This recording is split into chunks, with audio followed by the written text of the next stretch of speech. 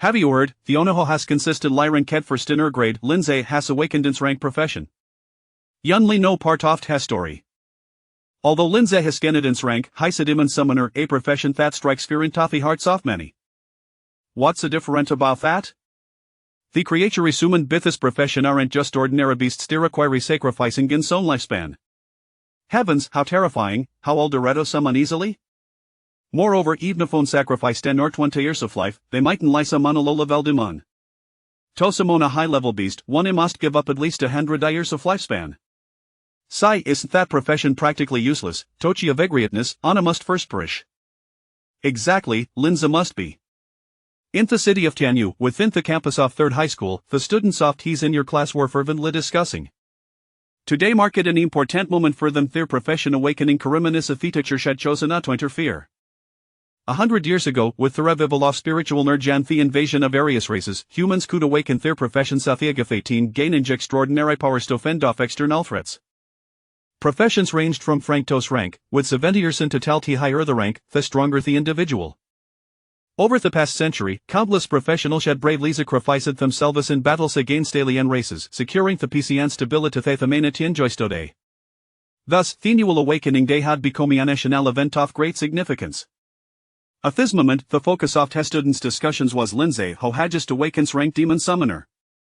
It was noteworthy that in an age eventual having doni ortwo rank professional swazo redirarins rank ways event more exceptional within the entire city.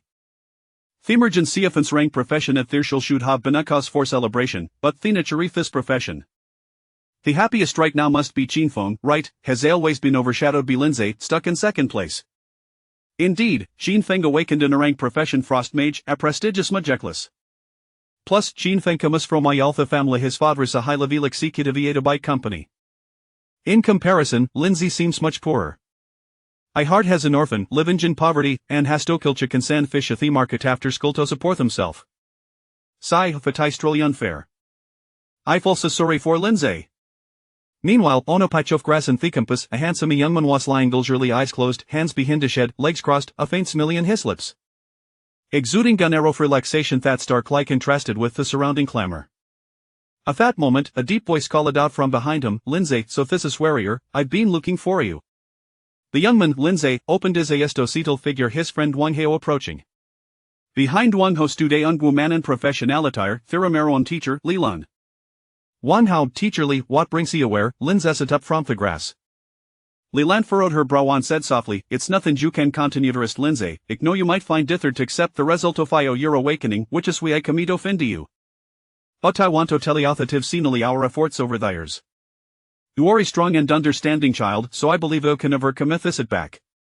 If I don't want to participate in the trial dungeon ladder, just skip it, I can help you take a leave of absence.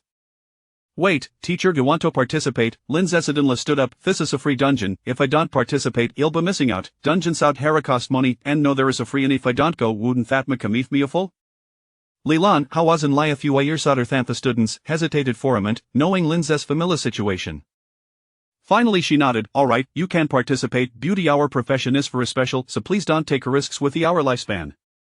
Don't worry, teacher Li, I know what I'm doing, Lindsay assured her. Li Lan sighed, alright, I want to disturb you me longer. Shall then exchange lenses with Wang Hao, quietly urging him, make sure to come into being careful. Asha walked away, Li Lan muttered softly, this child is too stubborn. It's really okay if he doesn't participate. I hope we can move past this gloom soon. Once at Hadachar Wazuto Fearshot, Wang Haost, Lindsay, are you really going to participate in the trial dungeon? Of course, Lindsay replied firmly. I finally awaken Eden's rank profession. Why wouldn't to participate?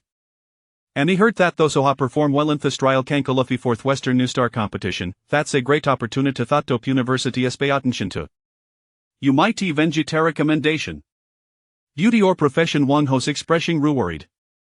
Enough of that, midi arson Wang Hao, Lindsay teased, patting Wang Hain the shoulder, I know what you are trying to see but don't worry. My profession is fine. Alright, even though I don't know what you are to get Wang Hai a scratched head but I believe in you. Get lost, in Theon Wasio Orfather, Lindsay Ligadan scolded. Thetrialis about us. Let's go to the playground. Let's go. Thet woofed Hemlock head shoulder to shoulder toward the playground. However, Wang He still had outwitted Lindsay, who had awakened an apparently useless profession, seemed so calm. In truth, Lindsay harbored a secret who was a transmigrator. 10 years ago, he was an ordinary college student on Earth but was transported to his world Blue Star when he was just 8 years old. At the time, the original owner of this body was an orphan on the verge of death. Fortunately, Lindsay's arrival allowed this body to survive. Ever since then, a voice had appeared in his mind. The voice said, as long as you keep killing living beings, you can gain lifespan. He said, what's the use of accumulating this lifespan? The voice eventually replied, vonade, it will come in handy. Then the voice never appeared again. Half believing, Lindsay spent the past 10 years killing chickens and fish at the market every day after school. Others thought he was working to support himself, but in reality, he was accumulating lifespan. Day after day, year after year, half finally reached this day. Just after awakening his profession, the voice Vanaliranguta again, and Dake's interface appeared in his mind. Ding, detected host has awakened that profession. Congratulations on officially activating Super Lifespan System. The system detected that you have killed a total of 10, 659 live chickens, 17, 650 live fish, numerous flies, mosquitoes, and ants. Total lifespan reward calculated 80 years and 125 days. Your current remaining lifespan 182 years and 276 days. Looking at this lifespan, Lindsay exclaimed, have I become a longevitister? Good job, system, you finally come back after all these years. If the site disappeared, Lindsay was both surprised and angry. Don't worry, even if you the system went. Lindsay was speechless, the system was quiteshiki. Thus, although Lindsay had awakened a profession that consumed lifespan, the system conveniently compensated for the shortcoming. The twas we he could lay on the grass leisurely. Book in the present. Lindsay and one vokata das te walked toward the playground. Wang Hao said, by the way, I have been told it. Iowa Canada Brankshield night, what do you think? Let's steam a plater, if you'll ready called twithers to help I secure first place. Before Lindsay could respond, a boastful was interrupted, ha Wang Hao, are you joking, Lindsay with a socialist profession think she can jet first place? Fetwol looked a virtuosi virile boys watching them with McKinge expressions. These boys were dressed in expensive brand name clothes, exuding general arrogance, clearly wealthy young masters. Especially the infant, with slicked back hair and old liar rug-on smile who was the owner who had just spoken. Lindsay's Norted Cod Lion smiled back, oh, isn't this Gene Phone, my former underling? This person was in Gene Phone, Araval who had always been suppressed by Lindsay Nexums. Despite his affluent background and a take of expensive elixirs, he had never been able to surpass Lindsay, remaining in second place. Gene Feng Guizhou Ridai unhappy about this, and today, having awakened in a rank profession, he was even more furious at Lindsay's rank awakening. But no the heard Lindsay's profession was useless, Heffelte surge off pride. Gene Feng scoffed, Lindsay, what are you pretending for, the whole school knows your profession is worthless. You might as well sacrifice in your lifespan and perform a public defect. His words drew laughter from the surrounding kids. Shut up, Wang He clenches his fists, readito charge forward. But Lindsay quickly to pet him, don't bother with the Cerebidog's fighter who will get us in trouble. Seeing this, Gene Feng became even more audacious. Lindsay, what's the SOFIO your good grades, in the end, you're a stillowist. You poor fools from the old district think you can change the hour faith of hard work, what a pipe dream. I heard you still kill chickens and fish at the market after school. Looks like you are destined to stay there for life. After saying this, ha pretended to coverisnos as if as meled something foul. However, Lindsay was natangered with the sainsult shimmerly's mild coldly, Gene Feng is barking aliakando? If we're talking about class, how can an errant like you compare atome and rank? Im not likio, wo drinks elixirs like water ranch till in supas in a rank. Gene Feng washet war either tand instant lifeful wintorage with the useless profession, I could defeat you with just a finger. Ash spoke, Theor around him brookled, and dissy crystals begin to form. He was a frost mage, skilled in using icy elements. Oh, you want to fight, Lindsay skaze a sharp penadasha starred at Gene Feng. Seeing Lindsay's eyes, Gene Feng suddenly halted a spell, a flicker of panic crossing his face. Fight? What fight? Area trying to trick me to getting punished? No way. These ya unmaster one stoop to your level, their salts off Tetrial dungeon will prove us better, il si holongo ken basmig. With that, he hurriedly left, his tail between his legs. His followers exchanged lances, equally bewildered, but quickly scurried after him. What they didn't notice was the layer of cold sweat that appeared in Gene Feng's forehead. Strange, was that just me imagination? After the hajoni semi-distance, Jin Feng muttered to himself. Had clearly seen a stranger light flicker in Lindsay's eyes, filled with a murderous intent, as if you were a bloodthirsty demon. As if taking Genem a step would lead to a threatening situation. If Jin Feng Jisuka coward, Wang Hao oblivious to theodity, laughed. Lindsay withdrew his fistfears, reverting to his usual playful demeanor, yet he thought he was going to unleash a big move but just farted Dondrin away. You're killing me with the tanology, Wang Hao laughed heartily. In reality, Lindsay had just said his initial skill of his demon summoner profession demon gaze which instilled fear in his enemy, preventing them from attacking him. Of course, these wasel sur la tête the fierce Lindsay had cultivate diverthires. If it were a summian like Jin Feng raised in a greenhouse, his gaze would never be so sharp. At that moment, a notification appeared in Lindsay's ding, you have no mission surpassed the provocateur Jin Fengen Thetrial dungeon. Reward 1 system lottery draw. Oh, the system has this feature rata, Lindsay felt a surge affects it. Wang Haost, by the way, you still have Entenswerm. Erwa teaming you plater, well help I secure first place. Lindsay patted him on the shoulder, thanks bro but'll trith this profession own my own for now. Alright, Wang Hao nodded, just be careful. Especially watch out for that Jin Fengwei. Yeah, I'll be careful. Don't worry. Lindsay's goal was to achieve first place. Gaining experience from solo play would be greater ton share in Jatina team, so Lindsay worried the team and Gup might slow down his leveling speed. Het Hada himself, sorry bro, but ultimo level up first and then I'll take you through to dungeon. Before heck knew it, they had arrived at the playground. Before them stood Chinese style archway, beneath which lay a grey mist entrancito thetrial dungeon. Around the archway, a crowd haggard, buzzing with excitement. There were students who had just awakened their professions and were waiting to enter thetrial, as well as spectators, teachers, and school leaders. Upon seeing Lindsay arrive, many immediately began to whisper. Look, there's that's rank-waste profession. Is she really going to participate in thetrial dungeon? Isn't embarrassed, if it were him, he would have found a holito Hydian. At less the since rank profession, better than me a rank. That's not certain, even if he'd arrest to sacrifice his lifespan he doesn't have a thought much to spare, when he reaches level 10 or 20 he might no teben compare to any rank. 10 minutes later, over 100 combat profession students lined up at the entrance of Tirchway. Thegrade director Luz Heiminga middle get teacher with a receding hairline begun addressing Thecrode. Congratulations to 124 students will awaken combat professions this time. Your progress in the dungeon will be recorded on the leaderboard. The City Education Committee and Mahar Universities will be watching this ranking. The student Wasikares first place will represent her school at Western New Star competition, so I hope everyone take us this seriously. Accompanied by a roosing march, the students begin to enter the grey mist beneath the archway in orderly fashion. Jin Fengen distant to Rajuari the front off T-line, occasionally turning to cast provocative glances at Lindsay. Lindsay's employer responded with her middle finger. Soon, all the students shade into red the portal. When they opened the Arias again, they found themselves in a village filled with isles and downed overgrown grass. Moreover, each team had been randomly teleported to different locations. Next, a prompt pane appeared before them. Welcome to Bloodstained Village Dungeon. Suitable levels 110. Difficulty normal. Mission description: a group of condemned simple villagers live in these impoverished village but they are being harassed by Theratman. Please help them fend off the invaders. Time limit 5 hours. Note death or time expiration will automatically teleport you out of the dungeon. Lindsay looked around and found himself in a filled field. Hekwakla pulled up his profession Painel. Name Lindsay. Profession Demon Summoner. Profession Type Summoning. Rarity Rank. Level 10. Tier 0 breakthrough every 20 levels. Health 800800, Stamina 10. Mana 10001000, Spirit 10. Strength 50 affects physical attack.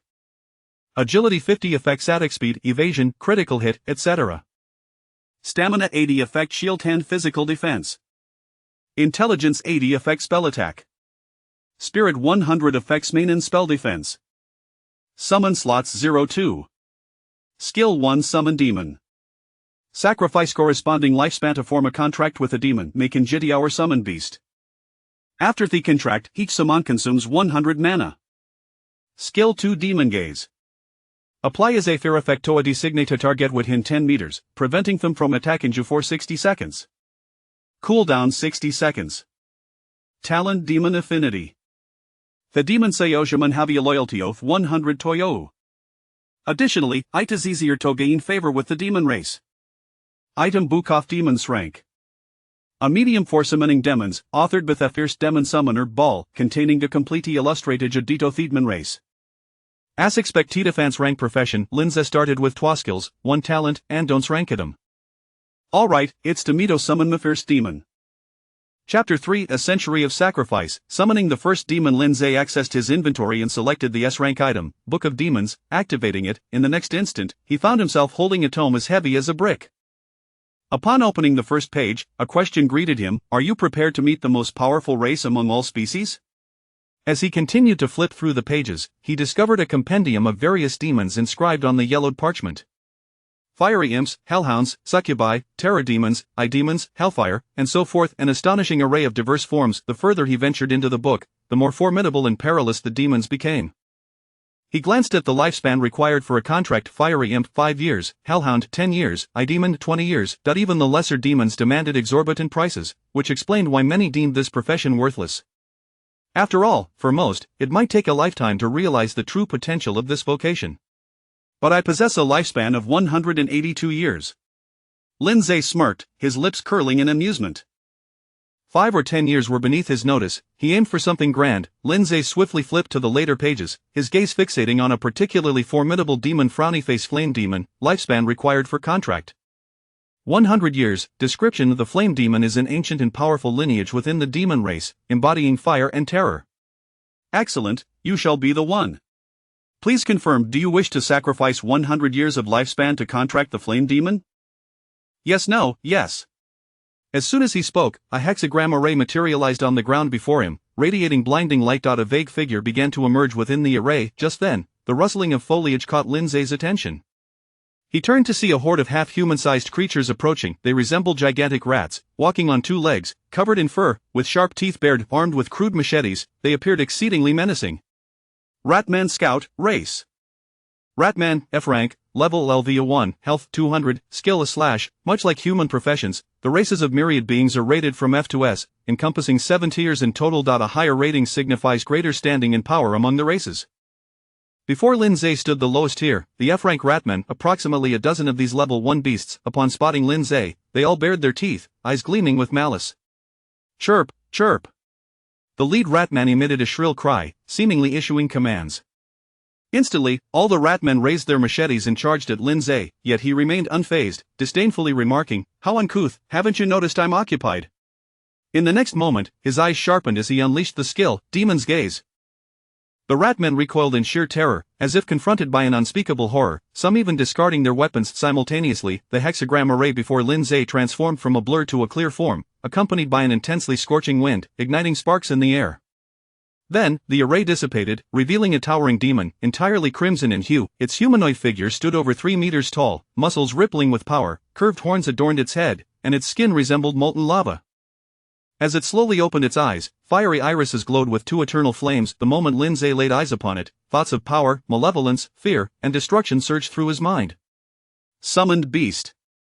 Flame Demon, Race a Demon, S-rank, Branch of Flame Demon Species, Rarity A rank, Level 60, Health 280, 000, Mana 80, 000, Strength 30, 000, Agility 20, 000, Stamina 28, 000, Intelligence 8, 000, Spirit 8, 000, Skill 1 Wrath of Flames. Inflicts AoE damage to enemies within a 20-meter radius, damage value Strength 10. Skill 2. Lava Domain, activated skill, inflicts continuous damage to enemies within a 50-meter radius, damage value per second strength, consumes mana each second. Talent Scorching Airflow, reduces enemy fire resistance by 50 within a 50-meter radius. Lindsay beamed at the description of his summoned beast. What a marvel! As a mere level 1 novice, I've summoned a level 60 beast. It was well known that level 60 marked the threshold for ordinary professions to transcend into the 3rd tier. Furthermore, these stats are akin to those of a boss. The Flame Demon stretched its limbs, slowly speaking. I am Baros, the general of the Flame Demon clan. Which insect dares to disturb my slumber, summoning me here? Its voice was laced with fury and arrogance, however. Upon seeing Lindsay, it paused, then promptly knelt, one knee touching the ground. Master. Master. Triggered class talent. A demon affinity. Flame demon's loyalty automatically reaches 100. Oomph, at least you recognize your place, Lindsay scoffed. I sacrificed 100 years of my lifespan for you, you had better be obedient. I do not wish to hear that tone again. Yes, master. The flame demon appeared utterly docile.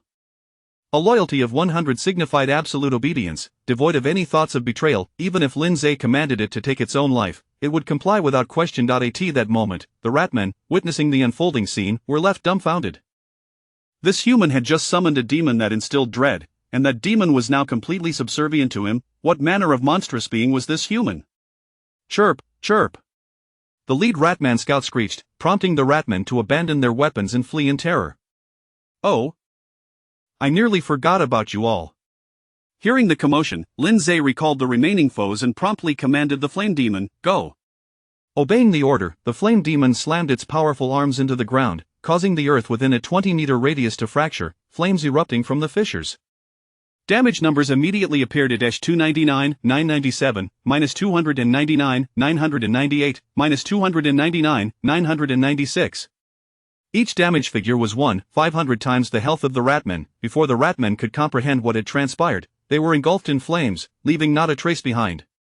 Kill Ratman Scout, experience 10, kill Ratman Scout, lifespan 10 days, kill Ratman Scout, experience 10, kill Ratman Scout, lifespan 10 days. The kill notifications repeated over a dozen times. Congratulations, you have leveled up a current level to 2, awarded 5 attribute points to distribute. Current remaining lifespan 83 years, 71 days. Lindsay was overjoyed. This is incredibly powerful. Next, I must level up swiftly. He gazed into the distance. His initial teleportation point was still a fair distance from the village, resulting in fewer monsters in the area. Meanwhile, at the village, a horde of Ratmen surged like a tidal wave. Some classmates were valiantly resisting, melee fighters engaging in drawing aggro, while mages unleashed spells, and support classes tirelessly healed and buffed. These were all strategies they had mastered over 3 years of rigorous training. Yet, when thrust into actual combat, the experience proved vastly different from practice. Faced with the overwhelming swarm of Ratmen, some students faltered quickly, their health bars dwindling, and they were promptly teleported away. Others, paralyzed by fear, wept and lost their fighting spirit, meeting their demise at the hands of the enemy. Meanwhile, some students, like Lindsay, found themselves teleported to a safer distance and sighed in relief. Thank goodness. I have no desire to face death, I might as well lie low here and let the instance time run out. Only Lindsay, upon witnessing the tide of enemies, felt a spark of excitement, akin to spotting a buffet's limited edition dishes. Flame Demon, let us charge forth. These are walking sources of experience. Chapter 4. Translate for me, what does it mean to be the first in the rankings? Meanwhile, on the playground outside the instance, several teachers gathered, engaging in animated discussions about the content of this instance. Is this instance really Bloodstained Village? I've heard it's the most challenging one among all trial instances. Indeed, Bloodstained Village is a defense-type instance that will face a massive onslaught of beast hordes, posing a significant challenge for newcomers. The final boss, the Ratman triplets, is particularly formidable. Historically, only a handful of newcomers have successfully cleared it. Moreover, this year the City Education Committee has specifically increased the difficulty of the trial instances, aiming to provide students with ample training. By the way, they have been inside for a while now. Hasn't the leaderboard been released yet? It will be out soon, just 2 more minutes. Since everyone started at level 1, the system requires some time to process the data and generate the leaderboard. No need to look. I bet the first place will undoubtedly be Qin Feng from Teacher Lu's class. Indeed, after all, Qin Feng is an A-class frost mage. This profession has never performed poorly in the past. I really envy Teacher Lu for nurturing such an outstanding student. That's because Teacher Lu is an excellent educator. Upon hearing these remarks, the Mediterranean-haired male teacher who had just given a speech smiled smugly. Oh, it's merely luck. He is the great director and also Qin Feng's homeroom teacher, Lu Jiming. As the other teachers congratulated and flattered him, his face radiated with triumph. Only Lilan, the homeroom teacher of Lindsay and Wang Hao, stood with her arms crossed, displaying a worried expression, not joining in the discussion. One teacher, noticing her demeanor, deliberately provoked, "Oh dear, I wonder how that S-class Lindsay and teacher Li's class is performing?" Isn't Lindsay just a mediocre profession? Without summoning demons, he lacks any offensive skills. His real ability is probably on par with E or D class, far inferior to Qin Feng. Do you think he might act impulsively and actually sacrifice his lifespan? That would be a tremendous loss. Since Li Lan was only in her 20s, the youngest among the teachers, the others spoke freely without regard for her feelings. Lu Jiming immediately feigned concern, saying, "Everyone, let us not speak so harshly, Teacher Li has her struggles too. That Lindsay has consumed so much of Teacher Li's effort over 3 years, only to awaken a worthless profession, alas. Don't be too disheartened, Teacher Li. You're still young, and there will be plenty of opportunities ahead." Upon hearing these words, Li Lan's expression darkened. Lu Jiming, relying on Qin Feng's father being an executive at a large company, had subtly favored Qin Feng with resources over the past 3 years, receiving numerous red envelopes in the process.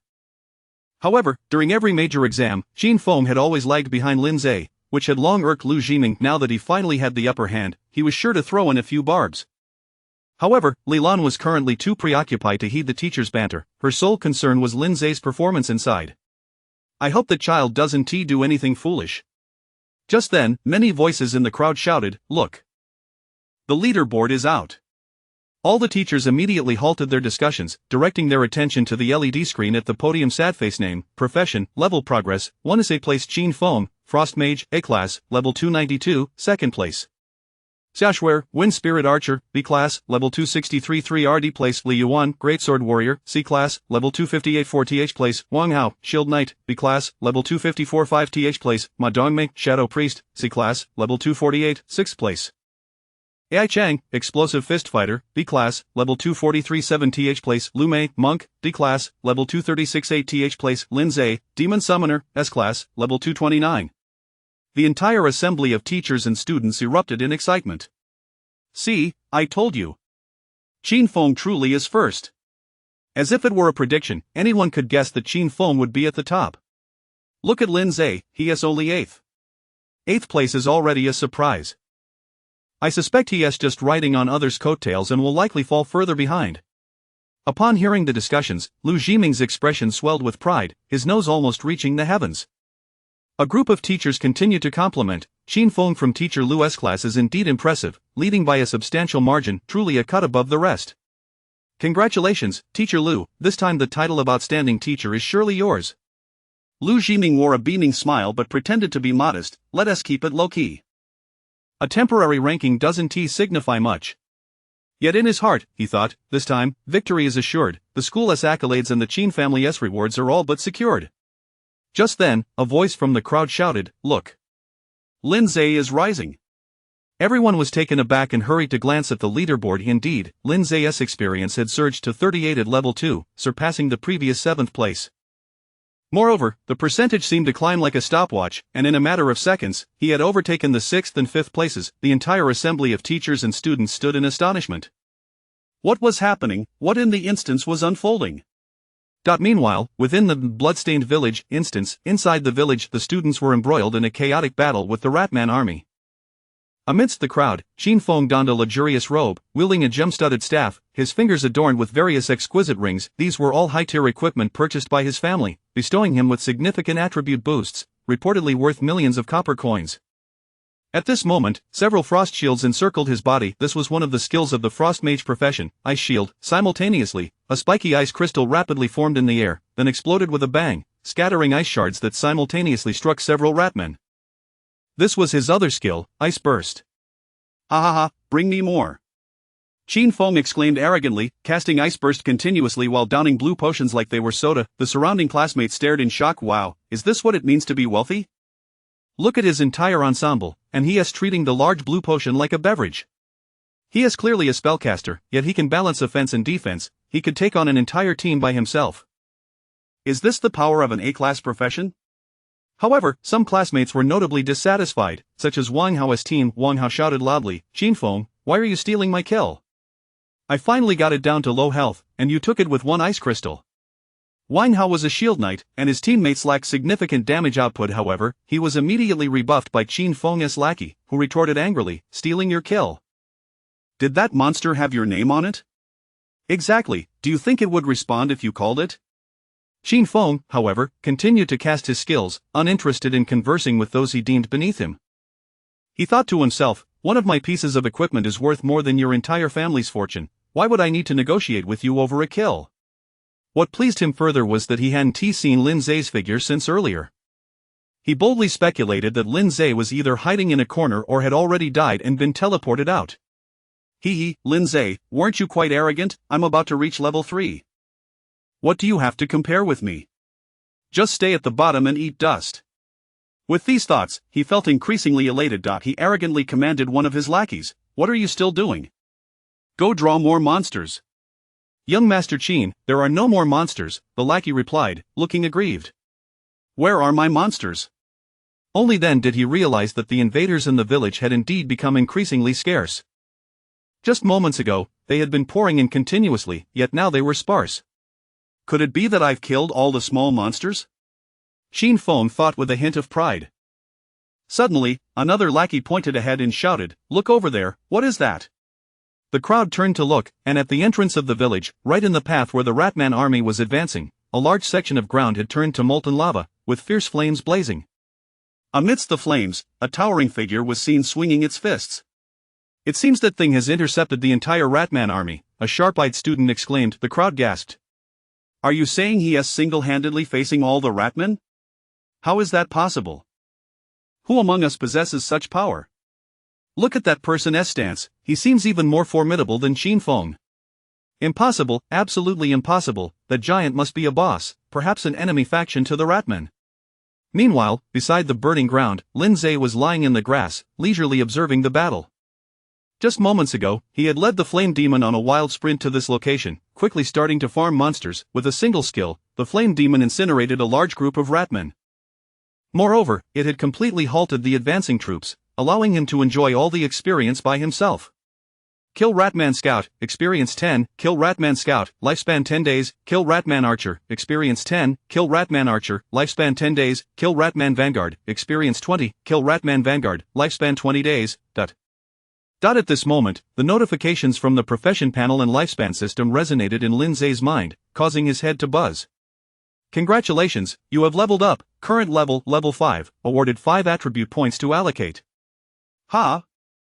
How did I level up to 5 so quickly? Lin Zhe scratched his head. Is this instance really this easy? Chapter 5 Boss, merely my summoned beast. After vanquishing a horde of monsters, Lin Zhe discovered that no new foes approached. The flame demon appeared exceedingly agitated, as if it had not yet quenched its thirst for destruction. Stay put for now, he commanded, promptly returning it to his inventory. Meanwhile, a notification materialized before everyone in the dungeon. The first wave of enemies has been eliminated, the second wave will arrive in 10 minutes. Please note, the strength of the second wave of enemies has increased, prepare accordingly. Lin Zhe accessed his attributes panel. Level of 5, Health 840, Mana 1040, Strength of 54, Agility of 54, Stamina 84, Intelligence 84, Spirit 104. With each level gained, all attributes automatically increased by 1 point, in addition to receiving 5 points to allocate as desired. Having leveled up 4 times, Lin Zhe now possessed 20 distributable attribute points. For a summoner, attributes related to damage output such as Strength, Agility, and Intelligence are of little use for now. It's better to play it safe. After some contemplation, Lin Zhe allocated 15 points to Stamina and 5 to Spirit. His new attributes now read Frowny Face. Health 990, Mana 1090, Strength of 54, Agility of 54, Stamina 99, Intelligence 84, Spirit 109. This health is sufficient to ensure I won't perish from an attack in this dungeon. Meanwhile, the students in the village were filled with curiosity about the events that had just transpired. What could that colossal figure be that intercepted the Ratman army? After someone speculated it might be an outdoor boss, Xin Feng resolved to investigate. If it truly was a boss, defeating it would yield considerable experience. At that moment, Xin Feng had already leveled up to level 3, brimming with confidence. Moreover, with his A-class status, he felt invincible in such a low-level dungeon. The other students, emboldened, prepared to venture forth as well. As the group gradually approached the site, they beheld a vast area of scorched earth, littered with charred corpses, while searing smoke wafted from the fissures in the ground. Yet, the monster was nowhere to be seen, only the silhouette of a young man remained. Upon closer inspection, they recognized him. Lin Zhe, how could it be him?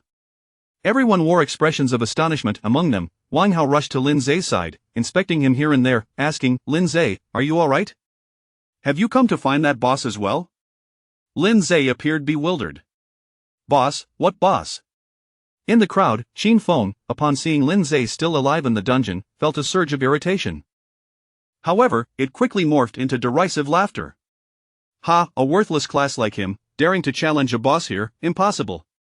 I reckon he is merely here to scavenge gear from the small monsters. After all, he is too poor to afford anything decent. Such a pity, the small monsters were burned too thoroughly. He won't find any gear, ha ha ha."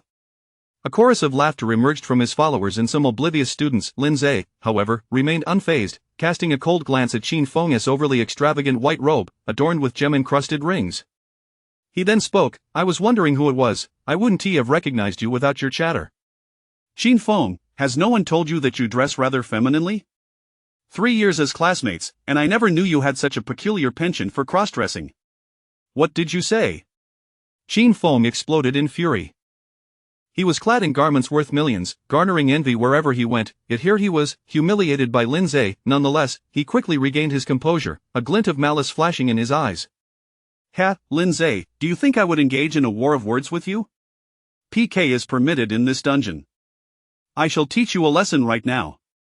As he spoke, the air around him grew frigid, prompting the surrounding students to back away hurriedly to avoid frostbite. Wang Hao was the first to shout, "Qin Feng, if you want a fight, you'll have to get through me first." He positioned himself in front of Lin Zhe.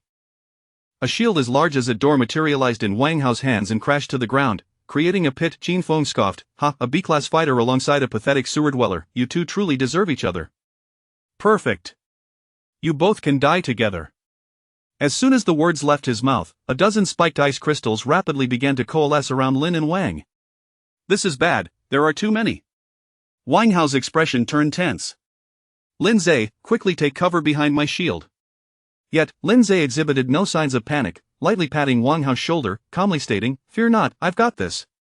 Simultaneously, the previously frigid air surged in temperature. A resounding boom echoed as a wave of scorching wind swept outward, melting the forming ice crystals. In the next moment, a colossal figure over 3 meters tall materialized out of thin air. As the smoke dissipated, the formidable and terrifying flame demon revealed itself, exuding an overwhelming presence. Everyone stood agape. Someone screamed in terror, "Ah, it's that boss from earlier." The flame demon exhaled a torrent of heated air, roaring with arrogance, "Ha, fresh insects have arrived. I was just lamenting the lack of playmates." At this proclamation, the students recoiled several steps, some bolting in sheer panic. Although they had previously claimed to be here to confront the boss, many were merely posturing. Upon witnessing the demon's true form, their courage to fight evaporated. Despite being somewhat startled, Qin Feng quickly feigned calmness, shouting to the crowd, "What are you all afraid of? This low-level dungeon boss is nothing to worry about. Let us all attack together. We'll all gain experience points." Laughter erupted from the opposite side. "Ha, I wondered why you were prattling on about a boss. Turns out it's the flame demon, ha ha, this is too funny." Lin Zhe doubled over in laughter. "Lin Zhe, what has got you in such a frenzy?" Qin Feng scolded. But Lin Zhe's laughter faded, replaced by a sinister glint in his eyes as he commanded the flame demon, "Go, crush that man dressed like a woman." "Yes, my lord," replied the flame demon obediently. An uproar ensued among the onlookers. "What, that boss refers to Lin Zhe as my lord? Wait, let me sort this out. That monster can't possibly be Lin Zhe's summoned beast, can it? Did he actually sacrifice his lifespan to summon a demon?" Everyone was utterly astonished. Qin Feng, too, found it hard to believe, instantaneously losing his mysterious confidence. What are you going to do?" The flame demon transformed into a frenzied beast, lunging forward, its fist the size of a basin hurtling toward Qin Feng. "Ice shield!" Qin Feng shouted in a panic. An ice shield formed before him, but the moment it made contact with the flame demon's fist, it shattered like fragile parchment, disintegrating into countless shards. In the next instant, the cannonball-like fist struck Qin Feng squarely in the face. A wave of scorching impact radiated outward, leaving Qin Feng's followers and other students within a 20-meter radius reeling. One by one, their health bars plummeted to 0. Qin Feng lay on the ground, bloodied and bruised, with less than 100 health remaining, thanks only to the brief protection of the ice shield. What on earth just happened? He remained in a state of utter shock. Could this monster truly be Lin Zhe's summoned beast? No, I can't lose. I must not lose. In a near frenzy, Qin Feng rummaged through his inventory for a health potion, gulping it down frantically. That Lindsay cannot possibly defeat me, it's absolutely impossible. Yet, the flame demon loomed over him, regarding him as one might a mere insect. Such a trivial creature, still clinging to life? In the next moment, it raised its foot and brought it crashing down. Qin Feng's Health 0. Chapter 6 Lindsay must have cheated. Meanwhile, on the large screen outside the dungeon of Wanase place Lindsay, Demon Summoner, S-Class, Level 5, 12-2 and D place Qin Feng, Frost Mage, A-Class, Level 3, 2, 3rd place. Xiaoxuer, Wind Spirit Archer, B-Class, Level 2, 78, 4th place. In just a few brief minutes, all the teachers and students present witnessed Lindsay's ranking soar from 8th to 1st place at an astonishing pace, leading Qin Feng by more than 2 levels. A profound silence enveloped the crowd. Several teachers were utterly flabbergasted. What on earth is happening? In my 10+ years of teaching, I've never seen anyone rise so rapidly. This is highly suspicious. Could it be that Lindsay has truly summoned a demon? Is he out of his mind? Impossible. The great director, Lu Jiming, remarked with a somber expression, even if he did summon a demon, it could only be a low-level one. There is no way he could achieve such an upgrade speed. At that moment, a teacher shouted, "Quick, look! Qin Feng has been teleported out." What? The entire assembly of teachers and students erupted once more. How could Qin Feng, who was so far ahead, suddenly perish? Is this dungeon truly that challenging? Lu Jiming appeared even more stunned. He was well aware of Qin Feng's strength and had personally witnessed him enter the arena equipped with high-level gear and a plethora of potions. How could he have been expelled so swiftly? There must be something amiss. Over by the teleportation portal, several students lay sprawled on the grass, with Qin Feng among them. Lu Jiming hastily approached him. "Qin Feng, what transpired within?" Yet, Qin Feng's eyes were vacant, his expression dazed, resembling that of a fool. Although death in the dungeon did not equate to true demise, the violent scene of being slain by the infernal demon had inflicted a significant psychological blow upon him. Lindsay, Qin Feng murmured. Lu Jiming's eyes sharpened. "I knew there was something off about that Lindsay." He whispered into Qin Feng's ear, "Rest well, I have my methods to provide you with an explanation." He then strode back to the faculty area with determination. "I declare that Lindsay has cheated within the dungeon. He must be forcibly teleported out at once." Upon hearing this, the teachers erupted in a cacophony of disbelief. What? Lindsay actually cheated? I knew it, there is no way one could level up so rapidly. If cheating is the case, it would make sense. However, Lindsay's homeroom teacher, Li Lan, frowned and stated sternly, "Mr. Lu, please do not slander my student. Lindsay has always exhibited exemplary character. How could he possibly cheat?" Lu Jiming tilted his head back defiantly. "Ms. Li, as Lindsay's homeroom teacher, your bias is understandable. But I urge you not to speak so definitively. If he has not cheated, then perhaps you could clarify how he achieved such rapid advancement?" Li Lan was momentarily speechless. She certainly did not know the answer to that question. Her instincts told her that Lindsay could never resort to cheating. Lu Jiming noted her silence and scoffed, instructing the nearby teachers, "Quick, summon the technical department. Have Lindsay teleported out immediately. Everything must be substantiated by evidence. You have no authority to take such action." Li Lan argued vehemently. Ms.Li, do mind your position, Lu Jiming proclaimed arrogantly and with an air of authority. "As the great director, I hold the power to make such decisions. Now, teleport Lindsay out, and do not make me repeat myself." Just then, a commanding voice resonated from behind, "I dare anyone to try." The teachers turned to see a silver-haired elder, vibrant with life, approaching. "Principal Lu," the teachers exclaimed in unison, their demeanor respectful. The newcomer was none other than the principal of the 3rd Municipal High School, Lu Hanlin. "Mr. Lu, as the great director, are you unaware that I personally oversee all trial dungeons? How could any cheating occur? What, do you doubt my capabilities?" Lu Jiming, upon hearing this, lost all his previous bravado, beads of sweat forming on his brow, yet, unwilling to lose face, he stammered, "But Lindsay's results are indeed too strange." Lu Hanlin interrupted him directly. "Ever since humanity awakened to their professions a century ago, there have occasionally been extraordinary geniuses emerging. What is there to be astonished by? Moreover, if your grade truly has a genius in its midst, should that not be a cause for celebration? Why is your first reaction to suspect him of cheating?" Lu Jiming faltered. Very well, let us continue to observe. I can discern any anomalies with a mere glance. Within the dungeon, a prompt appeared before Lindsay. Frowny face player, data entity, defeated, lifespan 30 days, ding. You have successfully defeated the challenger Qin Feng and completed the mission. You have earned one chance for a system draw. So it turns out Qin Feng's life was rather inexpensive. Lindsay smirked. Fortunately, I have the system's rewards. Meanwhile, all present were left in shock as they witnessed Lindsay commanding the infernal demon to slay Qin Feng. The much-acclaimed front-runner, Qin Feng, had been so easily expelled. Each person pondered, who was it that labeled Lindsay as a worthless profession? Was that not mere slander? Oh no, I just mocked him. Surely he won't hold a grudge? Wow, Lindsay is so cool. I believed in him from the very beginning, I just didn't say it out loud. Beside him, Wang Hao appeared equally bewildered. My son Lindsay, when did you become so formidable? I never claimed to be weak from the outset, did I? Lindsay shrugged helplessly. Wait, how many years did that demon require you to sacrifice?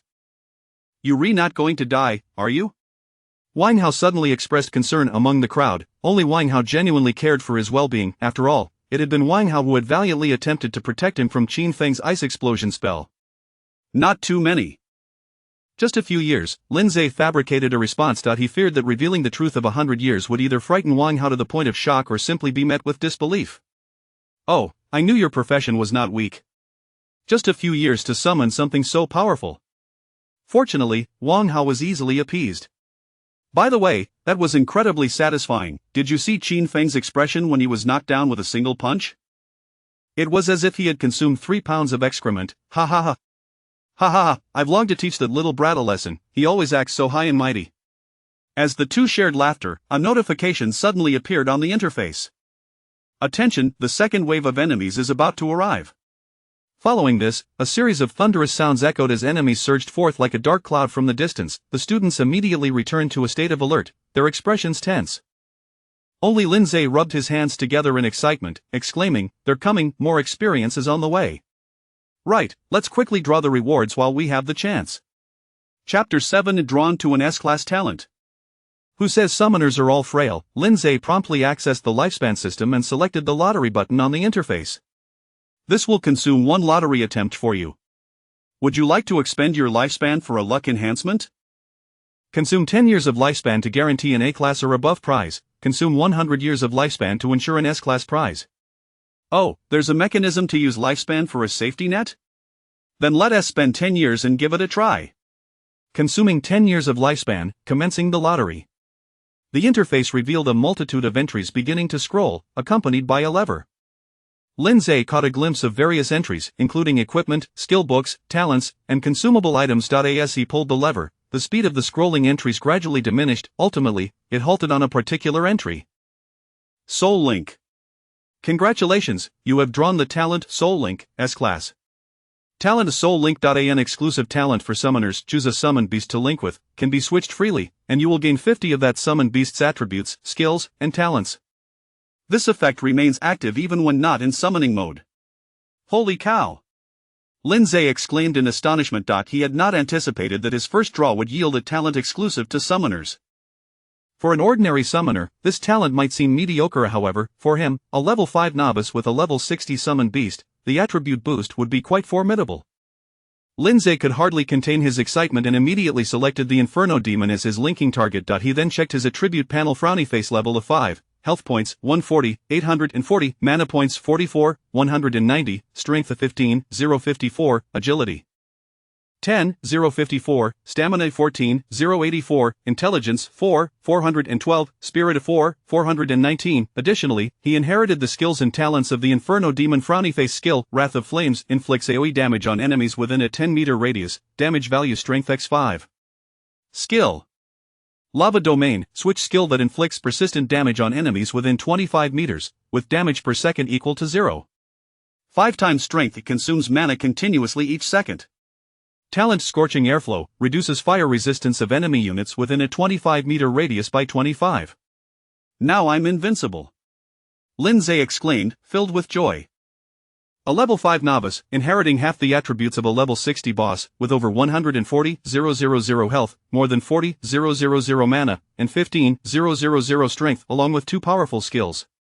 With such attributes, even a mere punch from him could slay a Kodo beast, and he could easily surpass the 100-meter champion of the world before his transmigration. At that moment, a cold and haughty female voice broke through his reverie. Lindsay, I invite you to join my team. Lindsay turned to see a tall girl with flowing hair and exquisite features. He recognized her as Xia Shuer, consistently ranking in the top 10 of her class. However, compared to him and Qin Feng, she still fell short. For instance, this time, Xia Shuer had awakened only as a B-class profession, Wind Spirit Archer. Lindsay, you possess considerable strength and are entirely qualified to join my team. Her tone was exceedingly confident, sounding less like an invitation and more like a recruitment. Lindsay regarded her as if she were a fool. Join your team? What do I gain from that? He retorted. Xia Shuer crossed her arms, her expression proud. You should know that my aunt is the wife of the current head of the Dragon Subduing Guild, one of the 4 major guilds, so I'm sorry, I've never heard of it. Lindsay interrupted her spellcasting directly. You, Xia Shuer seemed momentarily choked, her face flushed, muttering under her breath, so ignorant. But she quickly continued, your performance just now was commendable, yet the greatest weakness of summoners is their frail bodies. If you were ambushed, no matter how powerful your summoned beast, it would ultimately lead to your doom. Thus, you need to join a strong team, and my team has tanks and healers, precisely what you lack. More importantly, I can petition my aunt to allow you to join the Dragon Subduing Guild. The condition is that you team up with me to secure first place in this trial. Lindsay flatly refused. Sorry, I have no need for a team, nor am I interested in your guild or whatever. With that, he turned to leave. Xia Shuer, taken aback by his indifference, stamped her delicate foot encased in white silk. Lindsay, you just provoked Qin Feng. You must know that, given his nature, he will undoubtedly seek revenge. Although your strength is decent, with your family background, it's impossible to contend with the Qin family. Therefore, joining the Dragon Subduing Guild would provide you with a backing. I am helping you. Lindsay did not halt his steps, waving his hand nonchalantly. Thank you, but I appreciate your good intentions. Leaving Xia Shuer alone, her face flushed with anger. This Lindsay is truly an ungrateful fool. Just wait to be avenged by Qin Feng. Your demise matters not. Lindsay, however, chuckled coldly to himself. Help you secure first place? What do I gain from that? How naive you are. Ding, you have a new mission, achieve first place in this trial dungeon. Reward 1 system lottery draw. Oh, isn't that a coincidence? Lindsay felt a surge of excitement, invigorated. Meanwhile, the second wave of enemies approached with a rumbling sound, clearly more formidable than the first. Each Ratman rode a grey wolf, wielding various weapons, looking imposing and powerful. Ratman Cavalry, Race, Ratman, F-Class, Level 3, Health 800, Skills Wolf Riding, Cavalry / Mounted Archery. Many students panicked at the sight. Are they all Level 3 monsters? I am still just Level 2. And there are so many of them, we're doomed, let us just wait for death. Help, why isn't there a 6-minute surrender option in this wretched dungeon? Many chose to lie down and give up.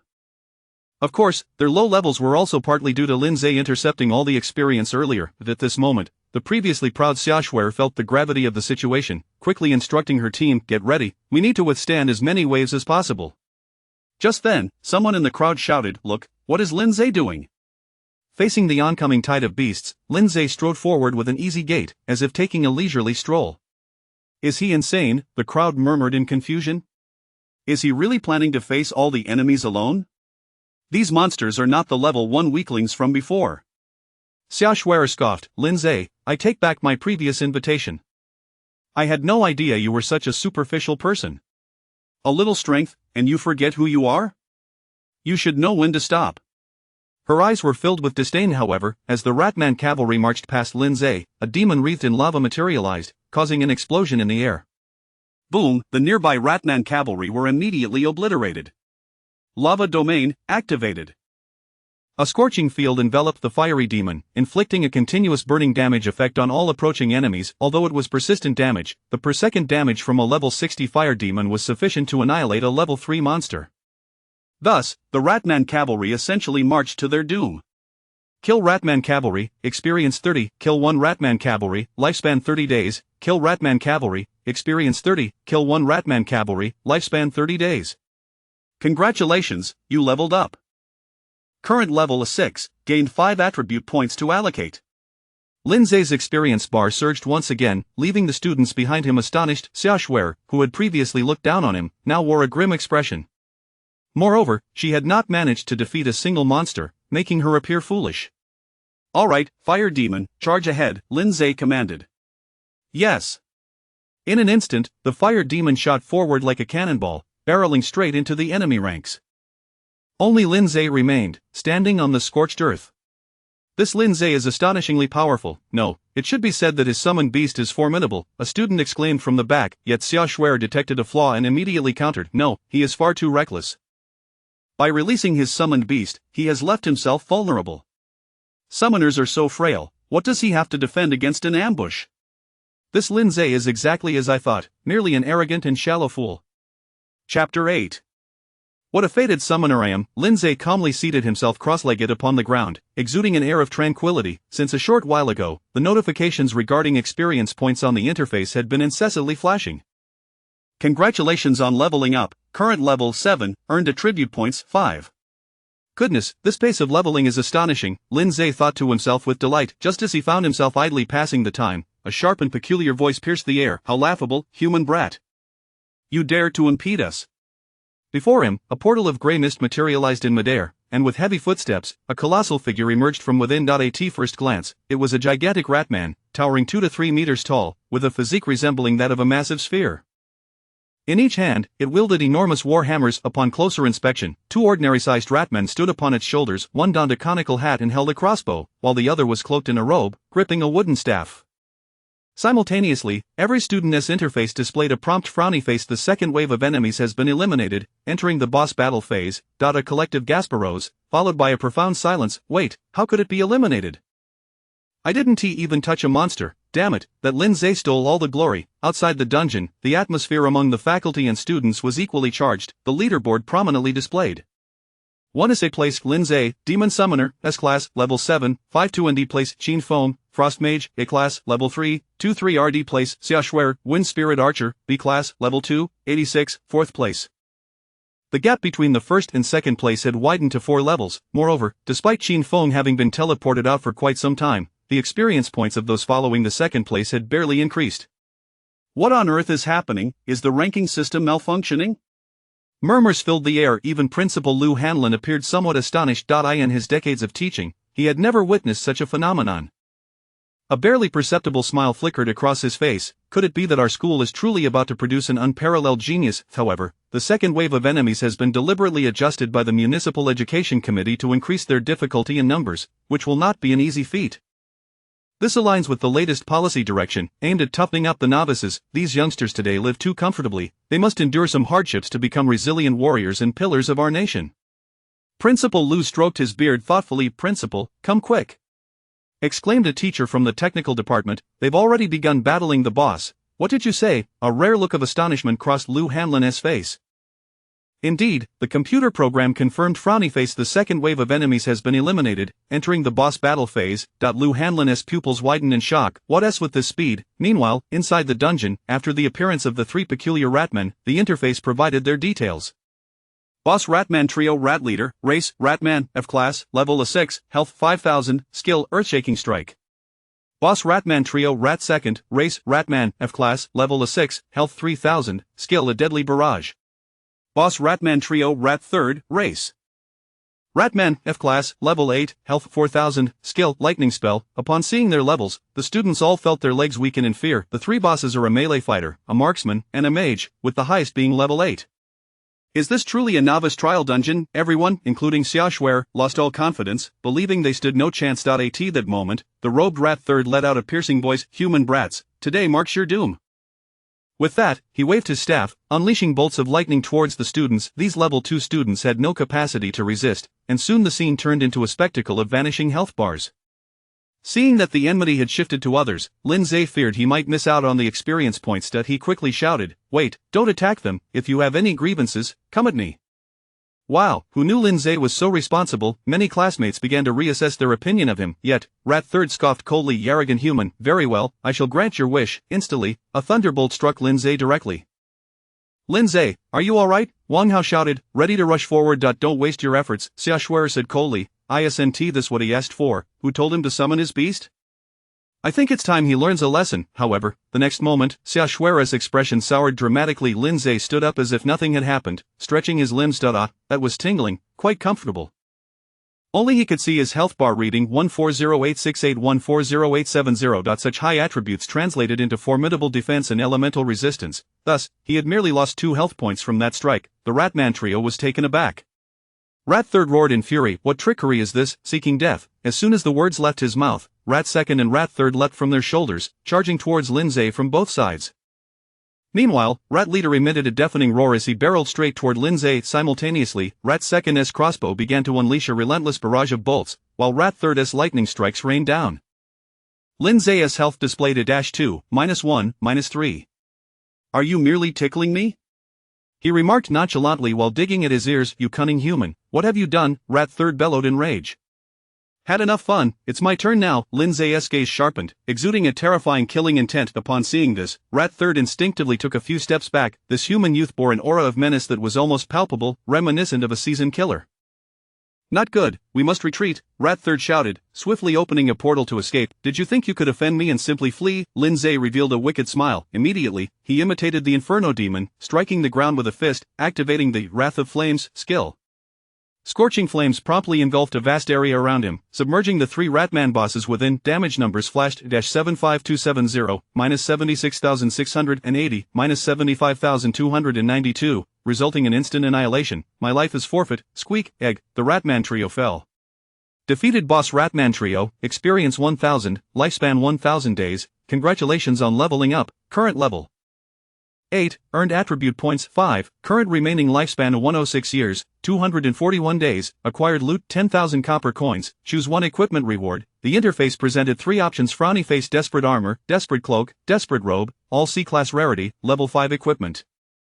Such low-tier equipment offers me little enhancement, I might as well choose one to sell. Lindsay selected Desperate Armor. Desperate Armor, quality C-class, type armor, effect at defense 50, strength 3, constitution 3, however, 10,000 copper coins are quite impressive. "I haven't earned this much since my arrival," Lindsay exclaimed with starry eyes.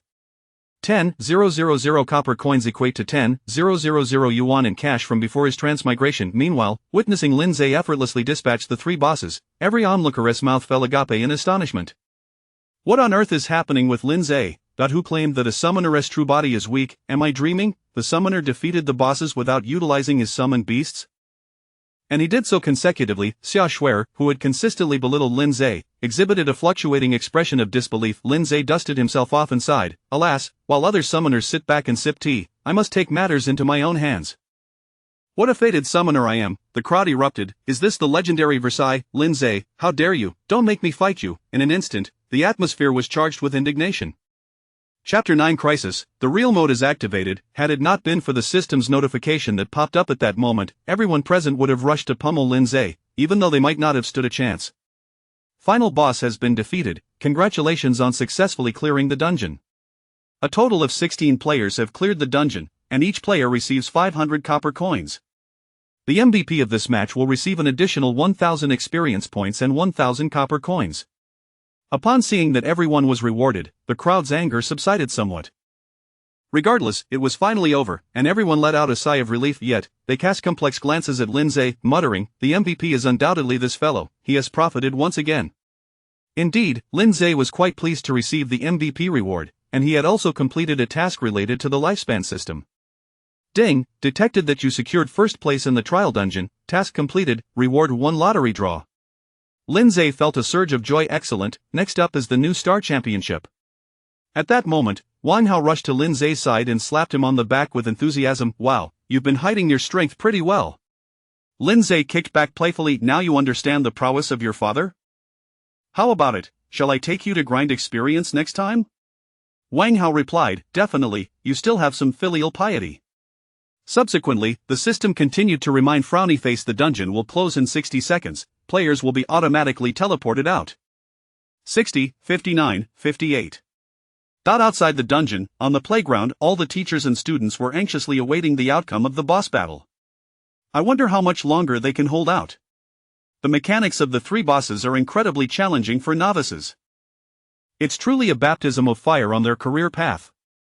If they can defeat even one, I'd consider that quite an achievement. Principal Liu Hanlin was equally eager for the results. Just then, a robust voice resounded from behind. "Junior Liu, how far along are you in your trial?" Before them stood an elderly man with long, flowing white hair, which contrasted with Principal Lu's short white locks. The old man's hair cascaded down his shoulders, giving him an air of wild abandon, complemented by his long, snowy beard, evoking the presence of a sage. The gathered teachers greeted him with respect, calling out, "Principal Fong." This man was Fong Wuchuan, the principal of the first high school, and also Lu Hanlon's senior. The first and third high schools were located quite close to each other, separated only by a road, leading to frequent visits between the two principals. Upon seeing Fong Wuchuan, Lu Hanlon slightly bowed. "Senior Fong, has your school concluded its trial?" "Ha, indeed," Fong Wuchuan replied with a hearty laugh. "This year, our school produced two A-rank professions, namely the Dark Sorcerer and the Beast Spirit Warrior. Their performances were commendable. One reached level 4, while the other achieved level 5. However, the education committee raised the difficulty of the final boss too high. They barely scratched its health and were teleported out." "Ha!" Fong Wuchuan spoke animatedly, his pride in his students evident, seemingly intent on flaunting before Lu Hanlon. Although the first and third high schools were reputed as brother institutions, their rivalry had never waned, especially since the current principals were both senior and junior. They often compared their schools in various aspects. "I heard that your third high school produced an S rank and an A rank this year, but that S rank is a demon summoner?" Fong Wuchuan clapped Lu Hanlon on the shoulder. "Ah, that child is likely destined for mediocrity. However, everyone has their fate, which we cannot interfere with. One must learn to accept. By the way, how did that A rank perform?" Lu Hanlon shrugged. "To be honest, that A rank has already been teleported out." Upon hearing this, Fong Wuchuan nearly burst into laughter. Cough cough. "It seems this year, the third school has fallen slightly behind the first. My junior, you must strive harder. Speaking of which, since that A rank couldn't handle this year's dungeon, what are those still inside doing? Surely they haven't all hidden away? I think it would be better to take a hit and be teleported out sooner. Better a short pain than a long one," Fong Wuchuan said, stroking his beard with a smug expression. Just then, an excited teacher rushed over. "Principal Lu, they've cleared it. The students have cleared it. The first place, Lin Zhe, has even reached level 8. "What? And reached level 8? Fong Wuchuan's expression turned incredulous, the earlier excitement dissipating. "Who is this Lin Zhe?" Lu Hanlon, however, was beaming with pride. "Lin Zhe is that S rank. What do you think, senior? Did you not say he would amount to nothing?" Fong Wuchuan was momentarily speechless. He thought to himself, "Which fool told me that profession was useless? I've embarrassed myself greatly." After a moment, Fong Wuchuan asked, "Wait, that demon summoner, did he really sacrifice his lifespan to summon a demon?" Lu Hanlon replied, "I share your concerns. We can only ask him when he comes out. Perhaps, as you said, everyone has their fate, and we have no right to interfere." Meanwhile, news of the dungeon clearance quickly spread across the playground, igniting a frenzy among all the students of the third high school. Everyone began to inquire about who had cleared it and if they recognized the individual. If that person happened to be a friend, they would start boasting to those around them. "When they come out, let him treat us to a drink at the Melee Ice City. Absolutely, everyone gets a share." However, at that moment, a teacher from the technical department approached Lu Hanlon with a grave expression, whispering a few words. "What did you say?" Lu Hanlon's face shifted from joy to an expression of utmost seriousness. "There's a malfunction in the dungeon. The students have entered real mode?" Inside the Bloodstained Village dungeon, just moments ago, the interface was counting down to teleportation. 33, 32, 31. However, when it reached 30 seconds, the countdown abruptly froze. Simultaneously, each person's interface was inundated with a disquieting red dialog box. Frowny face. The dungeon is about to switch to real mode. Warning, in real mode, death is indeed real. Good luck. The students were momentarily taken aback, realizing that the world around them had plunged into darkness for an instant. When the lights returned, their surroundings had transformed entirely. What had been daylight moments ago was now enveloped in night, a massive blood-red moon hanging ominously overhead, creating an unsettling atmosphere. In the desolate night, distant howls of beasts echoed, sending chills down their spines. Among the 16 students present, most began to shiver and huddle together. "What on earth is happening? Weren't we supposed to be teleported out? Why are we in some real mode? Did I misread that text? If we die here, it's truly game over? Could this be a prank by the school to congratulate us on clearing the dungeon? What? I want to go home, let me out." Lin Zhe was equally astonished. It was the first time he had heard of a real mode existing within a dungeon. Moreover, he had never encountered a scenario where a trial dungeon would transition into such a mode upon clearance. His gaze darkened, sensing that the situation was far from simple. Regardless, let us draw the reward first. He promptly accessed the lottery page and once again chose to consume 10 years of lifespan for a guaranteed A-rank reward. In the center of the page, countless entries began to scroll anew. Finally, it settled on a particular entry, insightful as the fire. Chapter 10. What happened when I took advantage of the chaos? Congratulations, you have drawn the skill. Insight, Grade A, Skill Insight. A universal skill that, once activated, allows one to uncover hidden information imperceptible to the naked eye. Its effectiveness is linked to mental attributes and continuously consumes mana per second. It appears to be a non-combat skill, yet perhaps it is precisely suited to the current circumstances. Lindsay promptly absorbed the skill scroll. Insight, activated. In Lindsay's vision, it was as if an additional layer of filter had been applied, and whatever he gazed upon became accompanied by descriptive text. Frowny face grass, a type of plant, stone, an inorganic material, Wang Hao, a male human. The word head is quite clever. As Lindsay directed his gaze towards a nearby village, an unusual phenomenon emerged. He observed a wisp of black mist rising ominously from the village, appearing exceedingly abnormal. What could be lurking in that village? Lindsay pondered. Just then, a rustling sound erupted from all directions. The students became acutely aware of the noise and immediately heightened their vigilance. In the darkness of the night, pairs of blood-red eyes began to encircle them. Lindsay once more employed insight, revealing that they were surrounded by a dense throng of ratmen, albeit with a slight difference this time. Ratman Scout, Race. Ratman, Grade F, Level of 15, Health 4000, Skills Slashing, Shooting, etc. The previously level 1 minions had astonishingly transformed into level 15 foes. Their health surpassed that of the earlier boss. Lindsay's expression darkened. It seems this real mode is indeed not part of the current trial, more akin to a malfunction. Shortly thereafter, the system conveyed a message. Ding, you have a new quest. Trigger the final boss of this dungeon and eliminate it. Reward 1 lottery opportunity, guaranteed S-grade reward exclusive to your profession. Lindsay's interest was piqued by the last few words. Guaranteed S-grade, and exclusive to my profession?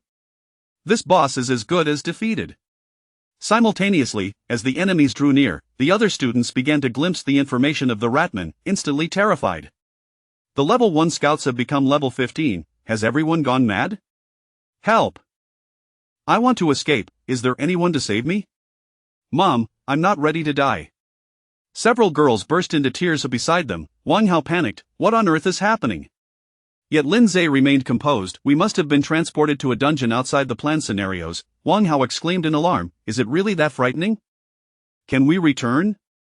Lindsay shook his head, I don't know, for now, team up with me. Alright. Immediately, Wang Hao and Lindsay formed a team. Lindsay then summoned the fire demon.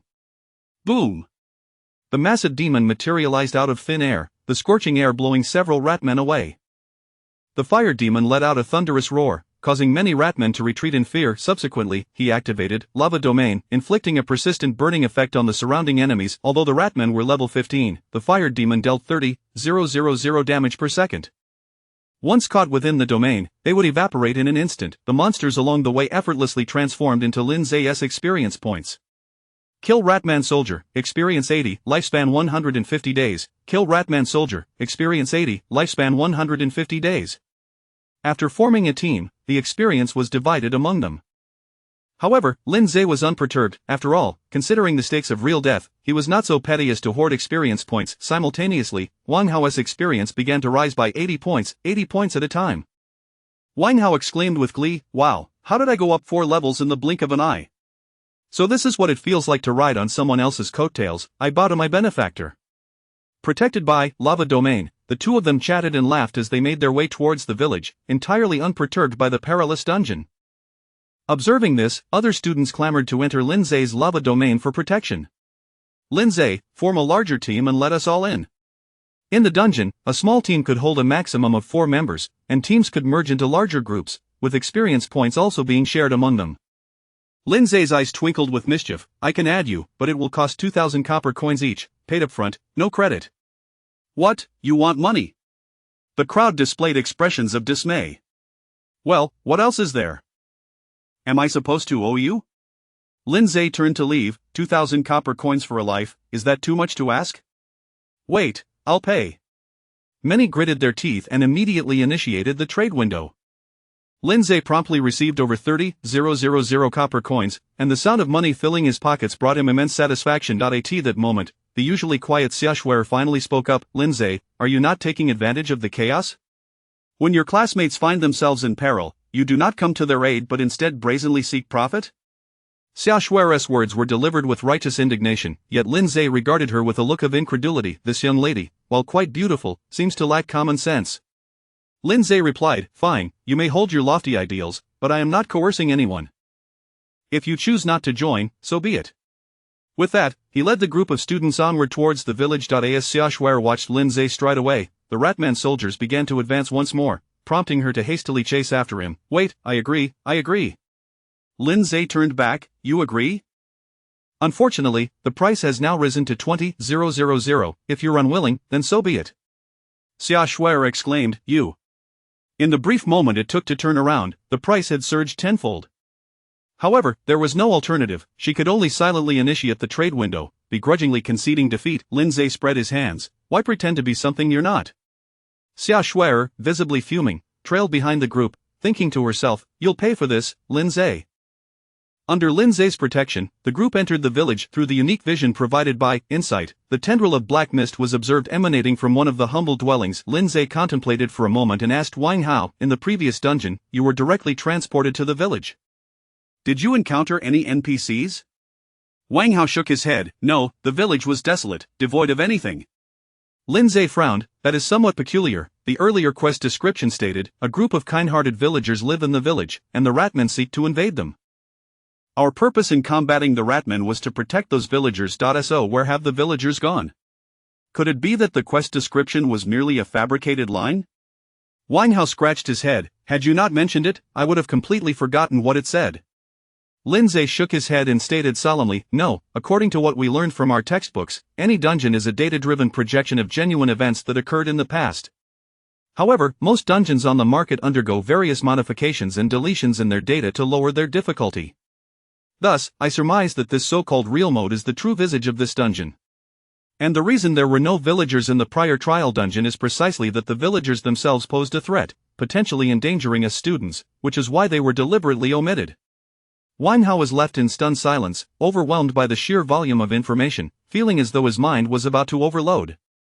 Meanwhile, outside the dungeon, on the playground, upon learning that the dungeon had entered real mode, the teachers were in an uproar. The technical department's teachers were busier than ants on a hot stove, attempting to forcibly extract the students, but to no avail. Report to the principal. We still cannot detect the students' whereabouts, they seem to have vanished into thin air. Lu Hanlin's brow furrowed deeply, I personally inspected the dungeon, every aspect was flawless, how could it possibly enter real mode? Feng Wuchen stroked his beard, equally perplexed. Moreover, it has been many years since I last heard the term real mode. It was a dungeon mode used in the training of border warriors. However, it was discontinued due to its excessive danger and uncontrollability. Lu Hanlin nodded, indeed, the high levels of monsters in real mode are secondary. If they remain unvanquished for an extended period, it could lead to spatial rifts, invading reality. At that moment, Lindsay's homeroom teacher, Li Lan, approached anxiously and asked, Principal Lu, what is the likelihood of the students surviving in this real mode? Lu Hanlin let out a long sigh. After several seconds, he reluctantly replied, to be honest, it is exceedingly slim. The mere thought of his dozen or so students potentially being slaughtered by formidable foes within the dungeon filled Principal Lu with profound sorrow. Among them was an exceptionally promising student, Lindsay. Upon hearing the response, Teacher Li's eyes brimmed with tears, and she could no longer suppress her sobs. Lindsay, you truly are a child of misfortune. Chapter 11. The kind-hearted and simple villagers at Shu. Lindsay sneezed. Why do I feel as though someone is speaking ill of me? At this moment, Lindsay and his students had arrived before the house shrouded in ominous black smoke. It was then that people noticed the rat-like creatures halted at a certain distance, their blood-red eyes greedily fixated upon them, yet they dared not advance any closer, as if wary of some terrifying force. Meanwhile, a peculiar sound emanated from within the house, a blend of whimpering and buzzing, reminiscent of many voices chanting together, yet more bizarre and unfathomable than mere incantation. Merely hearing that sound brought about a wave of discomfort. Perhaps sensing the presence of outsiders, the chanting abruptly ceased. An aged, resonant voice emerged, who dares approach? Why do you skulk like those wretched rats? Have you come to steal our sacred relics? The students outside quivered in trepidation at the They exchanged anxious whispers, who resides within that house? Lindsay's gaze sharpened, what manner of being it is, we shall ascertain directly. Inferno demon, advance. In the next heartbeat, the Inferno demon's fist, akin to a cannonball, smashed against the wall of the house. Boom! A wall was instantly obliterated, bricks and debris scattering in all directions. Inside the modest hall, dozens of villagers were gathered, each clad in black robes, kneeling in reverence before a headless statue at the far end of the room, a sight that appeared profoundly eerie. Upon hearing the commotion, the villagers slowly rose and turned towards the onlookers outside. Every villager's face was ghostly pale, their eyes devoid of life, resembling mere shells of humanity. Among them, a stooped elderly man stepped forward, his voice chillingly sinister. It appears a group of impolite guests has arrived. Wang Hao gaped in astonishment. Holy crap, Lindsay, you were right. These villagers are indeed suspicious. How did you deduce that?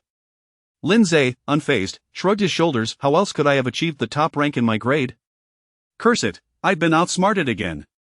Simultaneously, several students began to examine the villagers' details. Kind villager, simple villager, race. Human, D grade, level 2, health points 800, skills a none. The group exchanged bewildered glances, unable to suppress their sarcasm. Wait a moment, you call this kind and simple? Lindsay, equally perplexed, activated, see through the fire, to inspect further. Through his unique vision, each villager was enveloped in a ghostly green glow, revealing their true identities. Frowny face corrupted villager, race, undead, no rank, level 20, health points 5000, skills soul thirst, soul sacrifice. Indeed, their true information had been obscured. As for why the undead bore no rank, Lindsay recalled from his textbooks that the undead were excluded from the classification of races. Be cautious, these are all level 20 undead creatures, Lindsay warned. What? Level 20, even stronger than those rat-like creatures. The group gasped in alarm. The old man let out a series of chilling guffaws. Humph, I thought you were someone significant. I did not expect a bunch of children below level 10. Are you here, like those rats, to covet our sacred relics? Lindsay, intrigued, inquired. Sacred relic? What sacred relic? The old man retorted coldly. Humph, it is, of course, the relic prepared for the resurrection of the Duke of the Undead. No, why am I wasting breath on you, little brat? You shall die here today. With that, all the villagers began to conjure spells with their hands. Instantly, ghostly green energy coalesced in their palms. They thrust their hands forward, releasing numerous skull-shaped energy entities that drifted toward the students. Soul Thirst. Inflicts spell damage to the target, causing a corrosive effect that inflicts ongoing damage while having health recovery effects. Upon witnessing the ghostly green skulls, the students immediately panicked and scattered, fearful of being struck. Only Wang Hao stood guard before Lindsay, a large shield crashing to the ground. Guardian Field. An energy barrier enveloped both himself and Lindsay, deflecting the skull's assault. Thanks, buddy, but there's no need for such trouble. The Inferno demon nonchalantly swatted away the approaching skulls with a dismissive hand, his eyes filled with disdain. Such trivial tricks dare to be flaunted. With that, his fiery fist was poised to strike. Spare them! The Inferno demon froze. The voice belonged to none other than Lindsay. Lindsay grinned. Wait a moment, I'll disband the team first, to prevent these folks from sharing our experience. Observing the others had already fled, he promptly dissolved the team. We can proceed. The Inferno demon unleashed a punch, instantly flattening a multitude of corrupted villagers.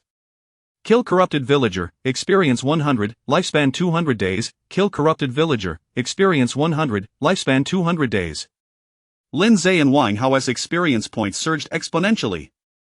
Lindsay's notification appeared. Frowny face. Congratulations, you leveled up, current level 9, earned 5 attribute points to allocate. Wang Hao burst into laughter. Holy crap, I'm about to hit level 5. After the Inferno demon's punch, the entire structure trembled perilously, the interior engulfed in darkness. The old man gazed in astonishment at the Inferno demon's formidable presence. Why you are a demon. He then turned to Lindsay. Did you sacrifice your lifespan to summon this demon? Lindsay replied nonchalantly, what of it? He, truly an ignorant little brat, do you understand the concept of playing with fire? Lindsay smirked. Whether I burn or not is uncertain, but you are about to be consumed. With that, he launched a powerful punch, Wrath of Flames, directed towards the old man. The elderly figure was violently hurled against the wall. He spat out a mouthful of black blood, collapsing to the ground. I never expected a human child under level 10 could possess such strength, the old man gasped, barely clinging to life. However, our death is not the end, but a rebirth. The old man sneered. Let me witness your demise. In an instant, the souls of the deceased villagers erupted in green energy, all converging upon the headless statue. Lindsay then noticed a necklace hanging from the statue's neck, with a ghostly green gem embedded in its center. The villager soul energy was being absorbed by this emerald gem. Suddenly, the ground trembled, and the house began to collapse. Lindsay and Wang Hao hurriedly stepped back. A massive skull emerged from the ruins, its sunken eye sockets blazing with green flames. Boss Duke of the Undead, head, race, undead, level 30, health points, 100, 000, skill annihilation cannon, roar. The colossal skull let out a deafening roar that echoed into the heavens. Chapter 12. A level 30 boss, Duke of the Undead. A level 30 boss with 100, 000 health? Upon encountering the colossal skull, the students, who were already fleeing in panic, scrambled even more frantically, clutching their heads in despair. Meanwhile, the ratfolk lurking at a distance also chose to make a hasty retreat. After all, a level 30 boss exuded an overwhelming pressure that could obliterate them with the slightest contact. Amidst the ruins, the old man's strained voice echoed once more. Ha ha ha, run, run, scream to your heart's content. The Duke of the Undead will purge you all. Our undead kin shall rise again. Old fool, how come the roof collapsed without crushing you, yet you still have so much to say? Lindsay retorted sharply. The fire demon let out a cold snort. Ha!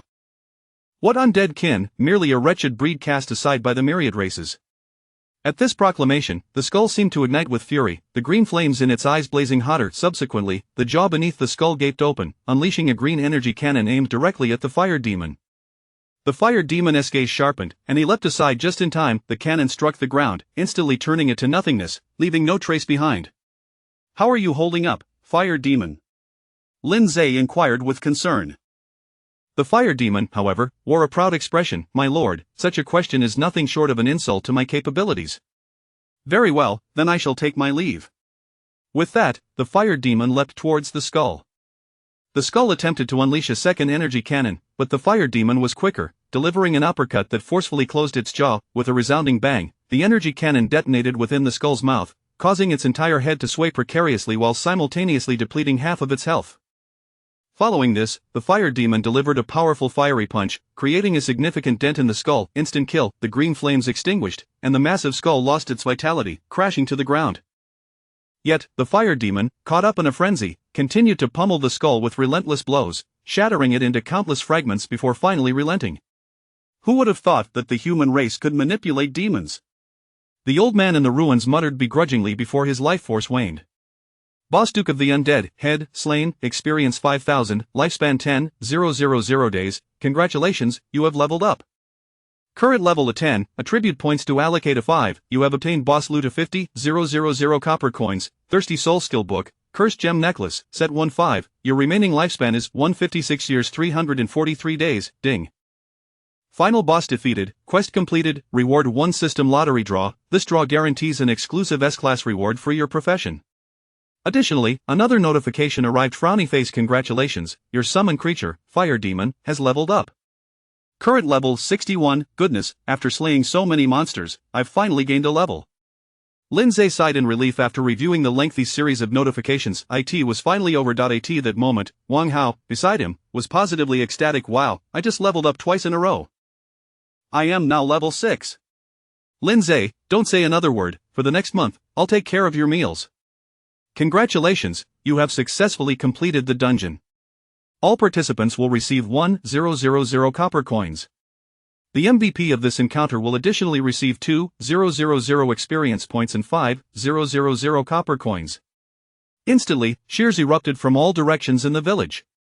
From the grass, trees, pig pen, well, stove, and even the latrine, all across the hiding spots of the students. Did you see that? Lindsay single-handedly defeated the level 30 boss. Wow, Lindsay is amazing. I couldn't even bear to watch.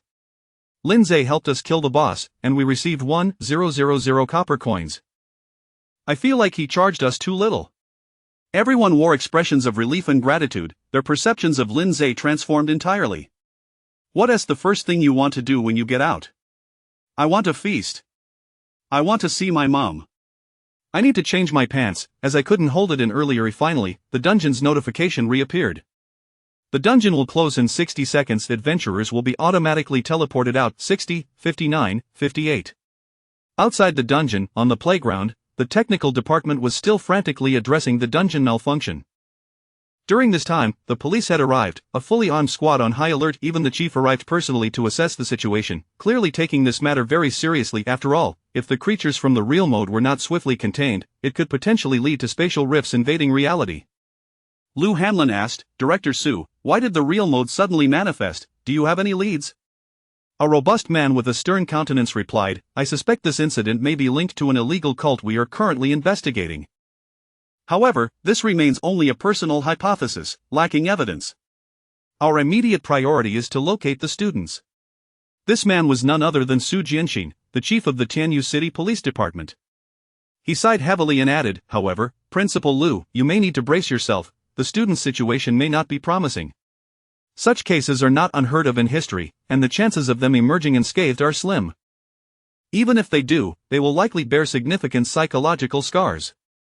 Furthermore, this incident can almost certainly be classified as a major catastrophe, likely to have adverse societal impacts. The school must prepare for public relations measures."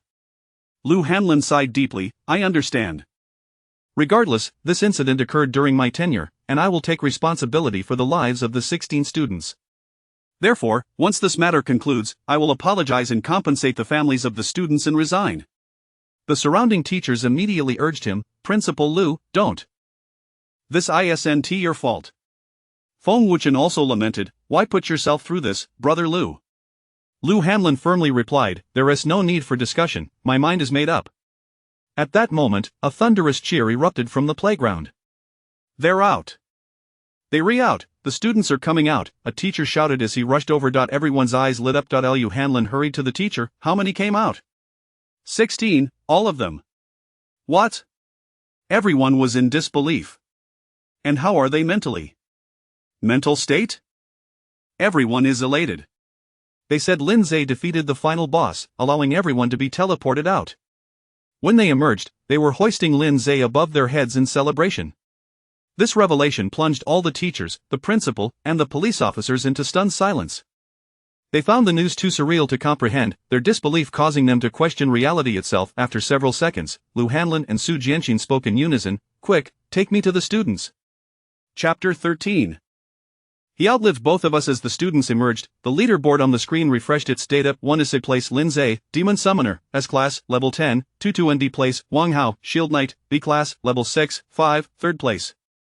Qin Feng, Frost Mage, A-Class, Level 3, 2-4 TH place, Xia Shuer, Wind Spirit Archer, B-Class, Level 2, 93, 5th place. Look, Lindsay has actually reached Level 10. Ordinary individuals require at least a week after class transition to achieve Level 10.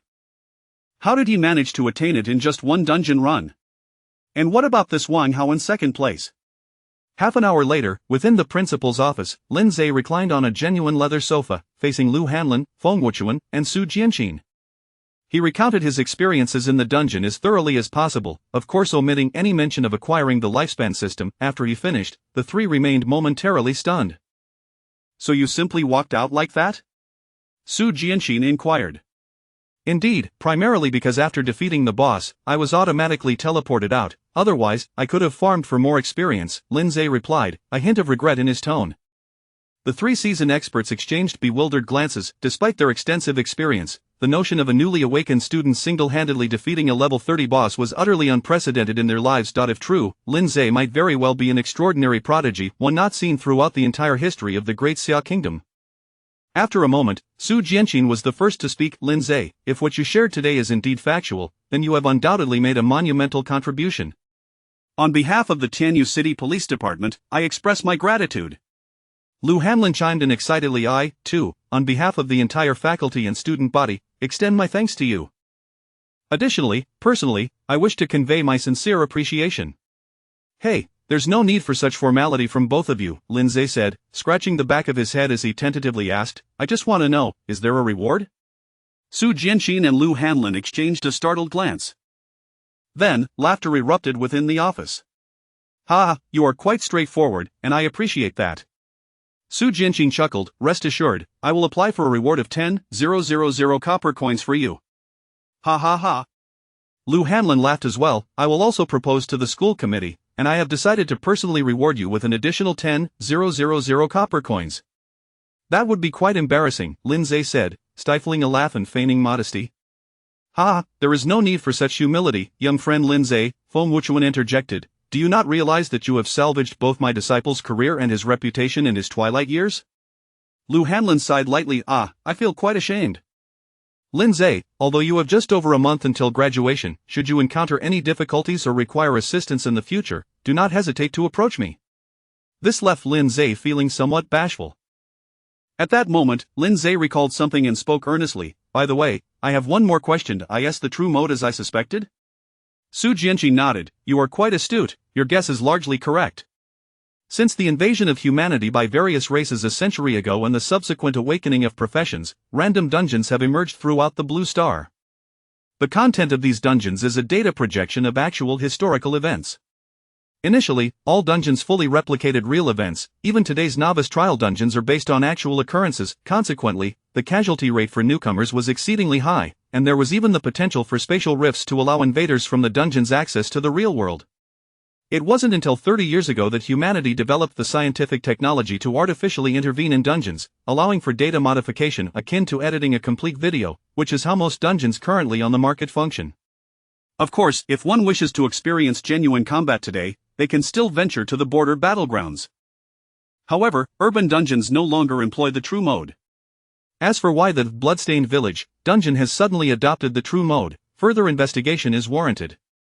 Feng Wuchuan picked up the thread. It remains a mystery how the Bloodstained Village dungeon was selected as a novice trial dungeon. Perhaps we can seek clues from the Education Committee. Su Jianqi nodded. What Elder Feng says is correct. We are preparing to investigate. Then, I shall take my leave and return to organize the work. After bidding farewell to Su Jianqi, the two elders and the young man continued their discussion. Lu Hanlin furrowed his brow and remarked, there is one more matter that concerns us greatly. Lindsay, how many years of your lifespan did that demon cost you?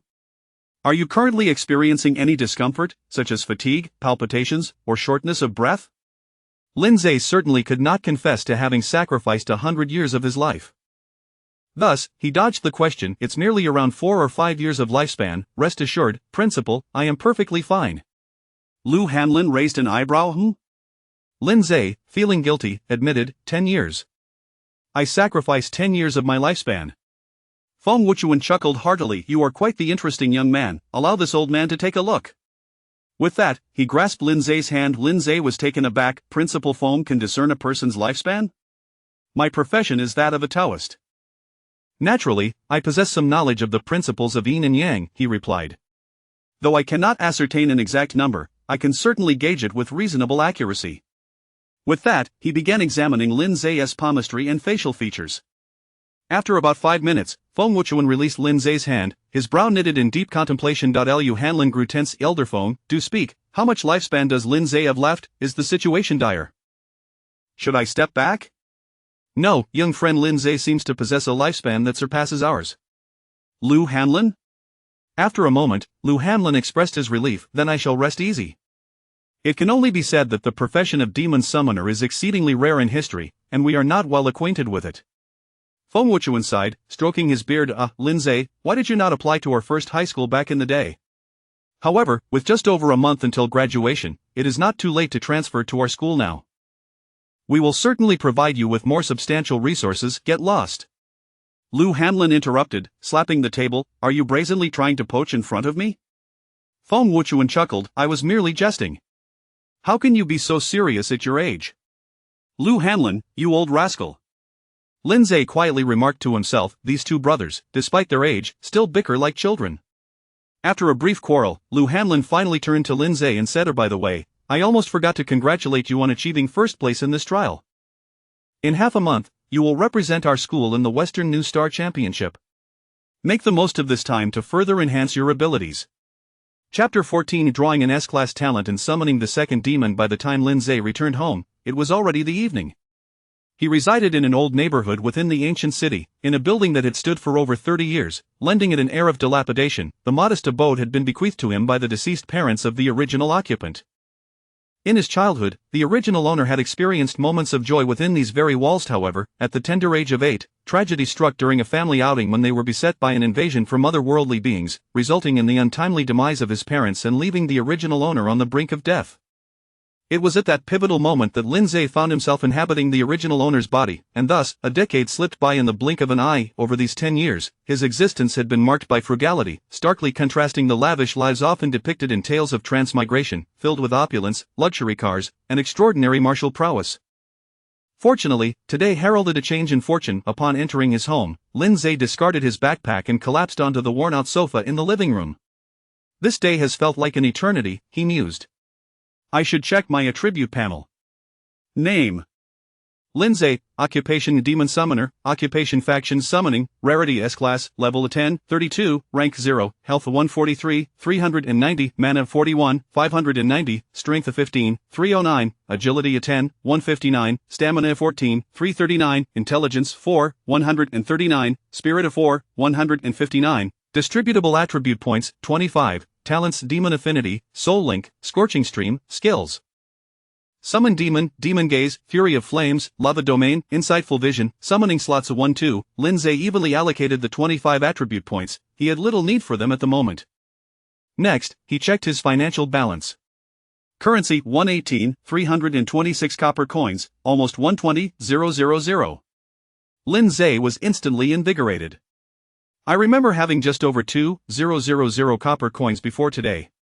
And this doesn't even account for the 30,000 copper coins promised by Officer Sue and Principal Lou. Lindsay keenly felt the undeniable correlation between power and wealth in society. Then, he opened his inventory. After defeating the undead Duke, he had obtained a skill book titled Thirsty Soul, a C-class mage skill previously exhibited by the skeletal energy entities unleashed by the villagers. It was of little use, prompting Lindsay to decide to sell it at the exchange. The other item was the cursed gem necklace. Lindsay gazed at the necklace, which emanated a ghostly green glow, reminiscent of the one adorned around the neck of the headless statue. Cursed gem necklace, set 1-5, quality A-class, type accessory, effect, strength 1000, applies a confusion effect to the wearer, a 50 chance of attacking the wrong target, cannot dispel this effect while worn, set effect, 5p set. While the attribute boost is commendable, the negative effects are rather severe. I shall set it aside for now. Next came the moment Lindsay had eagerly anticipated. He accessed the lottery interface. This time, there was no cost in lifespan. He would undoubtedly receive an exclusive S-class reward for his occupation. The entries for the lottery began to scroll, and Lindsay rubbed his hands together before halting the draw. A flash of golden light illuminated the space as the prize was revealed. Congratulations! You have drawn the talent Copy Summon, S-Class. What does this mean? Talent Copy Summon. A summoner exclusive talent that allows for the summoning of multiple instances of the same type of summon creature without limit, occupying only one summoning slot. The cost for each summon creature remains unchanged, but they share experience and equipment. Lindsay read through the description several times, and as comprehension dawned upon him, his eyes sparkled with excitement. So, even though I only have one summoning slot left, I can infinitely stack the same type of demon? Without hesitation, Lindsay opened his Book of Demons.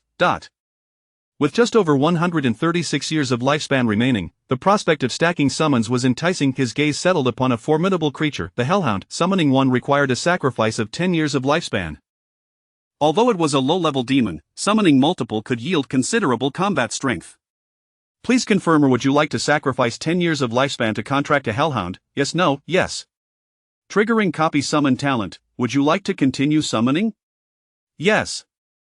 Triggering. After repeating this process 10 times, Lindsay committed a total of 100 years of his lifespan. Current remaining lifespan: 56 years, 343 days. Before him, a pentagram summoning circle materialized on the living room floor. In the next instant, 10 large, black canine-like creatures appeared, completely filling the already modest space.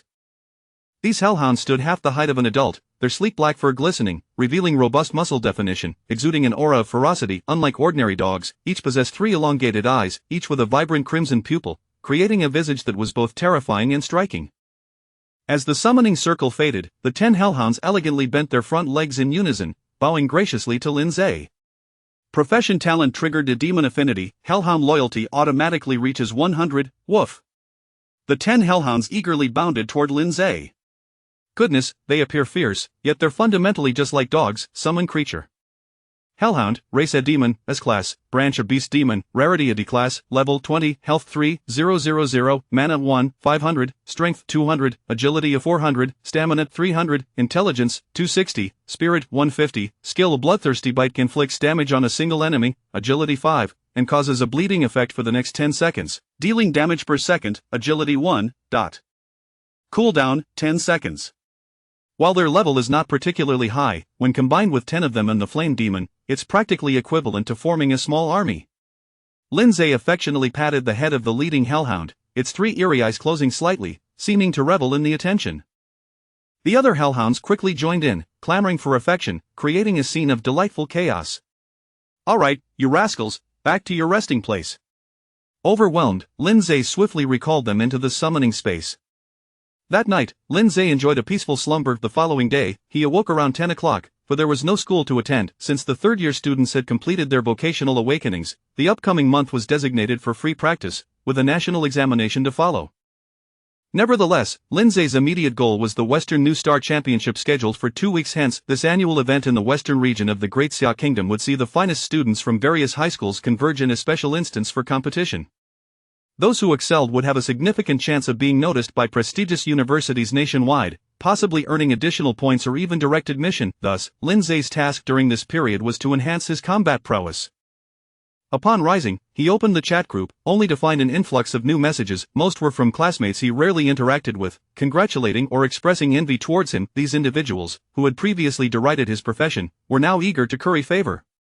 He chose to ignore them. One message stood out, sent by Principal Feng Wuchuan from the first high school. "Young friend Lindsay, have you truly given no thought to transferring schools?" The message included a playful emoji. Lindsay felt a twitch at the corners of his mouth. What a mischievous old man. The Wang Hao also messaged him, "Let us go, as promised, I'll treat you to 3 meals a day. Let us feast." Lindsay promptly replied, "I'm off to tackle an instance today, let us arrange it for another time." Wang Hao responded, "Whoa, you must be the king of competition." Additionally, he received a message from teacher lead Lindsay, "Congratulations on qualifying for the championship. I recommend the instances linked below, they are suitable for students to level up, please prioritize your safety."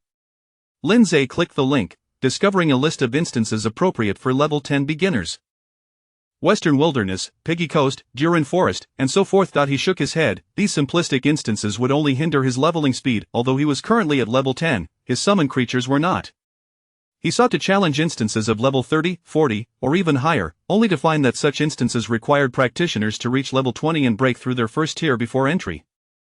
Thus, the highest level instances available to him were capped at level 20. After conducting some research online, Lindsay ultimately pinpointed a higher difficulty level 20 instance. Frowny Face, Forbidden Forest, Chapter 15. Level 20 Dungeon Encounter with the mysterious woman. In the northern part of Tianyu City, at the entrance of the Forbidden Forest dungeon, stood a traditional Chinese archway in a bustling square, serving as the portal to the dungeon.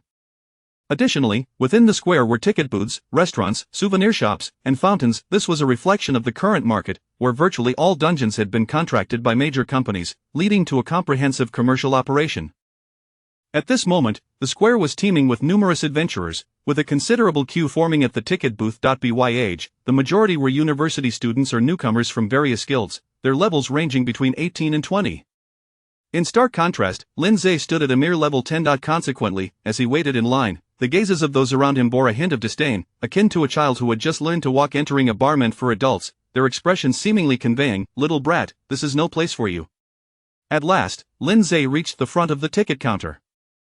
Behind the booth, an indifferent woman was absorbed in her phone, routinely stating, "Look at the camera for identity verification." Lindsay complied. The woman checked the information. Lindsay, Demon Summoner, level 10. Level 10? She finally raised her head, her eyes meeting the youthful face of a boy.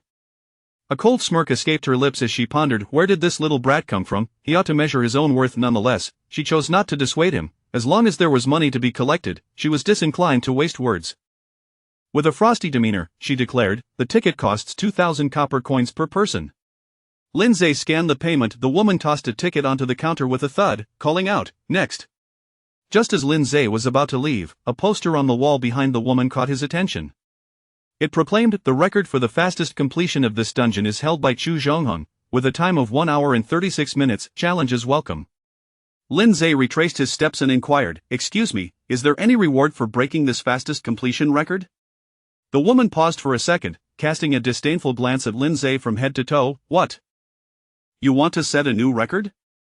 How would I know unless I try? Lindsay replied with an air of nonchalance. Ha ha.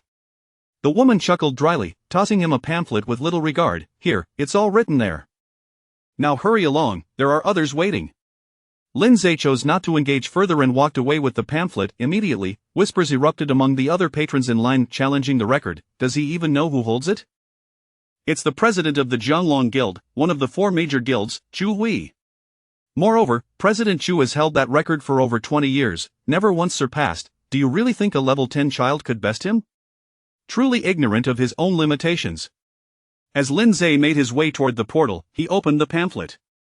It revealed that to achieve a perfect completion of the dungeon, one must defeat 3 bosses within its confines. If one were to establish a new record for perfect completion, they would be granted an audience with the previous record holder, President Chu Zhongheng of the Jianglong Guild, and allowed to select any item from the first floor of their item repository. However, there was one stipulation: only first-time entrants into the dungeon would have their achievements counted. Therefore, each individual only had one opportunity. Ding, you have received a new quest: break the fastest completion record of the Forbidden Forest dungeon. Reward: 1 chance for a system lottery draw. Lindsay's eyes lit up. What had initially been a mere inquiry had now transformed into a resolute determination to shatter that record. Thus, he hurried toward the portal. Upon entering the portal, Lindsay found himself in a small campsite nestled within a forest. Towering trees surrounded him, their dense foliage obscuring the sunlight, rendering the entire environment rather dim. 3 narrow paths extended from the campsite, each leading to different regions of the forest. Welcome to the Forbidden Forest dungeon. Level restriction 20, difficulty hard. Quest description: the forest is plagued by a serpent infestation. A troop was sent to eliminate the beasts but met with tragic demise. Seek vengeance in their stead to bring solace to their souls. Time limit: 12 hours. Note: death or time expiration will result in automatic teleportation out of the dungeon. Within the campsite, there were 2 NPCs selling food and basic equipment, along with several other players. Observing the 3 paths leading in different directions, Lindsay recalled the pamphlet's description of the Forbidden Forest was divided into 3 major areas: Frowny Face, Misty Marsh, Part of the Ancient Tree, and Deep Nest. Only by defeating the bosses in all 3 regions could one break the record. Thus, starting along any of the paths seemed equally viable. Without hesitation, he chose one and ventured forth. You see that kid? He actually chose to go to the Misty Marsh. The campers began to murmur. Does he not know that area offers mediocre experience and is particularly easy to get lost in? It's the least efficient of the 3. Wait, he is only level 10 and he isn't even in a party? Has he lost his mind? He must be just a clueless little brat. As Lindsay traversed the secluded forest path, the sunlight above grew increasingly scarce, and a thick mist began to envelop the surroundings, creating an eerie and silent atmosphere. Moreover, since just moments ago, the path had diverged, resembling a labyrinth, leaving him uncertain of which way to proceed. Lindsay decided to summon his hellhounds. In an instant, 10 large black dogs materialized before him, wagging their tails and bounding toward him, eager to lick his face with their tongues. Stop! Lindsay immediately commanded them to halt. Though he had no aversion to dogs, being licked by creatures from the netherworld felt rather unsettling. Lindsay issued his command: You there, find the path leading to the boss. Woof! The 10 hellhounds promptly sprang into action, sniffing around here and there, racing toward the fork in the path. Lindsay then settled down on the ground, closing his eyes to rest. At that moment, he heard footsteps approaching from behind him, accompanied by a refreshing fragrance. Before long, a striking figure collided with him. Ah! You startled me! Almost bumping into Lindsay, the young woman quickly stepped back. I thought you were a monster. She patted her chest, her prominent features captivating attention. Have you listened to yourself? Is that how you greet someone? Lindsay retorted. Hee, the girl laughed awkwardly. I'm sorry, the fog is too thick, I couldn't see clearly. Her smile faded as she inquired, By the way, why are you here alone? Are you also here to hunt the Earth Dragon? The Earth Dragon? Lindsay replied in confusion, Isn't this path leading to the Misty Marsh to confront the Marsh Witch? The girl gasped in shock, What? Have I taken the wrong path again? Chapter 16 S-Class Dragon Herder. Lindsay scrutinized the girl before him. She appeared to be of a similar age, clad in a simple t-shirt and jeans that accentuated her figure rather strikingly. Her shoulder-length hair was neatly tied into a ponytail. As for her facial features, they certainly ranked among the most exquisite Lindsay had encountered. Particularly captivating were her sparkling large eyes, which radiated a clarity and perhaps a hint of foolishness. Oh dear, I was certain I had reviewed the guide, so how did I end up lost again? The girl exclaimed in frustration. Lindsay found himself at a loss for words. Why did all the beautiful women he encountered lately seem to possess striking looks yet lack intelligence? The last one was that Xia Shuer, however. To be fair, Xia Shuer had a somewhat superficial charm, whereas the girl before him exuded a fresh and ethereal beauty, placing her in an entirely different league. At that moment, the girl turned to Lindsay once more and said, "Classmate, do you happen to know the way? Could we team up?" "Not a chance," Lindsay refused without hesitation. "Don't dismiss me so quickly. I'm actually a freshman at the Western War Academy, and I hold an S-class profession." "Oh," Lindsay expressed mild surprise. He promptly activated his probing skill to examine the girl. Name: Chu Yu, profession dragon herder, S-class, level 20, 0 tier. "So, you truly possess an S-class profession, oomph. What do you think?" Chu Yu placed her hands on her hips, radiating self-satisfaction. Suddenly, her expression shifted. "Wait a moment, are you also S-class, Lindsay? Demon summoner, also a summoning profession, huh? But wait, you're only level 10, Lindsay shrugged nonchalantly, neither confirming nor denying.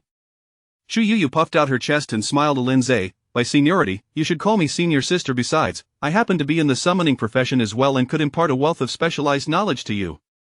"Isn't that quite enticing? Come on, let us team up," Lindsay replied. "I declined. Woman, though you possess a modicum of beauty, do not expect me to be swayed from my quest to shatter the completion record." You are utterly unyielding," Chu Yu huffed, her cheeks puffed in indignation. At that moment, rustling sounds emanated from deep within the forest. The next second, 10 large black dogs, each roughly the height of a half-grown adult, burst forth from the underbrush with remarkable speed. Each bore 3 blood-red eyes, exuding an imposing presence. "Monsters are coming," Chu Yu gasped, her face paling. However, the 10 black dogs promptly sat obediently at Lindsay's feet, tails wagging incessantly. "Did you find the way?" Lindsay inquired. "Woof."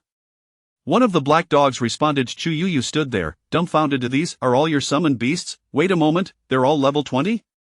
Chu Yu was astounded. A level 10 summoner had managed to summon 10 level 20 beasts. Despite her own S-class status and being called a prodigy, she had never witnessed such a phenomenon.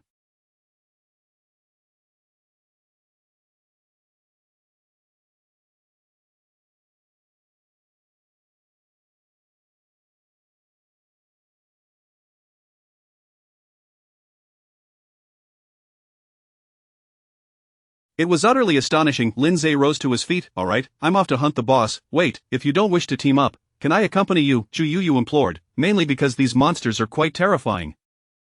And I'm directionally challenged. If left to my own devices, I might not find my way out until tomorrow." She certainly possessed a clear understanding of herself. Lindsay replied, "Suit yourself, as long as you don't steal my experience." With that, he strode forward confidently. "Great," Chu Yu beamed and immediately followed suit. The two wandered through the fog-laden forest, encountering several minor monsters along the way, all of which were effortlessly dispatched by the hellhounds. Kill worm monster, experience 50, lifespan 50 days, kill shadow squirrel, experience 60, lifespan 60 days, kill mushroom spirit, experience 70, lifespan 70 days. The monsters were few in number and posed no challenge. After about 10 minutes, the duo and their 10 dogs finally arrived at a clearing. Before them lay a swamp, at the center of which stood a dilapidated little hut. "Did we really escape the maze this quickly?" Chu Yu exclaimed excitedly. "I've heard others say that on average, newcomers spend 2 hours navigating this maze. We only took a little over 10 minutes, your hellhounds are remarkably effective." Upon hearing this, the hellhounds struck poses as if showcasing their prowess before the beauty. "What a pathetic display," Lindsay quipped. At that moment, a peculiar voice emerged from the swamp's hut. "Have new guests arrived?" Accompanying this was a series of sharp, jarring laughter. Then, a hunchbacked old woman stumbled out from the hut, filthy and clad in tattered garments, her hair resembling something that hadn't been washed in centuries. In her hand, she wielded a staff taller than herself, adorned with several skulls. "Boss." Swamp Witch, race, human, D-class, level 18, health 20,000, skills Swamp Bind, Curse Rain. Description: once a native of this forest, she descended into madness after the serpent tribe invaded, obsessively studying witchcraft in a bid to expel the outsiders, ultimately becoming a deranged killer who indiscriminately slays all. Be cautious. Chu Yu warned instantly. Though the Swamp Witch has health isn't extensive, she excels in inflicting various negative statuses and can heal herself, just make sure you don't intervene. Allow me to handle this, Lindsay asserted firmly. A blush crept onto Chu Yu's face. I didn't expect you to be so chivalrous. No, I simply don't want you to take my experience. You. Humph. At that moment, the swamp witch emitted another eerie laugh. Hee. Youth is brimming with vitality. Even when facing death, you still engage in flirtation. In the next instant, Lindsay and Chu Yu felt the ground beneath them become exceedingly soft, their feet sinking into the mud. Oh no, we've been ensnared by the slow effect. Our movement speed is reduced by 80, Chu Yu exclaimed. Lindsay remained unfazed. Well, I'm not the one fighting. Hellhounds, go. In an instant, the 10 hellhounds launched themselves like arrows, their jaws snapping at the witch. What? Those are your summoned beasts? How come there are so many? The witch appeared equally astonished. The damage from their bloodthirsty bites ranged between 1,000 to 1,500, and soon the witch's health bar was plummeting. No, it's not over yet. The witch teleported to the roof of the hut, beginning to chant an incomprehensible incantation while shaking her staff, causing the skulls to clatter ominously. Suddenly, dense black raindrops began to fall from the trees. This is the witch's second skill, Curse Rain, which inflicts random negative effects on targets while healing herself, Chu Yu explained again. I didn't realize you were so knowledgeable, Lindsay remarked casually. I am a top student at the Western War Academy. My studies were not in vain. Wait, why do I feel slightly irked being praised by a high school student? Before them, the 10 black dogs were afflicted by the rain, suffering from blindness, confusion, paralysis, and so on, drastically reducing their combat effectiveness. Ha, mere beasts, the witch cackled triumphantly from atop the roof, while the rain began to heal her. However, the next moment, her laughter was abruptly silenced. She realized she was still losing health, and the rate of her health loss far surpassed her recovery. Bloodthirsty Bite would inflict bleeding damage over the next 10 seconds, meaning the 10 hellhounds dealt tenfold bleeding damage. No! The witch shrieked in horror, and within mere seconds, she exploded in a shower of blood. Kill Boss Swamp Witch, experience 3000, lifespan 3000 days, loot acquired 2000 copper coins, skull staff, equipment enhancement stone, D-class, congratulations, you leveled up.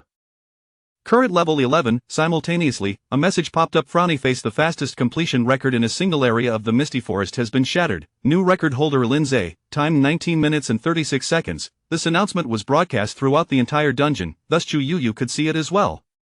She was taken aback. Incredible, you actually broke the record. Meanwhile, outside the dungeon, in the plaza, the news of the Misty Forest record being broken appeared on the large screen. The crowd erupted in excitement upon seeing it.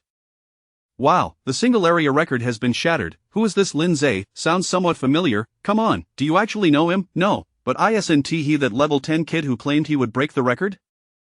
Seriously, is that for real? At that moment, at the ticket booth, an impatient customer urged, Hey, I'd like to buy a ticket, hurry up. What are you waiting for? The ticket lady, however, was in a state of utter stupor. That kid really broke the record. Chapter 17. The Thorn Giant Serpent. I'm a professional at monster raiding within the dungeon. Chu Yu circled around Lindsay, glancing here and there, her expression filled with curiosity. Suspicious, very suspicious. How could a high school student like you, at level 10, or rather, level 11, be so powerful? Are you using some kind of hidden identity item? In reality, are you a lecherous old man? Lindsay looked at her as if she were a fool. I find you to be the suspicious one. You seem uninterested in leveling up. Why are you following me? Lindsay remarked. Hee, Chu Yu chuckled awkwardly. I was just lost and happened to want you to guide me. After witnessing your strength, I would like to ask for your assistance. What assistance? My purpose for entering this dungeon isn't to level up but to capture the final boss, the Earth Dragon. And I'm not here to defeat it, but to capture it as my summon. So, I would like to ask for your help in capturing it. Chu Yu clasped her hands together in earnest. I refuse, Lindsay said without a moment's hesitation. Helping her capture the boss meant splitting the experience points, and the experience gained from capturing would be less than that from a direct kill. After all, once she acquired a summon, the system would not grant her as much experience. Hey, think it over. Chu Yu urged, I will offer a reward. How does 500,000 copper coin sound? Lindsay paused. Capture a summon for 500,000. He regarded her with a slightly mischievous glint in his eyes. Though she dressed rather plainly, her demeanor did not seem ordinary. Could she be a wealthy heiress? Chu Yu felt uneasy under his gaze, instinctively crossing her arms over her chest. After a moment, Lindsay spoke. I'll charge 600,000, plus one condition, and we team up only for the Earth Dragon, and during the rest of the time, you follow me and refrain from intervening. Deal, she replied without hesitation. To show my sincerity, I can prepay half right now. With that, she immediately initiated a trade window, transferring 300,000 copper coins to Lindsay. His balance swiftly rose to 420,000 copper coins. Lindsay added, "Although I've accepted your money, I aim to challenge the perfect clearance record, so the boss in the next area will not be the Earth Dragon." Chu Yuyu looked surprised. "You actually want to challenge that record?" The last record holder, Lao Chu Zhongheng, set it at 1 hour and 36 minutes, and no one has surpassed it in over 20 years. However, a thought seemed to strike her, and she smiled. "No worries, I support you in breaking his record. If needed, I can help you for free." "Oh?" Lindsay was somewhat taken aback by her response. He then decisively said, "Let us go." The two retraced their steps, taking less time than their initial journey. Upon returning to the starting camp, the gazes of those around Lindsay had changed entirely, now filled with a mixture of awe and respect, with some eager to ingratiate themselves.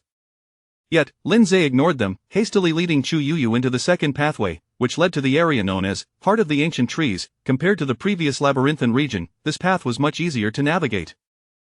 Although still surrounded by woods, the area was relatively open, and they could see numerous adventurers battling monsters, devoid of the eerie atmosphere they had encountered earlier. This time, the minor monsters were snakes, all above level 15.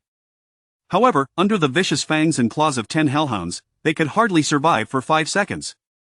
Kill Jungle Python, experience 150, lifespan 150 days, kill Armored Viper, experience 160, lifespan 160 days, kill Demonized Red Chain, experience 170, lifespan 170 days. Experience points surged as if they were free. Chu Yuyu obediently followed behind, not leeching any experience at all. Of their actions attracted the attention of nearby onlookers, who began to murmur, "Look at that guy, he is so impressive, racking up kills effortlessly. You should learn from him. I bet he is trying to impress that girl, which is why he is putting in so much effort, and look at that girl, just following behind and getting free experience.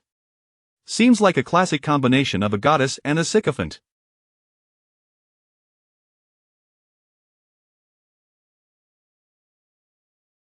This girl probably has plenty of backup.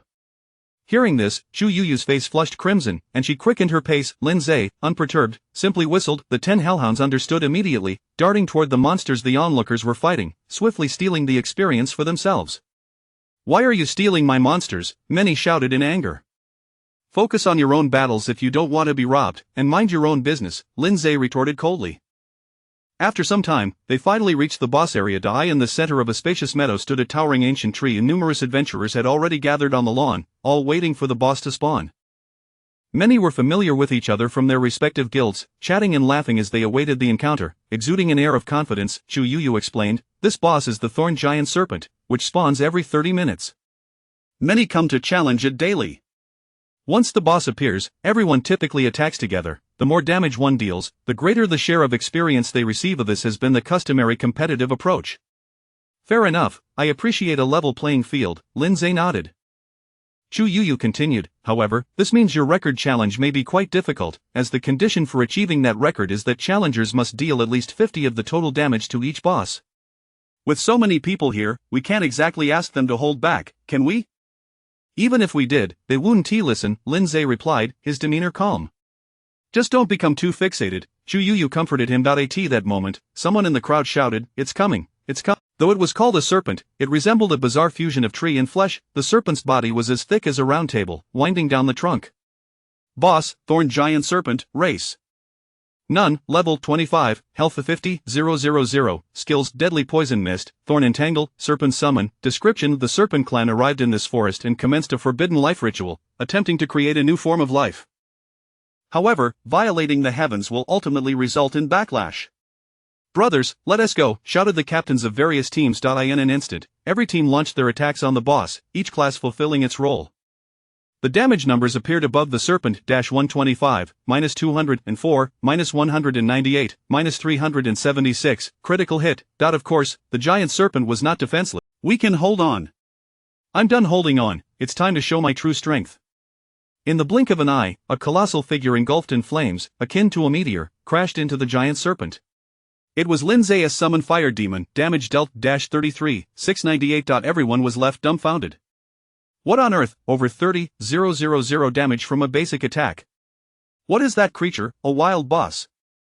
Nonsense, I've run this dungeon countless times and have never seen such a boss. Many immediately cast identification spells, attempting to scrutinize the fiery behemoth.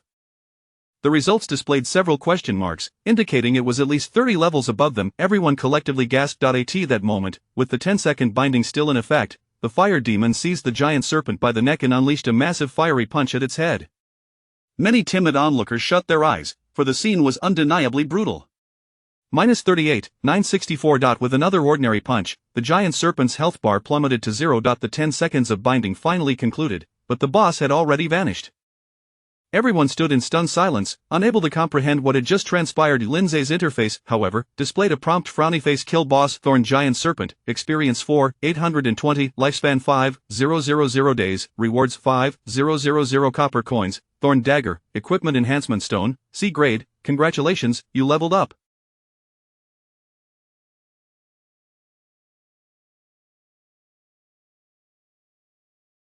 Current level, 12. Beside him, Shu Yuyu was left in shock. That enormous creature, it couldn't have been summoned by you, could it? Isn't you summon a large black dog? At that moment, a message resonated across the entire dungeon. The fastest single area clearance record for the Heart of the Ancient Trees has been shattered. New record holder Lindsay, time of 15 minutes and 29 seconds. Everyone sad face, Chapter 18 of the Third Region, Deep Nest of the Serpent Men. If someone were to fly over the Forbidden Forest at this moment, they would hear a chorus of exclamations echoing from every corner of the woods. What the hell? A wave of astonishment swept through the crowd. Is it that Lindsay again? This is the second time already. Surely he won't break the record for the Third Region next? Where is this Lindsay deity now? I am so curious to see what he looks like. In the square outside the instance, the onlookers erupted in excitement as they beheld the new record displayed on the screen. Several staff members hurriedly exchanged anxious words. A major news event is about to unfold. Quickly, call President Chu. Meanwhile, in front of the boss area of the Thorn Giant Serpent, Lindsay hastily evacuated the scene before anyone could recognize him as the one who had cleared the challenge. Otherwise, he could only imagine how long he would be surrounded by these onlookers, delaying his progress to the next region. As he ran, he accessed his inventory to examine the equipment dropped by the two bosses. Skull Staff, Quality B grade, type of weapon, equipment restriction, level 20, effect, intelligence 100, spirit 100, shadow spell damage 20, thorn dagger, quality A grade, type of weapon, equipment restriction, level 20, effect, agility 100, if the skill inflicts continuous damage, duration 50, damage per second 50, both pieces of equipment are quite impressive, and this thorn dagger is perfectly suited for the Hellhound. At that moment, Shu Yuyu, closely following behind, panted and called out, slow down. No one is chasing us anymore. Only then did Lindsay ease his pace. Shu Yuyu added, alright, next, we need to capture a ground dragon. Remember, you must reduce the boss's health to below 10 in order to capture it. Is that so? That presents quite a challenge. A rare look of uncertainty crossed Lindsay's face. What's wrong? I'm afraid I might accidentally kill it. Shu Yuyu's expression turned flat. Is this a new version of Versailles? As they continued their conversation while walking, Lindsay inquired, I've been curious since earlier. You've awakened your profession for a year now. Don't you have your own summoned beast? Why come all the way here to catch one? Shu Yuyu smiled mysteriously. Of course not. With that, a gentle rainbow glow appeared beside her. Gradually, a small creature emerged from the light. It was a juvenile dragon, roughly the size of an eagle, with skin that shimmered in a translucent blue-green. The most striking feature was a pair of gossamer translucent wings adorned with vibrant colors, making it utterly enchanting. Summoned beast. Icarus Dragon, Race Dragon, A grade, Fairy, B grade, level 5, Shu Yuyu introduced, this is my summoned beast. Her name is Icarus. However, she is still too young to participate in battles.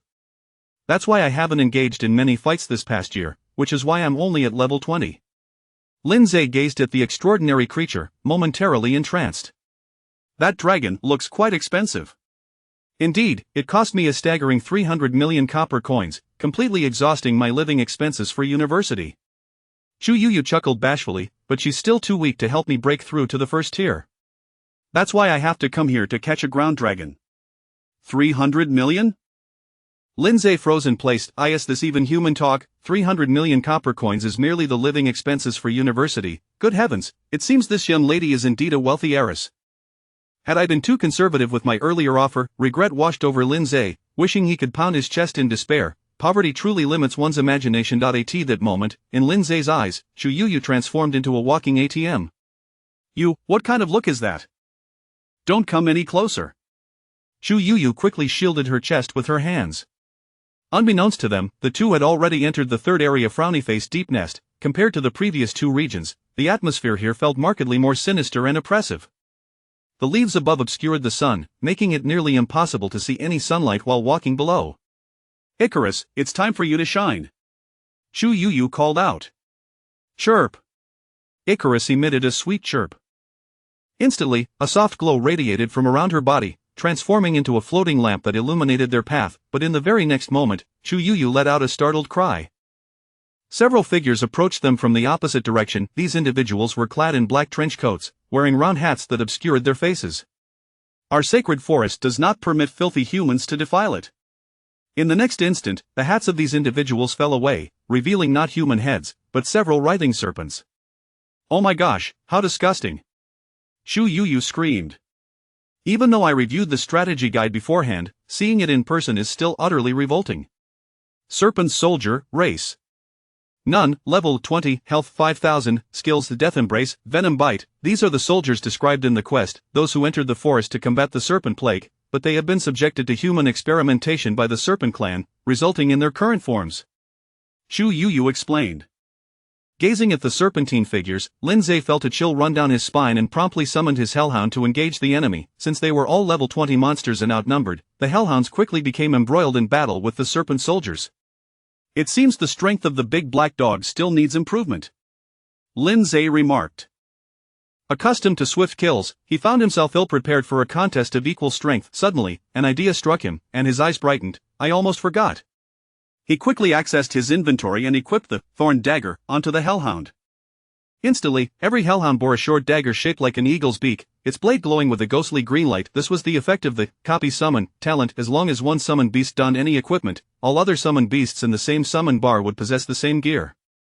Moreover, as soon as one summoned beast gained experience, all others would receive an equivalent amount. With the thorn daggers in their mouths, the agility of the 10 hellhounds surged to 500 points, and their offensive capabilities increased significantly. The duration and effects of their continuous damage also experienced a substantial boost. In an instant, the serpent soldiers began to falter. Kill Serpent Soldier, experience 200, lifespan 200 days, Kill Serpent Soldier, experience 200, lifespan 200 days. Throughout their journey, Lindsay activated his experience farming mode, effortlessly dispatching over 30 serpent soldiers. Congratulations, you leveled up. Current level of 13, congratulations, your summoned beast hellhound leveled up. Current level 21. Before long, the two arrived at the entrance to the boss area. However, something appeared to be amiss as a crowd of players gathered at the entrance, engaged in a heated argument. This instance belongs to everyone. How can you claim exclusive rights? On what grounds do you prevent us from entering? Two imposing men in black t-shirts blocked the entrance, arrogantly declaring, on what grounds? Simply because we are from the Tiger faction. Our guild leader is currently inside defeating the boss. There is no way you can go in. The Tiger faction? The other players were taken aback. Only then did they notice the striking image of a fierce tiger descending from a mountain emblazoned on the t-shirts of the two hulking figures. The Tiger faction is a subsidiary of the Dragon Slayer Guild, and this instance is managed by the Dragon Slayer Guild, so there's nothing we can do. Well, who can blame them for having connections? We can only count ourselves unfortunate. However, a defiant young man shouted, even if you are the Tiger faction, you cannot act so tyrannically. Silence, one of the burly men bellowed, kicking the young man several meters away, leaving him sprawled on the ground, unable to rise. Seeing this, the others dared not speak further and quickly dispersed, shaking their heads. This is too much bullying. Chu Yu clenched her fists. Lindsay narrowed his eyes, revealing a hint of malice in his smile. Let us go and see what's happening. Chapter 19. Has the boss been usurped? As Lin Shu and his companion approached, they were immediately intercepted by two burly men. Are you blind or deaf? One of the giants scoffed derisively. You two children think you can take on the boss? I suggest you go and play with some wild monsters instead, ha ha ha. Lindsay activated his insight skill to assess the situation. Both men were level 30 players, clearly exceeding the dungeon's level restrictions. They must have exploited a bug to enter. This so-called bug refers to the use of special items to temporarily lower one's level, allowing entry before the bug is removed. Chu Yu, undeterred, retorted, so what if you two are from the Tiger Fist Guild? The rules of the dungeon state that any form of monopolization is prohibited. I will report you. Report us? The giant laughed heartily, dismissing her concern. Oh dear, I'm so scared, we're just reserving our own space. Who would you even report to, ha ha ha? Another hulking figure approached, sneering, why are you wasting time talking to these kids? He then shouted at Lin Chu and his companion, get lost, scram before I'm forced to take action. You are being utterly unreasonable. Chu Yu exclaimed, her voice trembling with indignation. Unreasonable? I think this little girl looks rather appealing, would you like to experience something even more unreasonable? The giant pressed forward menacingly. At that moment, Lindsay coldly interjected, what is the point of arguing with them? Chu Yu was both furious and aggrieved. Lindsay! How can you also say such cold-hearted things?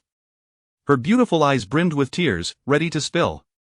You didn't understand, Lindsay replied nonchalantly. Before he could finish his sentence, he suddenly unleashed a powerful strike.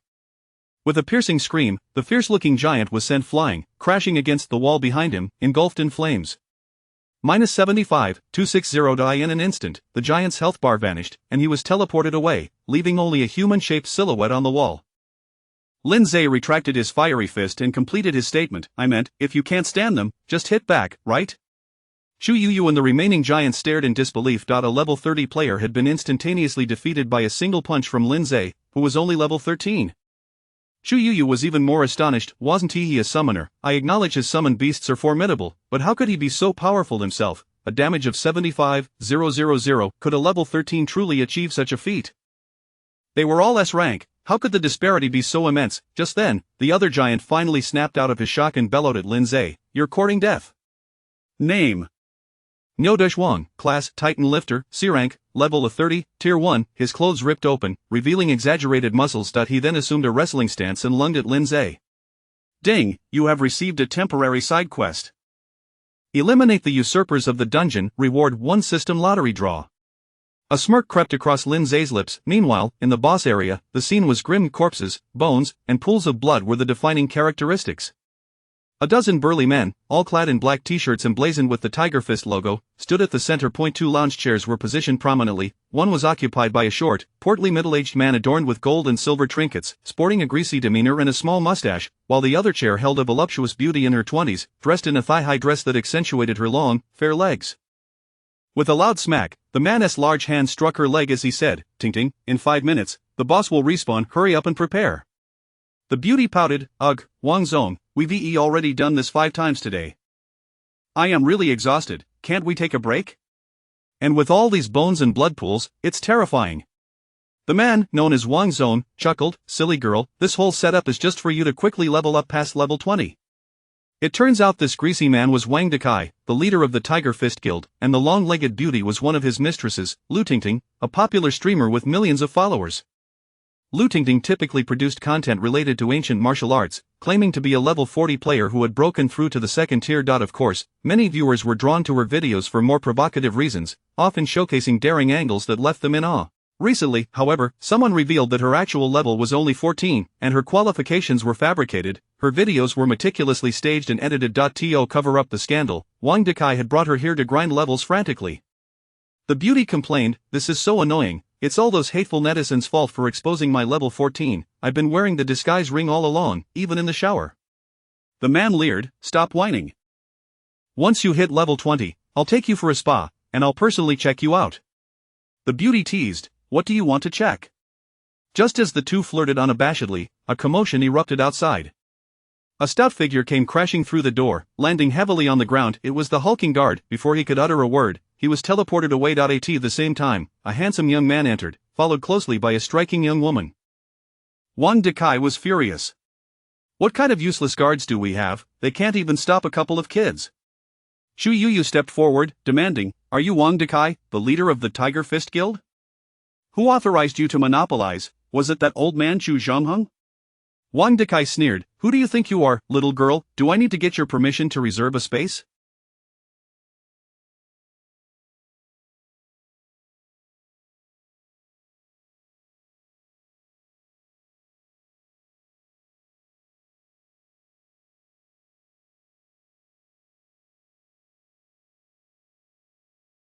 And how dare you utter Chairman Chu's name? Such arrogant little brats, dispose of them. Lu Tingting quickly covered her face and whispered to Wang Dekai, "This boy and girl must be here to gather dirt on me. If we eliminate them, they won't be able to report anything." Wang Dekai immediately changed his tune, "Then capture them for me." "Understood," the men in black replied in unison, drawing their weapons and charging at the pair. As they assessed their attackers, they realized these thugs ranged from levels 30 to 40, representing various classes. Each one approached menacingly. "Oh no, I was too impulsive and provoked them," Chu Yuyu cried out, realizing the gravity of the situation. However, just as the black-clad men raised their weapons to approach, they suddenly recoiled in terror as if they had seen something frightful, with some even dropping their weapons. Devil's gaze, the demon summoner's hard control skill, had instilled a fear effect upon them. Then, the ground around Linzei began to transform into molten lava due to his lava field skill, causing those who stepped on it to rapidly lose health. Some of the men, shaking off the fear effect, attempted to rush Linzei, only to be taken down by a single cast of Inferno Wrath.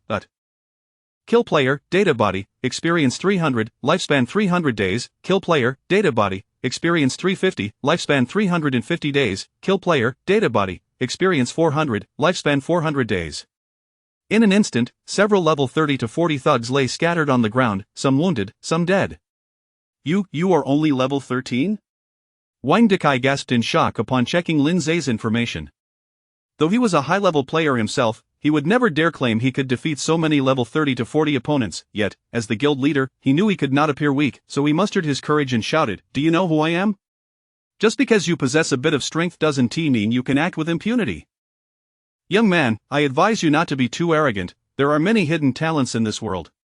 My strength lies in my connections. Once we're outside, crushing you will be as easy as squashing an ant." However, the very next second, a fist barreled towards his face like a cannonball. Chapter 20 Capturing the Earth Dragon, record achieved, name Wang Dekai, occupation Blade Dancer, A-class, level of 45, second tier, ha. Linzei couldn't help but chuckle upon seeing the name of the opponent's profession. Wang Dekai resembled a pig's head, entirely unbefitting of the term dancer. Nevertheless, being an A-class profession with a level 45 second tier breakthrough marked him as a formidable opponent. Yet, this very powerhouse had just lost over half of his health from a single punch delivered by Linzei and now sprawled on the ground, his nose broken and blood gushing uncontrollably from his nostrils. He appeared utterly disheveled. With blood trickling into his mouth, he could only mumble incoherently, "Just wait, even if I die in the dungeon, it means nothing when I exit. You, however, will not be so fortunate. You will surely perish. Even now, you're still spouting threats?" Linzei remarked coldly as he approached Wang Dekai. "I can't tell if you're genuinely brave or simply lacking common sense." In the next instant, a second punch followed, sending shockwaves through the ground beneath Wang Dekai, cracking it in a spiderweb pattern. Defeated player, data entity, experience 450, lifespan 450 days. I must say, the experience from PvP is rather meager. It is akin to that gained from minor monsters, Linzei commented, wiping the blood from his knuckles. Ding, you have defeated the intruder in the dungeon. Completing the additional quest, you have earned one system lottery draw. Not bad, Chu Yuyu said, having witnessed Linzei's earlier display of strength, which left her profoundly shaken. Although defeating these foes was quite satisfying, Linzei's brutal tactics made her heart race uncontrollably. "What are you dawdling for?" Linzei called out from a short distance. "The boss is about to respawn. Let us form a party." His expression was as calm as if nothing had occurred moments ago. "Oh, right, of course," Chu Yuyu replied, finally snapping back to reality. They had previously agreed to wait until the end to form a party, so she wouldn't lose out on experience. Party formation successful. At that moment, the ground trembled violently. In the next instant, a colossal creature erupted from the white bone blood pool before them. Its head resembled that of a gigantic crocodile, its body clad in tough rock-like scales, with its rear half still buried underground. "It's the Earth Dragon!" Chu Yuyu exclaimed. "Boss! Earth Dragon, Race at Dragon, A-class, level 25, health 70, 000, skills summon serpent men, rock rain, earth grip, etc. Click to view more. Description: the serpent tribe reveres dragons, perhaps this is their true purpose for coming to this forest. The Earth Dragon opened its massive maw and unleashed a thunderous roar that echoed through the air. "Be careful, it's about to summon the serpent men," Chu Yuyu warned, covering her ears. As expected, a fierce wind swept through the area, and countless serpent men emerged from the ground. Each resembled those they encountered earlier, possessing human bodies but with serpents writhing where their necks should be. Ah! A sudden, piercing scream broke the tension. It was the internet celebrity Lu Tingting, roughly seized by several serpent men, her clothing tattered and hair disheveled. She had been hiding nearby, and Lindsay had inadvertently overlooked her.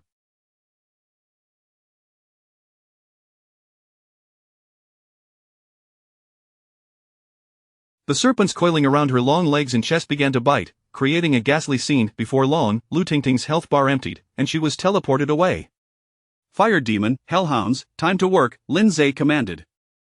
Almost simultaneously, the fire demon and 10 hellhounds materialized before them. The hellhounds, brandishing thorny daggers, lunged at the surrounding serpent men, while the fire demon charged directly at the earth dragon, unleashing a furious punch. Boom! The cannonball-like fist struck the earth dragon's head, sending sparks flying and causing cracks to form in its rocky armor. Damage inflicted to 3561. The earth dragon instantly lost half its health. It let out an enraged howl, and the buried portion of its body began to burrow upwards until it soared into the sky. Ah, it's entering the second phase. Chu Yu warned, her heart racing with shock. As the most formidable boss in the Forbidden Forest dungeon, it was astonishing that Lindsay's summoned beast had forced it into the second phase with a single punch. Lindsay thought, thank goodness it was a normal attack. Had I used a skill, we might not have seen this second phase. Be cautious, it usually flies during its second phase and employs powerful skills. Your summoned beast is formidable, but lacks aerial capabilities. The earth dragon circled above, its head resembling that of a crocodile, while its entire body resembled a serpent draped in rocky scales, stretching an impressive 50 meters in length. Is this the terrifying might of the dragon race, the pinnacle among the myriad of races? Chu Yu mused. Suddenly, the earth dragon's tail lashed against a nearby cliff, lifting a massive boulder into the air as its body began to spin. Watch out, this is its strongest skill, Earth Grip, which inflicts tremendous damage. Being hit means instant death. The earth dragon spun several times in the air and, using its immense inertia, flung the boulder toward the two of them at high speed. Fire demon, shield us! Lindsay commanded with composure. In the next moment, the fire demon leaped in front of them, bracing itself to absorb the incoming boulder. Damage inflicted on fire demon of 945. This damage would indeed be lethal to any player below level 20.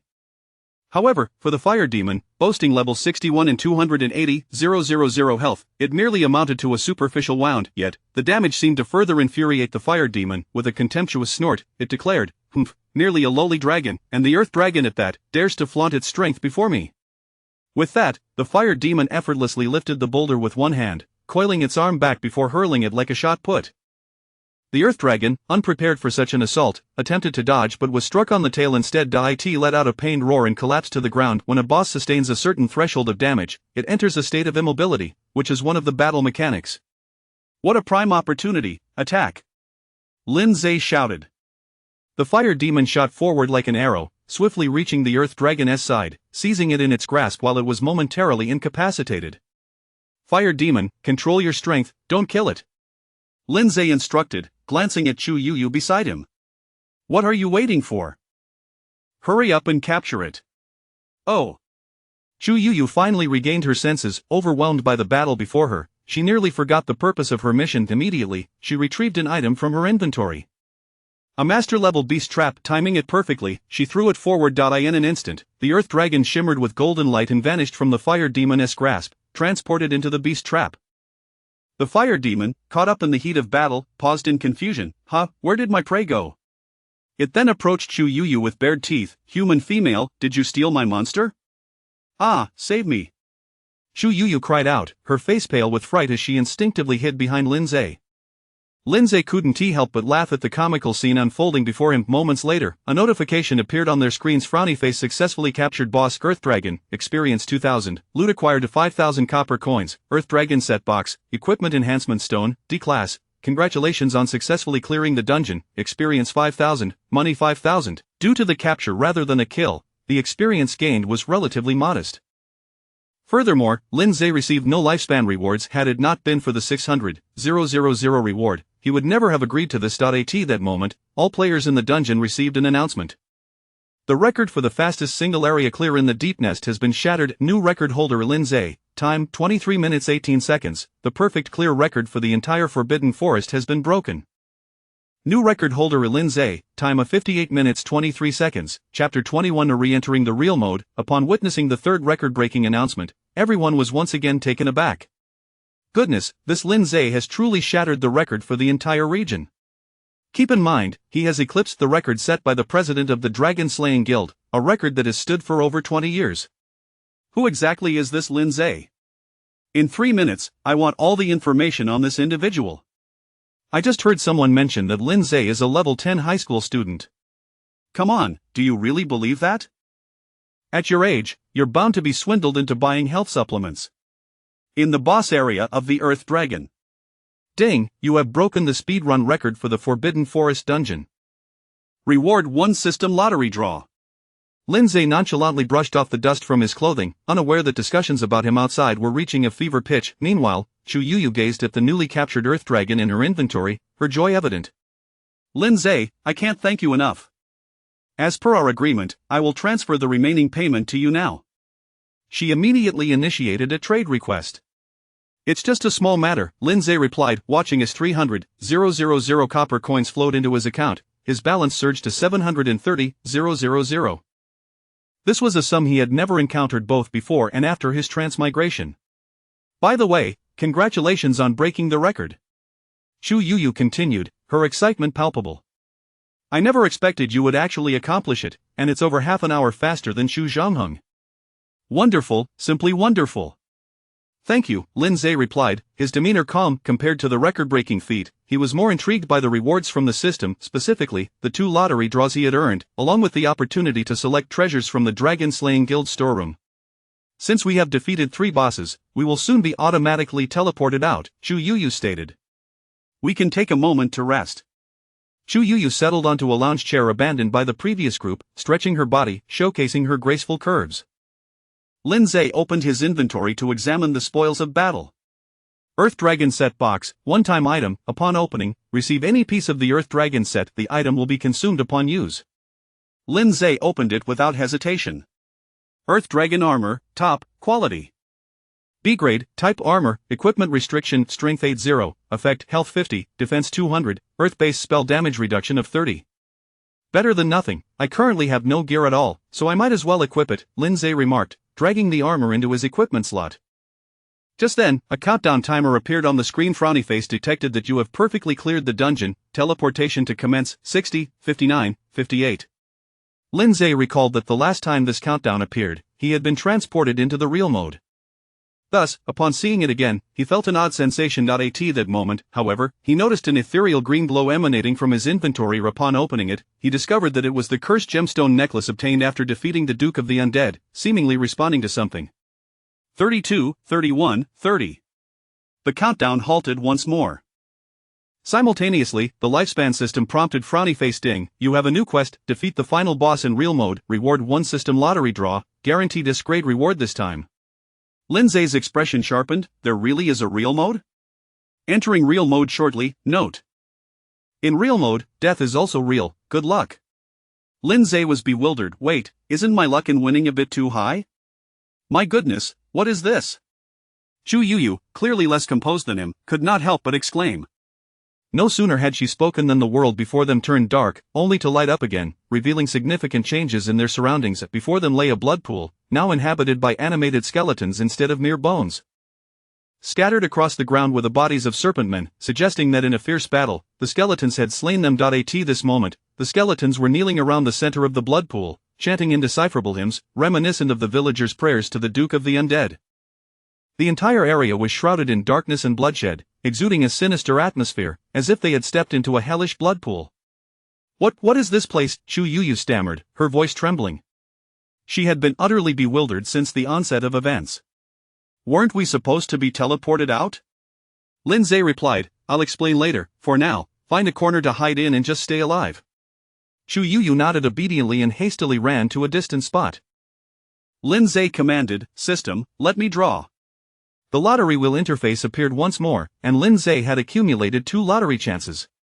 Would you like to consume lifespan for luck enhancement? Consume 10 years of lifespan for guaranteed A-grade or higher prizes. Consume 100 years for guaranteed S-grade prizes. 20 years of lifespan, take it. He confirmed, and the options began to scroll before stopping. Congratulations, you have drawn the skill Elemental Fury, A-grade, skill. Elemental Fury upon use, lose half of your health, but increase elemental damage to 300. Duration 60 seconds, cooldown 300 seconds. Wow! Lindsay exclaimed. Despite its negative effect, the benefits far outweighed the costs, especially as it pertained to elemental damage, making it ideal for the Flame Demon. Second draw. Congratulations, you have drawn the skill. Shadow Assault, A grade, skill, Shadow Assault, transform into a shadow state, rendering you immune to attacks while increasing movement speed to 200. Inflict dark attribute damage upon entering and exiting shadow state, damage amount agility 1. Shadow state lasts 10 seconds, skill cooldown time is 10 seconds. This skill seems quite suitable for the Hellhound as well. Lindsay promptly equipped both skills to the respective demons. At that moment, the ground trembled violently once more, and bubbles began to rise from the blood pool. Subsequently, the skeletons appeared to be entranced, marching in unison toward the blood pool until they were entirely engulfed. The chanting ceased, replaced by an oppressive silence. They were unsure how long this silence persisted when suddenly, the blood pool erupted, and a skeletal dragon surged forth from its depths. Judging by its size and appearance, it resembled the Earth Dragon but in skeletal form. Boss Undead Earth Dragon, Race Undead Dragon, Level of 45, Health 180,000, Skills Summon Undead, Ghost Breath, Death Grip, etc. More details available. Description: how did this noble dragon race fall to such a state? Perhaps one should inquire of the true invaders. The Undead Earth Dragon fully emerged, its hollow eye sockets glowing with an eerie green flame as it let out a tremendous roar directed at Lindsay, as if to unleash its boundless fury. Why are you barking at me? It's not like I turned you into this, Lindsay quipped, a smirk forming on his lips. I'll gladly accept this experience gift bag. Outside the dungeon, in the plaza, just moments ago, people were abuzz with excitement over the record-breaking achievement. Although it had no direct impact on them, the crowd was drawn to the spectacle, and discussions about who this Lindsay could be filled the air, creating a festive atmosphere. A staff member dialed the president, Chu Zhongheng. President Chu, someone has broken the record you set for the Forbidden Forest dungeon. Will you be able to come by today to see? On the other end, a calm and authoritative voice responded, Oh?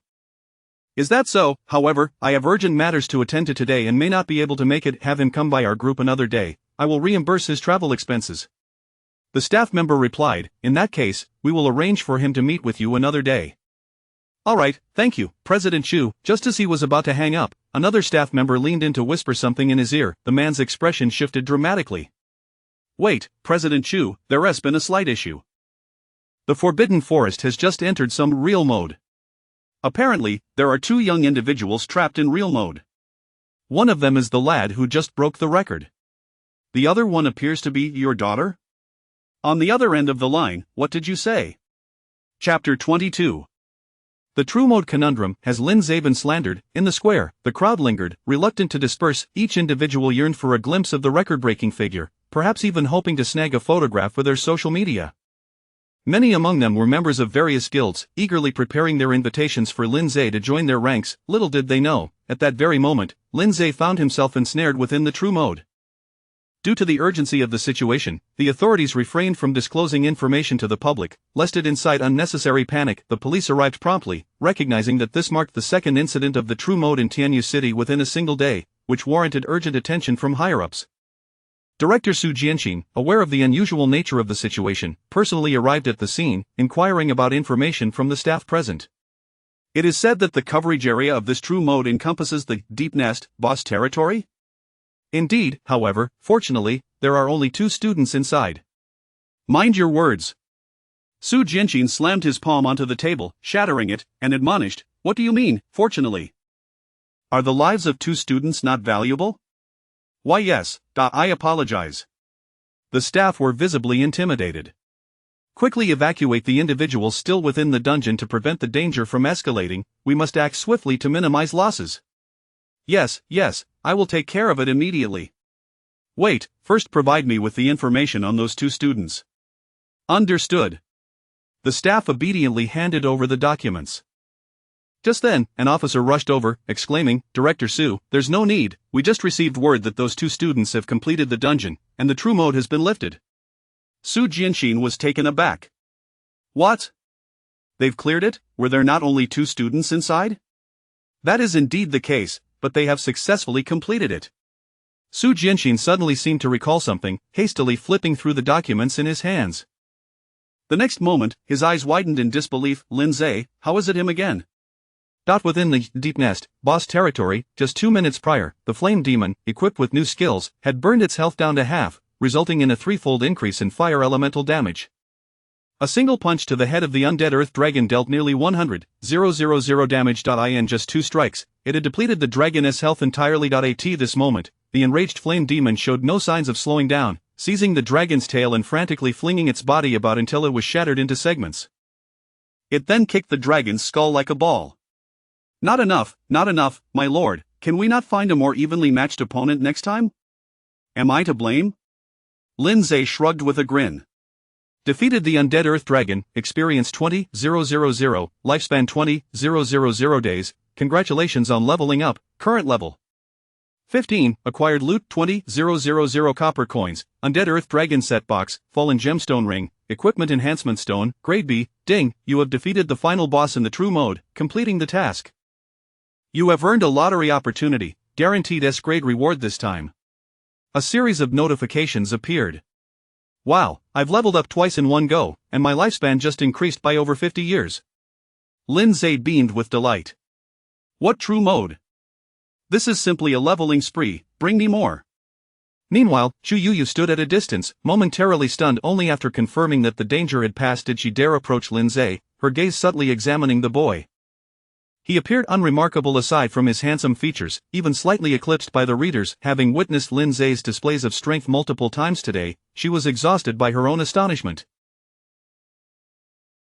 Born into a distinguished family, she had encountered many experts throughout her life, and being an S-grade prodigy herself, she had never encountered anyone quite like Lindsay. After a moment of contemplation, she could no longer restrain her curiosity and finally asked, Lindsay, what exactly is the origin of your summoned beast?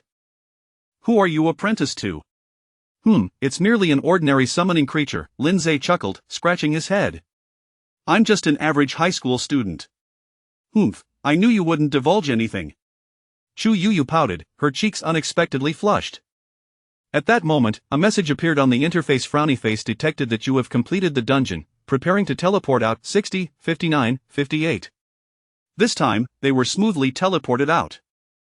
Moments later, they found themselves back in front of the traditional Chinese archway in the square. However, as soon as their figures materialized, they were met with countless pairs of eyes fixed upon them.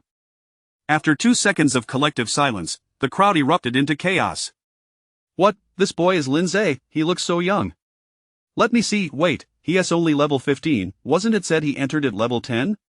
Wow, I didn't realize Lindsay was this handsome. Does he have a Douyin account? I want to follow him.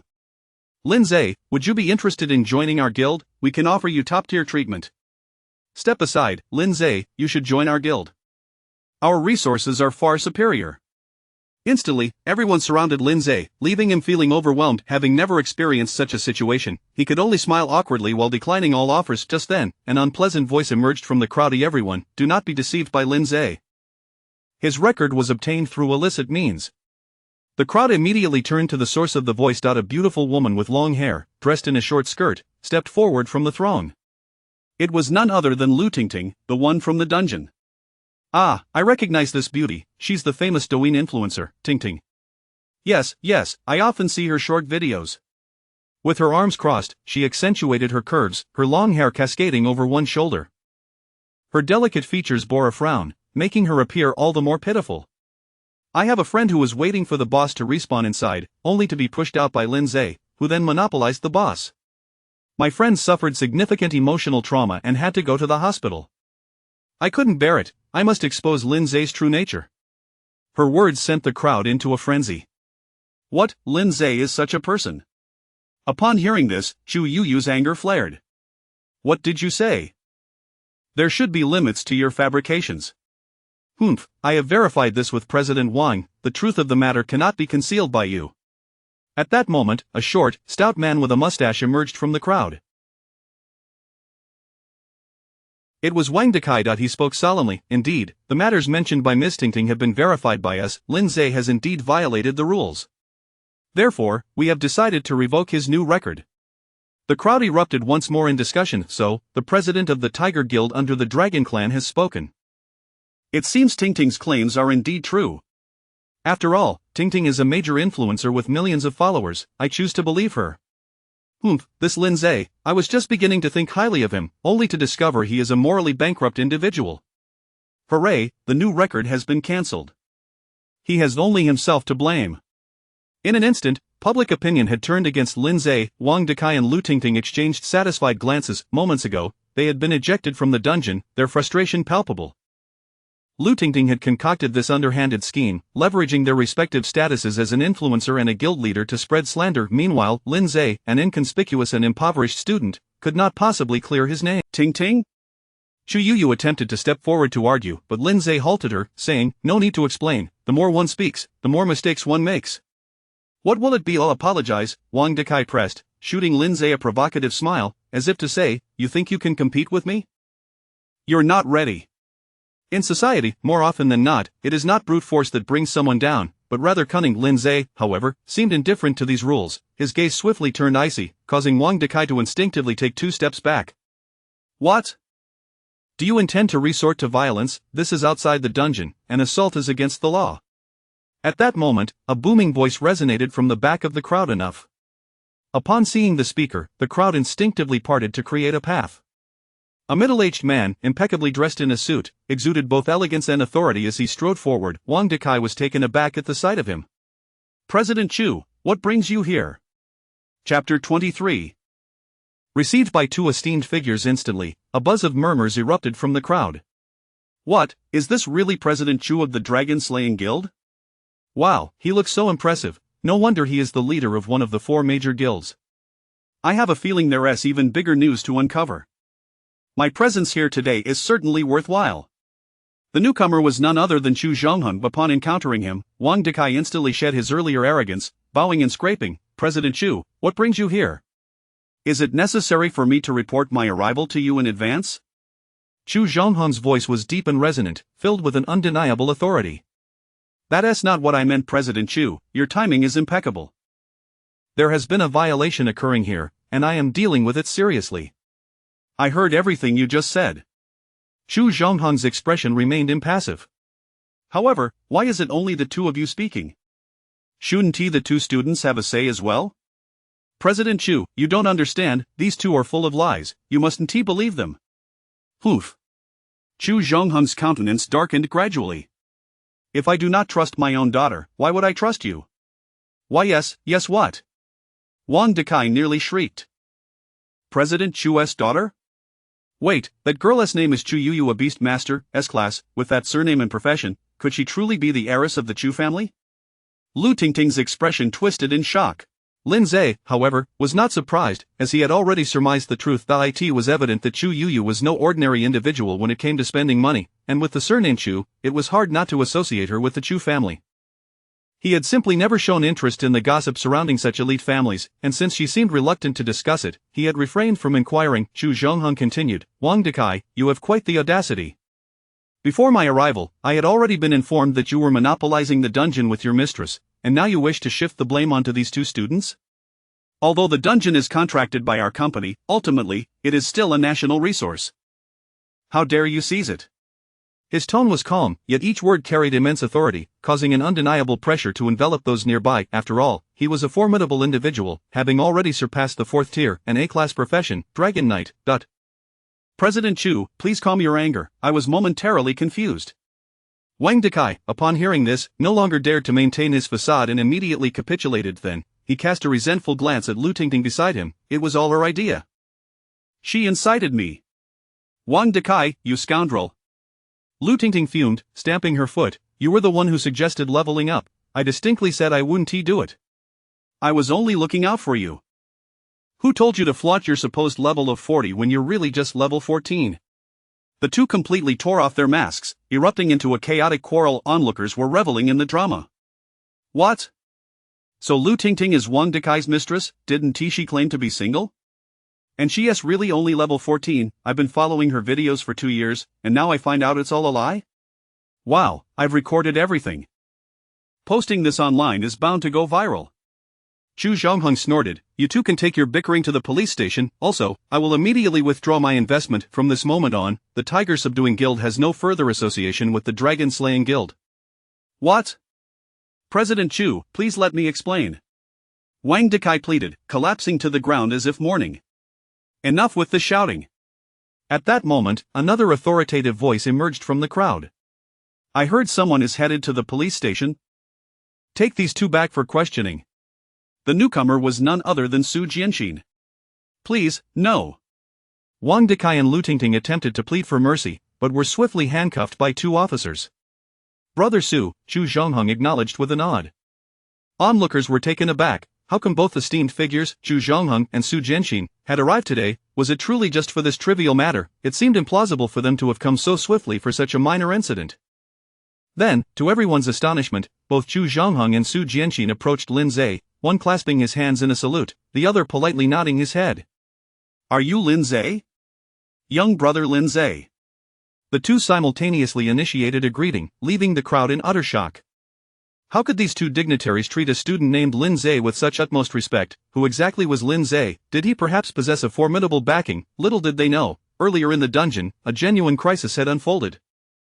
Had Lin Zhe not been present, the outcome for others would have been dire, and there was a real possibility of a spatial rift allowing a level 45 undead dragon to breach into the real world. It could be said that most of them owed their lives to Lin Zhe. Chu Zhongheng spoke graciously. Young brother Lin Zhe, I am grateful for your care towards my daughter Yuyu. She is rather reckless, running off to play alone, and I appreciate your concern. Play? Chu Yuyu retorted with irritation. Fine, fine, you always treat me like I'm still 3 years old. Humph, I'll head back to school now. Lin Zhe, I apologize, we'll reconnect later. With that, she strode away without a backward glance, leaving Chu Zhongheng awkwardly frozen in place. It seems the father-daughter relationship is quite strained, Lin Zhe mused silently. Cough, cough. Su Jianxin attempted to ease the awkwardness. There are too many people here. Let us find a quieter place to talk. 20 minutes later, in the highest office of the Dragon Slaying Guild headquarters, Lin Zhe recounted the events that transpired in the dungeon in meticulous detail, of course omitting any mention of the system. After he finished, both esteemed figures inhaled sharply. So you all simply emerged like that? Chu Zhongheng inquired. I wanted to level up a bit longer, but alas, the automatic teleportation after defeating the boss is truly vexing. Chu Zhongheng, Su Jianxin, you are only humiliating yourself. I had asked a similar question last time. The atmosphere grew somewhat tense. After a brief pause, Chu Zhongheng took the initiative to ease the situation. Regardless, I once again thank you for protecting my little girl. Moreover, this has allowed me to see Wang Dekai's true colors. I am truly ashamed. Su Jianxin added, indeed, you have once again averted a disaster. On behalf of the entire city's populace, I extend my gratitude. By the way, the reward application we discussed yesterday hasn't been submitted yet. It seems I can add an extra bonus today. Additionally, a silver medal of excellent citizenship should be forthcoming. A silver medal, what is that? Lin Zhe inquired. It is an honor awarded based on a citizen's contributions, serving not only as a symbol of prestige but also as an impressive piece of equipment. For instance, the silver medal grants a bonus of 50 to all attributes. A bonus of 50 attributes was rather negligible for Lin Zhe at this stage, thus, he was more eager for the treasure selection segment in the storeroom.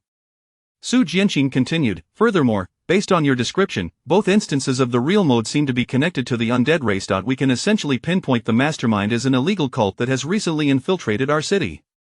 A cult? Both Lin Zhe and Chu Zhongheng were taken aback.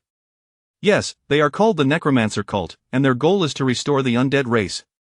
Moreover, these cultists have already infiltrated the general populace, with even some members of the elite class aligning themselves with them.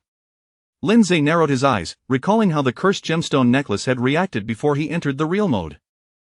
Furthermore, after defeating the undead dragon, he had obtained a fallen gem ring that he discreetly checked the item in his inventory. Frowny face. Fallen gem ring, set 1-5, quality A class, type of accessory, effect spirit 1000, wearing it decreases level by 10, and this effect cannot be removed. Set effect. 5-piece set? Lin Zhe thought to himself, another item with a terrifying negative effect. These two accessories are certainly significant to that cult. With that in mind, he asked, Officer Su, is there anything I can do to assist regarding this cult? Su Jianxin smiled and shook his head, no need. Your strength is evident. However, our Tianyu City Police Department is not so inept as to require the assistance of ordinary citizens to apprehend criminals. That would be rather embarrassing. All right, I shall return to the police station now. Old Chu, please entertain this esteemed guest well. Moreover, he seems quite compatible with your precious daughter. With a hearty laugh, he exited, leaving Chu Zhongheng feeling awkward. Chu Zhongheng. Winky face. Lindsay sad face. Chapter 24 Selecting treasures and acquiring new summon beasts. Ahem. Chu Zhongheng took the initiative to alleviate the awkwardness, shifting the topic by saying, by the way, you've shattered the record I set over 20 years ago. As per our agreement, you may select any one item from the first floor of our storage room. Furthermore, since you have protected the young lady and curtailed the further dangers of the true mode, you may select an additional item shortly. Upon hearing this, Lindsay's eyes sparkled with excitement. Goodness, 2 treasures, President Chu, you are indeed too kind. Lindsay expressed his gratitude, his heart brimming with joy. By the way, Chu Zhongheng leaned in closer to Lindsay, a hint of shyness in his demeanor, and asked, has you mentioned me in your presence? What has she said about me? His eyes gleamed with a yearning for confirmation. Lindsay replied awkwardly, she hasn't said anything at all. Alas, Chu Zhongheng deflated like a punctured balloon. To be frank, this girl is at that rebellious age. She hardly looks me in the face anymore. He had completely shed his earlier domineering persona, resembling a lamenting father instead. Brother Lin, he continued, would you be so kind as to speak well of me when you chat with her? I would be most grateful. Lindsay inwardly scoffed, please, I just met you two today. Why must I play the role of your mediator? However, faced with the earnest expression of this paternal figure, he could only respond ambiguously, I will try very well. Chu Zhongheng's heart lightened a bit. Now, I have a meeting with a client and must take my leave. A staff member will escort you to the storage room shortly.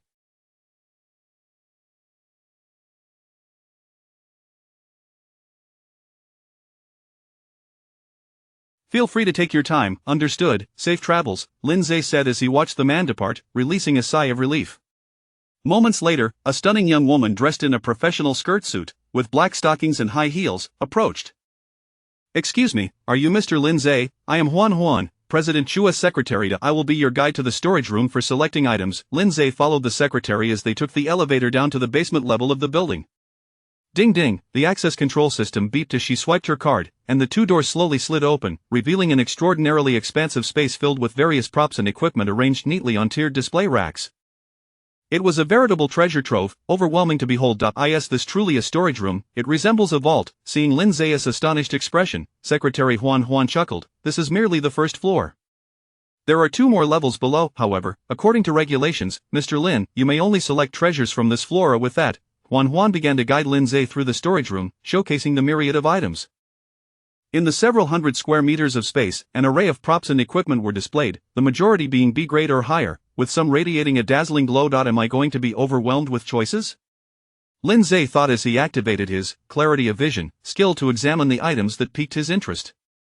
Dragon Blood Armor, Level Requirement 40, Quality A, Effect Strength 500, Defense 500, increases affinity with Dragon Race, Starry Bow, Level Requirement 20, Quality B, Effect Agility 300, Critical Hit Rate 20, Attack Power 100 at night, Attack Power -50 during day, Brick Saints Codex, Level Requirement None, Quality A, Effect Exclusive for Healing Classes, Healing Effect -90, Physical Attack Power 900, Spell Machine Gun, Level Requirement 10, Quality B, Effect, casts a fireball every 0.5 seconds, mana cost to 50, Infinite Mana Bottle, Level Requirement None, Quality A, Effect instantly restores all mana, cooldown time 1 hour.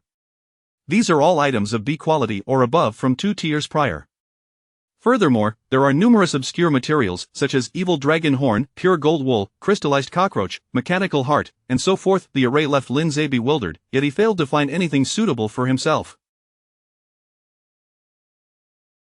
Lindsay straightforwardly inquired, is there a heavy weapon that provides a substantial power boost? Huan blinked, aren't summoners generally in need of mental attributes? Lindsay replied, it's not for me, it's for my summoned beast. Although Huan did not comprehend how a summoned beast could wield a weapon, she pondered for a moment before stating, indeed, there are a few. Please follow me.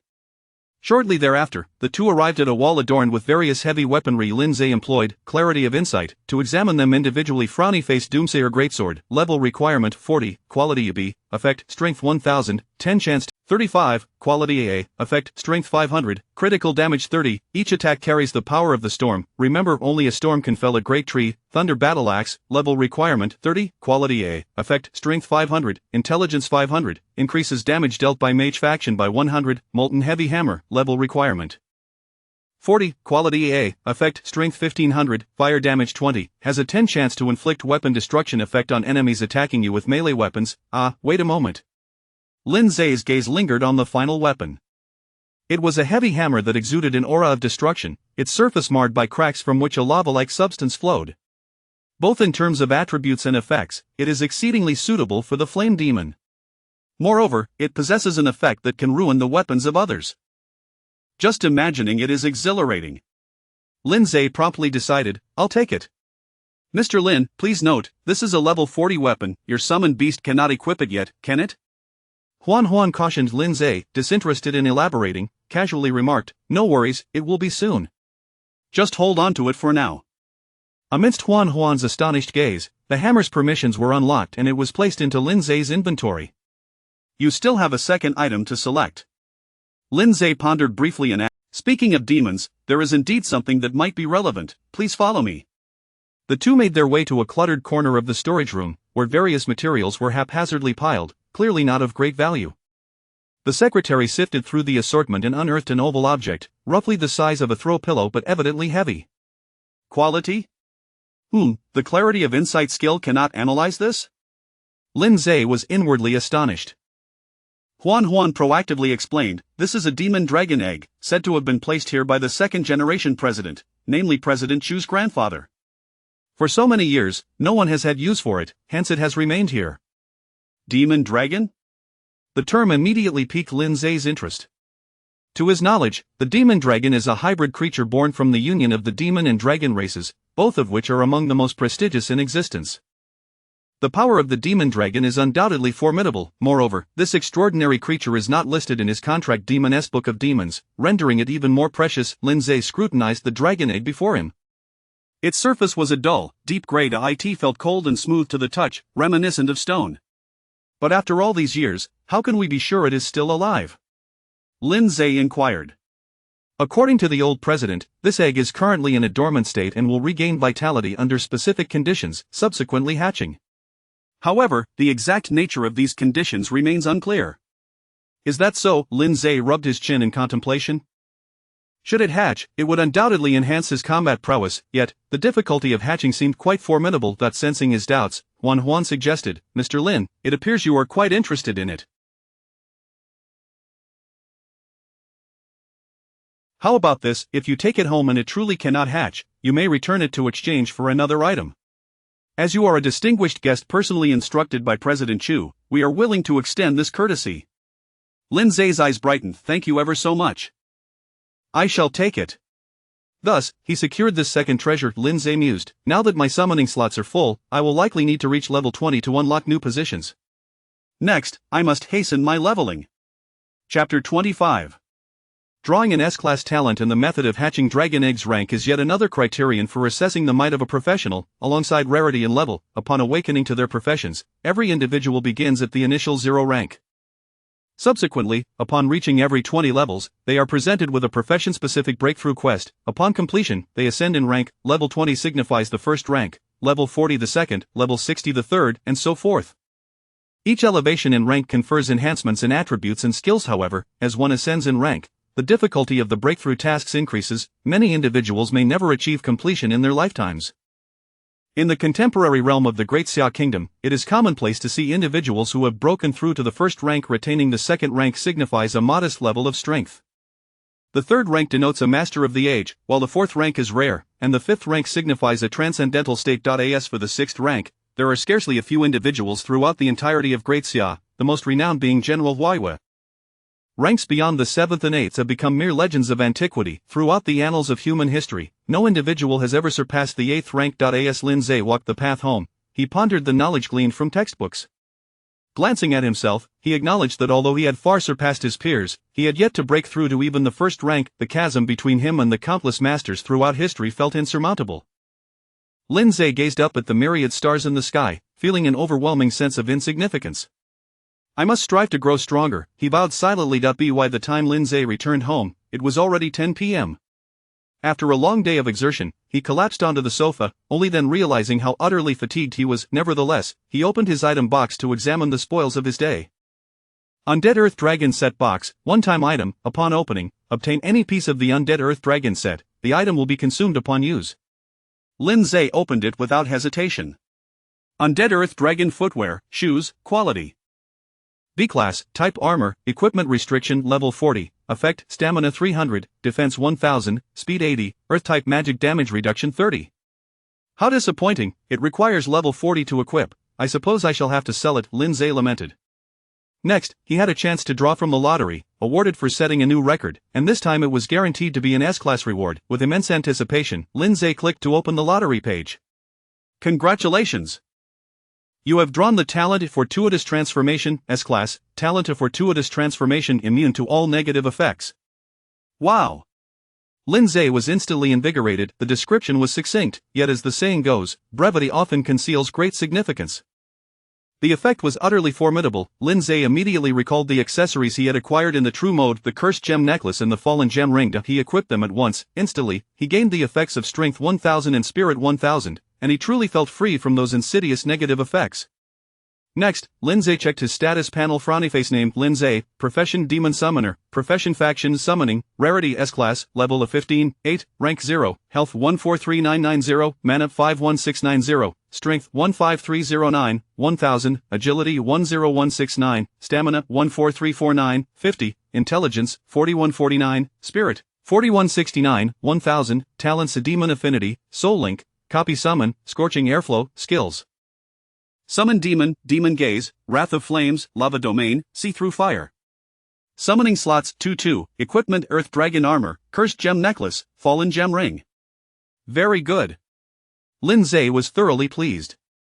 Finally, his gaze fell upon the Demon Dragon Egg in his inventory. He took it out and placed it on the sofa, inspecting it closely. It looks just like a stone. It couldn't possibly be a dud, could it? The secretary mentioned specific conditions for hatching. Who knows what those conditions might be? Ding, you have a long-term quest, a Demon Dragon rearing plan, current stage task, hatch the Demon Dragon, reward 1 system lottery draw, final reward? Lindsay was taken aback. This is the first time I've received such a quest. And the final reward sounds mysterious. It feels like it could be something beyond imagination. It seems I'll have to nurture it. Speaking of dragon rearing, Lindsay suddenly thought of someone, the Dragon Keeper, Chu Yu. He promptly opened the chat window. To his surprise, he found several messages from Chu Yu. Lindsay, thank you for yesterday, I'll treat you to a meal another day. Apologies for my hasty departure, I mainly wanted to avoid that old codger. Lindsay replied courteously, then inquired about the egg hatching issue. After a few minutes, Chu Yu responded, each dragon has its own suitable hatching environment. For instance, my fairy dragon requires leaves from the fairy forest to build its nest, supplemented with fairy spring water for hatching. Although I'm not familiar with the demon dragon, it likely requires items from its natural growth environment. The natural growth environment, you say? Lindsay contemplated. For a demon, wouldn't that be the realm of hell? Am I really expected to venture into hell? Moreover, can one simply go there at will? Lindsay was left speechless. Surely, I won't be forced to return it? As he pondered, drowsiness overcame him, and Lindsay fell asleep on the sofa, still clutching the dragon egg. The following morning, Lindsay was roused from his slumber by a ringing phone. On the other end, Wang Hao shouted with his thunderous voice, "What the hell, my son Lindsay, what were you up to yesterday behind my back?" Half asleep and bewildered, Lindsay replied. Wang Hao exclaimed, "You don't know? Check the news." After hanging up, Lindsay opened the news website, where the headline read, "Shocking, the 20-year record of the Dragon Subduing Guild's Chu Zhongheng has been broken, and the new record holder is a 15-level high school student." Famous internet celebrity Tingting exposed to be only level 14, the ancient martial arts secret has been thoroughly debunked. The debunker is him, the daughter of the Chu Group's president has a high school boyfriend. Both are S-Class. Is it a match made in heaven or a forbidden romance? Clicking through to the article, he found his photo plastered across it. The content was a mixture of truth and fanciful fabrications. Some claimed he was a rich second generation, while others stated he was the designated heir of the Dragon Subduing Guild. The more he read, the more absurd it became. Damn it, these unscrupulous media outlets, Lindsay muttered in disbelief. However, he had no time to dwell on that. He immediately got up to freshen up, preparing to venture into the Forbidden Forest dungeon for further level grinding. Though it posed little challenge for him, it remained the dungeon that provided the most experience for levels below 20. Over the next couple of days, Lindsay repeatedly cleared the dungeon several times. Defeated boss Swamp Witch, experience 3000, lifespan 3000 days, defeated boss Thorn Giant Snake, experience 5000, lifespan 5000 days, His level finally reached 18. This leveling efficiency is rather lacking. I need to consider other methods. If the dungeon won't suffice, Lindsay suddenly recalled something, his eyes lighting up. Right, how could I forget? I can venture to the Misty Border. Chapter 26, The Misty Border, The Trading Post. What is the Misty Border? Lindsay had learned from his textbooks that, after the invasion of myriad races a century ago, most regions of the Great Xia Empire had succumbed to the encroachment of the Misty Border. Cities as grand as Tianyu City still exist, numbering over a dozen, yet each city remains relatively isolated rather than contiguous. Surrounding each city is the Misty Border itself. The Misty Border periodically refreshes various battlefield instances, each akin to a true mode. Should one perish within, it is indeed a fatal consequence. However, correspondingly, the experience points awarded are significantly greater than those from instances within the cities. But to engage in battles at the border, one must obtain a travel permit. I need to devise a way to acquire one. Upon returning home, Lindsay dialed the number of Principal Lou Hanlon. Hello, this is Lindsay E. Is there something you need? Good day, Principal Lou. I have a friend who wishes to venture into the Misty Border to tackle instances. Could you assist in procuring a travel permit for him? There was a moment of silence on the other end before he spoke again. You rascal, if you wish to go, just say so instead of beating around the bush. Your insight is commendable, Principal. However, I must regretfully decline your request. Ah? Why is that? Lindsay's tone turned anxious. The Misty Border is not a place suitable for someone of your current level. Although you ascended to level 10 on the day of your awakening, it has only been a few days. You must have only reached level 13 or 14 at most, correct? I've just reached level 18. Lindsay replied with a smile. Another brief silence followed. Level 18 is still inadequate. In principle, only those who have broken through the first tier may enter the Misty Border. Moreover, many who have achieved this breakthrough still refrain from going due to the inherent dangers. Lindsay, there are readily available instance resources within the city. Why not take advantage of them? If the entry fees are too steep, I can provide financial support. That is not the issue. Lindsay switched to a serious tone, explaining, Principal, did you not mention that in your time, everyone engaged in true mode battles? I believe that our generation has become excessively pampered. The invasion of foreign races at the borders has never ceased, yet we cower within the cities, battling in false instances. Should the day come when the foreign races breach our defenses, we would be utterly defenseless. Furthermore, regarding my personal capabilities, as you are aware, I am fully capable of handling the challenges posed by the Misty Border. Thus, I earnestly beseech you to grant me permission to engage in border battles. Lindsay's impassioned declaration brimmed with fervor and sincerity. After a prolonged silence, Principal Lou let out a soft sigh and remarked, You are quite the remarkable lad, even I am swayed by your words. Since you have articulated your sentiments so thoroughly, it would indeed be somewhat obstinate of me not to acquiesce. I will send the travel permit to your email. Please check it shortly, but do ensure you prioritize your safety. Lindsay beamed with joy, exclaiming, Thank you, Principal. After hanging up, Lindsay danced around his home with exuberance. Now, I need not worry about experience points. Ideally, I could break through to the first tier directly within the border. With half a day remaining, I might as well head to the trading post to sell the spoils of the past few days, and simultaneously purchase a new set of equipment. Acting on impulse, which is characteristic of Lindsay, he promptly made his way to the nearest trading post. Welcome to the Tianbao trading post. Upon noticing a customer, a young female attendant clad in a short skirt and black stockings immediately greeted him with a sweet, melodic voice. She was stylishly made up, her hair cascading in voluminous waves, and the top button of her blouse was intentionally left undone, exuding a mature allure. However, as she approached to assist, she realized the newcomer was an ordinary-looking student, rather plain, even somewhat shabby. Upon checking his details, she discovered he was merely at level 18. The attendant's enthusiasm dissipated instantly, her tone shifting to a lackluster, listless drawl, Feel free to browse. Lindsay, oblivious to her inner musings, surveyed the interior of the trading post. The spacious area was brightly lit, adorned with an array of rare treasures displayed on the walls and counters, exuding a sense of opulence, yet, in comparison to the storeroom of the dragon-slaying guild he had visited just days prior, it paled significantly. Hello, I would like to sell a few items and purchase a new set of equipment.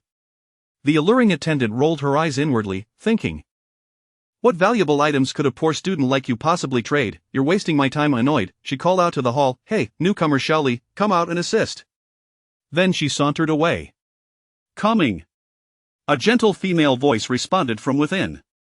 Moments later, a somewhat inexperienced young attendant hurriedly emerged. "I apologize for keeping you waiting, I was just having my meal." The new attendant approached Lindsay and offered her apologies. "Would you rather finish your meal first?" "I'm not in a rush," Lindsay replied. No, as the customer, you shouldn't have to wait. Please have a seat. What would you like to trade?" Following her gesture, Lindsay settled into a single leather sofa, facing a computer designated for transactions. "These are the items I wish to sell." Lindsay placed all the equipment he deemed unnecessary into the trading window, including 6 skeletal staffs, 5 thorn daggers, and a pair of level 40 undead dragon shoes. "All right, our system will automatically calculate the price." "Please hold on," the attendant's voice remained sweet and melodious. "The total value of your items is, 1,030,000 copper coins?" The attendant was evidently taken aback. While she did not look down upon Lindsay, she certainly hadn't anticipated that this seemingly ordinary boy possessed such valuable items. Even Lindsay himself was surprised that his casual efforts yielded over $1 million. The attendant double-checked and confirmed, "Yes, this price is accurate. Most of your items are high-grade equipment from before level 20, in addition to a level 40 B-grade item, which alone is worth 500,000.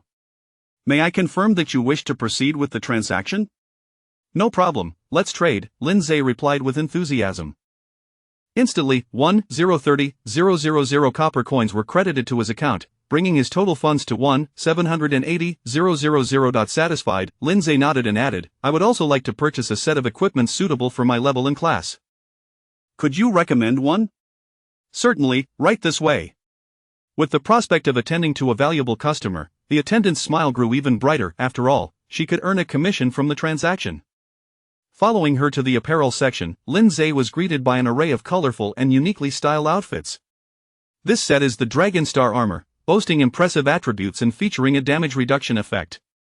It is one of our best-selling pieces, priced at 600,000. This is the Starmaster set, which offers excellent all-round attributes, and it shimmers with starlight effects when worn. The full set costs 800,000, with a current discount of 5. And this is the Spirited Youth set, which provides a substantial boost to mental attributes, designed to accentuate body lines with a quirky appearance. It is quite popular among the youth, priced at 880,000. The attendant patiently elaborated on the options. At that moment, a lightweight armor set predominantly in black caught Lindsay's eye. It comprised a top, pants, shoes, and a hat, complete.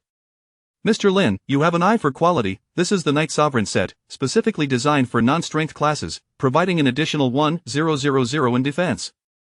Moreover, it incorporates our latest black technology. When worn at Tier 0, it grants an additional 200 to all attributes, and upon breaking through to Tier 1, it automatically shifts to an additional 500 to all attributes, remaining effective until Tier 2 is breached.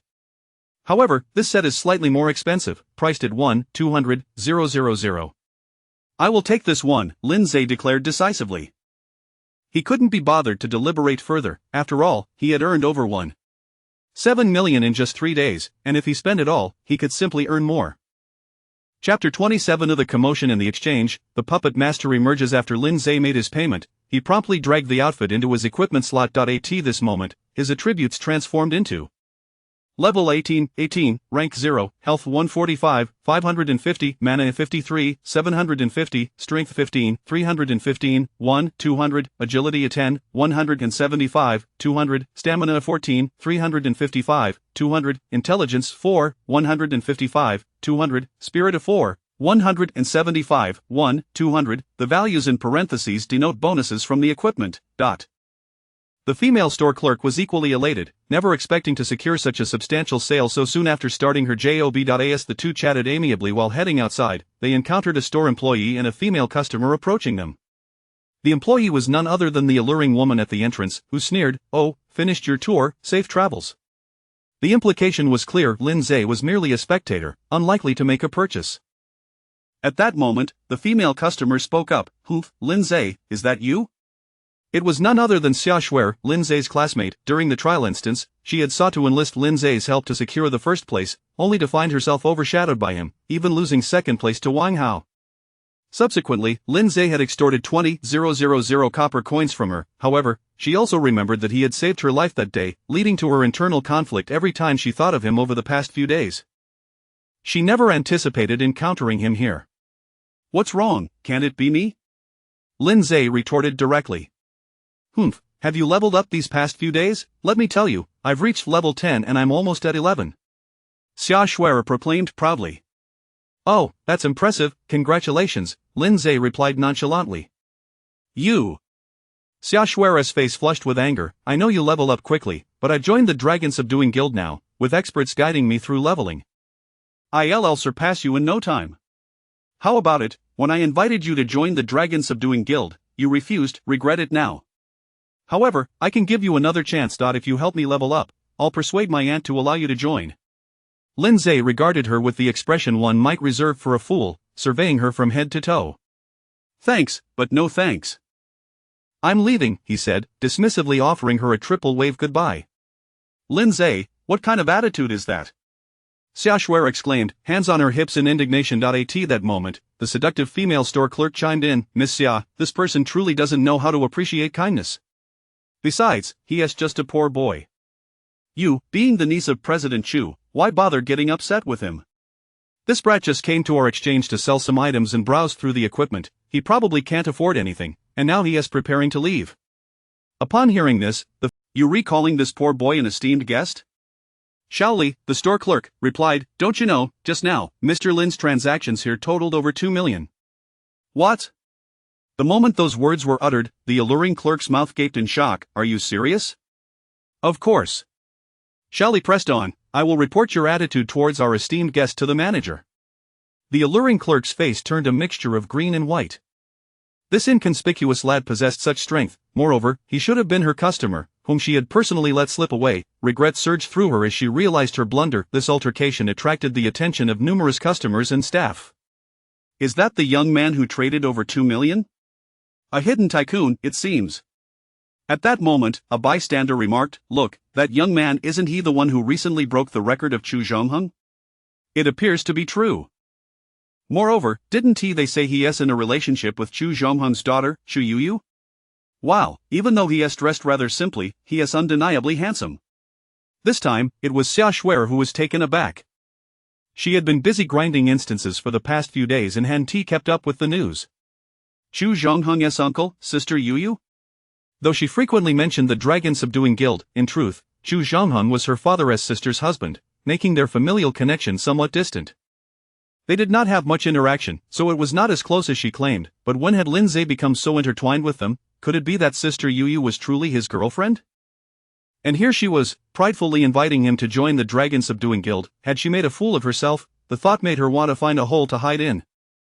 Upon hearing this, Shaoli was overjoyed and immediately handed Lindsay a business card. Mr. Lin, should you have any future business needs, feel free to contact me.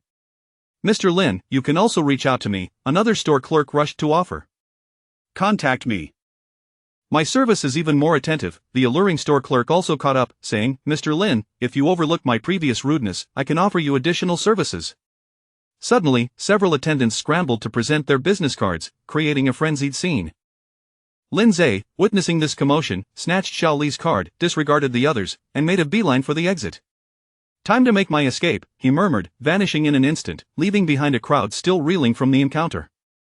Once he had distanced himself, Lindsay discovered a new email in his inbox. Upon opening it, he found that it was indeed the Misty Border Pass issued by the principal's office. I can head to the border battlefield to grind monsters tomorrow. Lindsay exclaimed, brimming with anticipation. Meanwhile, in the upscale villa district on the outskirts of Tianyu City, a luxurious private car came to a halt in front of a mansion. A mysterious figure emerged from the vehicle, clad in a black cloak, the hood obscuring his head, and a strange white mask covering his face. He swiftly traversed the courtyard, verifying his identity with two similarly masked security guards at the entrance before entering. The man navigated through the expansive mansion, encountering servants, butlers, gardeners, and other visitors, all adorned with white masks of varying designs. He knocked on the door at the end of the corridor on the second floor. Enter, came a curt response from within. The man gently pushed the door open, revealing a spacious conference room centered around an imposing red oak desk. Yet, the room was devoid of occupants. Staring at him from atop the desk was a white skull mask. I have heard that the execution of the plan has not proceeded smoothly? The skull mask remained still but emitted a cold, raspy voice. Indeed, master, the man replied, bowing his. We intended to nip those awakened individuals in the bud, but one student managed to clear it. The second attempt was at the most challenging instance for zero-rank awakened individuals, and once again, we encountered that same student. Moreover, he also picked up our 2 gems. A bunch of useless fools. The skull mask let out an enraged roar. You can't even defeat a high school student. What use are you to me? Master, please calm your anger. The man hastily knelt. That high school student is an S-rank demon summoner. He seems somewhat sinister. Demons, you say? The skull mask pondered. This race, which has lain dormant for centuries, poses a significant threat to us once it emerges. Listen closely. We must not allow that human high school student to grow. We must eliminate him at the earliest opportunity. The mask issued a command. Rest assured, master, we have received intelligence that he will be heading to the Misty Border tomorrow. I have already dispatched assassins. Very well, you may withdraw. After uttering the final words, the mask fell silent once more. Chapter 28. Entering the Misty Border. Under surveillance on the following day, at the eastern border of Tianyu City, by the city gates, numerous soldiers clad in armor stood guard and patrolled. Please present your passage permit. A soldier stationed at the gates meticulously checked the permits of each individual departing the city. They were none other than the Border Legion, a specialized force dedicated to combating the incursions of foreign races in the Misty Border. Round. As the line progressed to Lin Zhe, he dutifully presented his permit. Hiss, the soldier scrutinized the information on the permit, furrowing his brow. S-class profession. Level 18. Young brother, although you possess an S-class profession and a permit, are you certain you wish to leave the city? You are aware of the dangers of the Misty Border, I presume? Yes, thank you for the reminder. I am fully aware, Lin Zhe replied calmly. Very well, you may proceed. After Lin Zhe departed, the soldier mused to himself, such a young lad, is he truly reckless enough to throw his life away? Upon exiting the city gates, the scenery transformed dramatically. Before him lay an endless expanse of wilderness shrouded in dense fog, rendering the world a monotonous gray, as if all color had been drained from existence. Fortunately, there were still some adventurers traversing the path. Otherwise, it would have felt as though he had entered a desolate wasteland. Following the map, Lin Zhe ventured along the periphery of the city wall, striving to maintain a safe distance from the encroaching mist. After approximately 10 minutes of walking, he finally arrived at a campsite, marked by a crude sign at its entrance, Camp Number 4. The area was bustling with soldiers and adventurers, the atmosphere considerably more lively. The modest camp was encircled by the mist, with 2 traditional Chinese archways marking the entrance to the battlefield. Just then, a weathered officer stepped forward and addressed the crowd in a booming voice. I am Zhang Qi, the captain of the Border Legion's 4th Squad. Instantly, silence fell over the assembly. First and foremost, I would like to express my gratitude to all of you for coming to the Misty Border, alleviating the pressure on our Legion in our fight against foreign aggressors, and contributing to the defense of the Daxia. Upon hearing this, the adventurers present could not help but adopt a serious demeanor. This was no ordinary instance, but a genuine war. Captain Zhang Qi continued. Our Camp Number 4 currently has 2 instances available, both with a difficulty level below 40. You may choose freely. Upon defeating the final boss, it will count as a successful repulsion of the foreign invasion, and this instance will be permanently closed. Upon hearing this, Lin Zhe furrowed his brow. Why were the instances limited to level 40? It was likely that the principal had specially requested a lower difficulty for his safety, but he truly did not require such measures. At that moment, several soldiers began distributing 2 items to each participant. As Zhang Qi announced, this is a monitoring device and a return scroll. The monitoring device will track each individual's kills of minor monsters and bosses. Once a successful kill occurs, it will calculate honor points. Defeating the final boss will yield additional honor points. The return scroll is to be used for emergencies, so please prioritize your safety. Moreover, all loot obtained within the instance may be kept or traded among yourselves, or surrendered to the military in exchange for honor points. Now, please form your teams and enter the instance in an orderly manner. As soon as he finished speaking, excitement surged through the crowd. Some, belonging to the same guild, had already formed teams and entered the instance directly, while others sought partners on site. Regrettably, Lin Zhe found himself once again overlooked. Whispers circulated among the crowd. Look over there, there's a level 18 kid, he looks like a high school student. Come on, did you reach level 18 in high school? He must just look young. Regardless, does an 18 level dare to come here?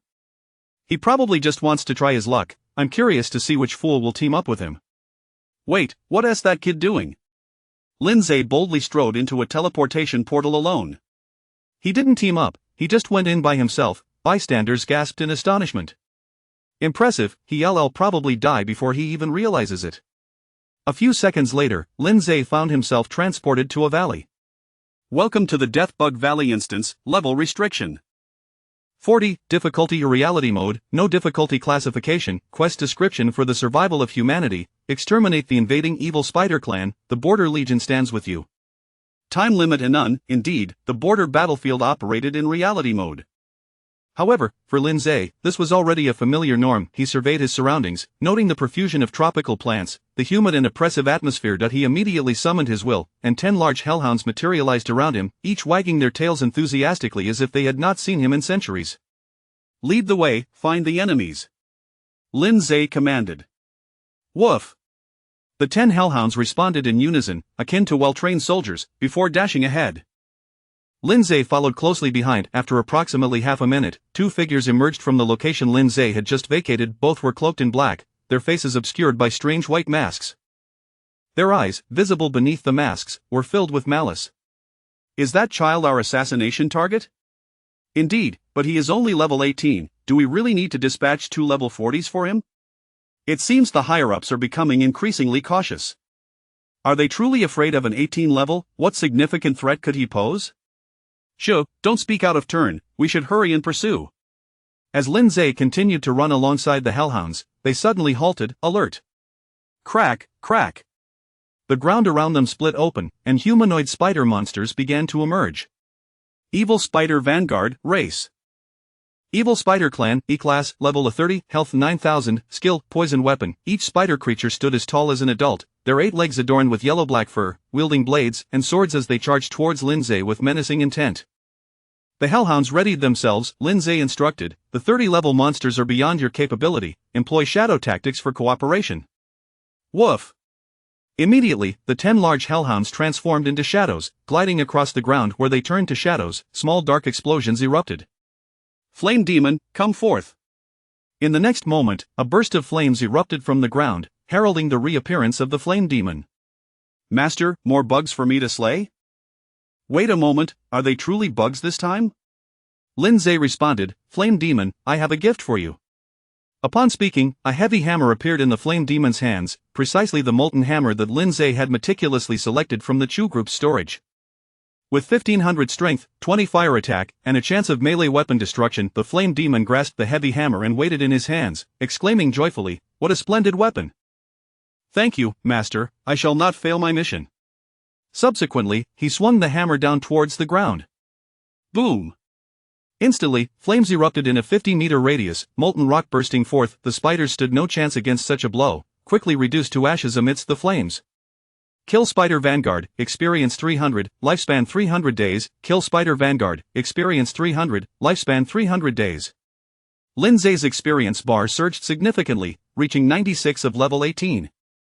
He couldn't help but rejoice. It seems I made the right choice. I love the feeling of my experience bar skyrocketing like this. Flame Demon, dogs, maintain the offensive, charge. In an instant, a colossal demon, accompanied by 10 ferocious black hounds, carved a path of blood and fire through the valley, leaving a trail of slain minor monsters in their wake. Thanks to his high agility, Lindsay kept pace effortlessly. Undeterred adventurers engaged in battles elsewhere pointed towards the path Lindsay had taken. Look, it's on fire over there.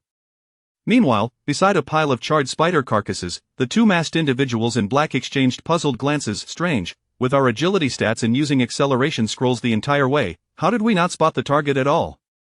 He couldn't have used a return scroll already, could he? After all, he is only level 18. Or perhaps he simply perished, which would certainly simplify things, ha ha ha. 3 kilometers away, Lindsay had reached an expansive valley floor, surrounded by towering cliffs. He paused to catch his breath. I'm a bit tired from running, let us take a break. He promptly found a rock to sit upon. Congratulations, you have leveled up, current level. 19. Congratulations, your summon creature, Hellhound, has leveled up, current level 22, quite satisfactory, Lindsay remarked with contentment. However, at that moment, he realized that his feet were ensnared in a web of white silk. Unbeknownst to him, green mist began to seep from beneath his feet. Chapter 29. This generation of professionals is truly lacking. Outside dungeon, Cap number 4. A rookie is conversing with Captain Zhang Qi. The rookie inquires, Captain, which of these two dungeons do you believe is more challenging? Zhang Qi ponders for a moment before responding. Their difficulties are comparable, yet personally, I harbor a greater disdain for the Valley of Deathly Insects. Why is that? In this dungeon, one must contend with the spider folk. Although their health and attack aren't particularly formidable, this race excels in inflicting various negative statuses. Poison, slow, paralysis, damn it, they bombard you with every conceivable affliction, making... Inside the dungeon, Lindsay has just realized he has fallen into a trap. Beneath him and his summoned beast, spider silk ensnares their feet, while poisonous gas begins to spread around them. The flame demon and hellhound start losing health, moving as if trudging through thick mud. They are simultaneously afflicted with both poison and slow. You should head back for now, pup, Lindsay instructs, returning the hellhound to the summoning realm. As for the flame demon, with a health pool of 280,000, it can sustain damage indefinitely. Meanwhile, due to his talent, fortune favors the bold, he is immune to all negative states, leaving him entirely unscathed. Just then, something begins to ooze down from the stone walls surrounding him. Upon closer inspection, what appears to be water is, in fact, a dense swarm of tiny spiders converging towards him. Oh my, this is triggering my arachnophobia, Lindsay remarks. Flame demon, incinerate them. Roar. The flame demon lets out a mighty roar, instantly conjuring a field of molten lava around itself. Those tiny spiders that come into contact with it are immediately reduced to wisps of smoke. Ah, the scent of charred protein, even the neighboring children are drooling. Then, the experience bar begins to rise steadily. Kill small spiders, experience 1, lifespan 1 day, kill small spiders, experience 1, lifespan 1 day. Although the experience and lifespan gained per spider are minimal, their sheer numbers are staggering. There must be at least thousands of them. Just as Lindsay revels in this experience-gaining spree, a woman's voice echoes through the valley. How dare you treat my kin in such a manner? You shall meet your demise today. Suddenly, a colossal creature descends from the sky, landing in the clearing before Lindsay and kicking up a cloud of dust. Upon closer inspection, it is a gigantic spider, yet curiously, it has the upper half of a woman fused to its head, creating a decidedly bizarre appearance. Boss. Fire Poison Spider Queen, Race Evil Spider, E-Class, Level 40, Health 120,000, Skills Poison Flame Conflagration, Web Binding, etc. Expand to view details. Description: among the matriarchal society of the evil spider race, for Spider Queens command countless subjects, with the Fire Poison Spider Queen known for her fiery temper. Do not provoke her under any circumstances. The Spider Queen produces a long, thick staff from seemingly nowhere, grasping it with both hands and begins to wave it. Instantly, a purple flame ignites throughout the valley. Skill: Poison Flame Conflagration inflicts magical damage in the area, attaching burning and poison negative statuses. Damage is enhanced by intelligence attribute. The flame demon stands unperturbed amidst the flames, disdainfully stating, "Humph, another fire wielder has arrived?" But you're twisted. Inferior flames are merely a scare tactic for those lesser races. Allow me to show you the true flames of hell. As soon as he finishes speaking, the flame demon unleashes the skill, Wrath of Flames, swinging its hefty hammer directly at the Spider Queen. Flames of hell? Upon hearing this phrase, Lindsay suddenly recalls something. Could the conditions for hatching the demon dragon involve this? At that moment, just as the hammer of the flame demon is about to strike, the Spider Queen swings her staff, transforming into an ephemeral shadow. In the next instant, a web erupts from the ground where she stood, ensnaring the flame demon. In the blink of an eye, the Spider Queen materializes behind Lindsay. Oh, a mage who can teleport? Lindsay remarks nonchalantly. Ha, how foolish. From the very beginning, my target has always been you, the human summoner. Under my poison flames and webs, you are simultaneously afflicted with burning, poison, and slow. Prepare to die. With that, she brings her staff crashing down. Lindsay nimbly dodges, casually retorting, "Before you boast, perhaps you should take a look." What? The Spider Queen gasps in shock upon checking Lindsay's status. How is it that you are unaffected by any status? Impossible. Yet, in the next moment, Lindsay unleashes the Wrath of Flames, skill inherited through Soul Link. -79, 634. With just a single punch, he deals nearly 80,000 damage. Dogs, it's time to reap. 10 large black hounds reappear, transforming into shadows as they pounce upon the Spider Queen. Ah! The Spider Queen emits a piercing scream that reverberates throughout the valley. Kill boss. Fire Poison Spider Queen, experience 12,000, lifespan 12,000, loot obtained 12,000 copper coins, Fire Poison Staff, Spider Queen Poison Fangs, material, equipment enhancement stone, B-class, congratulations, you have successfully cleared the dungeon, gaining experience 5,000, money 5,000, congratulations, you have leveled up, current level 20, initiate Tier 1 breakthrough quest. Would you like to accept it immediately? Yes, no. Overjoyed, Lindsay exclaims, I can finally break through Tier 1. Just as he is about to accept the breakthrough quest, he and every other individual in the dungeon receive a notification. Detection of successful dungeon clearance. The dungeon will close in 60 seconds. All participants will be automatically teleported out 60, 59, 58. Others? Outside the dungeon, camp number 4. The rookie continues his dialogue with Captain Zhang Qi. The rookie asks, Captain, do you think these professionals can clear the Valley of Deathly Insects? Zhang Qi puffs on a cigarette, I doubt it. Today's professionals are spoiled and pampered. I can imagine them giving up the moment they encounter those pesky negative statuses, as the efficiency would be far too low. Moreover, I just saw an 18-level player enter. It's utterly ridiculous. Zhang Qi exhales a puff of smoke. Alas, are we to become a dynasty without successors? The rookie's expression turns tense. What if the professionals cannot clear it? Does that mean we have to step in? Zhang Qi replies, exactly. If the border battlefield dungeon persists for too long, it will encroach upon reality, so we must defeat the boss before that happens. But there's no need to worry, our border army is filled with experts. A level 40 dungeon can be easily handled. You should also go in and gain some experience. Yes, Captain. Just as he finishes speaking, the rookie suddenly points towards the teleportation portal. Look, someone is coming out. Beneath the traditional archway, a high school-aged youth slowly emerges. Zhang Qi snorts derisively, humph, isn't that the 18-level rookie? Look at him, out in less than 10 minutes. Well, if he doesn't face some hardship, he may never comprehend the dangers of the border battlefield. The rookie exclaims, wait, Captain, there are more people coming out behind him. Sure enough, Lindsay is followed by a throng of professionals, each wearing a bewildered expression as if they have just witnessed something extraordinary, still trying to regain their composure. Surely, this dungeon was not that easy? Zhang Qi shakes his head and sighs, sigh. This generation of professionals truly lacks prowess.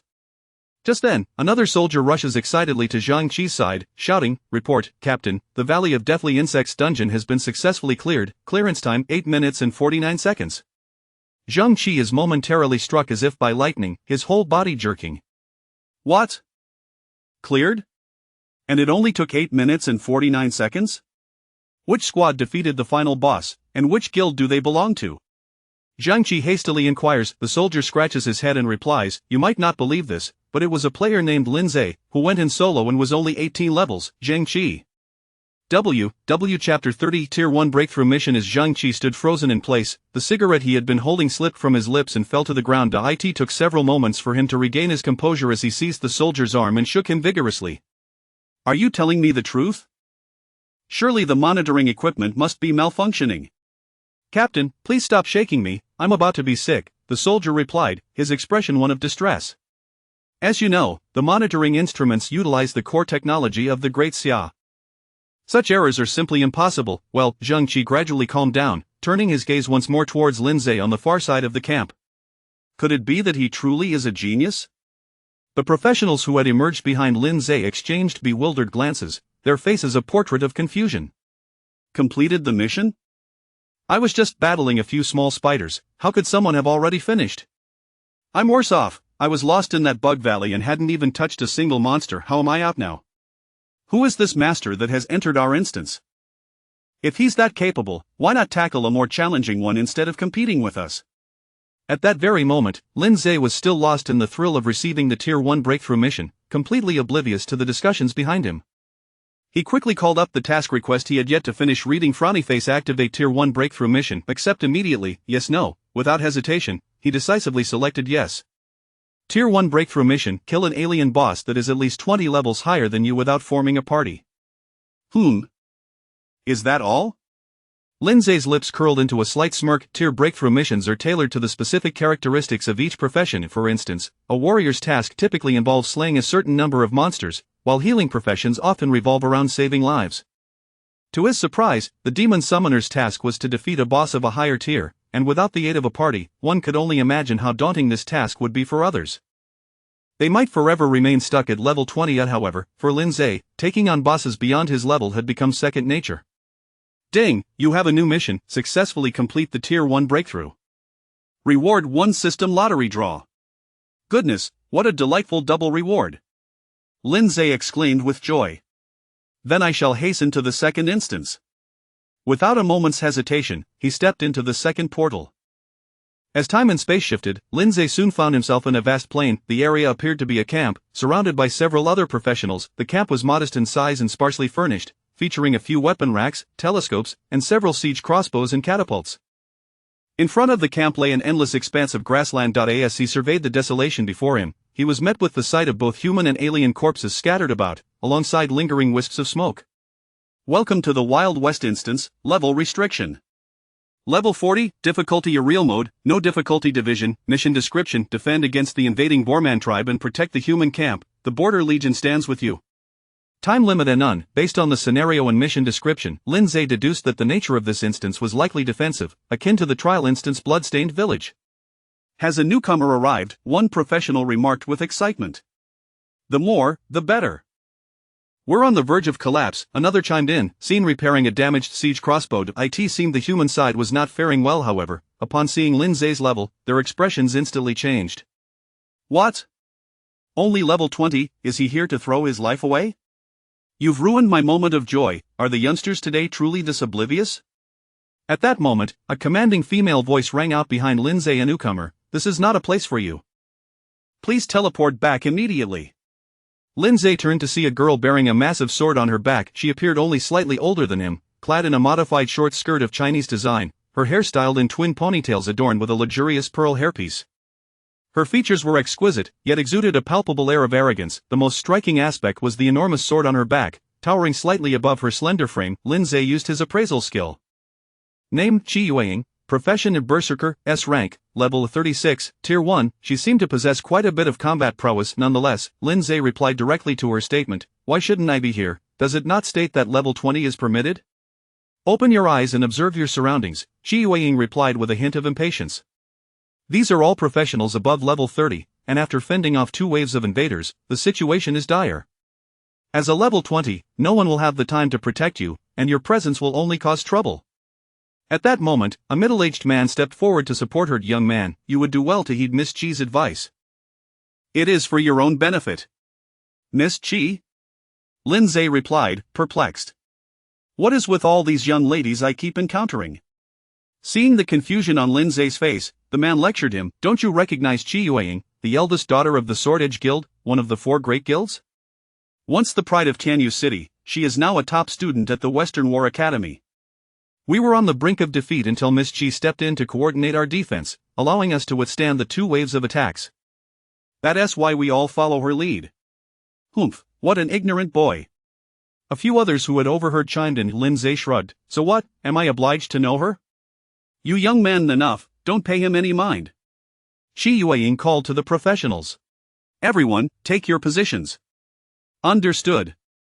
Indeed, everyone seemed to heed her command, dispersing immediately. Chi Yueying cast Lindsay a disdainful glance and remarked, I was only offering you advice out of concern for your S-rank profession. Since you choose to ignore it, best of luck to you. However, no one here will invite you to join their team, so I hope you won't hinder us. With that, she turned and strode away. Lindsay picked at his ear, musing, is this girl a bit too full of herself? When did I ever say I wanted to fight alongside you? In truth, he had no desire to remain in this place, waiting passively. Rather than being a sitting duck in this tower defense situation, he would prefer to lure out the enemy boss himself. With that thought, Lindsay stepped beyond the confines of the camp, making his way across the plain. One professional noticed and immediately alerted others, Miss Chi, look, that level 20 newcomer is leaving the camp.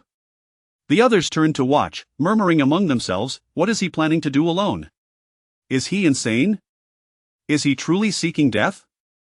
Does he think this instance is like the city ones, where dying allows for a teleport out? Qi Weiying observed Lin Zhe's retreating figure with a cold gaze, shaking her head. Truly, one cannot reason with the foolish. Chapter 31. Lin Zhe battles the boar men. Qi Weiying in shock after Lin Zhe departed. A considerable number of adventurers entered this dungeon, all of whom had been forced to conclude their missions in another instance. Originally, they had intended to defeat some monsters and level up, but upon realizing the dungeon had been cleared so swiftly, they had no choice but to come here. Once inside, these individuals promptly began to heed the commands of Miss Qi, preparing to confront the impending monster onslaught.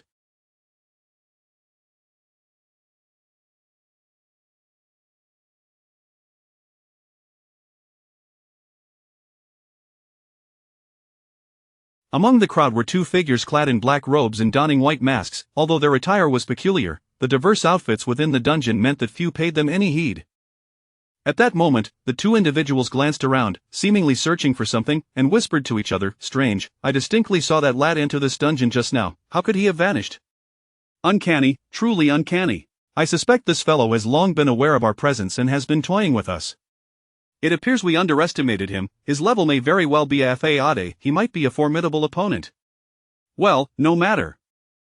We shall bide our time and seize the opportunity to strike big." Meanwhile, after traversing approximately 2 kilometers across the grassland, Lin Zhe discovered that although the scenery ahead remained captivating, it was obstructed by an invisible wall of air. "It seems I have reached the end," he mused. Just then, dozens of spatial rifts suddenly tore open in the air wall. Immediately, countless alien creatures riding motorcycles surged forth. They bore humanoid forms but were significantly more robust, with the heads of wild boars adorning their necks, brandishing various firearms. Boar Knight, Race. Boar Race, D-Class, Level of 35, Health Points, 12,000, Skills Savage Charge, 6 Bullet Barrage, etc. Click to view details. Lin Zhe stared at the Boar Knights in astonishment. How advanced. Boars on motorcycles, what an eye-opener. In an instant, a dozen adversaries simultaneously unleashed gunfire upon Lin Zhe, some wielding revolvers, others shotguns. -201, -198, -389, critical hit. Lin Zhe promptly lost over 2,000 health points. "Damn it, I was too distracted by your appearances and let my guard down," Lin Zhe remarked nonchalantly. "Inferno, dog, it's time to get to work." In the next moment, a conflagration and 10 shadowy figures surged toward the enemies in retaliation. -38, 087, -2, 180, -32, 562, -2, 642.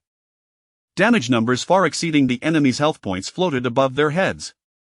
Killed Boar Knight, experience 350, lifespan 350. Killed Boar Knight, experience 350, lifespan 350. Experience surged once more. However, as he had yet to break through to the first tier, all this experience was stored away. On the other side, at the camp, watching the enemies charging from a distance, everyone braced themselves. Qi Weiying stood on a high platform, exuding authority as she addressed the crowd. "Everyone, take your positions and prepare for battle." The Boar race excels in mechanical warfare and firearms, making them a formidable foe. However, we shall strive to withstand this wave. Yes, the crowd responded in unison. It must be noted that despite being a haughty young lady, Qi Weiying demonstrated the demeanor of a capable commander in such circumstances. Just as she concluded her words, numerous Boar Knights on motorcycles raced forward, and the adventurers braced for the confrontation. Qi Weiying unsheathed the colossal sword from her back and shouted, "Cover me!" Then, she positioned the great sword before her, channeling energy into it, as a silver radiance began to emanate from the blade.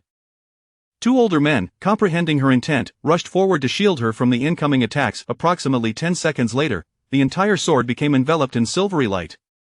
"Stand clear," she bellowed, and the two older men quickly stepped aside. Qi Weiying swung the gigantic sword forward, unleashing a crescent-shaped blade of light approximately 20 meters wide toward the foes ahead. The enemies, caught off guard, were cleaved in two before they could evade. The light blade continued to travel over 100 meters before dissipating, leaving no enemies alive in its path. As this technique unfolded, the crowd erupted in cheers. "Miss Qi is incredible. Miss Qi is formidable. This Moonlight Greatsword truly lives up to its name." Qi Weiying, barely able to stand while propped up by her colossal sword, gasped for breath. "Do not become distracted. Continue to face the enemy." Only she understood the immense energy this maneuver had consumed, and the lengthy cooldown of 1 hour. At that moment, someone in the crowd remarked, "Have you all noticed? This wave of enemies is significantly fewer than the previous two." Immediately, others chimed in, I noticed that too, it's much less. Could it be that we are nearly done clearing them out? Suddenly, someone using a telescope shouted, I see something in the distance. Several others hastily trained their telescopes in that direction.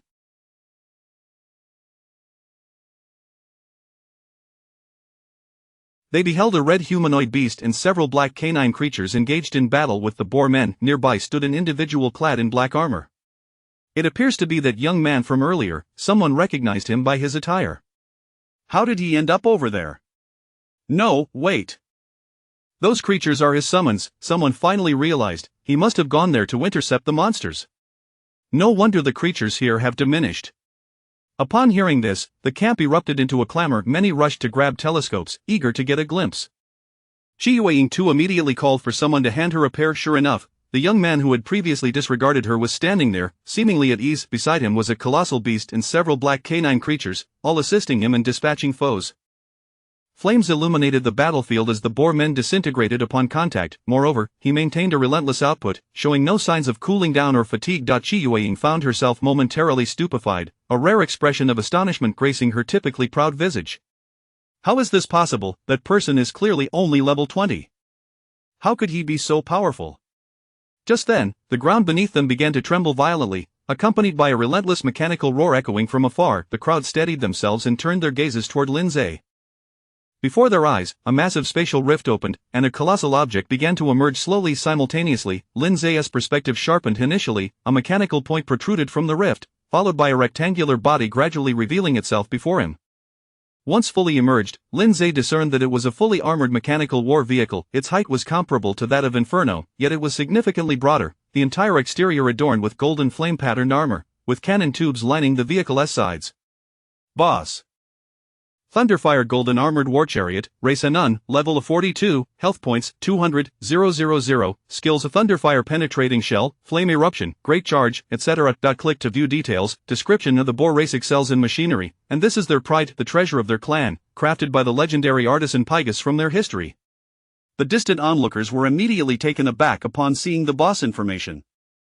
A level 42 boss surpassed each of their levels significantly. Just the sight of that invulnerable war chariot was enough to induce cold sweat. That young man is finished. No matter how powerful his S-class profession may be, he hasn't even broken through to the first tier yet. Indeed, he was a promising young talent, but he was too reckless. What a pity! At that moment, however, Lindsay's eyes sparkled with excitement. Level 42, 22 levels above me. This is the perfect opportunity to complete the first tier breakthrough quest. Inferno, tear it apart. Roar! Inferno bellowed, brandishing a heavy hammer as he charged forward. The war chariot reacted swiftly, rotating and retreating. A shell was launched from the cannon. Skill: a Thunderfire Penetrating Shell, deals lightning and fire damage to the target, damage strength 3, spirit 1, yet Inferno did not flinch, meeting the shell head-on with a powerful swing of his hammer. Boom! The shell exploded with a deafening roar. Damage taken by Inferno-34, 322. Inferno exclaimed, "What the hell, this thing can explode?" Lindsay was speechless. "You didn't know that? I thought you were just showing off. Clearly, I need to enlighten you about modern technology." Inferno dusted himself off. "No worries, this little fire doesn't scare me. I've bathed in magma." Before he finished speaking, he leaped onto the top of the war chariot. The chariot spun wildly, attempting to shake off Inferno, but he held on tightly.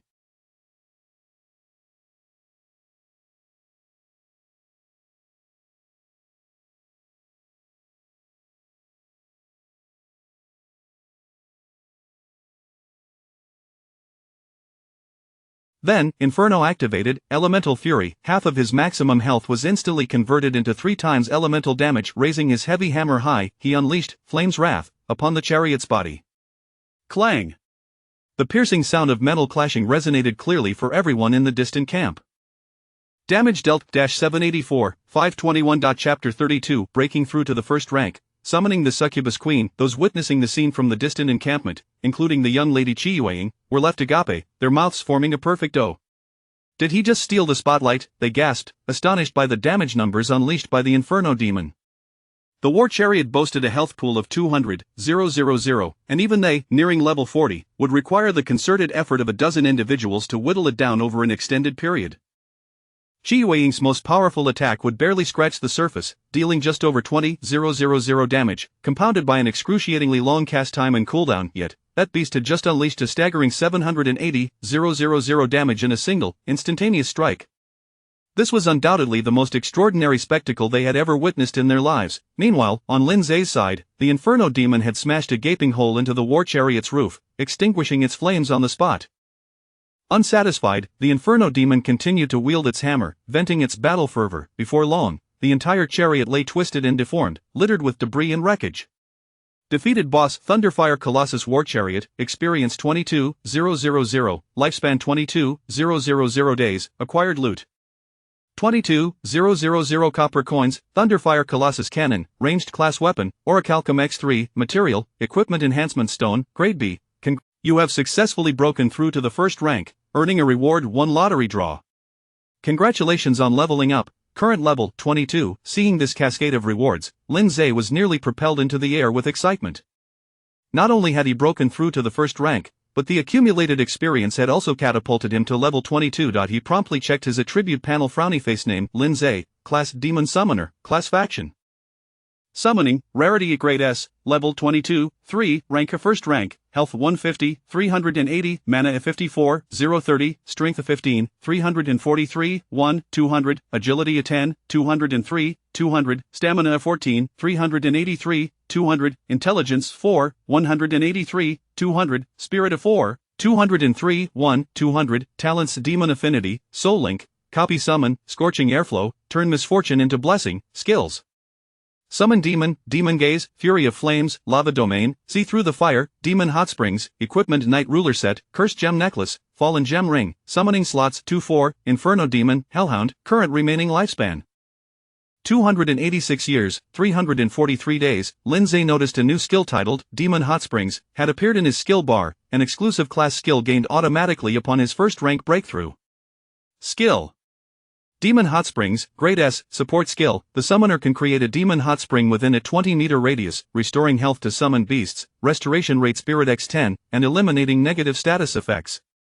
The target can also include deceased summoned beasts, duration 10 seconds, cooldown 60 seconds. Though it's a healing skill, it certainly feels remarkably powerful.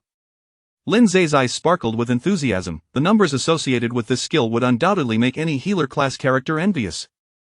However, what thrilled Lin Zhe even more was the sudden increase of 2 summoning slots. This meant he could summon an additional demon alongside the Demon Dragon Egg. He immediately opened his exclusive item, Book of Demons, beginning his search with those requiring over 100 years of lifespan. After all, with over 200 years of lifespan at his disposal, he felt quite extravagant. Yet, with so many choices, I seem to be suffering from decision paralysis. Which one should I select? The Inferno Demon is akin to a berserker, while the Hellhound resembles an assassin. Perhaps I should choose a mage type next? At that moment, a particular demon illustration caught Lin Zhe's intense attention. It depicted a stunning female demon with flowing hair, an incredibly voluptuous figure, and scanty attire. She bore a pair of small red horns on her head, bat-like wings on her back, and wielded a spiked whip. Succubus Queen, lifespan required for Pact 150 years. Description: as succubi are a race skilled in control-type spells, a rather unique existence in the realm of hell. The Succubus Queen, as her name suggests, is the leader of the succubi. Lin Zhe's eyes lit up. You are the one. One must ask, who could resist the allure of a succubus, let alone the Succubus Queen? To not summon her would be unthinkable for any man. Please confirm, do you wish to sacrifice 150 years of lifespan to contract the Succubus Queen? Yes, no, yes. No sooner had the words left his lips than the hexagram summoning circle reappeared on the ground. Amidst a dazzling radiance, an enchanting figure materialized. As the light faded, the stunning silhouette from the illustration stood vividly before Lin Zhe. Even more breathtaking than depicted, radiant skin, alluring features, and captivating curves made Lin Zhe's heart race and cheeks flush. Triggered class talent. Demon Affinity, Succubus Queen's loyalty automatically reaches 100. The Succubus Queen floated gracefully in midair upon seeing Lin Zhe. She immediately took his hand and knelt on one knee. Her fiery red lips brushed against the back of Lin Zhe's hand, and a voice that could make hearts swoon echoed in his ear. I am Lilith. Are you my master? Ah. Lin Zhe scratched his head, chuckling. It's rather embarrassing to have you kneel upon our first meeting. Let us save that for later. Summoned Beast Succubus Queen, Race Demon, Branch Succubi, Rarity Grade A, Level 65, health 150, 000, mana 350, 000, strength 10, 000, agility 20, 000, stamina 15, 000, intelligence 28, 000, spirit 35, 000, skill 1 whip of torment. Wielding her whip, she inflicts dark attribute damage on enemies within range, damage spirit x5, and has an 80 chance to apply a mental control effect, lasting 300 seconds. Skill cooldown 1 second. Skill 2 Power of Love sends forth a heart, applying a charm effect on enemies within range, rendering them capable of attacking only friendly targets, duration 10 seconds, cooldown 60 seconds. Talent. Mental Bastion, resistance to control type spells 90. Equipment Whip of Torment, scantily clad attire. By heavens, another boss level summoned beast. Lindsay marveled at the attributes, exclaiming, her intelligence and spirit stats are extraordinarily high, perfectly compensating for the Inferno Demon's shortcomings. He felt his demon army coming together splendidly. Ah, there's one last task, time for the lottery draw. He promptly opened the lottery page. Do you wish to consume lifespan for a luck bonus? Consume 10 years of lifespan for a guaranteed A grade or higher prize. Consume 100 years of lifespan for a guaranteed S grade prize. I choose to consume 10 years. The lottery entries began to spin, gradually coming to a halt. Congratulations, you have drawn the skill. Wheel of Fate, Grade A. Skill Wheel of Fate. Spin the wheel to inflict a negative effect on the target, including but not limited to a freezing, blinding, sleeping, poisoning, instant death, etc. Click to view details, cooldown 10 seconds. Lindsay mused, resting his chin on one hand. Although it is not an offensive skill, it seems quite fun. And it fits perfectly with the Succubus Queen. He promptly handed the skill book to her. Lilith thanks her master for the offering. The Succubus Queen smiled demurely, exuding charm. At that moment, Lindsay suddenly recalled something strange. Typically, after defeating the final boss, one would be teleported out automatically. Why hasn't there been any notification after all this time? It can't be that. Upon this thought, Lindsay quickly checked his equipment panel, only to find the cursed gem necklace and the fallen gem ring both pulsating with light. Goodness, my luck seems to be extraordinary. Looking up, he noticed the sky had darkened ominously, with all the clouds gathering toward the encampment. At that moment, the dungeon finally announced, frowny face, the dungeon has entered nightmare mode. You cannot exit until it is cleared. Ding, you have a new quest, clear the dungeon in nightmare mode, reward 1 lottery draw. Chapter 33. The shy Chiyueying and the wicked demon queen. 10 minutes prior, within the camp, all eyes were fixed in astonishment as Lindsay's summoned beast struck down the boss with a mighty blow. Among the crowd, 2 figures cloaked in black and adorned with white masks exchanged incredulous glances, whispering to each other, that young man has indeed concealed his true power. It is evident he could not possibly be only level 20, no wonder we were dispatched to eliminate him. However, it appears that even we may struggle to contend with him. It seems the time has come for us to make a sacrifice. Must we truly go through with this? What, are you afraid? No, certainly not. After all, our demise is not an end, but a rebirth. One of them then produced a brooch embellished with a crimson gem, cradling it in his palm. By my blood, I summon thee. All for the glory of the undead, they proclaimed in unison. Die, and the next moment, both individuals simultaneously slashed their wrists, letting their blood drip onto the red gem. The gem instantly pulsated to life, greedily absorbing their essence. When the other camp members finally registered the scene, they beheld the lifeless bodies of the 2, drained of blood, alongside a brooch hovering ominously in mid-air, reflecting a sinister crimson glow. Suddenly, the sky darkened, as ominous clouds gathered above the camp, and the brooch began to manifest shapes around it. Ultimately, a skeletal knight, mounted upon a skeletal warhorse, emerged. Both steed and rider were clad in armor, the knight wielding a formidable guandao, exuding an aura of dominance. Boss. Undead General, race, undead, no rank. Level of 56, health 250, 000, skill annihilation / simultaneously, every individual received a notification. Frowny face, this dungeon has entered nightmare mode, exit is prohibited until completion. Undead, level 56, nightmare mode? The crowd had never anticipated such a surprise within this dungeon, and they immediately scattered in a panic. Some hastily used their return scrolls, only to discover they were rendered ineffective. Calm down, everyone. A commanding voice pierced through the chaos, that of Chiyueying, momentarily soothing the crowd. Yet in the next instant, the ground erupted with a multitude of bony arms, reaching out to grasp at their legs. The adventurers swiftly unleashed their skills in retaliation, but those skeletal arms regenerated incessantly, like weeds that refuse to be uprooted. Moreover, each arm could sprout another, branching out like a vine. In an instant, many were ensnared. Qi Yueying brandished her great sword, cleaving through the surrounding bony appendages. However, new arms sprouted from beneath her feet, seizing her calves. In no time, those arms entwined her entire being like creeping vines. Qi Yueying stifled a groan, straining to break free, yet her efforts were in vain. Meanwhile, nearly all the adventurers in the camp found themselves ensnared by the skeletal grasp of the skeletal knight. Stood imperiously at the center of the chaos, his voice cold and ancient. Miserable humans, mere sacrifices you are. He then raised the brooch adorned with the crimson gem, which began to glow, causing blood to seep from the mouths, eyes, and noses of many, drawn towards the gem, forming crimson threads in the air. Ah! The crowd erupted in horrified screams. Qi Yueying, witnessing this scene, revealed an unusual terror in her eyes. Despite having been hailed as the proud daughter of heaven since her youth, envied and admired by many, she found herself ensnared here. Am I truly destined to perish in such a senseless manner? This was the first taste of despair she had ever experienced. Wait! A thought suddenly struck her. That boy! If it were him, perhaps he could save us. Just then, a voice echoed in her ear. What in the world? I step away for a moment, and how has it come to this? Qi Yueying turned to see the young man clad in black light armor. Behind him trailed a colossal beast and 10 dark canine creatures. Additionally, a striking enchantress, previously unseen, floated in the air. A glimmer of hope ignited in Qi Yueying's eyes. Quick, come help, she shouted, her tone still tinged with habitual authority.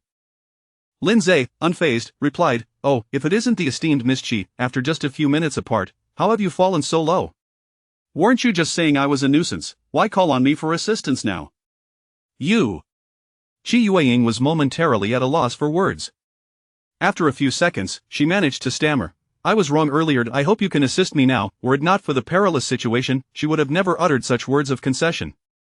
A mischievous grin spread across Lindsay's face. Then tell me, what exactly did you do wrong? Qi Yueying's cheeks flushed a deep crimson. The older men beside her chimed in angrily. You young man, do not overstep. Miss Qi has clearly extended an olive branch. Oh? Lindsay chuckled. Then I suppose that's that. I never force anyone to do anything. With that, he turned as if to leave. I apologize. By the end, her face was as red as a ripe apple. The humiliation was exacerbated by her current predicament, bound as she was. Ha, well, consider yourself forgiven. Lindsay smirked, but I was here to battle the boss regardless. I would have fought even without your prompting. You! Qi Yueying, both embarrassed and furious, found herself at a loss for words. Were it not for her bindings, she might have wished to find a stone to end her suffering. Lindsay, however, paid her no further heed and strode directly towards the skeletal knight. As bony arms erupted from the ground to ensnare him, they were incinerated to ash by the lava domain. But the skeletal knight, witnessing this, snorted derisively. You humans are slightly more formidable than them, worthy of my personal attention. Lindsay retorted, No, you do not yet merit my personal involvement. Humph, it seems I misjudged you. Merely an arrogant child. The knight's eyes blazed with ghostly green flames. Now, let me teach you a lesson. He yanked the reins of his steed with one hand while raising the guandao with the other, charging towards Lindsay. Lindsay mused. Naturally, as a summoner, I need not engage directly. He then called out to the enchantress hovering above, Lilith, you take the lead this time, are you confident? The demon queen cast a casual glance at the skeletal knight and smiled sweetly. Master, do not jest. A foe of this caliber will be vanquished well within 3 minutes, and their remains are yours to dispose of. Lindsay hesitated. Then perhaps you should take your time? Master, you are insufferable. Qi Yueying, overhearing their exchange, blushed and muttered, Shameless. Lilith sent a playful kiss towards the skeletal knight, gesturing with her hand as a pink heart floated delicately through the air. Smack! The knight swung his guandao, shattering the heart in an explosion. Humph, what pitiful trickery, how dare you embarrass me in front of my eyes? Yet his words faltered as his mind became clouded. In the next moment, the knight raised his guandao and, to his shock, struck down his own skeletal warhorse. This was the seductive effect of the demon queen's skill, love's power, causing him to attack allied targets. The warhorse let out a mournful cry as its head fell to the ground, and its body crumbled, sending the knight tumbling to the earth. 10 seconds later, the knight regained his senses. What have you done to me? He bellowed, eyes blazing with fury as he surveyed the remains of his beloved steed. Yet before he could react, Lilith's spiked whip was already upon him. Smack! 165302. The skeletal knight's health plummeted by more than half in an instant. Taking advantage of the situation is cowardly. If you have the courage, come down and face me honorably, the knight shouted defiantly, as a green flame enveloped his guandao. Who would have thought a creature of the undead would adhere to such principles, the demon queen remarked, looking down upon him from above. Suddenly, her eyes glinted with a vivid red slit, her voice turning frigid as ice. Does this queen need to negotiate terms with you? The regal aura emanating from her sent shivers down the spines of all present. In the next instant, the skeletal knight knelt before her with a resounding thud, declaring, "Yes, my queen." Lilith rested her chin on her hand, lazily stating, "Now that is more like it. I grant you the privilege of self-termination." "Yes, my queen." This was a manifestation of the demon queen's skill, painful whipping, which exerted mental control over her foes, placing them entirely at her mercy. Then, the knight turned the guandao upon himself, plunging it into his abdomen. "Spare him." The plea came not from anyone else but Lindsay himself. Chapter 34. And no need for prostration, you may send red envelope. Stop. Lilith commanded the knight immediately. The self-inflicted blade was poised in midair. Lindsay approached the skeletal knight, who, despite kneeling on the ground, towered over him by half a head. Nevertheless, Lindsay remained unfazed and inquired, "Pray tell, what is the purpose of your undead kin? Why do you persistently trouble my humankind?" Lilith ordered, "Answer my master's question truthfully." Indeed, the skeletal knight replied, "I am but a mere warrior, accustomed to obeying orders, and thus know little. All I am aware of is that the undead refuse to accept their fate of exclusion from the myriad races and desire to join the ranks of the multitude. Many humans, in exchange for the power bestowed by my kind, have pledged to aid our resurgence."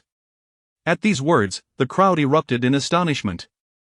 Lindsay pressed on, "Who among you has infiltrated the human race? Where are your strongholds?" "Concerning these matters, I am unaware." Lilith whispered to Lindsay, "Master, his ignorance under my mental command is genuine." Lindsay nodded and commanded the skeletal knight, "Very well, do not delay your self-destruction. Proceed." Understood. Without hesitation, the knight plunged his blade directly through his own form. Defeated boss, undead general, experience 40,000, lifespan 40,000 days, acquired loot 40,000 copper coins, shattered long blade, bloodstone emblem, congratulations, you have leveled up, current level 23, ding, you have cleared this dungeon's nightmare mode, reward a 1 system lottery draw. Witnessing the skeletal knight perish in such a manner, everyone present gasped in disbelief. Compared to a direct confrontation, such a method of demise was utterly inscrutable. Even Lindsay shuddered thrice. Thank heavens her loyalty to me is at 100, otherwise, I would be oblivious to my own demise one day. Simultaneously, the bony arms that had bound the people began to disintegrate into ashes, carried away by the wind. At that moment, a message from the dungeon arrived. Frownyface cleared nightmare mode. The dungeon will close in 60 seconds. All individuals will be automatically teleported out. 60, 59, 58. It was only then that the people realized they were saved. After 2 seconds of silence, they erupted into cheers. It was this young man who saved us. Remarkable, he is only level 20. No, when did he become level 23? From his dialogue with that skeleton, it seems our race is being targeted by the undead? This young man is even more extraordinary, he is our hero. His profession is S rank, I had my eye on him long ago. Bah! The crowd surged toward Lindsay, much like they had initially rallied around Miss Chi. Yet Chi Yueying stood apart from the throng, a flush of crimson still adorning her cheeks. Meanwhile, outside the dungeon, at Camp 4. "Drill, hurry up and drill," a voice urged anxiously. The speaker was Zhang Qi, the captain of the 4th Squad. Before him stood a soldier wielding an instrument akin to a power drill, vigorously boring into the misty portal formed beneath a traditional Chinese archway. This tool, known as the spatial drill, was specifically designed to breach spatial gates. Just moments ago, the Border Legion received news of the Wild West dungeon entering nightmare mode, causing a stir among them. In the border battlefield, there existed a minuscule chance for a dungeon to undergo a transformation into nightmare mode. Not only did the difficulty escalate dramatically, but normal teleportation was rendered impossible. Those inside could not exit, nor could anyone from outside enter. It was as if the portal had been sealed shut. Historically, during previous occurrences of nightmare mode, those trapped within the dungeon faced near total annihilation. However, it had been over a decade since the last incident, leading most to forget the potential dangers. At this very moment, Zhang Qi and his team aimed to use the spatial drill to forcibly create a passageway into the dungeon for rescue efforts. They had also learned that 29 individuals had entered the dungeon, 28 of whom were nearly at the second-tier breakthrough level. To complicate matters, the daughter of the Qi family, known as the Heavenly Pride, Qi Yueying, happened to be among them.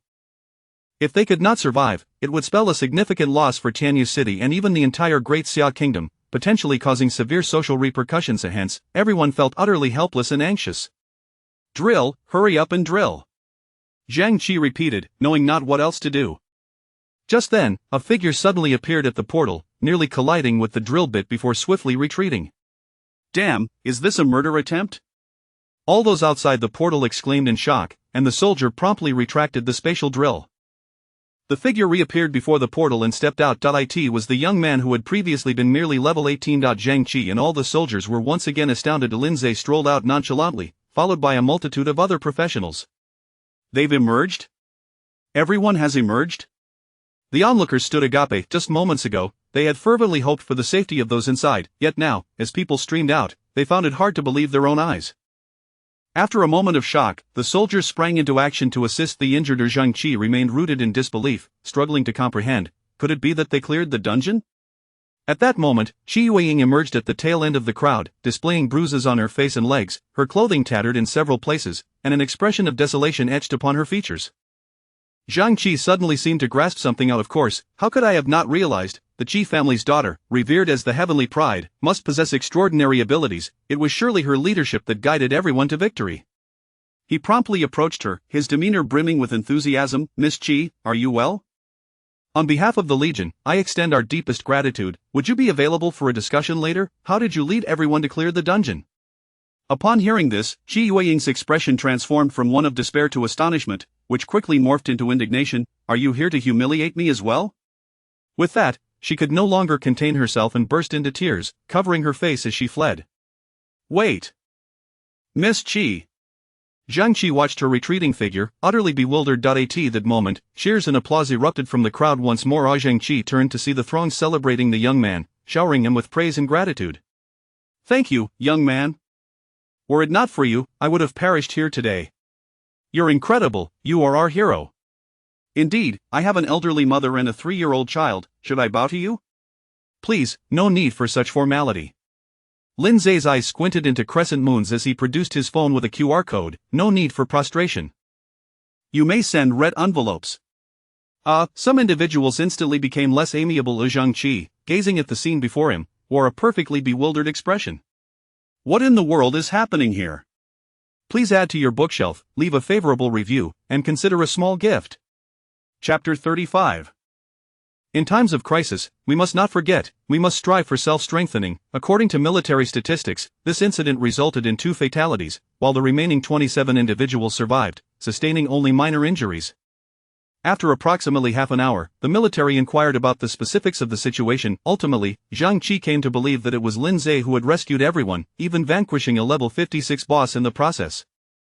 Furthermore, it seemed that this event had unearthed a conspiracy that threatened the safety of humanity. How ironic that he had initially held this young man in such low regard. Zhang Qi slapped himself in the face, cursing inwardly. Serves you right for judging by appearances. At this moment, Zhang Qi beamed at Lin Zhe, saying, Young brother Lin, I am deeply grateful for your valor today. Had it not been for you, the consequences would have been unimaginable. Moreover, please hand over your monitoring device. I shall exchange it for honor points on your behalf. Lin Zhe willingly surrendered the device. Zhang Qi placed it into a system interface, and after a moment of reading, the computer screen displayed Lin Zhe's honor points, 1086 points. What, so many? Zhang Qi and the surrounding soldiers were taken aback. Typically, a level 40 dungeon yields around 200 honor points per run. This was Lin Zhe's first day, and after completing 2 dungeons, he had amassed over 1,000 points. Noticing the astonished expressions of those around him, Lin Zhe inquired, What are these honor points used for? Oh, you are not aware? Zhang Qi explained, they can be exchanged for items in the Legion's Honor Mall. All you need to do is download our app. Alright, understood, Lin Zhe replied with a smile. If there is nothing else, I shall take my leave. Hold on. Zhang Qi called out to him immediately. Young brother Lin, there is yet another important matter. We have just received word that Lord Lei Zhenyu of Thunder City wishes to meet with you. The Lord of Tianyu City, known as the Thunder God, Lei Zhenyu? Lin Zhe was taken aback this time. Indeed. When? Right now. Zhang Qi replied with a hearty laugh, promptly retrieving an object from his inventory. In an instant, a golden flash revealed a winged tiger before them. Roar! The tiger let out a long roar, drawing the attention of onlookers. Zhang Qi mounted the beast without hesitation. A flying mount? Lin Zhe's eyes widened in astonishment. The cost of mounts was generally exorbitant, and flying mounts were particularly rare. Don't envy me, this isn't mine, but rather provided by the Legion for each captain. Zhang Qi discerned Lin Zhe's thoughts. Hurry up and climb on. Realizing what was happening, Lin Zhe scrambled onto the tiger's back, settling behind Zhang Qi. The next moment, the flying tiger flapped its enormous wings, stirring the air around them into a cacophony. Amidst the envious gazes of the crowd, Lin Zhe and Zhang Qi soared into the sky. As the flying tiger glided through the clouds, it was Lin Zhe's first experience viewing the entirety of Tianyu City from such a vantage point. The bustling metropolis lay sprawling beneath them, a testament to the formidable strength of the Great Xia Kingdom. However, the grey fog that enveloped the city's outskirts caused a momentary pause in his thoughts. Recalling the schemes of the undead clan to invade humanity, Lin Zhe could not help but ponder. Is the current prosperity truly as stable as most believe? Lost in thought, the flying tiger landed on a lawn in front of a building. The plaque on the structure bore the words Lord's Mansion in bold lettering. The two dismounted their mount, and Lin Zhe followed Zhang Qi through a corridor heavily guarded by soldiers. Employing his skill, Lin Zhe discreetly assessed the soldiers' information and found them to be formidable individuals who had broken through to the third tier. Eventually, they arrived at a room at the end of the corridor. In the simply adorned chamber stood a tall, broad-shouldered figure. Zhang Qi respectfully announced, "Lord Lei, Lin Zhe has arrived." The man turned, revealing a countenance of around 50, with slightly disheveled hair and a thick beard resembling a majestic lion. He was exceptionally tall and robust, although clad in military attire. His well-defined muscles were still apparent. More intimidating was the powerful aura he exuded, something Lin Zhe had not encountered in any of the experts or bosses he had met in recent days. When Lin Zhe employed to scrutinize, he found only question marks displayed. Lei Zhenyu scrutinized the young man who had entered the room, remarking, "Oh, so you are Lin Zhe?" He stepped forward, placing a hefty hand on Lin Zhe's shoulder with a resounding clap. "Greetings, Lord Lei," Lin Zhe offered politely. Ah! Zhang Qi gasped at this turn of events. What is it? Lin Zhe asked, perplexed. The next moment, Lei Zhenyu burst into hearty laughter. "Ha, I exerted quite a bit of force with that slap. Had it been anyone else, they would likely have crumpled to the ground, yet you remain unscathed. It is said that heroes emerge from youth. It appears to be true." It turned out that the seemingly casual shoulder pat had been a test of strength. Fortunately, Lin Zhe's attributes were off the charts, allowing him to remain unaffected, otherwise it would have been quite embarrassing. Lin Zhe chuckled awkwardly, "Lord Lei, your greeting style is certainly unique. Here, take this." Lord Lei tossed Lin Zhe an object. Upon inspection, Lin Zhe discovered it was a gleaming silver medal, inscribed with the words, "Great Xia Honorary Citizen, Platinum Medal. I heard from Su Jianqin that he intended to award you a silver medal. I have upgraded it to platinum instead. Great Xia Honorary Citizen, Platinum Medal, Quality S-Class, Type A Title, Equipment Restriction in None, Effect Hall Attributes 1000, Defense 2000, Description in gratitude for your outstanding contributions to the city of Great Xia." Lin Zhe's eyes lit up. "These attributes are extraordinary. Thank you, Lord." "No need for thanks, this medal is rightfully yours. If anyone should be thanking someone, it is I thanking you. Now, please take a seat, let us discuss important matters." With that, Lei Zhenyu casually perched himself on the edge of his desk. Lin Zhe found a chair and sat down as well. Lei Zhenyu's demeanor shifted as he put away his smile. "Regarding the matters concerning the undead clan, I have been informed, and Su Jianqin's investigation has yielded some progress. The recent incident in your trial dungeon was orchestrated by a high-ranking individual from the Education Committee who secretly allied with the undead clan, meddling within your dungeon. We have already apprehended them. And the issues arising in the Forbidden Forest dungeon are similarly due to a traitor within the Chu clan, and that young rascal, Chu Zhongheng, is currently conducting an investigation." "I have one more question for you." Lei Zhenyu's sharp gaze bore into Lin Zhe. "In your 3 victories over the undead clan, did they leave behind any crucial clues?" In an instant, Lin Zhe recalled 3 peculiar gemstone ornaments he had not disclosed to anyone up until now. However, given the circumstances, there was no longer any need for concealment, so he recounted the origins of these 3 items to Lei Zhenyu. After a moment of contemplation, Lei Zhenyu remarked, "It seems they are using these sinister gemstones to summon the undead. 2 remain unaccounted for. Thus, these 3 items rightfully belong to you as trophies of your victories. However, I must ask that you continue searching for the remaining 2, it is quite likely that they will come after you." "Are you afraid?" Lindsay confidently smiled, who fears whom is the coward. Ha ha, you truly possess the spirit I had in my youth. Lei Zhenyu erupted into another hearty laugh. Rest assured, I will also send people to protect you discreetly. Lindsay thought to himself.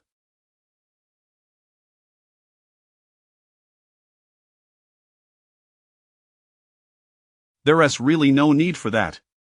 Of course, I cannot allow you to act as bait without compensation. I intend to enlist you in my military's special operations team and grant you the rank of major. Special operations team? Lindsay had never heard of such a designation before. Simply put, it is an exclusive unit that handles covert affairs. Lindsay hesitated, saying, "Thank you, Lord, but I still wish to continue my university studies and pursue further education." Ha ha, temper your pride and impatience. Your awareness is commendable, but I truly did not misjudge you. Lei Zhenyu nodded approvingly. Nevertheless, it matters not, this position and rank are yours for now. I will occasionally assign tasks to you, ensuring it does not interfere with your studies. Understood. Lindsay agreed. Since the matter had reached this point, it was more respectful to comply.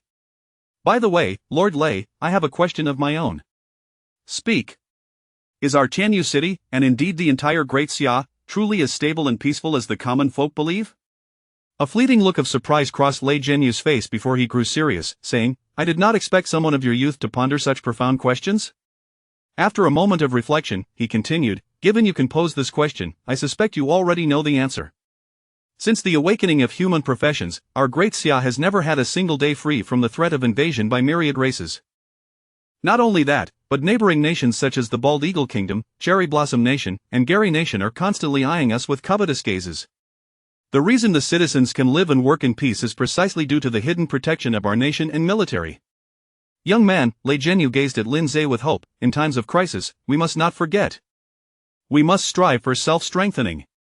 Lindsay felt a surge of passion rise within him, standing to bow. We shall not disgrace our mission. Ha ha ha, enough of that for now. Lei Zhenyu's expression relaxed as he said, there is one last matter. Next week is the Western New Star Championship, and you will not only represent the 3rd middle school but also fight as a member of Tianyu City. This competition will take place in Tianqing City, so prepare yourself in advance. In the past 2 years, we were defeated by Tianqing City and Nanyun City. This year, we shall strive to reclaim victory. Let me witness the looks on the faces of Old Feng and Old Yun when they taste defeat. Old Feng, Old Yun? Lindsay mused, could they be the lords of Tianqing City and Nanyun City, Feng Yuan and Yun Tianxiang? Lindsay caught it in his hand, discovering it to be a long sword. Chapter 36, The Lord's Gift in Qi Yueying's present. Lindsay examined the information regarding the sword. Frowny face blade of the firmament, quality S-class, type of weapon, equipment restrictions and none, effects, strength 500, intelligence 1000, spirit 1000, skill of firmament flash, allows instantaneous teleportation to any location within 20 meters, dealing lightning attribute damage upon reappearing, damage value intelligence spirit, cooldown time 60 seconds. S-class? Triple attribute enhancement, and it comes with a teleportation skill? Lindsay's eyes sparkled with excitement. Lei Zhenyu reminisced, this was a reward bestowed upon me by the former lord after I secured first place in the Nova Championship at your age. Now, I too, pass it on to you as the lord, wishing you great success and flourishing martial prowess.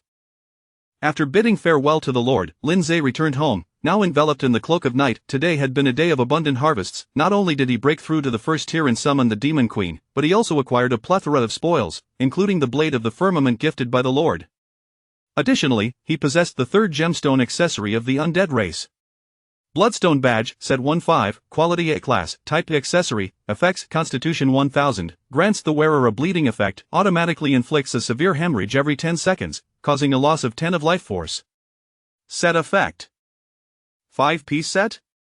It still bore significant negative consequences. However, Lindsay could directly immunize against it, so he promptly equipped it. Observing that his set was now 3-5, Lindsay's anticipation grew for what the complete 5-piece set would yield. Ah, I also have a lottery chance.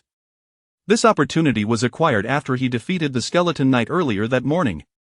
Lindsay swiftly accessed the lottery page. Would you like to consume lifespan for a luck bonus? Consume 10 years of lifespan to guarantee an A-class or higher prize. Consume 100 years of lifespan to guarantee an S-class prize.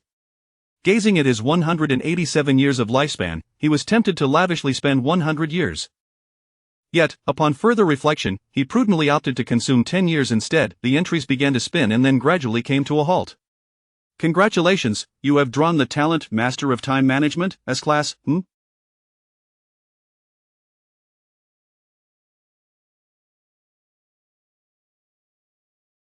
An S-Class talent? Lindsay was overjoyed. Thankfully, he had not impulsively wagered 100 years, he had managed to achieve a significant return with just 10 years. But what does this talent mean? It sounds a bit ominous. Talent. Master of Time Management. When you encounter events that require time to complete, such as studying, forging, or refining, this talent can be triggered, allowing you to choose whether to consume lifespan to complete the task directly. Lindsay read the description several times. He immediately retrieved a higher mathematics textbook from his bookshelf and called out into the air, "System, activate my talent."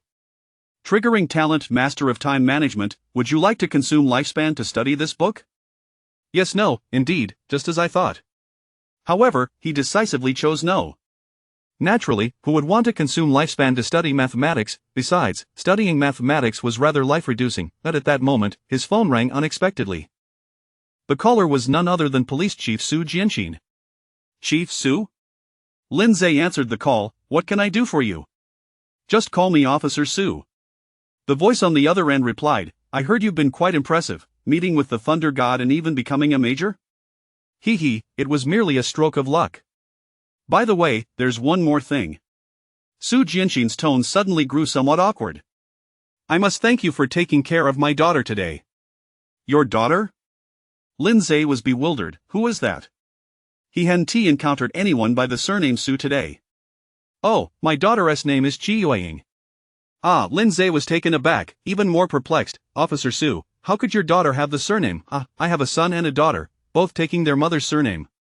After all, the Chi family is one of the 4 great guilds, and I was fortunate enough to marry into their family. To his surprise, Officer Su was a man who had married into a family. He continued on the line, alas, their mother passed away early, and with my busy work schedule, Yueying has lacked guidance since childhood. A girl with such a fierce and proud disposition, if she has offended you today, I hope you can forgive her. It turned out that Officer Su's wife was no longer living. She didn't really offend me. Rather, Lindsay recalled the humiliation he had inflicted on Chi Yueying today, having seen her bound and pleading like a pet. While it was somewhat gratifying to think back on it, how awkward would it be if Su Jianxin were to find out? Fortunately, given Chi Yueying's character, she would likely never disclose such matters to her father. With that in mind, Lindsay quickly interjected, it's nothing, really. Su Jianxin remarked, my daughter usually has quite the high spirit. Encountering a strong individual like you today should serve as a valuable lesson for her. I'll have her personally thank you in a bit. Just then, a youthful voice burst through the phone. Dad. Why did you call him to say all this? I refuse to thank that guy. You stubborn girl, behave. A cacophony of bickering between father and daughter ensued before the call abruptly ended. Lindsay, a few minutes later, as Lindsay prepared to wash up, he suddenly received an email notification. Upon opening it, he found frowny face sender, Chi Yueying, content, thanks for today. The body of the message contained only 4 words, seemingly reluctant. Lindsay was unconcerned, but he noted that the email also included an attachment. Upon inspection, he discovered it was a book titled Turtle Breathing Technique. Lindsay was left in a daze. What is this? Is she subtly calling me a turtle or something? He retrieved the book from the interface and held it in his hands. Judging by its exterior, it appeared to be an unremarkable, even somewhat aged tome. Opening the first page, a card fell out. On it, in a blend of firm and gentle strokes, was written, this book contains the ancient martial arts of the Great Xia, it may prove beneficial to you. Below it was a smaller note, however, you likely won't be able to learn it. Lindsay thought, what a character. If you're going to give a gift, must you also belittle me? He had previously heard that the Sword Edge Guild, led by the Chi family, had practitioners who also trained in the ancient martial arts of the Great Xia. The ancient martial arts were a collection of martial skills practiced before the advent of professions. Back then, they were primarily used for physical conditioning, but with the emergence of the concept of profession awakening, many proposed that ancient martial arts could enhance attributes. Lindsay opened the preface of Turtle Breathing Technique and gleaned that the book was primarily aimed at prolonging life. It seemed Chi Yueying, upon discovering that his profession required the sacrifice of lifespan, had gifted him a book that addressed his needs directly. Who would have thought this girl had such thoughtfulness? However, ancient martial arts differed from the skill books of professions. Skill books were mastered instantly, enabling immediate skill release, whereas ancient martial arts required gradual practice. This was a significant point of contention regarding ancient martial arts today. Many believed they were ineffective, merely esoteric, or comforting illusions. Moreover, practitioners of ancient martial arts varied widely, much like that Lu Tingting from the Tiger Fist Guild, who leveraged the name of ancient martial arts to become a borderline internet celebrity. Triggering talent. Master of time management, would you like to consume lifespan to study this book? You may pause at any time, yes no. However, for Lindsay, this was different. With this talent, he could instantaneously acquire the ancient martial arts. He promptly selected yes. Commencing study of turtle breathing technique, you consumed 1 year of time, gaining a preliminary understanding. You consumed 5 years of time, achieving minor success. You consumed 12 years of time, reaching significant achievement. You consumed 15 years of time, attaining excellence. You consumed 21 years of time, mastering the turtle breathing technique to perfection. Even while sleeping, you can practice breath regulation to extend your lifespan. The moment he exited the interface, the entire content of turtle breathing technique was indelibly etched in his mind, impossible to erase. He felt a surge of energy flowing from his lower abdomen throughout his body, then exiting through his ears. Instantly, he felt invigorated, his consciousness clear, each breath imbued with a sense of freedom and ease.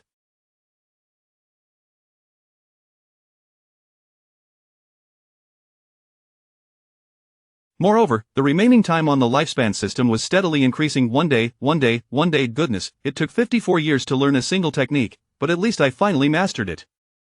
It was worth it. Not only had he learned it, but he had also entered the highest realm, capable of increasing his lifespan by 1 day per minute through breath regulation. It was akin to passively increasing his lifespan. Chapter 37 of The Hatching of the Dragon Egg and the sudden appearance of a female subordinate that night, Lindsay drifted into slumber while practicing the turtle breathing technique. Upon awakening the following day, he felt an invigorating lightness throughout his body, completely devoid of the previous sensation of lethargy that had plagued him. Remarkably, he had accrued over 500 days of lifespan in just one night. At this rate, it would take less than 2 months to reclaim the life he had expended, after which he would be in a state of continuous gain. Furthermore, he discovered that both his physical and mental attributes had each increased by 5 points. This certainly validates the efficacy of the ancient martial arts of the Great Xia for professionals. It's merely that most individuals learn too slowly, yielding minimal results, he mused. With only a week left until the competition in Tianqing City, he resolved to temper his fervor for the remainder of this time. After all, he was already at level 23, more than equipped to participate in the new Stars Championship. First, he sought out Wang Hao to venture outside. Upon seeing Lindsay finally willing to emerge, Wang Hao promptly treated him to a lavish seafood feast. During their meeting, Wang Hao boasted of having reached level 10, looking rather pleased with himself. However, upon realizing that Lindsay had already surpassed the threshold and reached level 23, he was left utterly astonished. It is worth noting that the higher the level, the greater the experience required. Many individuals struggle for months to achieve even a single level breakthrough. Moreover, Lindsay planned to venture into a dungeon, albeit this time not for the purpose of leveling up but rather to conduct an experiment. After researching various strategies online, he specifically chose a dungeon known as Ashen Valley. This dungeon was characterized by volcanic and lava landscapes, where one would encounter the Stoneman tribe. However, Lindsay was not there to slay monsters. He sought a secluded area and retrieved the demon dragon egg from his inventory, summoning forth the flame demon. Flame demon, you previously mentioned that your flames originate from the fires of hell? Lindsay inquired. Indeed, the flame demon replied with a proud demeanor, authentic hellfire, without a doubt. Excellent, then proceed to use your flames to incubate this egg. The flame demon leaned closer to examine the dragon egg. A demon dragon egg, is it? Oh, are you familiar with it? Lindsay asked. The flame demon nodded. I encountered this unique species during the height of the demon race's prosperity. However, it is merely a hybrid of demon and dragon lineage, unworthy of our purebred demon standards. Still basking in your pride, I see, Lindsay retorted. Did I solicit your opinion? Unleash your flames, Lindsay commanded. Without hesitation, the flame demon cast its spell, enveloping the dragon egg entirely in roaring hellfire. Lindsay stood by, awaiting the outcome, though a twinge of anxiety coursed through him. I wonder if this method will truly work, lest it turn into a charred dragon egg. Not one to remain idle, Lindsay summoned a hellhound to observe the situation while he closed his eyes to meditate and practice the turtle breathing technique. After approximately half an hour, the hellhound began barking excitedly. Lindsay opened his eyes to see the egg quivering slightly amidst the flames. Joy surged within him. It appears my hypothesis was indeed correct. Previously, Chu Yuyu had mentioned that dragons require a suitable environment for hatching. The ideal incubation environment for a demon dragon was undoubtedly the realm of hell, abundant in flames and lava. As Lindsay had read.at that moment, a notification appeared before Lindsay. Talent triggered. Master of Time Management. Do you wish to consume lifespan to directly hatch the demon dragon egg? Yes, no. Lindsay selected yes. Immediately, the flames surrounding the egg surged with frenetic energy as if accelerated. You have consumed 12 years of lifespan to complete the hatching of the demon dragon egg. Goodness, it took 12 years to hatch an egg. Thankfully, I possess this talent, otherwise, who would have the patience to wait for it to hatch over such a long span? He noticed that a crack had appeared on the surface of the egg, which soon multiplied. Suddenly, with a sharp pop, a hole formed at the top of the egg. A pitch-black head emerged, resembling a lizard, blinking its eyes adorably while still wearing a piece of the eggshell atop its head. Then, the little black lizard wriggled free from the egg, its tiny wings unfurling from their crumpled state, and it took to the air. Chirp chirp, the young dragon emitted a juvenile cry. Ding! You have successfully hatched a demon dragon, completing Step 1 of the long-term quest, Reward 1 System Lottery Draw. Step 2 of the long-term quest, Raise the Dragon to Maturity, Reward 1 System Lottery Draw. Final reward? Very well, Lindsay remarked with satisfaction. Concurrently, the young dragon emitted a series of soft whines as it flew towards Lindsay, eagerly nuzzling against his face. How does a noble demon dragon resort to such antics?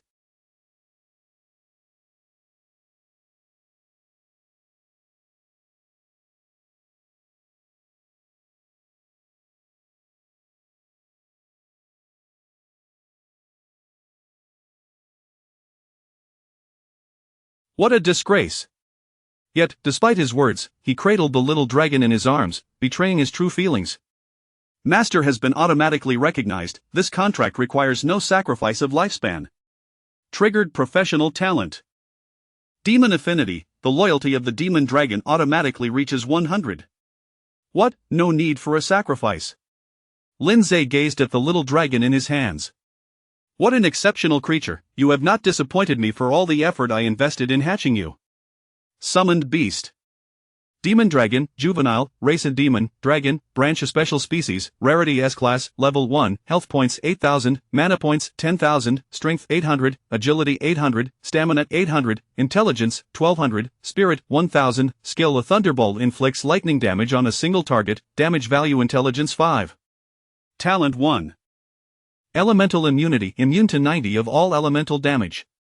Talent 2, dark immunity, completely immune to all dark attribute damage. Though it is only at level 1, its attributes already surpass those of ordinary individuals by tenfold. Additionally, possessing 2 immunities makes it exceedingly formidable. Lindsay eagerly anticipated the prowess it would exhibit as it matured. Well then, it's time to head back and prepare. I must depart for Tianqing City early tomorrow. Just as he was about to leave, Lindsay suddenly sensed something amiss, as though a pair of eyes were covertly observing him. Hellhounds, go! Instantly, 10 hellhounds shot forth like arrows towards a particular direction. Wait, Major Lin, a woman's voice pierced through the tension, sounding somewhat cold and monotonous. Then, a slender figure emerged from invisibility. She was clad in a black, form-fitting bodysuit crafted from sleek material. The lower half of her face was concealed by a black mask adorned with jagged fangs, revealing a pair of striking yet vacant eyes. Who are you? Lindsay inquired.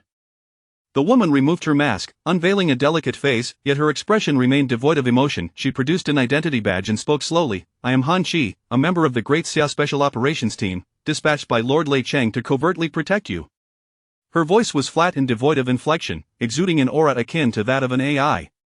Name: Han Qi, occupation Shadow Assassin, A-class, level 46, second stage. Only then did Lindsay recall that Lord Lei Cheng had indeed mentioned sending someone for his protection a few days prior, and he was surprised by the efficiency. He immediately ordered the hellhounds to stand down, saying, I apologize for the misunderstanding, but do I really seem like someone in need of protection? Han Qi's eyes remained hollow. Observation confirmed. However, I must continue to execute my mission. Has anyone ever told you that you resemble a robot? Lindsay could no longer suppress his thoughts. Han Qi replied, they say this is referred to as having a facial paralysis attribute. Lindsay, he shook his head, conceding, forget it. I doubt I can persuade you. If you wish to accompany me, so be it. Understood, Major Lin. By the way, please refrain from constantly addressing me as Major. I prefer not to draw too much attention to myself. Very well, Major Lin. Understood, Major Lin. Meanwhile, in a luxurious villa on the outskirts of the city, a group of mysterious individuals clad in black cloaks, their faces obscured by white masks, gathered in an office at the end of a corridor. Atop the desk, a floating white mask began to speak. Tomorrow marks a significant day that will determine whether our undead clan can successfully revive. You humans have proven ineffective in previous attempts. However, if tomorrow succeeds, you shall be granted eternal life and boundless power. And that troublesome little brat who has repeatedly disrupted our plans, eliminating him will come with generous rewards. Understood, my lord, the assembly of white masks chorused in unison. Chapter 38 Major Lin becomes Lin Xiao, and the succubus queen turns into a wet nurse. On the following morning, Lin Zhe, with a backpack slung over his shoulders, arrived at the designated assembly point. The teleportation station of Tianyu City. Due to the pervasive mist that separated cities, traditional modes of transportation and mounts were rendered ineffective. People could only traverse between cities through designated portals. Within a vast hall, numerous students had gathered, their backs against the teleportation portal. Among them was their homeroom teacher, Li Lan. Spotting Lin Zhe, she waved enthusiastically. Lin Zhe, over here, it's only been a few days, yet you seem to have changed. Have I become more handsome again? It seems you have matured, your gaze has grown more resolute. Just say it, I look older. As the two bantered jovially, an unwelcoming voice intruded upon their conversation. Oh, isn't this Lin Zhe? Encountering you so early is truly unfortunate. Lin Zhe turned to see a young man clad in designer attire striding in. It was none other than Qin Feng. Following closely behind him was his homeroom teacher, who also served as Lin Zhe's grade supervisor, Lu Jiming. Both wore expressions that suggested ill intent. Lin Zhe retorted directly, "Oh, is this not my defeated rival, Qin Feng? What brings you here? Are you here to bid farewell to the first place winner?" Ha! Of course, I am here to participate in the new Star Championship. Qin Feng declared arrogantly. Didn't he expect that, did you? No matter how hard you tried to secure first place, my father used his connections to enroll me, which was merely a matter of moments. Naturally, someone of your lowly status, akin to a vendor in a market, cannot comprehend such matters. Li Lan's temper flared at this. Qin Feng, how can you speak like that? The other teachers and students present also frowned in disapproval. Lu Jiming, standing behind Qin Feng, quickly interjected, "Oh, Li Lan, students are merely chatting, there is no need for us teachers to interfere, right? Besides, I believe there is nothing wrong with what Qin Feng said. It is beneficial for the children to grasp the harsh realities of society early on, so they don't live in a fantasy." He spoke while wearing a greasy, insufferable grin. "Teacher Lu, you." Li Lan was momentarily speechless, frustrated by her own inability to retort. "Enough. I have a tight schedule and won't waste time with you idle chatter. We're leaving," Qin Feng proclaimed, his expression one of superiority, casting a derisive glance at Lin Zhe once more. He then led Lu Jiming towards the teleportation portal ahead. Suddenly, a dark cloud erupted above them, and a woman clad in a black, form-fitting suit descended from the sky, swiftly appearing before the two men like a shadow. In the blink of an eye, two gleaming daggers were pressed against their throats. The unexpected turn of events startled everyone present, and Qin Feng and Lu Jiming trembled in fear. How had this woman appeared out of nowhere? Had she been lying in wait all along, unnoticed? "Why you, who are you?" Qin Feng stammered, his earlier arrogance evaporating instantly. "What do you intend to do in broad daylight?" Lu Jiming's voice quivered as he spoke. Upon closer inspection, everyone was astonished to discover that she was a level 46, holding an A-grade profession. The black-clad woman coldly fixed her lifeless gaze upon the two men and stated icily, "You two have spoken disrespectfully towards Lin Xiao, your fate can be easily erased." At this declaration, the crowd gasped in shock. Lin Xiao, was she referring to Lin Zhe? Qin Feng and Lu Jiming's eyes widened in disbelief. Wasn't he Lin Zhe raised in the slums? Could it be that he had concealed his true identity? The mere fact that he could hire such a high-level assassin implied that his status must be anything but low. Only Lin Zhe was aware that Han Shi had intended to say Major Lin, but, recalling his request to keep his identity confidential, had swallowed the word major. However, he was oblivious to the fact that others had begun to speculate about his true identity. Among them, Lu Jiming reacted the quickest, quickly donning a sycophantic smile as he attempted to placate Lin Zhe. "Lin Zhe, please, let us avoid violence, it's all a misunderstanding, I didn't know your true identity. I beg you to show mercy." Qin Feng quickly shifted his stance. "Yes, Lin Zhe, I misunderstood you before. I didn't expect you to be so formidable, we could be brothers from now on, sharing in the good times together." Han Chi, still in a daze, turned to Lin Zhe. What should we do, sir? Lin Zhe pondered. What other option is there? Surely, I can't just execute them in front of everyone. That would only invite a multitude of troubles. So, he casually ordered, handle it as you see fit, just don't go overboard. I need to leave now. With that, he led the still-dazed Li Lan through the teleportation portal, leaving behind a hall full of stunned teachers and students of this Lin Zhe. Could he be this imposing? Upon exiting the teleportation station, Lin Zhe officially arrived in Tianqing City. This marked the first time he had ventured beyond Tianyu City since being transported to this world. Tianyu City and Tianqing City were two major urban centers in the western region of the Great Xia Kingdom. Ostensibly labeled as brother cities, there were underlying competitive tensions between them, especially with events like the New Star Championship, which garnered significant attention from both cities each year. There was another city in the west called Nanyun City, but it was relatively remote and shrouded in mystery, drawing less public interest. The New Star Championship served as a gathering for newly awakened professionals from these three cities to compete against one another and establish rankings. As Lin Zhe sat on the bus, he noticed advertisements and sponsorships for the New Star Championship adorning the street signs, highlighting the event's popularity. At that moment, a message from Han Chi arrived. Major Lin, I have dealt with those two. Lin Zhe replied, oh, what punishment did you administer? Han Chi responded, I made them strip naked and run around the hall, but they were quickly apprehended by security. I disappeared before they could catch me. He then sent a photo as evidence. Lin Zhe couldn't help but twitch his mouth. You're quite the wolf in sheep's clothing. He had to admit, he was somewhat impressed by Han Chi's audacity.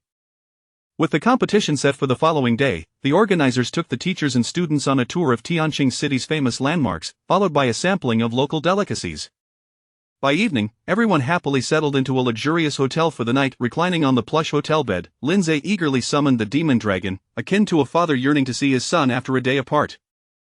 However, as soon as the little dragon appeared, it plopped down and began to wail. Lin Zhe was taken aback. Is it hungry?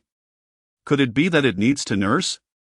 In the next moment, the succubus queen was summoned. Lilith, could you possibly feed the little dragon? Master, how dreadful! Lilith blushed. I haven't given birth yet, where would I have milk from? She then struck a sultry pose, but I could certainly bear one for you. Lin Zhe stammered. Let us focus on the matter at hand. The succubus queen replied, what you may not know, master, is that our demon offspring do not require nursing. They only need meat. Lin Zhe contemplated a meat. Where am I going to procure meat for it? Suddenly, he recalled the competition scheduled for the next day, and gently patted the little dragon's head, reassuring, be good, just hold on until tomorrow. We'll have a buffet. The little dragon seemed to understand, its tear-filled eyes quieting down. By the way, I still have a lottery opportunity left, let us draw it quickly. Lin Zhe promptly opened the lottery page and offered up 10 years of his lifespan for a guaranteed A-grade reward. Congratulations, you have drawn the talent. Infinite Devour, S-grade, talent Infinite Devour, consuming any attribute-bearing creature allows you to inherit 10 of its attribute value. What the hell? Lin Zhe exclaimed in astonishment, I've drawn another S-grade, am I possessed by the luck of a god? And this talent is exceedingly shameless. As long as I eat, I can enhance my attributes. He then turned his gaze to the little dragon, since you enjoy eating, I'll bestow this talent upon you. The little dragon gazed at Lin Zhe with its innocent big eyes, unaware that it would soon become an immensely formidable being. Chapter 39 The commencement of the tournament, a prelude to carnage at the Tianqing City Sports Arena, the venue for the New Star Tournament. A festive atmosphere enveloped the surroundings. As Lin Zhe stepped into the arena, he was met with a throng of spectators. Students, teachers, onlookers, and reporters, all manner of individuals from various sectors converged here. On either side of the arena, two large screens had been erected, broadcasting the unfolding events within the arena in real time. At the heart of the venue stood an imposing traditional Chinese archway, larger than any Lin Zhe had previously encountered, marking the entrance to the tournament's battleground. Before the archway, dozens of competitors from 3 different cities had gathered, each exuding an air of confidence. Some donned lavish attire, clearly representing the elite talents meticulously nurtured by prestigious academies, families, and guilds. As Lin Zhe traversed through the crowd, he immediately became the focal point of many gazes. The participants from Tianyu City regarded him with a mixture of reverence and awe, having heard whispers of his exploits over the past few days, particularly after witnessing his display of prowess against an adversary just yesterday at the station.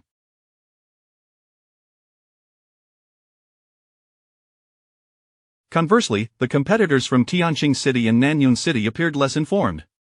Did you know, this individual is the sole S-rank professional from Tianyu City this year, yet he is deemed a useless profession. Are they faltering again this year? Moreover, it seems Lindsay has close ties with the daughter of the Dragon-Slaying Guild, a clear case of nepotism. Consequently, these onlookers dismissed Lindsay with scornful disdain. Amidst the crowd, one figure regarded Lindsay with keen hostility. It was Qin Feng. Just the day prior, he had been humiliated by Han Qi, forced to run naked in public, and nearly apprehended by security. After conducting a thorough investigation, he discovered that Lindsay lacked any significant background. He was merely an abject pauper. Enraged, Qin Feng wreaked havoc in his hotel room, shattering everything in sight. Consumed by thoughts of his recent humiliation, he vowed revenge. "Humph, Lindsay, you shall see what I have in store for you this time. I come equipped with a trump card," he muttered, his gaze turning icy. At that moment, the arena's announcement system blared to life. "Attention everyone, please remain silent, our competition is about to commence. First and foremost, let us welcome the 60 contestants from the 3 cities. Among them are 4 S-rank professionals, 24 A-rank, and 32 B-rank competitors." The audience erupted into enthusiastic applause and cheers. Now, allow me to explain the rules of this tournament. The New Star tournament is set within a specially designed dungeon, shaped like a pyramid with a total of 7 levels. Instantly, a pyramid-shaped map was projected onto the screens, the bottom layer being the largest, tapering to smaller tiers above. Each level is divided into several zones, each with distinct terrains, alien monsters, and bosses. Upon entering, contestants will be randomly teleported to an area on the first level, where they may choose to battle monsters or engage in PvP. Victories will accumulate points. Upon reaching a certain score on each level, participants can access the teleportation portal to ascend to the next level. The screen displayed the score requirements for advancing to higher tiers. 1,000 points, 3,000 points, 5,000 points, 8,000 points, 12,000 points, and 20,000 points. The higher the level, the greater the difficulty and the higher the score required. A crucial reminder. All personal consumable items are prohibited within the dungeon, only potions distributed by the tournament may be used. Finally, the top 3 contestants will be awarded based on their scores, and the city with the highest total score will also be recognized. Subsequently, the contestants began to step into the teleportation portal, Lindsay among them. In that instant, a system notification appeared before Lindsay. Frowny face. Ding, you have a selectable quest awaiting acceptance. Please choose one from the following options. Option 1. Secure a position within the top 3 of this competition, reward 1 system lottery draw, below A-rank rewards. Option 2. Achieve the first place in this competition, reward 1 system lottery draw, guaranteed A-rank reward. Option 3. Attain the first place and reach the top of the 7th level, reward 2 system lottery draws, designated as S-rank rewards. I can actually choose this time? Furthermore, the reward for option 3 is evidently superior to the other 2. No matter. I shall select it. Without a moment's hesitation, Lindsay chose the 3rd option and confidently stepped into the portal. After a brief transition through time and space, Lindsay found himself amidst a dense forest.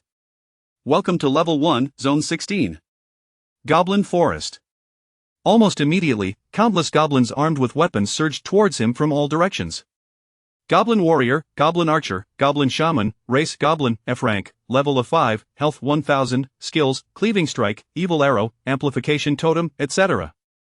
Confronted by the onslaught of goblins, Lindsay remained unperturbed, remarking, "It has indeed been a while since I encountered such weak creatures. I feel somewhat out of practice. Little dragon, time for your debut." No sooner had he spoken than the demon dragon appeared before him. Roar! The demon dragon, previously starved and with eyes gleaming green, perceived the approaching goblins as a feast delivered to its doorstep. In the next moment, a lightning orb was expelled from its mouth, striking a goblin and dealing 4,998 points of damage. The unfortunate goblin was incinerated, producing an enticing aroma. Goo-goo-goo, the demon dragon's stomach rumbled as it lunged towards the charred goblin, devouring it with gusto. Goblin Warrior slain, experience 50, lifespan 50 days, tournament points 5, Demon Dragon consumed Goblin Warrior, triggering talent. Infinite consumption, inheriting 10 of its attributes, all attributes 5. The remaining goblins, witnessing their kin being devoured, could not tolerate this affront and immediately retaliated. Damage dealt, -2, -3, -6, critical hit, -2. Although the demon dragon was only level 1, its resilience was formidable, rendering these attacks as mere pinpricks. However, even the most patient of beings can be provoked. Roar! The demon dragon emitted a plaintive yet furious roar, and a circle of electricity radiated outward from its form. Demon Dragon has learned a new skill. Electric Circle. Skill: Electric Circle releases a lightning-based circle centered around itself that expands continuously, with a maximum diameter of 30 meters, inflicting damage. Intelligence 5. Cooldown 20 seconds. Wow, it actually autonomously learned a skill. Lindsay exclaimed with delight. This was the first time his summoned creature had independently acquired a skill. The Electric Circle annihilated all goblins caught in its path, and Lindsay's tournament points surged to 536. Your summoned creature, Demon Dragon, has leveled up. Current level 2. Simultaneously, the Demon Dragon indulged in a feast of roasted goblins, its attributes skyrocketing as well. Summoned creature Demon Dragon, Juvenile, Race Demon, Dragon, Branch or Special Type, Rarity S rank, Level 2, Health 9,500, Mana 11500, Strength 950, Agility 950, Stamina 950, Intelligence 1350, Spirit 1150, Skills Lightning Orb, Electric Circle, Talent Magic Immunity, Infinite Consumption. Having just leveled up once, its attributes had seen such significant growth. Unfortunately, after consuming over 30 roasted goblins, the little dragon could eat no more and began to doze off, still just a baby, lacking the stamina for such a feast. Otherwise, one could only imagine the astonishing metrics it might have attained. Chapter 40 of this Lindsay must be hype. Meanwhile, outside the copy, the large screens flanking the gymnasium displayed the real-time happenings within. With a total of 60 competitors, the cameras continuously shifted to showcase each participant's progress. At that moment, the screen revealed a girl with a ponytail, her striking crimson hair captivating attention. She wielded a bow adorned with flame patterns, nimbly dodging amidst a throng of goblins while unleashing a barrage of arrows. Each arrow, enveloped in orange flames, blossomed into a magnificent firework upon striking its target. The audience erupted in cheers, predominantly from the male spectators. Wow, it's Mengli, the popular contestant from Tianyu City. Her class is an A-level fire spark archer. I heard she joined the Dragon Slaying Guild on the very first day she awakened her class. Plus, she has a good rapport with the Dragon Slaying heiress, Zhu Yuyu. Truly my wife, she's both beautiful and fierce. Get lost, when did she become your wife? She's mine. Next, the camera shifted to another contestant. This time, the footage showcased another girl, her appearance ethereal, with deep-set eyes and clad in traditional attire, adorned with an array of silver ornaments. She exuded an aura of mysterious detachment. Facing a horde of hedgehog men, she found herself encircled by a prickly ball of enemies, their defenses proving formidable against physical attacks. However, the girl maintained a serene demeanor, slowly retrieving a silver bell from her loose sleeves and giving it a gentle shake. Ding ding dang. The silver bell emitted a crisp chime. In the next moment, countless insects emerged from the ground beneath the hedgehog men, enveloping the girl in a sea of poisonous creatures, resulting in the demise of dozens of hedgehog men. The audience collectively gasped in astonishment. Many were left wondering, who is this contestant? Others eagerly chimed in, this is a Yao from Nanyun City, she's an S-level class, a bug tamer. Wow, she's stunning, with an almost sickly allure. I absolutely adore her. My dear Mengli, by the time you read this letter, I have already fallen for a Yao. I must apologize. Heavens, you men are truly disgusting. Ladies, let us unite to protect the ethereal beauty A Yao. The camera shifted once more. This time, as the figure appeared on screen, the audience erupted into unprecedented fervor, predominantly among the females, who screamed in unison, Shi Xingyu. Shi Xingyu, Shi Xingyu.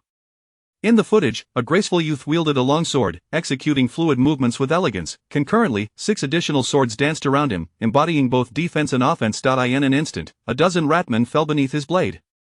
Ah, is this the power of the S-level class, Celestial Swordsman? Truly the pride of our Tianqing city. So handsome, so adorable, Xingyu, mommy loves you. I heard Qi Xingyu belongs to the Qi family of the Sword Edge Guild. His sister is the renowned Qi Yueying? Just look at his prowess, his background, his looks. I'm genuinely envious. The camera continued to shift. In the next scene, a boy sat cross-legged on the ground, seemingly doing nothing. In front of him, a small, dark creature lay sleeping soundly. The audience erupted in a buzz of murmurs. Who is this? This must be that Lin something from Tianyu City. He's the only S-level class this year, but I've heard his class is a joke. Indeed, that's him. His class is Demon Summoner, and it's said he has to sacrifice his lifespan, which is why no one dares to summon. That sleeping little creature must be his summoned beast. Let me see. What, only level 3? My goodness, that's just too weak. In that moment, even the spectators from Tianyu City familiar with Lin Zhe's rumors began to doubt. After all, no one had witnessed his actual performance firsthand. Do you think Lin Zhe has been so hyped up these days because he's actually a fraud? He probably signed with some company to deliberately hype himself up, and next, he'll become an internet celebrity.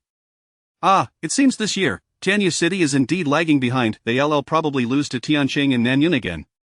Due to Lin Zhe's unremarkable performance, the director quickly shifted the camera to the next contestant. Meanwhile, inside the copy, Lin Zhe noticed that the little dragon was still asleep and chose not to disturb it, sitting nearby and practicing his turtle breathing technique. Just then, a girl's voice pierced through from behind him. Are you Lin Zhe? Her tone was aggressive and devoid of courtesy. Lin Zhe turned to see a red-haired girl with a bow, none other than Meng Li from Tianjin City. Aside from your decent looks, you seem quite ordinary, Meng Li remarked bluntly. And you are? Lin Zhe inquired, somewhat bewildered. Humph, you don't need to know that much. I'm here to settle the score with you. Lin Zhe raised an eyebrow in confusion. Settle the score? Do I know you? You don't need to know me, it's just that you, this brat, are trying to put your hooks into our Yu sister, aren't you? As it turned out, Meng Li was a devoted fan of Chu Yu, having joined the Dragon Slaying Guild because of her. After seeing Lin Zhe's news a few days prior, she was infuriated and determined to confront him. Before Lin Zhe could respond, Meng Li continued, let me tell you, our Yu sister is gentle, kind, sweet, and generous. I didn't expect you to be even worse than I thought. Meng Li's anger flared. You're just a scoundrel who dares to act but not to acknowledge it. Get lost. With that, she deftly stepped back, leaping into the air while drawing her bow, the arrowhead shimmering with orange flames. At that moment, outside the copy, in a VIP room high above the venue, principals from various high schools and directors from prestigious university admissions offices gathered to watch the competition. Each director was keenly observant, meticulously analyzing every contestant within the copy. After all, the rookie tournament was their primary battleground. Every university sought to secure the finest talent first. One director remarked, this year, Tianjin City is showing remarkable prowess, having produced 2 S-level classes, and several A-level classes are also performing outstandingly. Take Meng Li, for instance. Both her combat ability and visual appeal are impressive. We must secure her for our school. Everyone else, stand back. Excuse me, but please show some respect. Meng Li is also on our university's reservation list, and we won't concede. Everyone, remain calm, remain calm.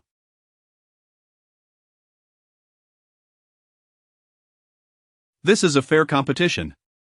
Nearby, the principal of Tianjin No. 2 High School, having overheard the discussion, felt a swell of pride, for Meng Li was indeed from his school. Beside him stood Lu Hanlin and Feng Wuchen. Old Lu, old Feng, it seems Tianyu City really is lagging behind this year, the principal remarked. Especially you, old Lu, after all the trouble, you finally produced an S-level, and yet it's a lackluster class.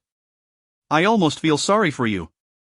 Though he feigned sympathy, it was a veiled boast. Lu Hanlin, however, did not engage in conflict and calmly replied, no rush, let us watch the competition.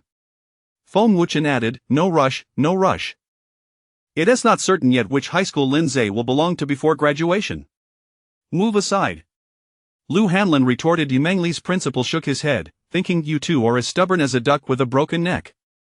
At that moment, the large screen displayed a message. Frowny face. Tianjin City, Meng Li has been eliminated, total points 102. Meng Li's principal EW, the directors clamoring for Meng Li EW, the entire audience. Chapter 41 of The Girl and the Insects, my favorite episode. A fervent discussion erupted among the audience. How could the goddess Meng Li be eliminated so swiftly? Could she have encountered a formidable boss? Impossible.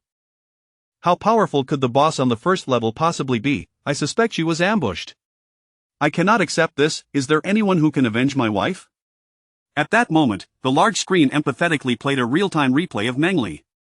Just a minute ago, as she retreated, her bow was poised to unleash an arrow at Lin Zhe. Suddenly, she felt her back collide with an enormous entity. Her reflexes were remarkably sharp. She immediately distanced herself from the colossal creature. Upon closer inspection, she beheld a monstrous figure, its skin resembling molten lava, adorned with a pair of twisted horns, exuding an aura of malevolence and strength.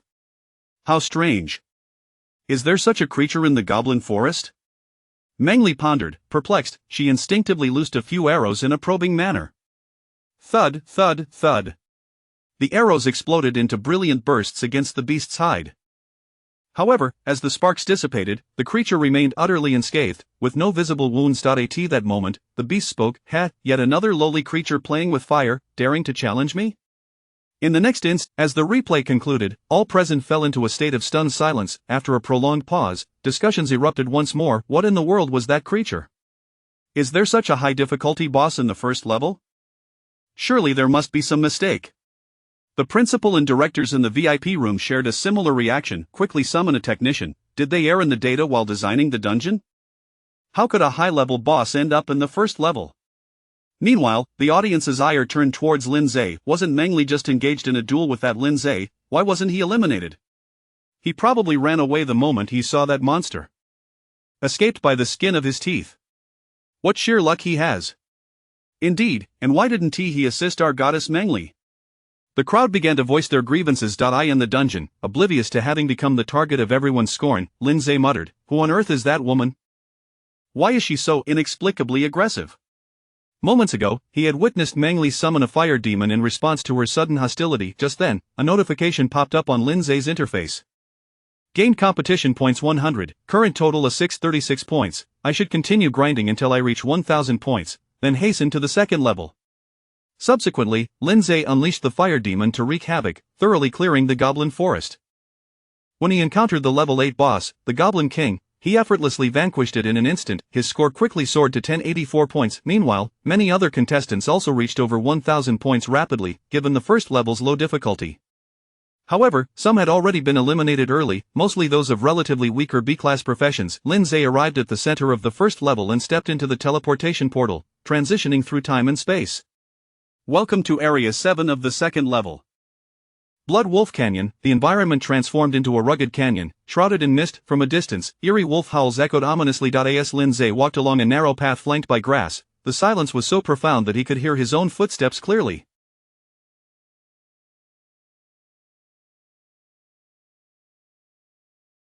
Suddenly, rustling sounds emerged ahead. In the next moment, several beasts with blood-red eyes lunged out from the fog. Hunting Blood Wolf, Race Blood Wolf Clan, Level 10, Health 2500, Skills of Blood Wolf's Sharp Claws, Fatal Bite. As the Blood Wolves charged towards Lindsay, he remained unfazed and called out, "It's your turn now, Hellhounds." In an instant, 10 formidable black hounds emerged from the shadows below. Hellhounds versus Blood Wolves. It feels like a perfect match.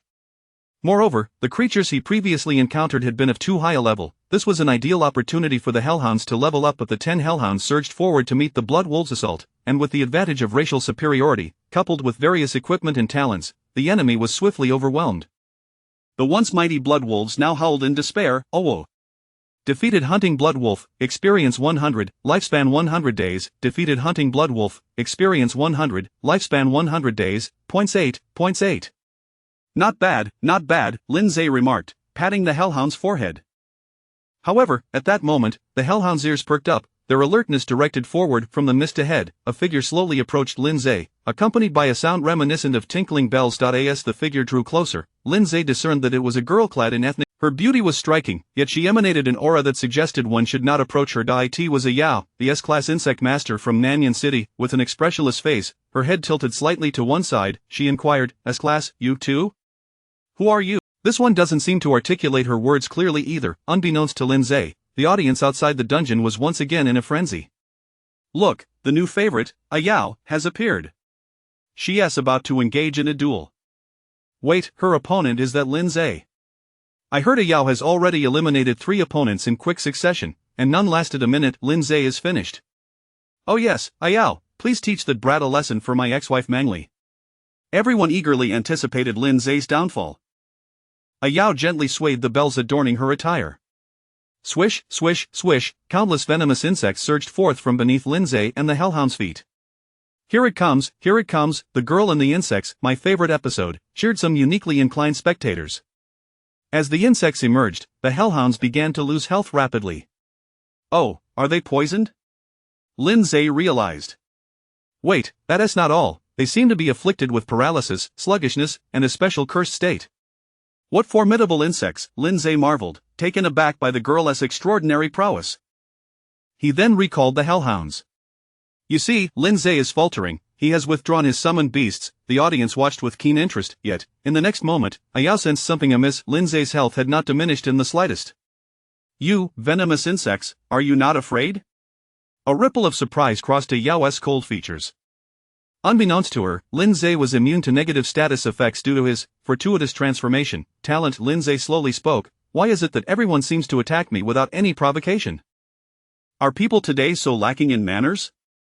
Suddenly, his gaze sharpened, and he declared, since you wish to fight, I shall not hold back. However, the instant their eyes met, Ayao instinctively took a step back, adopting a defensive posture as if faced with an unprecedented. The bewildered audience erupted in cheers. Look, Ayao seems poised to unleash a powerful move. We've never seen the icy beauty act with such intensity. This is thrilling. Quickly, bring that Lindsay to his knees. In the next second, Ayao sprang into action. Her movements were as swift as lightning. She dashed away from Lindsay with incredible speed. Lindsay, The audience, What they did not realize was that Ayao had grown up in a wild valley, possessing finely honed instincts. At that moment, every hair on her body stood on end. Terrifying, that person is truly terrifying, she murmured while fleeing, trembling slightly. Chapter 42 of the Plan of Nanyun City. Everyone was utterly perplexed by the scene before them. What just happened? Did I miss something? Just now, the camera failed to capture Lindsay. What did he do to Ayao that made her flee? That good-for-nothing Lindsay, unless he publicly disrobed before Ayao, I find it hard to fathom why she would run away. Meanwhile, in the VIP lounge, the principal and directors were equally baffled. Several principals approached Lu Hanlin, inquiring, Old Lu, what on earth did Lindsay do to that young lady? I must inform you, any form of harassment is against the law. Lu Hanlin could only respond with exasperation. Is it not possible that Lindsay genuinely possesses remarkable strength? Upon hearing this, the other principals immediately shook their heads. Ridiculous, keep on dreaming.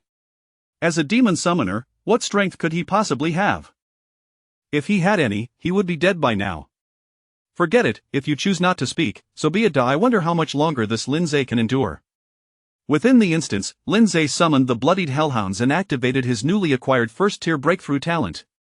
Demon Hot Spring Knock. He began to heal the dogs, restoring them to full health and vigor. Alright, let us continue hunting. Thus, they swiftly ran through the wolf packs in Blood Wolf Canyon. Upon reaching the end, a chilling howl echoed through the air. A massive wolf, its fur a deep crimson, appeared before them, significantly larger than the previous minions.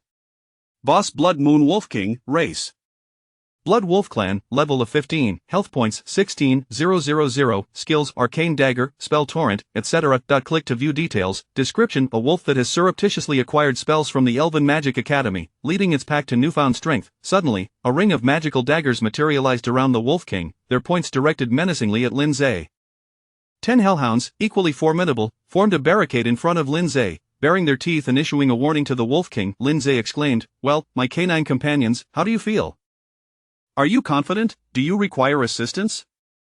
Woof, the hellhounds barked decisively, seemingly brimming with confidence. Excellent, let us proceed. In an instant, the 10 dark hounds transformed into shadows upon the ground, gliding toward the Wolf King. The Wolf King, taken aback, commanded the magical daggers to strike at the shadows, yet, in their shadow state, the hellhounds were invulnerable, suffering no harm whatsoever. In the next moment, the 10 shadows had encircled the Blood Moon Wolf King, and simultaneously, they erupted, with each hound leaping forth to sink their fangs into the Wolf King's flesh. Although the Wolf King possessed superior attributes compared to the hellhounds, facing 10 adversaries proved to be an insurmountable challenge. Soon, the Wolf King's health plummeted under the relentless bleeding inflicted by the hellhounds. Defeated boss Blood Moon Wolf King, experience 2500, lifespan 2500 days, loot acquired. 2,500 copper coins, Arcane Dagger, Skill Book, Blood Moon Wolf King's Teeth, Material. Congratulations, your summoned beast Hellhound has leveled up, current level 23. At this moment, Lindsay's points soared to 2836. I am but a breath away from qualifying for the 3rd level, yet it appears I have exhausted the monsters on this map? Lindsay pondered, feeling somewhat perplexed.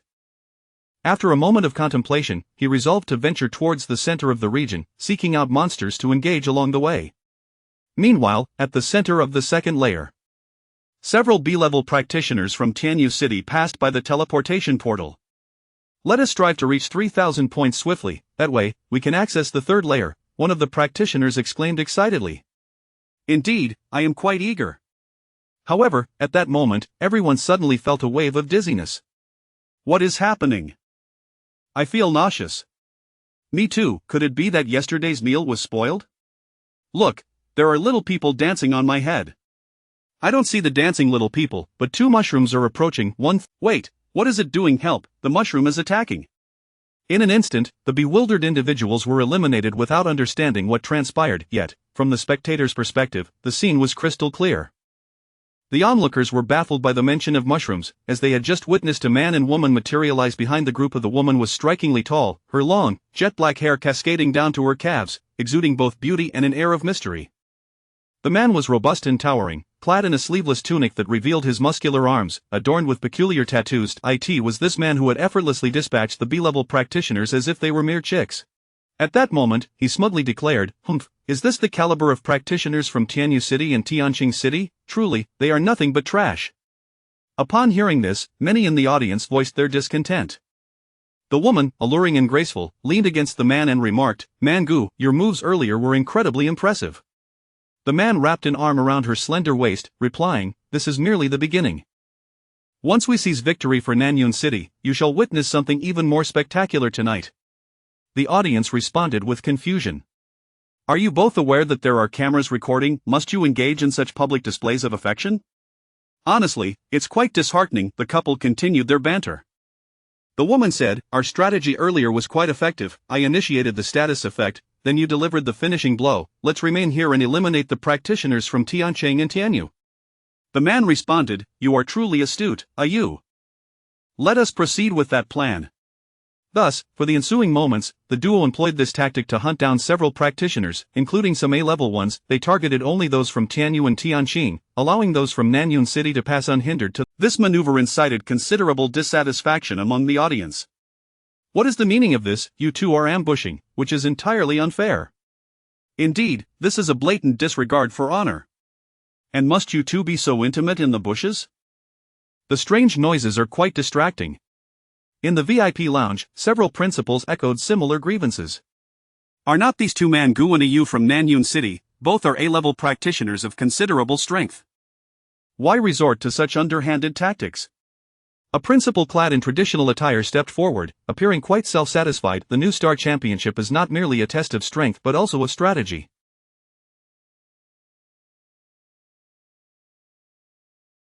Which rule prohibits ambushing opponents?" The other principals were rendered speechless, as this was indeed a valid point. Meanwhile, within the instance, Mangu and Yu lay in wait when suddenly, an individual appeared. Upon closer inspection, it was none other than many people's beloved Yao. Yu immediately approached and inquired, "Sister Yao, how goes your endeavor?" 8 defeated, 2 remain, but they are proving difficult, Yao replied in an obscure dialect. "Oh? Which two are troublesome?" "Qi Xingyu and Lin Zhe. Lin Zhe is the most perilous." I've heard of Qi Xingyu. He is undeniably formidable. However, Lin Zhe is merely reputed to be an S-level practitioner of little substance. This does not add up, Yu remarked, puzzled. "Never mind, Sister Yao, continue your pursuit of other practitioners, we shall handle this." "Understood," Yao assented before darting away. Upon hearing this exchange, those outside the instance grasped the full scope of Nanyun City's strategy this year. To collaboratively eliminate practitioners from other cities, this would significantly enhance their own chances of securing first place. While this tactic was arguably rational, many spectators were incensed, pounding their chests and shouting for fairness.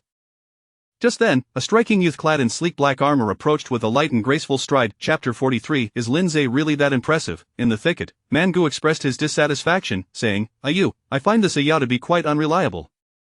She can't even defeat Lin Zhe, yet claims he is the most dangerous. I couldn't help but laugh just now. What kind of danger does Lin Zhe pose?" Yu explained, Yao grew up in the mountains, and perhaps she hasn't encountered much of the world. "I've heard that Lin Zhe's profession is utterly useless." Mangu chuckled, "Well, you've certainly piqued my curiosity. I am somewhat inclined to meet this individual now." Yu replied, "Is there even a need for comparison? Clearly, my Mangu is far superior to him." Mangu retorted, my Yu knows just what to say. "Come, give me a kiss." With that, the two of them cozied up once more. At that moment, a youth clad in black light armor passed by the thicket where they were hiding, making his way toward the teleportation portal. The two immediately activated their detection skills.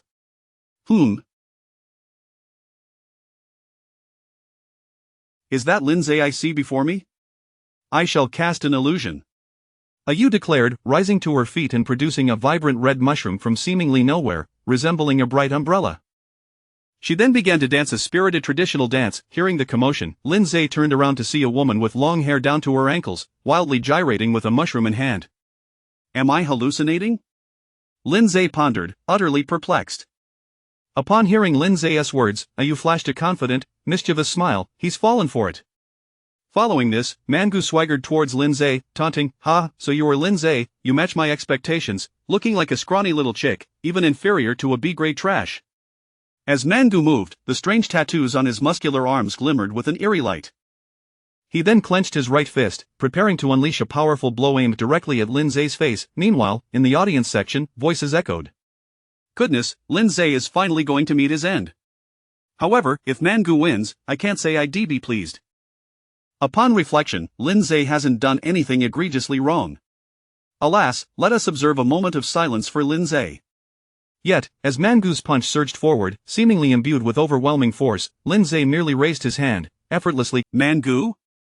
I have been meaning to ask since earlier. One of you dances at the slightest disagreement, while the other resorts to violence without uttering a word. What on earth are you two trying to accomplish? Lindsay remarked with a hint of exasperation. What? Both Mangu and you gasped in shock. You mean to say you weren't ensnared by my illusionist spell? And you, as a tattooed warrior, can amplify your strength 100-fold with those tattoos, yet you were stopped with a single hand? In their astonishment, they suddenly recalled, could it be that a Yao was telling the truth? What a pair of lunatics! Lindsay coldly retorted. However, I happen to have adversaries more suited for you too. In the next instant, a fire demon and a succubus queen materialized behind Lindsay. One was colossal, the other enchantingly alluring, both rendering the man and woman before them utterly insignificant. When they attempted to assess the creature's attributes, they were met with nothing but question marks. Just how high is the level of these summoned beasts? However, they would not have time to ponder the answer. In the blink of an eye, both high-level demons struck, one with a fist, the other with a whip, without exerting much effort, resulting in an instant depletion of the pair's health bars. This scene was captured on camera and played back in its entirety on the large screen outside the dungeon. Everyone present, including the principals and admissions officers in the VIP lounge, stared in disbelief, their mouths agape. Is Lindsay truly this formidable? He summoned two beasts, and they annihilated their opponents in an instant? Did anyone notice that one of the summoned beasts was the same one that fought Mengli? So, Mengli was actually defeated by Lindsay in a single strike? With this revelation, a collective gasp echoed through the crowd. Who was it that claimed Lindsay was weak? Step forward, and I assure you, I won't kill you. Meanwhile, Lindsay, after effortlessly dispatching the pair of lunatics, had amassed 3,036 points, qualifying him for the third level. Just as he was about to step through the teleportation portal, the fire demon noticed something amiss. It strode purposefully toward the nearby thicket, reaching into the grass with a large hand. Ah, help, came the high-pitched cry of a small girl. In the next moment, a petite girl was hoisted out of the thicket by the fire demon. Master, I have discovered a little mouse, the fire demon declared proudly. Is there an ambush? Lindsay squinted suspiciously. Wait, I'm not a bad person, the girl shouted, her voice trembling as she felt tears welling up. Release her, Lindsay commanded. The fire demon loosened its grip, and the girl fell to the ground with a comical thud. Rubbing her backside, she explained, I was just about to enter the portal when I saw that couple attacking others. I was too scared to approach, so I hid here. Until you came along. Lindsay scrutinized the girl. She was short and petite, with two bun-like hairstyles atop her head, dressed in a bright yellow outfit, looking quite adorable. Are there elementary school students participating in our competition? Lindsay queried, bewildered. Who are you calling an elementary school student? The girl frowned. I'm already 18 and a senior in high school. I know you are Lindsay. My name is Zhou Xiaoyu. Our schools are quite close. I attend number 1 high school. Oh, so you are from Tianyu City, and attend Principal Feng Wuchen's school? Speaking of Principal Feng, Zhou Xiaoyu lowered her head. He actually assigned me a task to persuade you to transfer to our school. Lindsay felt speechless, chuckling awkwardly. I didn't expect that old man still hasn't given up. You needn't concern yourself with him. Zhou Xiaoyu continued, can I team up with you? Sorry, Lindsay flatly rejected her, I do not team up with anyone. Forming a team would only mean sharing experience and points, which he deemed unnecessary. Is it really? I said, one of my talents has an automatic monster drawing function that I can't turn off. Team up, now, immediately. Lindsay exclaimed, his face alight with joy. Chapter 44. Has Lindsay's monster been stolen? Outside the venue, the broadcast announced once more, "Dear audience, let us summarize the current battle situation among the 60 contestants. 29 have already been eliminated, only 31 remain. At this moment, many contestants have advanced to the third layer, which signifies that they will. Let us wait and see." Within the VIP lounge, the palms of the principals were tightly clenched for truly outstanding students. Merely passing the first and second layers is but a warm-up. The third layer marks the true beginning. The monsters in this layer are generally above level 15, while many students have only managed to reach around level 15 since awakening their professions and entering the competition. Moreover, the entire dungeon is structured like a pyramid. The higher one ascends, the fewer areas there are, and consequently, the fewer bosses, which implies a potential scenario of many contenders vying for scant resources. Whether to cooperate or compete is indeed a tactical dilemma. Thus, this layer serves as the clearest delineation between the strong and the weak. At this moment, among a group of admissions directors, several pairs. They were the directors from some of the most prestigious universities in Daxia, such as Tsinghua University, Peking University, Nanhai University, the Western War College, the Eastern Biological Research Institute, and the Qinglong Martial Arts Academy, among others. Each of them was acutely aware that the third layer presents the optimal opportunity for discovering top-tier talent. Several names were already inscribed on their notepads. The most prominent among them was still Qi Xingyu, who not only was the heir of the Sword Inquiry Guild's president but also showcased commendable strength within the dungeon. With a single move, 10,000 swords to send, he could rival an entire squad. Additionally, an A-rank contestant had caught their attention. Frowny-face frost mage, Qin Feng, who wielded formidable ice elemental powers and demonstrated noteworthy prowess. Furthermore, it was rumored that his father was a senior executive at a large corporation, and securing his admission could potentially lead to mutual benefits. As for Lindsay, although many directors acknowledged his considerable strength, they deemed him too peculiar, relegating his name to the uncertain category. Inside the dungeon, Qin Feng donned an exquisite set of equipment, effortlessly dispatching a boss, his score now qualifying him for the third layer. Having professional trainers accompany me in these recent days has indeed been a tremendous boost. Qin Feng mused. Moreover, they gifted me an A-rank accessory as a courtesy due to my father's influence, which boasts impressive attribute enhancements. His gaze sharpened as he muttered to himself, "Lindsay, a pauper like you will never have the chance to acquire such resources. What do you have to compare with me? I must teach you a lesson later." Meanwhile, on the other side of the dungeon, upon learning that Zhou Xiaoyu's talent lay in automatically attracting monsters, Lindsay promptly invited her into his team. She is essentially a walking experience farming machine. With her, Zhou Xiaoyu, sensing his gaze, hurriedly shielded her chest, exclaiming, "What are you going to do?" "I'm merely contemplating something thrilling." Lindsay plotted how to efficiently farm monsters. Heavens, how twisted! Zhou Xiaoyu trembled. Ultimately, the two stepped through the portal leading to the third layer. Time and space shifted, and moments later, they found themselves in a desolate wilderness. Welcome to the first area of the third layer. Blood-red wasteland. As far as the eye could see, mountains of bones and rivers of blood lay scattered. A gentle breeze carried a pungent iron scent that filled the air. Zhou Xiaoyu's face turned pale. "I sense many monsters approaching us." Just then, a pair of crimson eyes emerged from the surrounding grass, each pair fixated on Lindsay with predatory intent. "Ah!" Zhou Xiaoyu screamed in fright, trembling as she hid behind Lindsay. However, Lindsay appeared exhilarated. The crimson eyes drew nearer, tightening their encirclement. Soon, creatures with red skin resembling gorillas appeared before them. "Half-orc soldier, race half-orc, D-rank, love, help!" Zhou Xiaoyu crouched, clutching her head and completely unable to face the incoming foes. "Mom, I want to go home." She regretted her decision to bravely venture into the third layer, yet, as she awaited elimination, she noticed the half-orcs hesitating to advance. Zhou Xiaoyu lifted her head and saw that once the half-orcs reached a certain distance, they spontaneously turned to ash. Upon closer inspection, the ground surrounding Lindsay and her had transformed into molten lava and scorched earth. Lindsay remained motionless, exuding an aura of calm. "Is this, Lindsay's skill? Isn't he a summoner?" Zhou Xiaoyu stared in astonishment. The half-orcs in the front ranks quickly realized the situation. "Retreat!" However, the half-orcs behind them, seemingly unrestrained, continued charging forward, pushing their comrades into the fiery circle, only to become the front line themselves, perpetually cycling. "Oh, so this is your talent for attracting monsters?" Lindsay expressed his surprise. "I don't even need to chase after monsters anymore."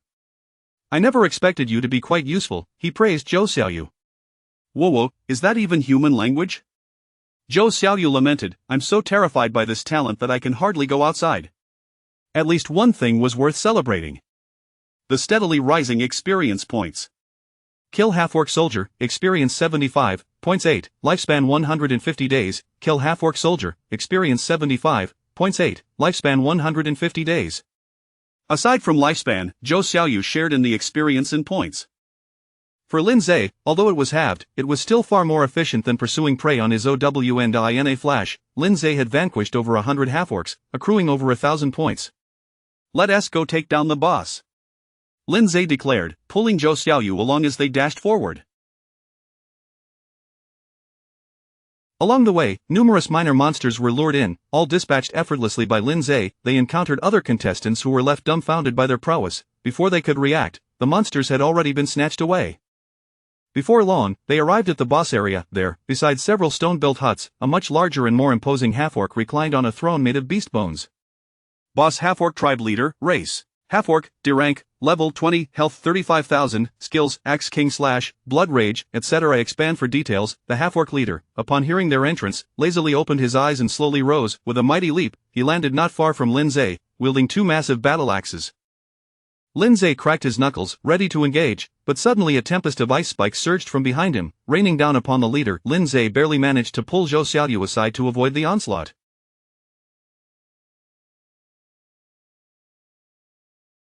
The leader, caught off guard, was swiftly immobilized by the freezing effects of the ice spikes. -1,000, -1,500, -1,200.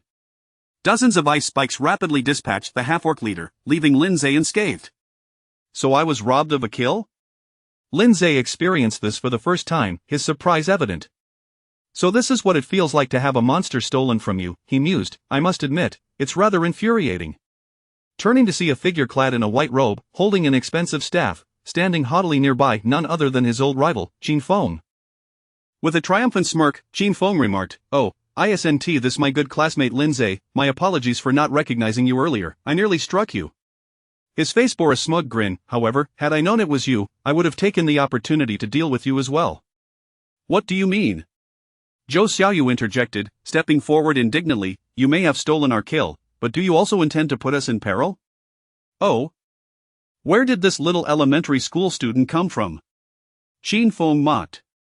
Lin Zhe, didn't you refuse to team up with anyone? Why did you bring along a little girl? Oh, I see now. It explains your lack of interest in female classmates at school. Turns out you have a preference for this sort of thing. Lin Zhe remained unperturbed, well aware that Qin Feng was merely a barking dog. He calmly replied, Qin Feng, why are you everywhere? Aren't you tired of being a nuisance since yesterday's embarrassing incident at the teleportation station? Upon hearing this, the humiliating memory flooded back to Qin Feng. You're asking for it, he seethed in. Instantly, the air around them crystallized into countless ice spikes. During the trial dungeon, Qin Feng had employed this technique, ice explosion, but now its scale was likely tenfold. Oh, I didn't expect you to have improved. Lin Zhe feigned surprise. I've had several experts accompany me in my dungeon runs. Qin Feng boasted, of course, such resources are beyond the reach of someone like you. Why am I even wasting breath on you? Qin Feng's expression suddenly hardened. Lin Zhe, you shall perish. In the next moment, all the ice spikes from all directions surged toward Lin Zhe. Just as Lin Zhe prepared to activate his lava domain, he heard Zhou Xiaoyu shout, watch out. Suddenly, a cloud of smoke erupted around her. Her petite form swelled into a massive beast, towering over 2 meters, one hand wielding a blade, the other brandishing a shield, standing protectively before Lin Zhe. The enormous shield, raised like an umbrella above her head, generated an energy field that repelled the oncoming ice spikes. Qin Feng was taken aback, astonished that this little girl could transform. Not only that, but she had also become a creature several times larger than her original form. Moreover, she had thwarted his signature move. Roar! The beastly Zhou Xiaoyu bellowed at Qin Feng, spittle flying onto his face. You dare to threaten me, the beast growled in a gruff voice, and let me make it clear, I loathe being referred to as a little elementary student. The contrast to the previously shy girl was stark. Qin Feng immediately shrank back. Lin Zhe, you brought a helper, 2 against 1, how unmanly. Just wait, I am not done with you, he spat, retreating in disgrace. Still as cowardly as ever, Lin Zhe chuckled quietly. Chapter 45 Lin Zhe vs. Qi Xingyu. The most spectacular duel after Qin Feng made his escape. A cloud of mist once again enveloped Zhou Xiaoyu, transforming her back into a petite version of herself. Lin Zhe, having witnessed her earlier display, was quite taken aback. "What the hell, you have this side to you?" "Ugh, please stop," Zhou Xiaoyu replied, clearly displeased, as she covered her flushed face. "As a girl, I unexpectedly transitioned into an A-grade, beast spirit warrior, profession.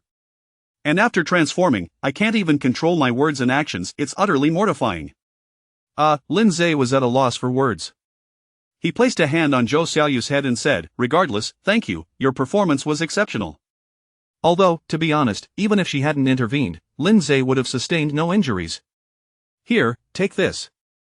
Lin Zhe tossed her a weapon. Destruction Longsword, Quality A-grade, type of weapon, equipment requirement, level 20, effect, strength 800, stamina 8000, critical hit rate 20, critical damage 30, 50 chance to inflict bleeding effect upon attack. This was precisely the weapon Lin Zhe had acquired from defeating the... There's no need to be so polite. For Lin Zhe, this piece of equipment was merely a trifle, especially since it was a warrior's weapon, perfectly suited for Zhou Xiaoyu. "Then thank you." With the boss having been claimed by Qin Feng, the pair had no choice but to venture into other areas on the same level to hunt monsters. After all, they needed to accumulate 5,000 points to access the 4th level. They first entered Area 2, where the adversaries were the Wild Boar tribe, and the boss was a diminished version of the Diamond War Chariot, which Lin Zhe swiftly dispatched before other competitors could catch up.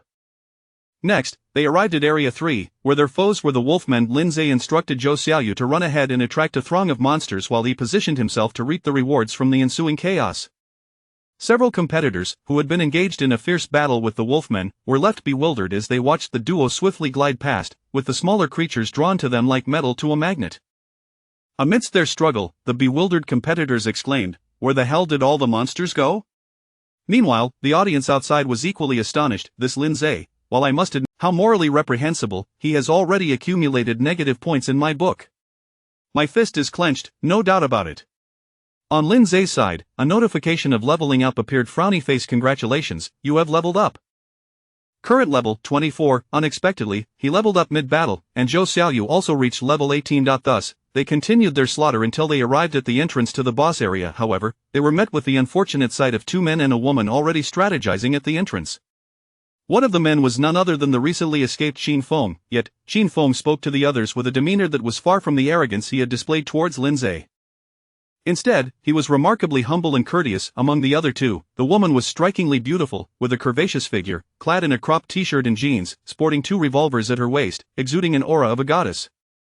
The other was a youth whose face was as refined as jade, exuding an air of confidence. Zhou Xiaoyu recognized the young man immediately and whispered, "Ah, it's Qi Xingyu." Simultaneously, outside the instance, when Qi Xingyu's visage appeared on the large screen, the crowd erupted into a frenzy, particularly the female fans, who were driven into a state of delirium. "Ah! Qi Xingyu is so handsome, Xingyu bravely soars, the moon shall forever accompany." The moon being the nickname they had given themselves as fans. "Finally, we've caught a glimpse of my beloved Gigi again. The director is truly lacking, why not give him a bit more screen time? I want to file a complaint. And that girl beside him, isn't she an XIN from Tianqing City? An A-grade, elemental gunner. Indeed, and Qi Xingyu and an XIN seem to have grown up together. What an adorable couple. Wait, look, Lin Zhe has arrived too." At that moment, the trio at the Qin Feng scoffed and was the first to speak. "Oh, look who it is, this dog again. You aren't stalking me, are you?" Zhou Xiaoyu immediately retorted, "What do you mean stalking? We came to fight the boss. Shouldn't you show some respect?" Lin Zhe scratched his head and replied nonchalantly, "I don't recognize them. Who are they?" He genuinely did not know. However, upon hearing this, meanwhile, the audience was equally displeased with Lin Zhe's remarks. Does he genuinely not know, or is he pretending, not knowing Qi Xingyu? Is he oblivious or simply uneducated? All of us Moon fans will unleash a torrent of online backlash against him. I acknowledge that Lin Zhe possesses some talent, but his arrogance is excessive. I fear he won't know how he met his end soon. Ha, this is going to be entertaining. I hope Qi Xingyu spares Lin Zhe's life. Inside the instance, the goddess-like Xian expressed her discontent at Lin Zhe's words. How can this person be so rude and disrespectful? Certainly not, we merely attend the same school. This brat is a student from the slums, with notoriously poor manners. Oh my. An Xin gasped, dramatically covering her mouth in disbelief. Qin Feng then cast a sycophantic glance at Qi Xingyu. Might I ask, young Master Qi, would you care to step in and teach this disrespectful brat named Lindsay a lesson?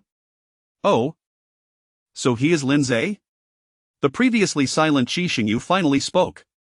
Indeed, Qin Feng replied with utmost reverence. I didn't expect young Master Qi to have heard of him. Oh, of course, after all, he awakened an S-grade useless profession, notorious for his infamy. Ha ha ha. Enough chatter, Qi Xingyu interrupted Qin Feng, scrutinizing Lindsay with a piercing gaze. He then stepped forward, expressionless, and approached Lindsay directly. Upon witnessing this, Qin Feng's face broke into a malicious grin, eagerly anticipating the unfolding drama.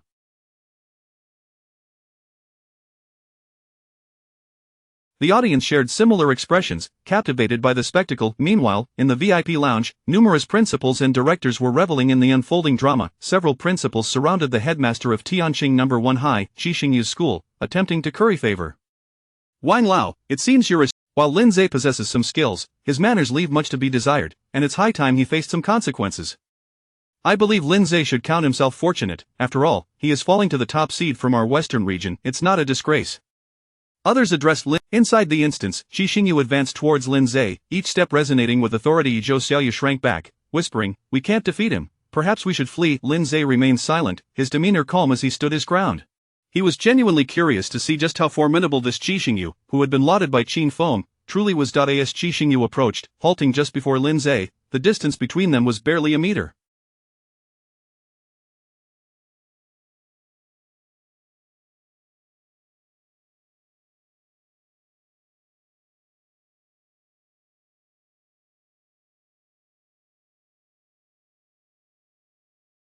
Everyone was enraptured, anticipating the imminent confrontation. At that moment, Qi Xingyu was the first to make a move. With both hands clasped in a respectful gesture, a broad smile plastered on his face, he bowed at a 90-degree angle towards Lindsay. The emergence of Lindsay's admirer. Upon witnessing this scene, Zhou Xiaoyu, Qin Feng, and Xin, and everyone else in front of the screen were left utterly dumbfounded. Each individual's mind seemed to freeze, struggling to comprehend what their eyes had just beheld.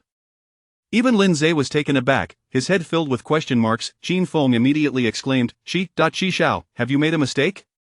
He had originally anticipated Lindsay's embarrassment, yet the situation had transformed into something entirely. Beside him, an Xin expressed her confusion. Qi Xingyu, what on earth are you doing? Calmly, Qi Xingyu addressed the two individuals behind him, Qin Feng and Xin. We had originally agreed to team up to tackle the boss, but I have now changed my mind. And Xin stamped her foot in frustration. Qi Xingyu, have you lost your mind? Qin Feng, akin to an ant on a hot pan, exclaimed, Qi Xiao, what are you doing? Lindsay just insulted you. Enough of your chatter. Depart at once. With that, he exited the trio's team, leaving an Xin to inherit the leadership position automatically. You. And Xion's face flushed with anger. Wait. At this moment, Lindsay slowly turned to Qi Xingyu and stated, while I am unaware of your ulterior motives, my team does not require additional members. Thus, if you wish to join my team, the door is closed. His tone was resolute. Lindsay thought to himself, a nonsense, I would be foolish to allow another person to share my experience and points. However, Qi Xingyu remained unperturbed, replying with a smile, no worries, not teaming up is perfectly fine, as long as I can follow Lin Gu and witness your prowess firsthand. With these words, everyone inside and outside the instance was left in utter bewilderment. In the audience, many young girls found their infatuation with their once elevated idol shattered. How could he, their lofty deity, bow and scrape before this Lindsay, who seemingly appeared from nowhere? At that moment, their hearts felt as though they were bleeding. Many began to speculate, who is this Lindsay, who has caused Yao to flee and has Qi Xingyu bowing down? Could it be that he possesses some formidable backing? In the VIP room, the principal of Tianqing No. 1, who had just moments ago been basking in the limelight, nearly spat out a mouthful of blood. Those who had been flattering him were now engulfed in embarrassment, wishing they had held their tongues a little longer. Liu Hanlin sighed in relief, smiling, this young man is indeed extraordinary.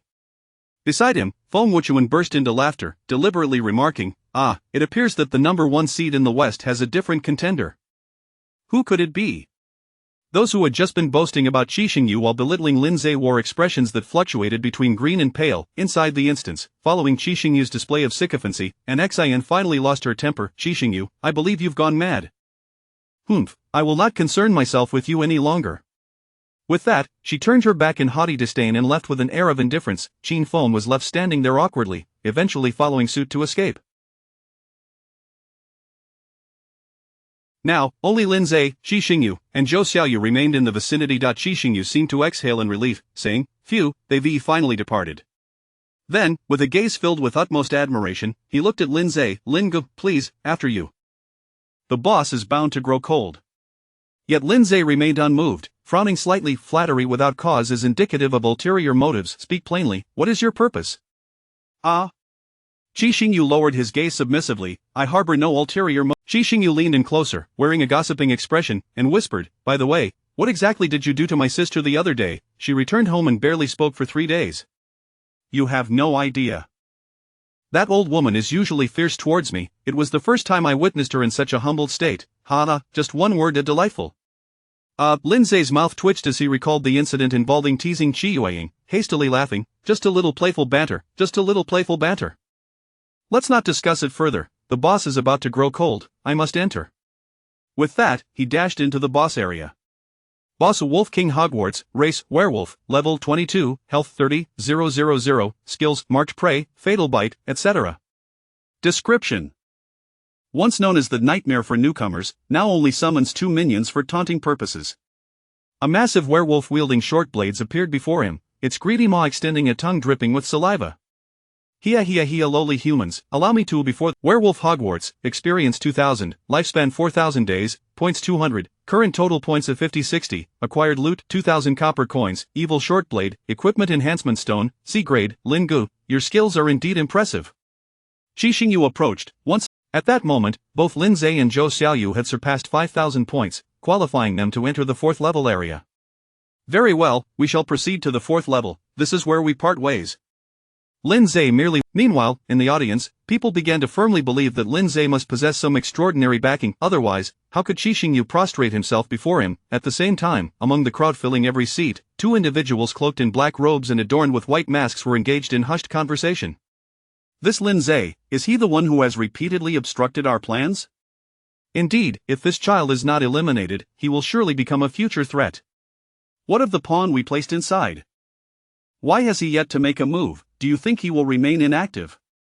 "No need to rush, he will inevitably act. After all, what we have provided him is immensely beneficial. That weak young master cannot possibly resist the allure of such power." Simultaneously, in another part of the instance, following Qi Xingyu's departure from the team, an Xin walked in frustration, with Qin Feng trailing behind her. "An Xin?" Qin Feng called out, "Why did you leave on your own?"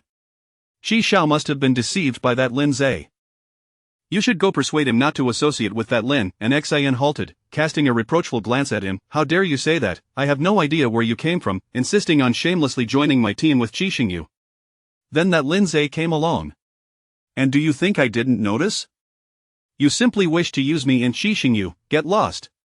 With that, an Xin turned on her heel and departed, left standing there. Qin Feng's eyes glinted with resentment. "Damn it, my Qin family is, after all, a prominent family in Tianyu City. Had it not been for Qi Xingyu and the Qi family, do you think I would have offered you this contemptible expression?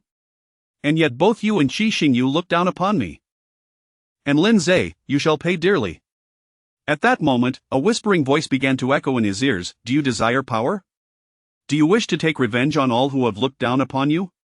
No need to rely on others any longer. Simply summon me, and you shall grow strong." Simultaneously, a yellow gem affixed to the belt at his waist began to emit an ominous glow. With a dazed expression, Qin Feng nodded. "Lin Zhe, I shall kill you." In the next instant, a swirl of dark energy enveloped Qin Feng entirely. In the audience, the faces beneath the 2 white masks revealed sinister smiles. It has begun. Chapter 47. And next, it's your turn to die. Lin Zhe, enveloped in dark mist, Qin Feng emanated an aura of malevolence. His gaze was frigid and filled with venom, suffused with the essence of death. "Let us start with you, you filthy harlot," he proclaimed, addressing an Xion's retreating figure. "What did you say?" An Xion turned. With resolute determination, she drew her twin revolvers, preparing for confrontation. As an A-class, elemental gunner, each of her bullets possessed distinct elemental attributes. Suddenly, Qin Feng brandished his staff, conjuring a multitude of icy spikes that, unlike before, these ice shards were shrouded in a sinister black mist. "Ha, foolish woman," the corrupted Qin Feng cackled, his voice bordering on madness, "You haven't been ravished by a man yet, have you? You might feel a bit of pain shortly. Bear with it. You sick pervert, what do you intend to do?" An Xin trembled involuntarily. In the next instant, countless ice spikes lunged towards her. "Ah!" she screamed in a piercing wail. In the audience, onlookers expressed their disgust. Qin Feng has gone too far, hasn't he? Indeed, an Xin is a stunning beauty, he shows no regard for the fragile.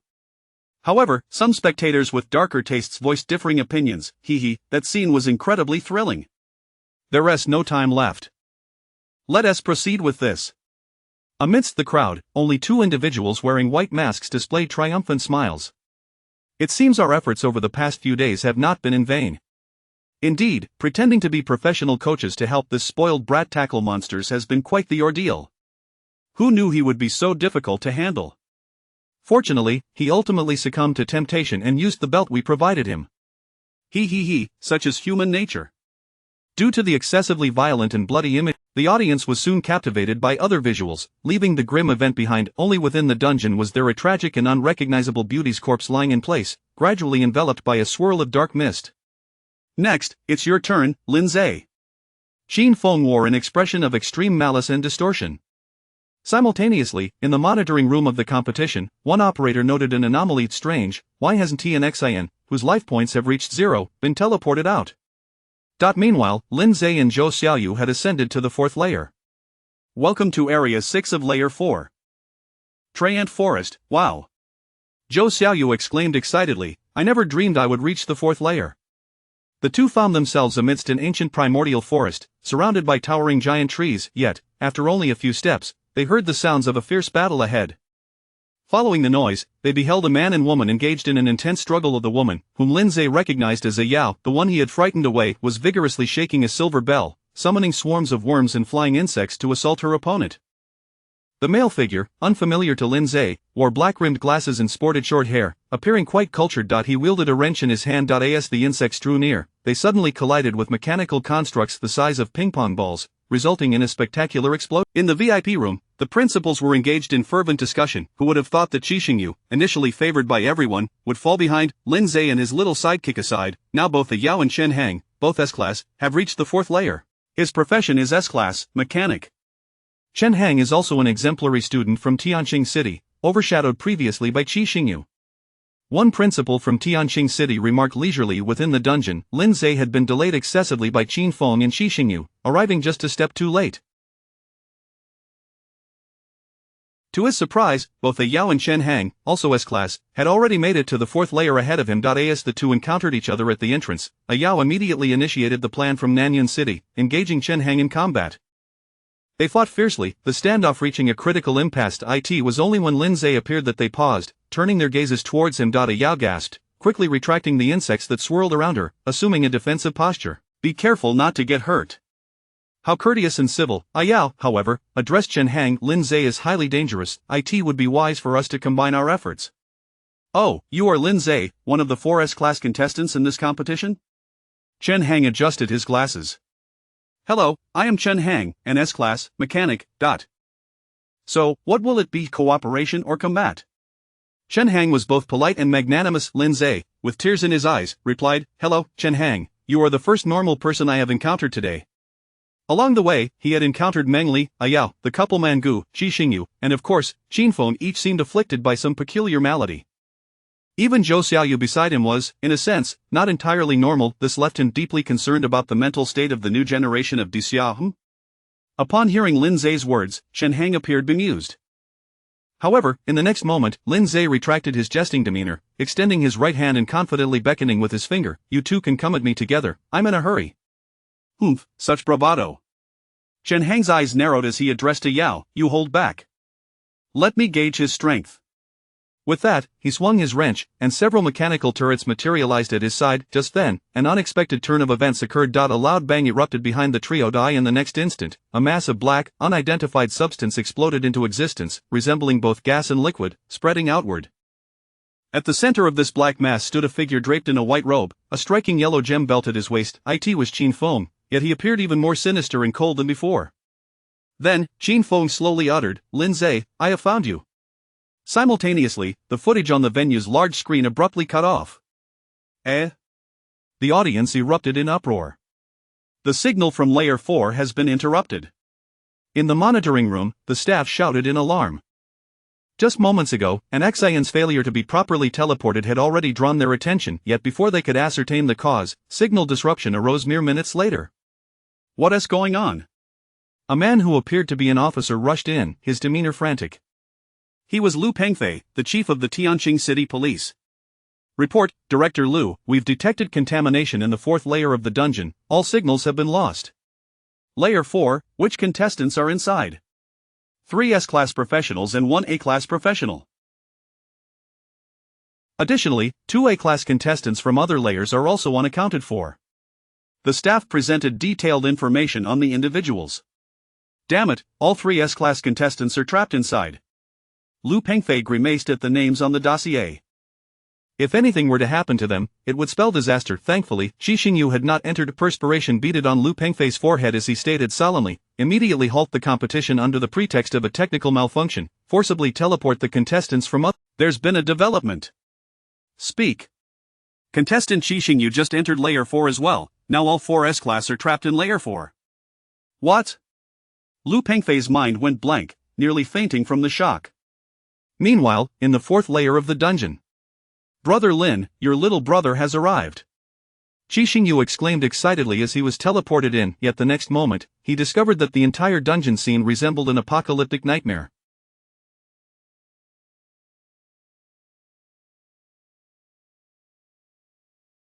The sky was blood red, and the ground was cloaked in a mass of black, unidentified substance. From among the black matter crawled skeletal soldiers, their bones glistening ominously. At the locus of this black mass stood a formidable-looking white-robed mage.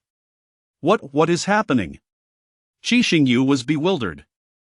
Lin Zhe smiled, didn't you insist on coming? Surprised, unexpected? Chapter 48. Among the greatest values upheld by the people of the Great Xia is the principle of reciprocity and courtesy. Apart from Lin Zhe, the others were utterly astonished by the apocalyptic scene that unfolded before them.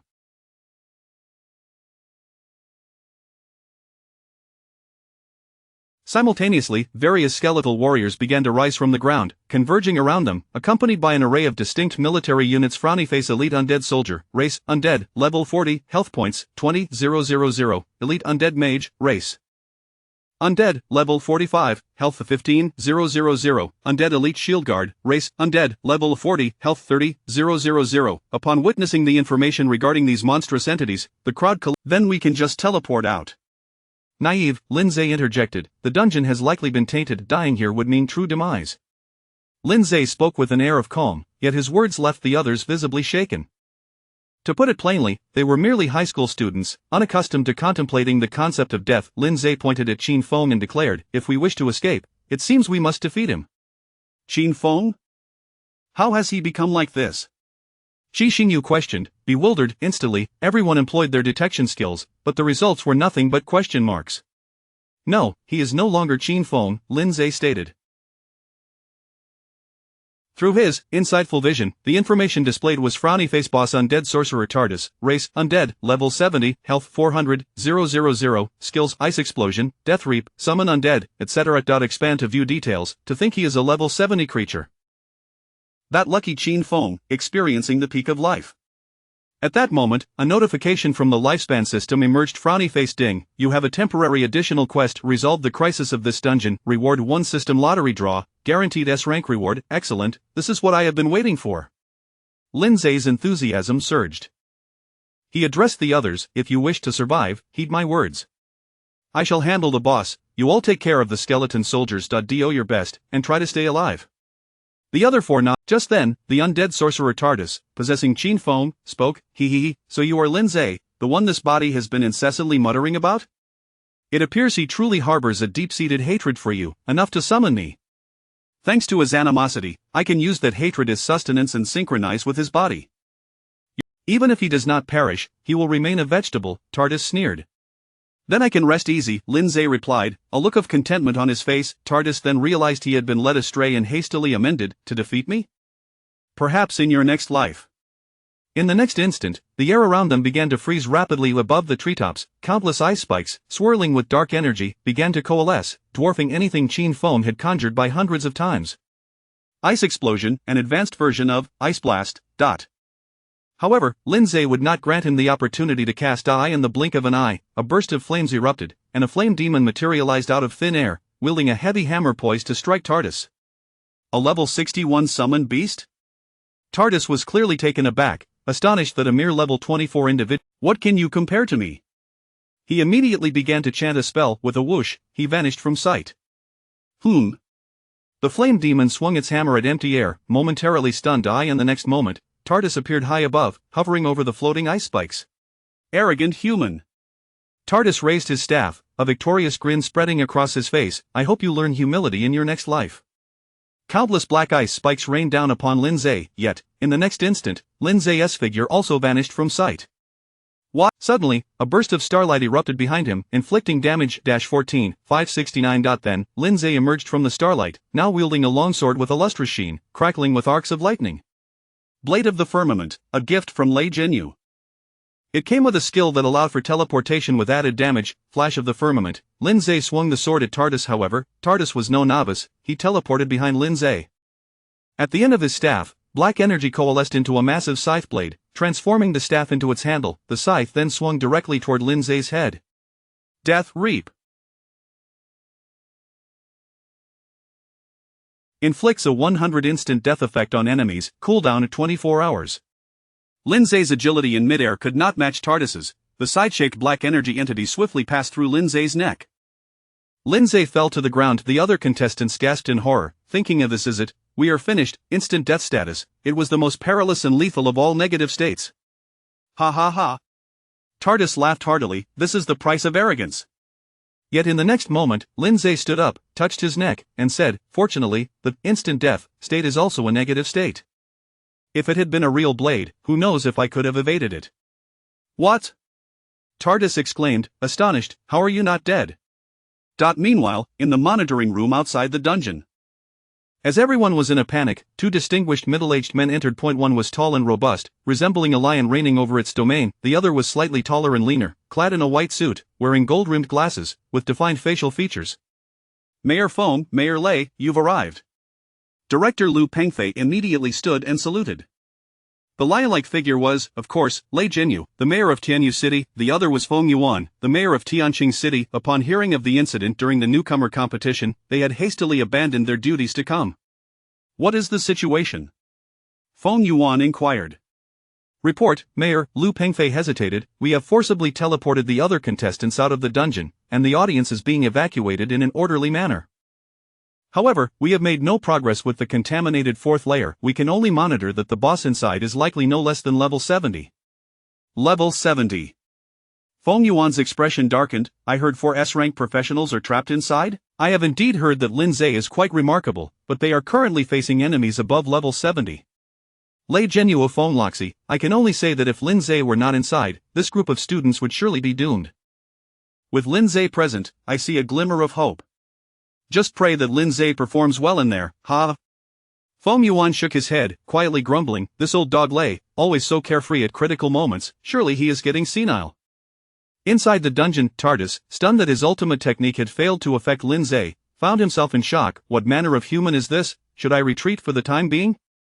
Since we have come, why not stay a little longer? At that moment, a sultry voice, like a sweet caress, echoed in his ear. Who is it? Tardis turned to look but found his neck unresponsive. In the sight of others, a beguiling succubus appeared behind him. Tardis was now under her control. Such formidable mental control. Tardis broke into a cold sweat. Lindsay slowly approached him, his eyes filled with a chilling intent. I care not for the motives of your undead kin, but to repeatedly invade the Great Xia is tantamount to courting death. He recalled, in times of peril, do not forget to strive for self-improvement. No matter how many times you come, I shall purge you all. With that, Lindsay commanded the succubus beside him, Lilith, make sure to entertain him thoroughly. Yes, master. In the each segment of the wheel bore a different negative effect. This was the skill, Wheel of Fate, that Lindsay had previously drawn. By spinning the wheel, a random negative effect could be inflicted upon the enemy.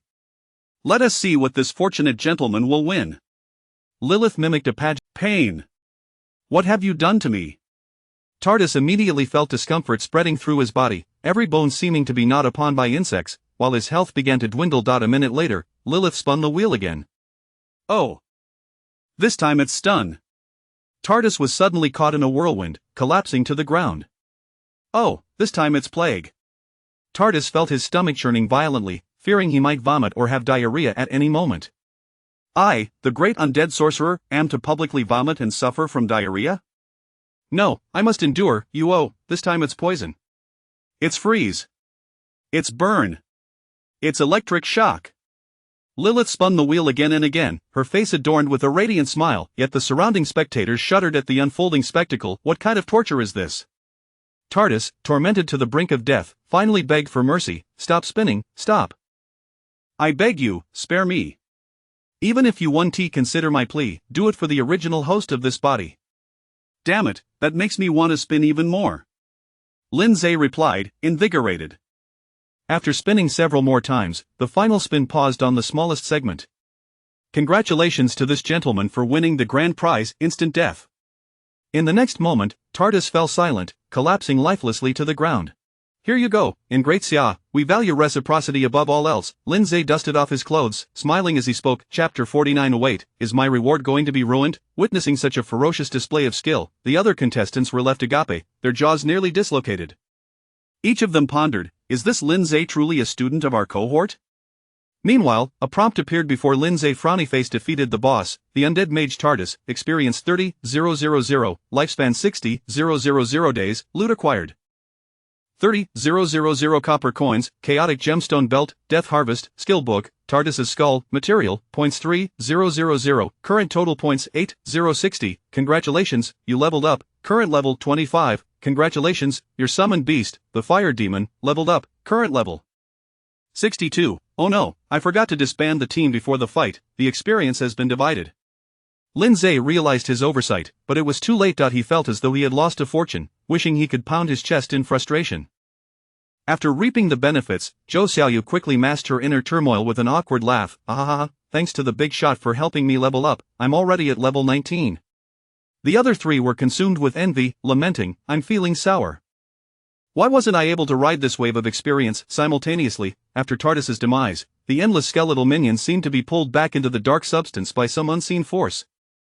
Before long, the black matter dissipated entirely, and the dungeon returned to its original state. Only Qin Feng's lifeless body remained. Having succumbed, Lindsay regarded Qin Feng's corpse with cold eyes, reflecting, you were merely a boastful and petty young master, with whom I shared no deep-seated enmity. However, your collusion with alien forces, whether voluntary or coerced, is a crime deserving of death. Ding! You have successfully resolved the dungeon crisis and completed the temporary side quest. Rewards: 1 system lottery draw, guaranteed S-rank reward. Now that's more like it, Lindsay thought, feeling a measure of psychological comfort. Outside the dungeon, in the monitoring room, seeing the technician make no progress, Feng Yuan began to pace anxiously. Useless, all of you are useless. If anything happens to the students, you will all owe the people an apology. Of course, as the city lord, I may not have the face to continue in my position. Lei Zhenyu comforted him from the side. Feng Loxi, it's been a while since I've seen you in such a state. You still have the mood to joke. This year, there are only 4 S-rank contestants from our western region, and several A-rank ones are also missing. If they die in there, the loss would be incalculable. Though we did not wish for any mishap to befall those inside, the news that these high school students had defeated a level 70 boss was still incredulous. At that moment, Lei Zhenyu patted his shoulder. What did I tell you? With Lindsay around, there's no need to worry too much. Feng Yuan adjusted his glasses, attempting to mask his previous distress, but I can't fathom, isn't Lindsay merely a newcomer in his 20s? Ha ha ha. Lei Zhenyu laughed heartily. Since the emergence of professionals a century ago, our great Xia has seen an abundance of talent, and it's not as if we haven't produced a few prodigies. Apologies, but this time it seems my Tianyu city has struck gold.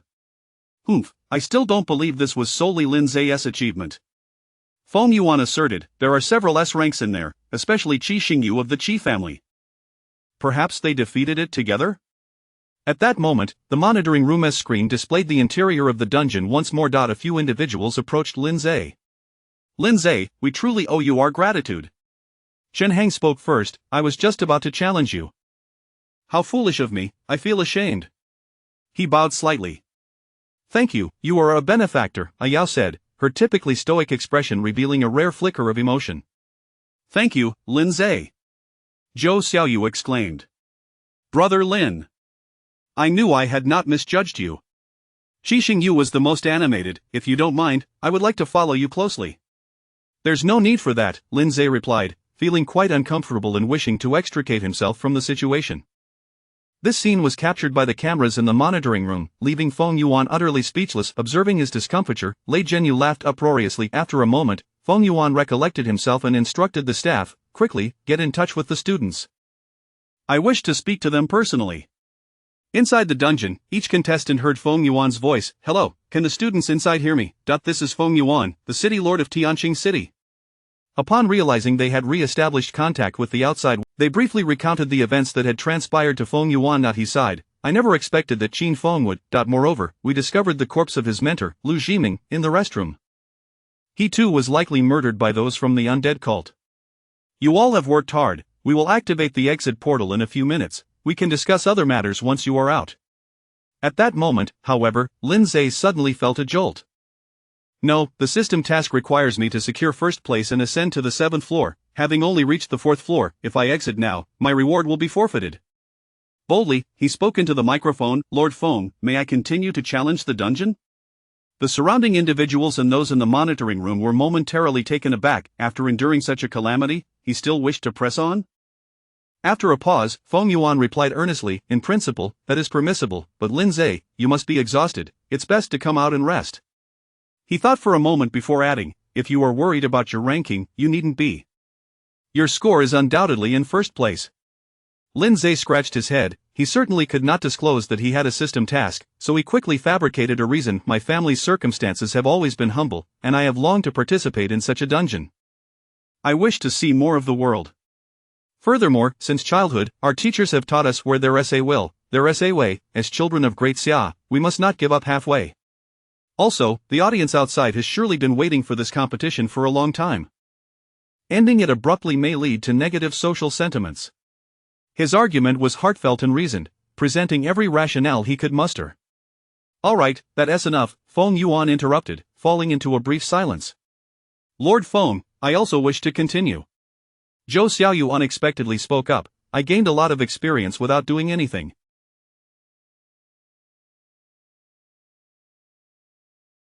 To repay Lin Zhe, I want to help him attract monsters. In that case, I want to go too. Chen Heng chimed in, though I haven't yet reached the score to enter the 5th floor, as a reserve force of Great Xia, how could I voluntarily give up? Then I wish to venture forth on my own. In an instant, all 5 individuals clamored to continue onward.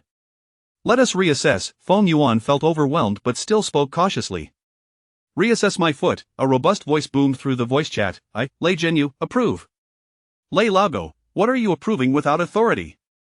Who calls the shots in Tianqing City? So what? The sounds of 2 city lords arguing erupted, leaving everyone in stunned silence. Before the voice chat abruptly ended, after a moment, they received a text message. The competition continues. Please exercise caution. Chapter 50 of the new S-Class Talent Epidemiology of Viruses. Meanwhile, within the confines of the arena, just moments after the announcement of the match's suspension, a chorus of boos erupted from the audience. Damn it, refund our tickets. Yet, for the sake of safety, the officials remained resolute, urging the crowd to exit in an orderly fashion. At this moment, throngs of spectators were streaming out. Among them were 2 individuals clad in black, their faces obscured by white masks. Both were elated, standing in stark contrast to the disgruntled masses around them. It seems our plan has succeeded. The contamination will soon spread to other levels, eventually infiltrating reality. At that point, we shall eagerly await the arrival of the undead army. We have truly endured great hardship and toil this time. Now, we merely await our rewards. Just then, an announcement crackled over the arena's PA system. Dear audience members, we sincerely apologize for the inconvenience caused earlier. Our technical difficulties have now been resolved, and you may choose to return to your seats to continue watching the match. For those who have already left, you can also view the match via mobile devices.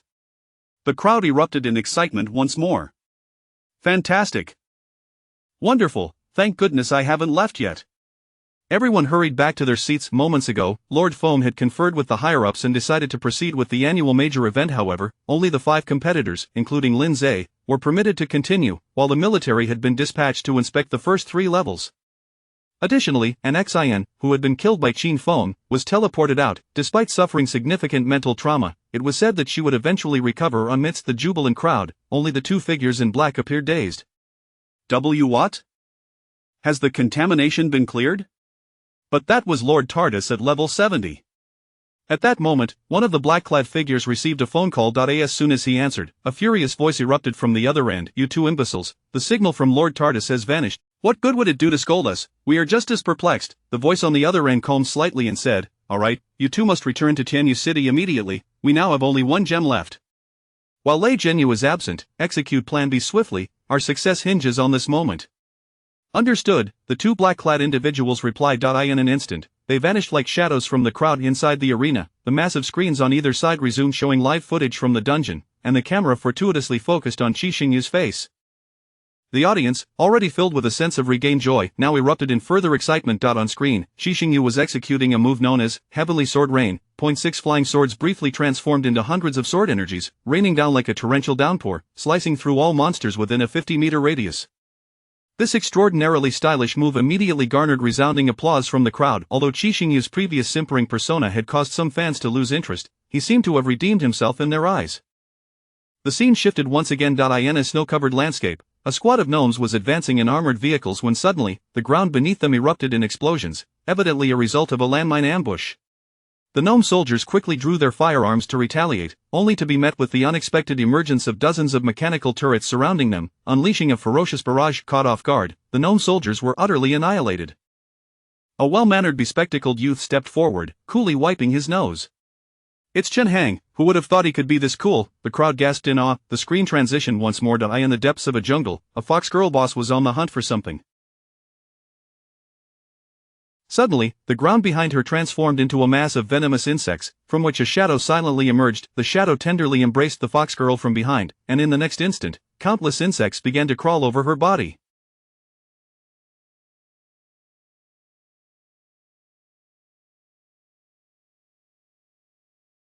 The insects began to feast upon her flesh, eliciting piercing cries of agony from the fox-girl. In no time, only her skeleton remained, while the shadow's gaze remained as cold and inscrutable as a still pond. This bizarre method of extermination sent chills down the spines of those present.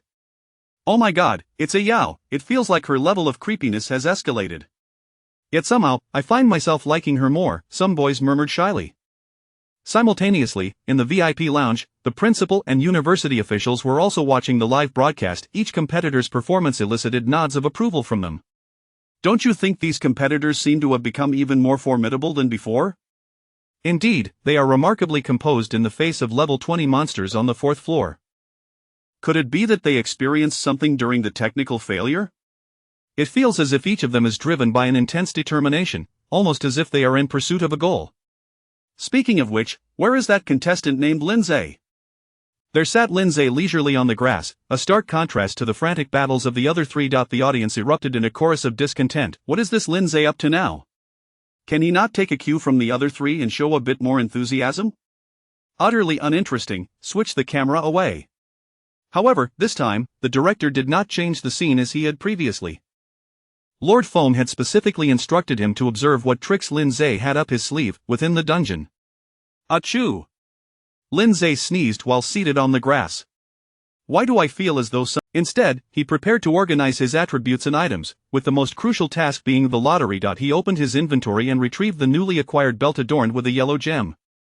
Chaos Gem Belt, Set 1-5, Quality A Class, Type Accessory, Effect Intelligence 1000, grants the wearer the Chaos Effect, increases the likelihood of entering a state of irrationality. Set Effect, 5-piece set? So it turns out Qin Feng wore this, losing his sanity and summoning that monster? Lindsay mused. However, this negative effect was ineffective for him, so he promptly equipped it, activating 4/5 of the set. Next, he opened his personal information panel for inspection. Frowny face. Name, Lindsay, Class Demon Summoner, Subclass. Summoning, Rarity S-Class, Level 25, 3, Rank Tier 1, Health 171, 390, Mana 77, 590, Strength 16, 349, 3,000, Agility 10, 309, 1, 500, Stamina 14, 639, 2, 500, Intelligence 4, 239, 3, 500, Spirit of 4, 259, 3, 500, Talents. Demon Affinity, Soul Link, Copy Summon, Scorching Airflow, Fortuitous Events, Master of Time Management, Skills Summon Demon, Demon Gaze, Wrath of Flames, Lava Domain, Clearsight, Demon Hot Springs, Summon Slots. For 4, Fire Demon, Hellhound, Demon Queen, Young Demon Dragon, Equipment Blade of the Sky, Night Lord Set, Cursed Gem Necklace, Fallen Gem Ring, Blood Gem Medallion, Chaos Gem Belt, Platinum Medal of Honor from the Summer Dynasty. After reviewing his attributes, Lindsay nodded in satisfaction. Alright, now it's time for the lottery. Moreover, this time it was specifically for an S-Class reward, making it highly anticipated. He promptly opened the lottery interface. The various entries began to spin wildly before finally coming to a stop. Congratulations, you have drawn the skill Epidemiology of Viruses, S-Class, skill Epidemiology of Viruses. When an enemy target is afflicted by your negative status, you can transfer that negative status to another enemy target within 10 meters, and this can be repeated indefinitely. Each transmission consumes 100 mana points.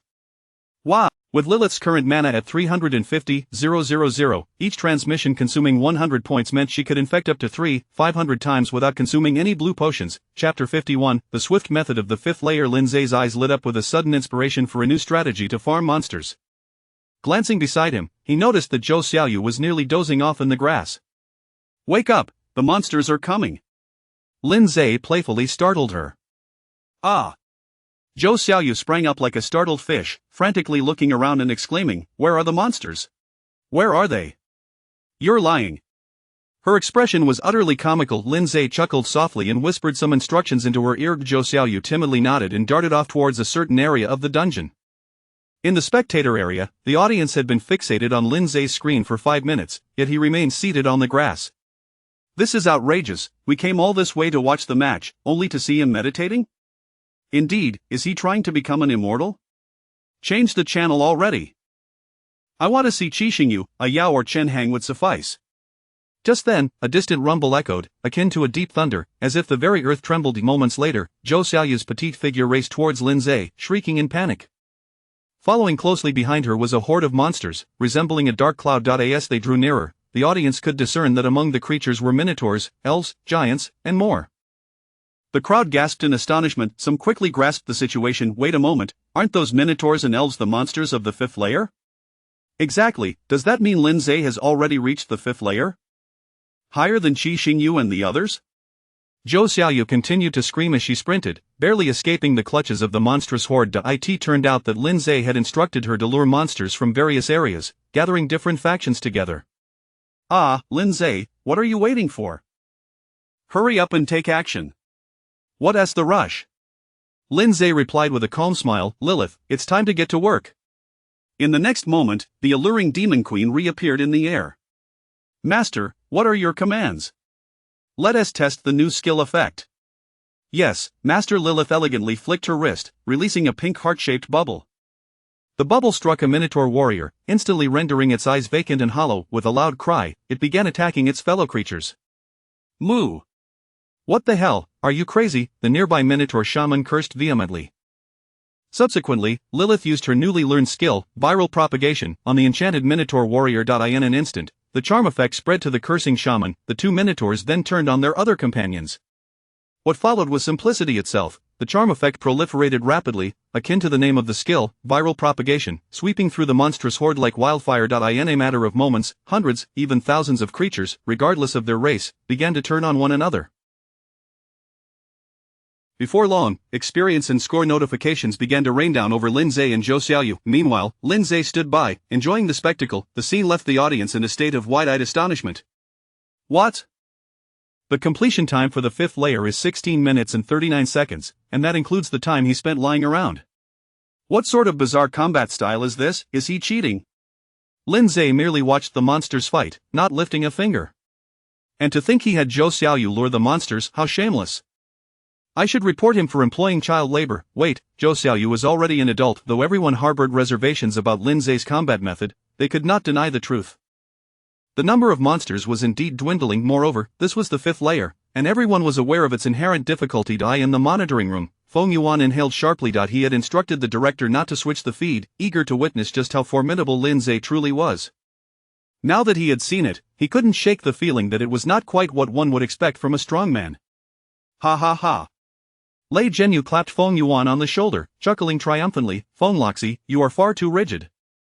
As long as one can defeat the enemy, what does it matter how they do it, as long as it's not cheating? Feng Yuan adjusted his glasses, non-committal in his response.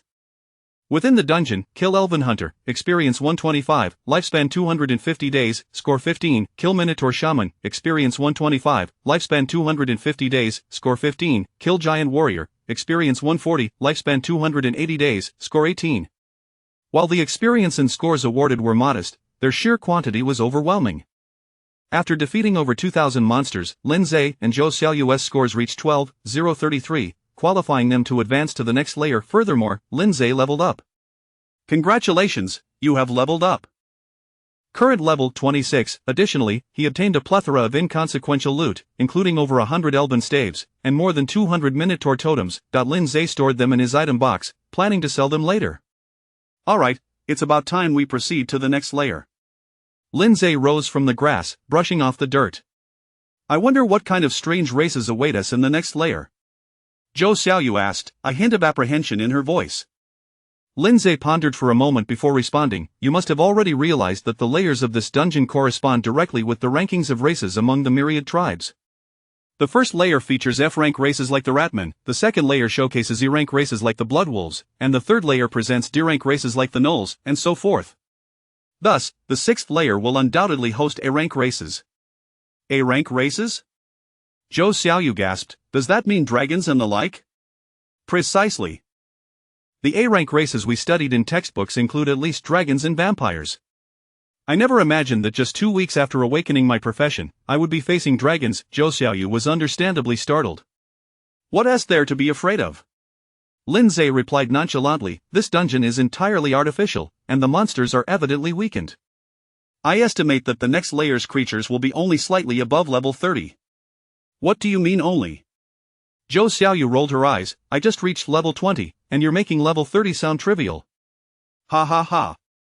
Lin Zhe laughed heartily. He paid little mind to what monsters awaited in the sixth layer. His anticipation lay firmly with the seventh layer. Not only was it essential for completing the system task, but according to his deductions, the creatures in the seventh layer would be S-rank, with known entities including deities and demons. Correspondingly, the scenery would undoubtedly be that of the divine realm and the infernal realm. Though this was an artificial dungeon, there had to be at least one. With this thought, a spark of excitement ignited in Lin Zhe's gaze. Enough chit-chat, let us hurry. With that, outside the dungeon, they've entered the sixth layer. The crowd erupted once more in fervor. It was said that the last participant to ascend to the sixth layer in the New Star Championship had done so over a decade prior. Chapter 52. The swift passage to the sixth layer. In the astonishing seventh layer, as Lin Zhe and Zhou Xiaoyu stepped into the sixth layer, they were greeted with an unexpected show of force. A bolt of lightning descended with a crackling sound, striking right before Lin Zhe's feet. Fortunately, he reacted swiftly, taking a step back and pulling Zhou Xiaoyu out of harm's way. Looking up, they beheld a colossal deep blue dragon soaring through the sky, its body intermittently crackling with arcs of electricity. Boss, Sky Sovereign Lede, Race at Dragon, A-Class, level of 35, health points 100, 000, skills. Thunder Breath, Lightning Wing Charge, Static Field, etc. Click to view details. Description: one of the 5 great dragons, the master of lightning power, it is said that he has close ties with the celestial beings. Oh? We encounter a boss right off the bat? Lin Zhe mumbled, gazing at the dragon above, and it's Lede, no less? Ah, it's actually Lede. Zhou Xiaoyu exclaimed in astonishment. Though dragons were an extremely enigmatic and high-ranking race, the Sky Sovereign Lede was well known among the people of Daxia. He was featured in middle school textbooks on alien races, complete with illustrations. Many students had once gazed at that picture, dreaming of becoming dragon slayers in the future. Little did Lin Zhe expect to actually encounter him here. Legend has it that Lede is at least level 100. Why is this one only level 35? I can't help but feel that if the real Lede were to learn of this, he would be furious. Lin Zhe quipped. The artificially weakened version of Lede flew overhead, bellowing in a heavy voice, let me see who dares to approach. Oh my god, 2 mere ants of the human race. I swear, with just one of my fingernails, I could squash you both. Lin Zhe was taken aback. What was with this overtly translated tone? However, Lede was evidently not joking, as his massive wings began to crackle with numerous lines of lightning. Suddenly, a tremendous bolt of thunder arced down toward Lin Zhe and Zhou Xiaoyu. Succubus, Flame Demon, coordinate together. The Flame Demon leaped forth with a resounding thud, using its robust arms to block the lightning with its physical form. It feels delightful, like a massage, the flame demon boasted. Next, the succubus cast, Wheel of Fate, on Leyte, the needle landing on petrification. Instantly, the dragon froze mid-flight, unable to move, and plummeted to the ground. The flame demon rushed forward, wielding a colossal hammer to strike. 80,000, 80,000. In just 2 swings, the inferior version of Leyte was reduced to ruins, a scene too gruesome for words. The live broadcast even blurred out the footage. The audience was left in stunned silence. Is this really Leyte, one of the legendary 5 great dragons, being taken down so swiftly? This is the 6th layer. I recall that very few have ever reached this level in history. This visit is truly worthwhile. This Lindsay seems to possess genuine talent. In the VIP lounge, all the principals and directors appeared to have finally acknowledged Lindsay's prowess. A group surrounded. Your school has truly produced a gem. Old Lou, I was merely pushing Lindsay earlier. The directors from prestigious schools formally added Lindsay's name to their recruitment list, placing it at the top, already contemplating the resources they would offer to entice him. Inside the dungeon. Defeated boss Sky Sovereign Leyte, experience 15,000, lifespan 15,000 days, points 1,000, loot acquired of 15,000 copper coins, azure robe, sky spear, dragon scales, material. That was a breeze. Lindsay clapped his hands. At that moment, he suddenly realized that he had received full experience and points. Without any division, he discovered that Zhou Xiaoyu had already exited the party. He looked at her in confusion. Zhou Xiaoyu smiled shyly and said, "Hee, I feel like I didn't contribute much, so I won't take any of your experience. Honestly, just reaching the 6th layer satisfies me. The points will be enough for me to get into a good university. Perhaps I should stop here and not be your little accessory anymore. Thank you, Lindsay." Zhou Xiaoyu beamed, clearly resolute in her decision. Lindsay no longer pressed her, saying, "All right, and thank you for your help along the way." He then summoned all 4 of his demons, arranging them in a liney flame demon, succubus queen, hellhound, and little demon dragon. Observing the nascent formation of his demon army, Lindsay felt a sense of satisfaction. He commanded, "From now on, it's up to you to unleash your power." "Yes, my lord." "Yes, master." "Woof woof." "Chirp chirp." The 4 demons. Additionally, there was the Dragonkin army. However, with the 62-level flame demon and the 65-level succubus queen as the main forces, the dogs acting as assassins, and the little dragon scavenging for spoils, all the foreign races were swiftly routed.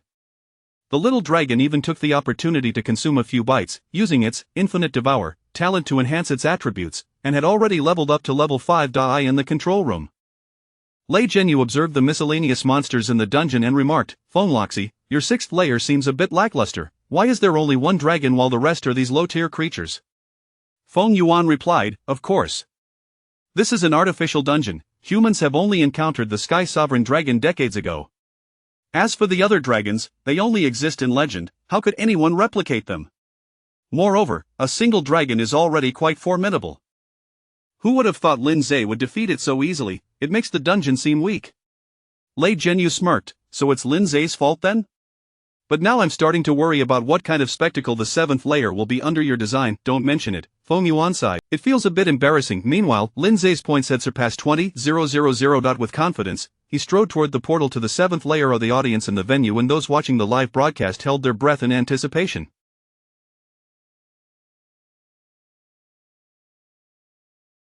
This could become an unforgettable moment in their lives, as they would witness someone successfully breach the 7th layer, an unprecedented feat. Lindsay was equally eager to discover what the celestial realm or hell would look like, wondering if he would encounter other demons or even celestial beings.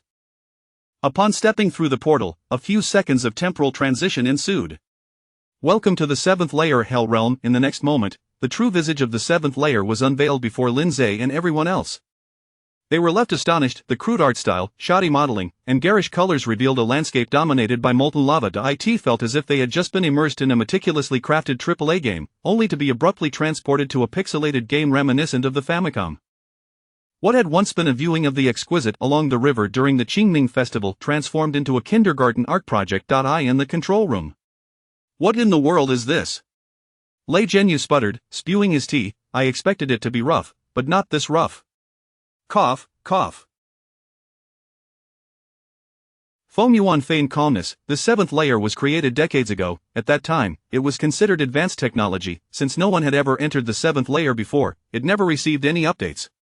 Besides, who has ever seen the Hell Realm? The designer could only rely on his imagination. Lei Jinyu felt like joining the other audience members in shouting, "Refund!" Of course, the one experiencing it most vividly was Lin Zhe.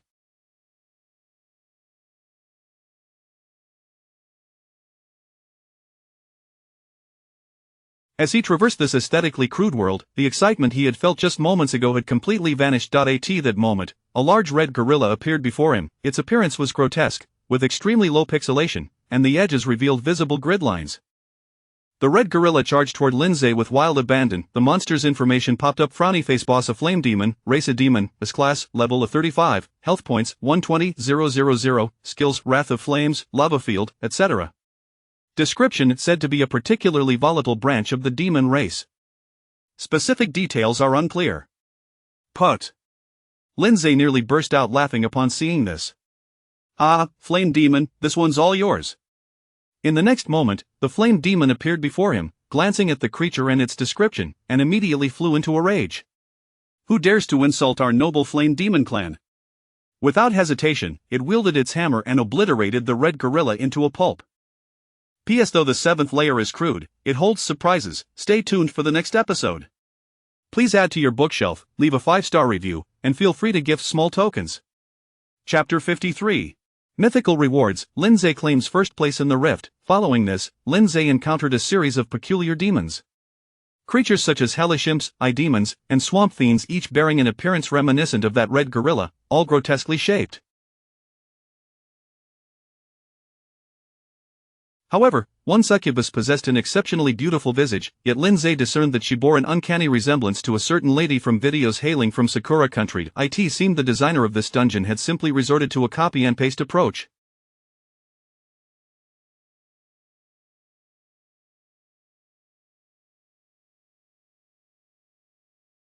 Moreover, Lilith became jealous, insisting on knowing who was more beautiful between the two. Lin Zhe explored this infuriating dungeon for quite some time, battling numerous foes. As they were all level 35 and above, he earned a considerable amount of experience.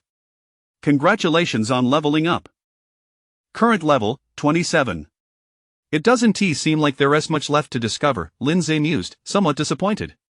Since I've already reached the pinnacle of the seventh layer, the system's task should be achievable. Perhaps it's best to withdraw now.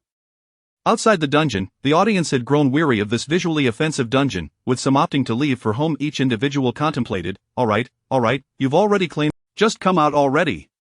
Just as Lin Zhe prepared to exit, he decided to be cautious and employed, to survey his surroundings once more. Suddenly, he noticed something marked by a golden glow in the distance through the unique vision provided by Lin Zhe's interest. However, the further he walked, the more the surrounding environment's modeling became increasingly crude. It was reminiscent of the works displayed in the 3 Years of Animation Studies series, truly an eyesore.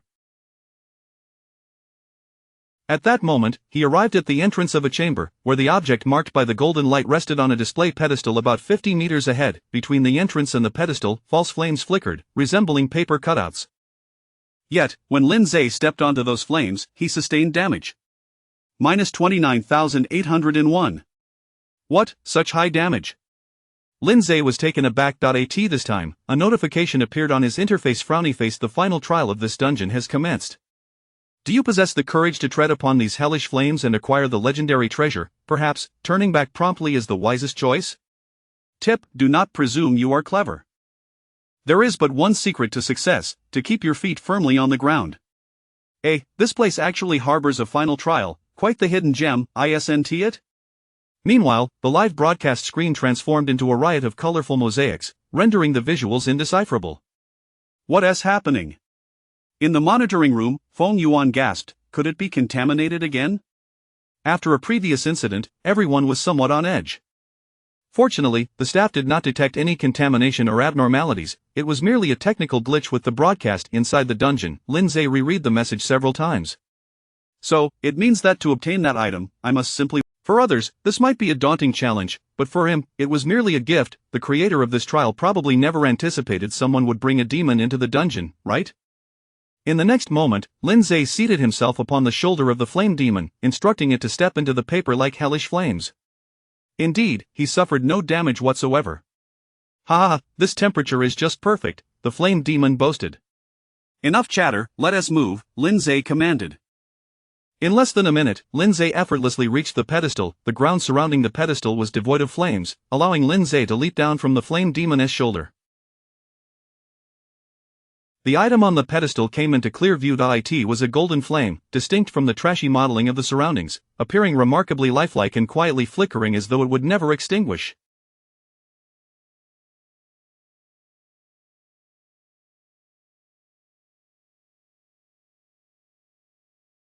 At that moment, another notification popped up above Lindsay's head. Frowny face. "Congratulations on completing the final trial, you have received the reward, Eternal Flame Seed."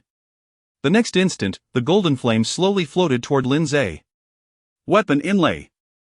Eternal Flame Seed, mythical level, effect. When embedded in equipment, all fire attribute damage dealt becomes true damage, amplified to 5 times the original. Furthermore, the flames are controlled by the wielder's consciousness. If the wielder does not recall it, the flames may incinerate anything and will never extinguish. This item can be embedded in any weapon and can be freely removed. What? Mythical level? Lindsay was astonished. Throughout his life, he had always understood that S level was the pinnacle. Now, a mythical item had emerged. How could such an item be found in this shabby dungeon? Was it intentional? And the effect is simply astounding. Lindsay's eyes sparkled with excitement. Without hesitation, he embedded it into the flame demon's molten hammer. Instantly, a golden flame erupted from the already imposing hammer. "Thank you for the gift, my lord. You will be teleported out in 60 seconds. 60, 59, 58. Finally, it's over, Lindsay sighed in relief. Outside the dungeon, Qi Xingyu, Chen Hang, and a Yao had already concluded their matches. Qi Xingyu had successfully reached the 5th layer but ran out of mana and had to exit on his own. Chen Hang and a Yao, however, were stopped at the 4th layer. The three awaited Lindsay's final result. Just then, a dashing youth clad in black light armor emerged from the teleportation portal. Several cameras immediately zoomed in on his face, broadcasting him live on the big screen. The entire venue erupted in cheers. Regardless of their previous doubts and disparagements towards Lindsay, at this moment, they could not help but offer their blessings and admiration. "Lindsay, you're amazing. Lindsay, you look so handsome. Lindsay, I want to bear your children." Subsequently, the big screen displayed the final scores of the competition. First place, Lindsay, 24, 360 points. Second place, Zhou Xiaoyu, 12, 056 points. Third place, Qi Xingyu, 9, 624 points. Fourth place, Yao, 8, 789 points. Fifth place, Chen Hang, 8, 438 points. Sixth place. Upon witnessing Lindsay's score claim first place in a rift-like fashion, the crowd erupted once more simultaneously. The system announced, "Frowny face ding, you have secured first place in this competition and ascended to the 7th layer, receiving a reward. 2 lottery draws, designated as S-level rewards." Zhou Xiaoyu, Qi Xingyu, and others rushed forward, encircling Lindsay. "Lindsay, thank you. I can't believe I placed second." "I am afraid to tell my grandmother, she might have a heart attack from excitement," Zhou Xiaoyu exclaimed. "Lin brother, as expected of you, I'm determined to recognize you as my big brother." "Which school are you planning to attend? I want to go to the same one," Qi Xingyu added. "RNTU grows, Qi Xingyu, your words have some merit," a Yao chimed in. At that moment, 2 towering figures appeared behind the students, causing them to part ways automatically. It was the city lords, Lei Zhenyu and Feng Yuan. Lei Zhenyu placed a robust hand on Lindsay's shoulder, saying, "I knew I wasn't wrong about you." Then, he shot a provocative glance at Feng Yuan. "What do you think? Dare to laugh at my Tianyu city being devoid of talent now?"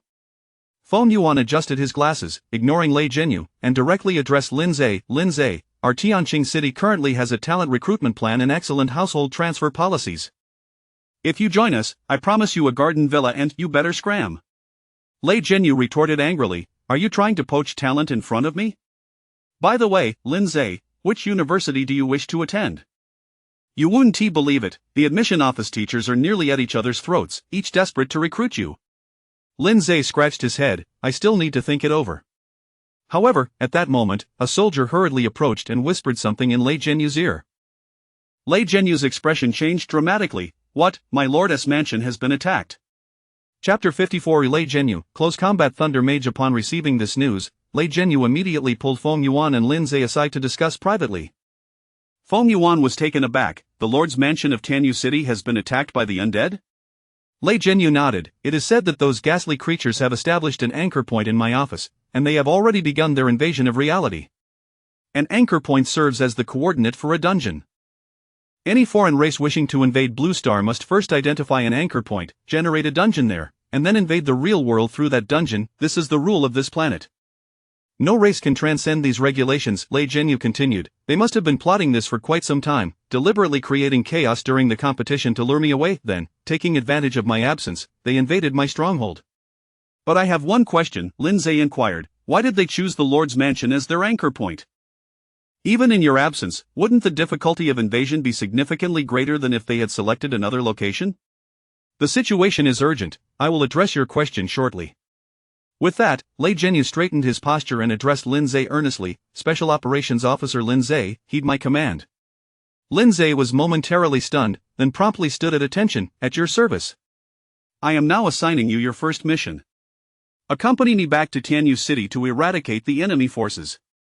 Lin Zhe's blood surged with excitement as he saluted, resolutely replying, understood. After issuing the command, Lei Zhenyu activated a scroll, conjuring a temporary portal before him. Let us proceed. In the next instant, both Lei Zhenyu and Lin Zhe stepped into the portal. Watching the two depart, Feng Yuan couldn't help but exclaim, Lin Zhe has already been promoted to major, quite impressive. However, as the saying goes, with great power comes great responsibility. Feng Yuan sighed, shaking his head. I fear Lin Zhe will miss the award ceremony shortly. After a brief moment of temporal transition, Lin Zhe and Lei Zhenyu found themselves in a garden near the Lord's mansion. Upon surveying the scene, they noticed thick black smoke billowing from the roof of the mansion, while the sound of... However, a visual barrier had been erected around the area, preventing the citizens outside from witnessing the true situation. Suddenly, a deafening crash resounded as a large section of the mansion's corner collapsed, accompanied... However, the practitioners of Great Xia were not to be trifled with. They united and repelled them. Ultimately, I personally slew their leader, the undead sovereign. Yet the undead sovereign is neither dead, his heart has been preserved within my lord's mansion. I never anticipated that these undead would become active again in recent years. They have lured many humans with the promise of power, sowing chaos everywhere. Of course, you have resolved several recent incidents. Their ultimate goal is to resurrect the undead sovereign and restore the undead race. Upon hearing this, Lin Zhe remarked, so they are here to seize that heart? Precisely. Lei Zhenyu replied, rolling up his sleeves, his well-defined muscles bulging. What a deluded fantasy. I brought you along not to engage in combat but to witness the grand spectacle. After all, you are still a student, just observe quietly during the confrontation. Perfectly fine, I haven't fought in years, and my fists are itching for action. In an instant, Lei Zhenyu's entire form was enveloped in crackling lightning, resembling an armor forged from electricity. His already disheveled hair stood on end, much like a lion's mane. Lin Zhe was astonished. Witnessing the thunder god Lei Zhenyu display his prowess was indeed a rare privilege. His class was Close Combat Thunder Mage, reportedly having surpassed level 100, entering the ranks of 5th-tier masters. With a swift motion, Lei Zhenyu darted forward like a bolt of lightning towards the Lord's mansion, tearing up the ground beneath him. Ding, you have a new mission, completely thwart the undead's revival plan. Reward 1 system lottery draw. Another mission? Lin Zhe glanced at the system notification and immediately followed suit. Inside the Lord's mansion, chaos reigned. Numerous walls lay in ruins. From the direction of the Lord's office, countless skeletal soldiers emerged, each one above the 2nd tier. In the corridor, numerous soldiers were engaged in a desperate struggle against them. Although the soldiers were all 3rd-tier elites, they were overwhelmed by the sheer number of skeletal soldiers, leaving them unable to divert their attention. In addition to the skeletal foot soldiers, several high-ranking undead generals had also joined the fray. A skeletal general wielding a lance rode forth on a skeletal warhorse from the portal.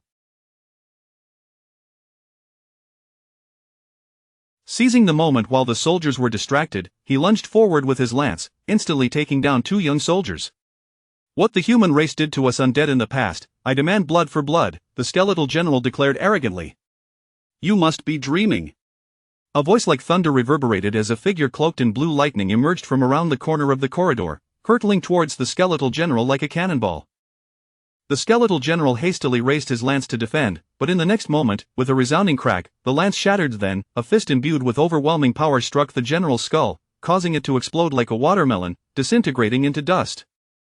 The force of that blow did not cease, as the skeletal soldiers behind him were reduced to ashes in a massive blue shockwave. Thunder Fist, one of the main skills of close combat thunder magic. Lei Zhenyu spat contemptuously at the general, now reduced to mere bones, saying, "If it weren't for your kind invading Great Xia first, our two races could have coexisted peacefully. Remember, no matter how many times you come, the only fate awaiting you is this." Lord Lei. Upon seeing Lei Zhenyu's arrival, all the soldiers breathed a sigh of relief. Lin Zhe, trailing behind, was also awestruck by the previous display of power, feeling a deep admiration for the thunder god's prowess. At that moment, a sharp sound resonated through the corridor, akin to glass shattering on the ground. Suddenly, darkness rapidly enveloped the entire corridor, as if everyone were submerged in a pool of black water. Simultaneously, a negative status appeared on each individual status bar. Abyssal Curse. Abyssal Curse. Reduces all attributes and values by 90, lasts for 10 minutes, cannot be dispelled by skills or items. What is this effect? The soldiers cried out in terror. Each person's attributes had indeed dwindled to a mere 10 of their original values, visibly shortening their health and We've fallen into an ambush. Lei Zhenyu shouted angrily, also afflicted by this negative status. At that moment, a chilling woman's laugh echoed through the air. He, enjoy your little game here. As the voice faded, a relentless tide of skeletal soldiers began to surge from the far end of the corridor. All the soldiers wore grave expressions. They could have held their ground against the skeletal soldiers, but now, under the influence of this status, a single blow could prove fatal. With all attributes reduced by 90, even their speed had slowed significantly, leaving them utterly unable to flee. Damn it, these undead are crafty. Lei Zhenyu seethed with rage. No matter. I will hold the line. With that declaration, a wall of lightning surged forth, forming a barrier between the soldiers and the skeletal horde. Although Lei Zhenyu was also afflicted by the Abyssal Curse, as a 5th-tier master, his attributes still exceeded those of many soldiers under normal circumstances. However, Lei Zhenyu understood that he could not withstand this state for long. I need to devise a plan immediately, he pondered anxiously. Just then, a youthful voice rang out behind him. Lord Lei, it's my turn to take action. A young man clad in black light armor confidently strode forward, seemingly unaffected by the black curse material beneath his feet. Everyone, including Lei Zhenyu, was left astounded. How are you unaffected? Only Lin Zhe understood. No matter how formidable the Abyssal Curse, it was still a negative status, and he was immune to all negative effects. Lin Zhe stepped to the forefront of the soldiers, facing the oncoming wave of skeletal soldiers, and unleashed a fiery fist. Inferno's Fury, activated, instantly engulfing all the skeletal soldiers in hellish flames. Chapter 55 of the Draw, 2 S-Class Rewards. Upon witnessing Lin Zhe's formidable strike that obliterated the skeletal soldier, the human soldiers were left in utter astonishment. Is this young man truly only in his 20s? He hasn't even broken through to the 2nd tier yet. Lei Zhenyu's eyes widened slightly. He had always known Lin Zhe to be a prodigious talent, yet this was the first time he had witnessed the depth of his prowess up close. Moreover, wasn't his profession centered around summoning demons for battle? How could he possess such strength himself? This was not merely genius, it was sheer monstrosity. Ha, I can hardly believe I've fallen into an ambush, what a disgrace. Lei Zhenyu quipped to himself, then turned his gaze toward Lin Zhe. Initially, I thought you could just observe the battle, but now it seems I must enlist your direct involvement. Lin Zhe replied, no problem, leave it to me.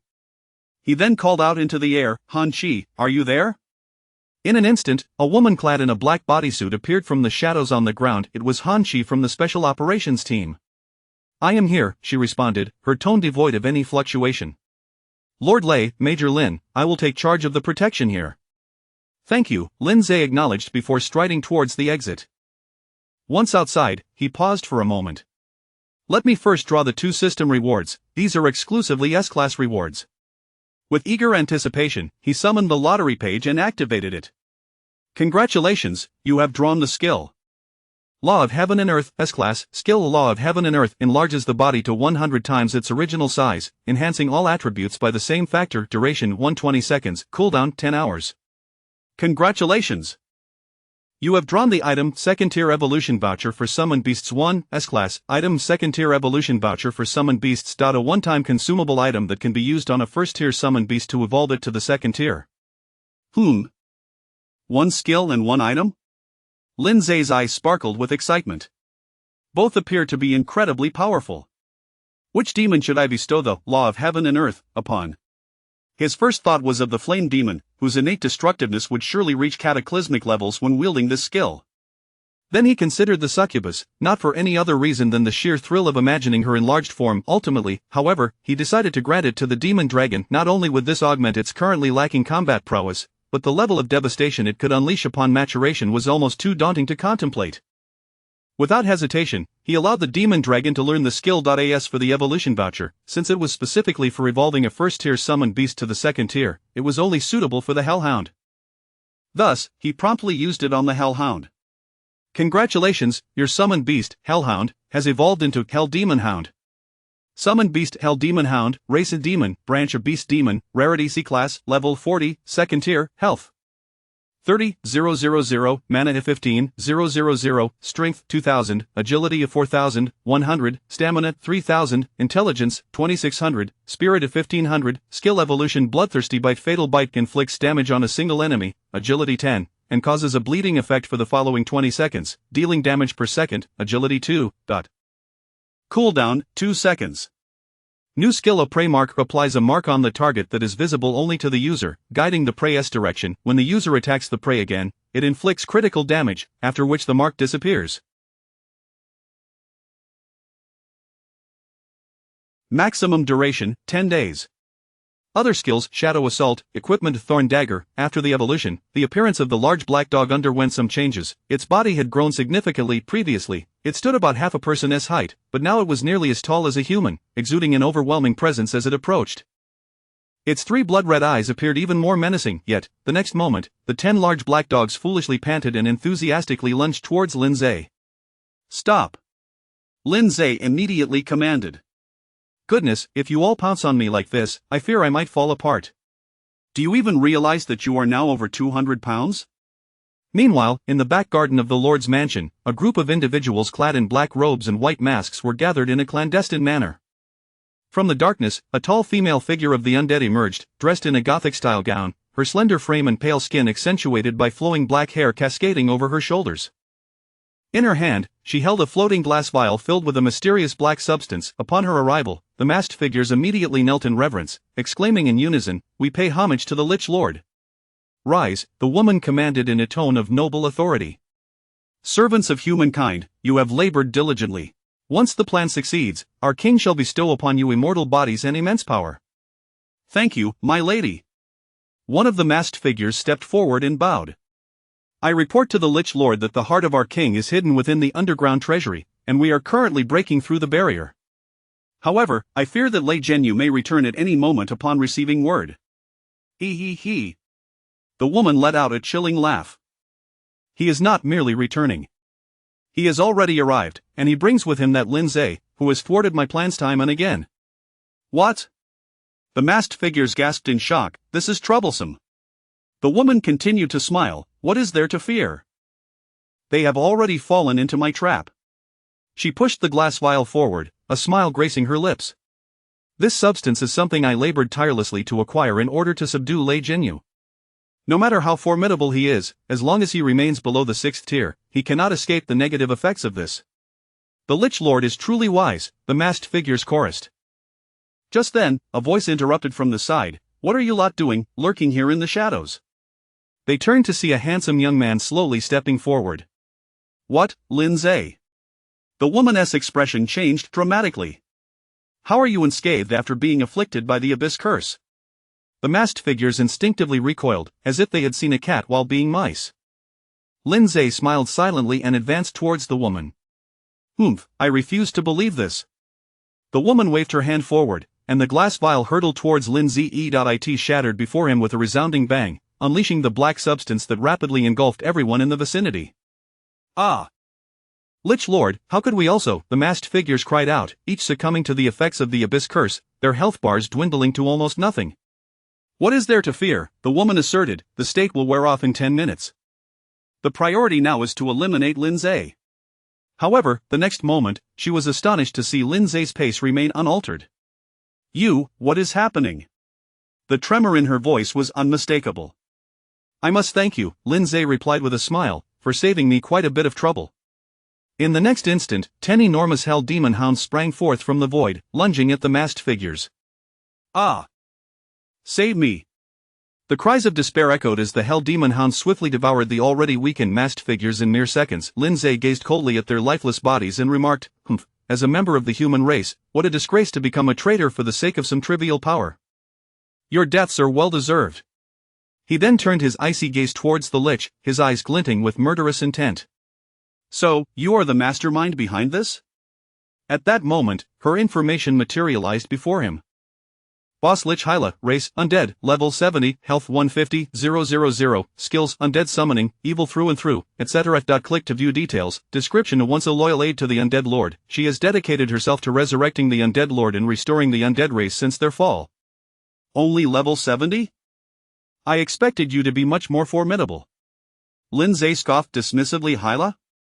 A level 20-something is looking down on my level 70, chapter 56. Greatness is great, but it can only last for 2 minutes. Lindsay surveyed Hela with a scornful glance, punctuating his disdain with a series of tut-tut-tut sounds. Hela felt an unfamiliar sense of humiliation, though she was fortunate not to have experienced the gossip that often accompanied the return of human clansmen during the festive seasons. Otherwise, she would have found the sensation all too familiar. Unable to bear the insult, Hela's anger flared. "I am a great lich of the undead, how dare you look at me as if I were refuse?" "Your perception is quite accurate," Lindsay retorted, "you are indeed refuse, as are your entire undead kin." Hela, seething with rage, nearly charged forward to engage him, but quickly regained her composure. She understood that Lindsay was not merely arrogant, he posed the greatest threat outside of Leigenu. Nevertheless, she could not afford to lose face verbally, and let out a disdainful huff. "I shall not engage you in a war of words." "Let him entertain you for a while," Hela intoned, chanting a few incantations.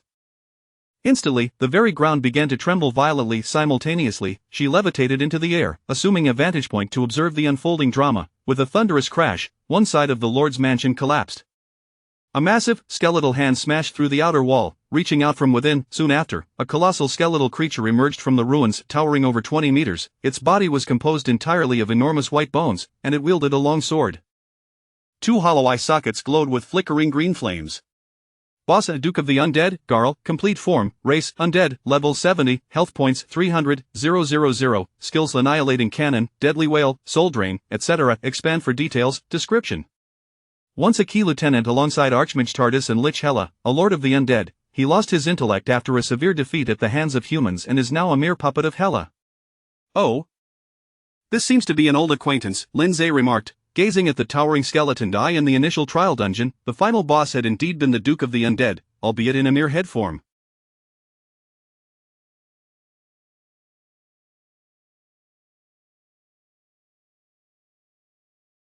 Now, however, he stood fully realized. The Duke of the Undead, Garl, clearly recognized Lindsay as well. The green flames in his eye sockets burned brighter, likely a reminder of the humiliation he suffered at the hands of the fire demon during their last encounter. In a fit of rage, he descended into a frenzied state, unleashing a thunderous roar while raising his sword and advancing towards Lindsay. Thud, thud. The tremendous weight of his body caused the ground to tremble. Lindsay, however, remained remarkably calm, saying, "Little dragon, it's your turn now, try out your new skills." In the next instant, a diminutive, pitch-black demon dragon appeared beside him. Although she was aware of Lindsay's capabilities, attributing them to his 2 level 60+ demons, she was baffled by his audacity to pit a level 5 creature against a level 70 boss. Had he become so arrogantly oblivious to his own identity? However, the demon dragon unleashed its freshly acquired S-rank skill, Law of Heaven and Earth. In an instant, the small creature vanished without a trace. "Where did the dragon go?" Hela exclaimed, taken aback. The next moment, the previously sunny weather abruptly darkened, as if shrouded by a massive cloud. Looking up, she noticed a gargantuan shadow passing overhead. "Is that the dragon?" Hela gasped. How did it grow so large? At that moment, the diminutive demon dragon had transformed to a size 100 times greater than before. Its attributes now read: Frowny Face, health points 1, 100, 000, mana points 1, 300, 000, strength 110, 000, agility 110, 000, stamina 110, 000, intelligence 150, 000, spirit 130, 000. Not only Hela, but even Lindsay was rendered speechless. Were these truly the statistics of a level 5 creature? Yet, as the dragon had merely been enlarged proportionally rather than maturing into an adult dragon, it retained a somewhat adorable appearance. Chirp! The demon dragon emitted a youthful cry that resonated throughout the heavens, invigorating all who heard it. Only the Duke of the Undead, devoid of any intellect, remained unfazed by the spectacle before him. He opened his skeletal jaw, aiming at the dragon above, gathering a pulse of green energy within. Fool, do not engage head-on. Hela hastily intervened. However, it was too late. In the very next moment, a swift whoosh signaled the launch of the annihilating cannon towards the demon dragon. Chirp! The demon dragon executed a mid-air flip, narrowly avoiding the attack. The annihilating cannon soared skyward, obliterating a cluster of clouds. Chirp! The demon dragon let out an enraged cry. A massive orb of blue lightning erupted from its mouth, gently descending upon the Duke of the Undead.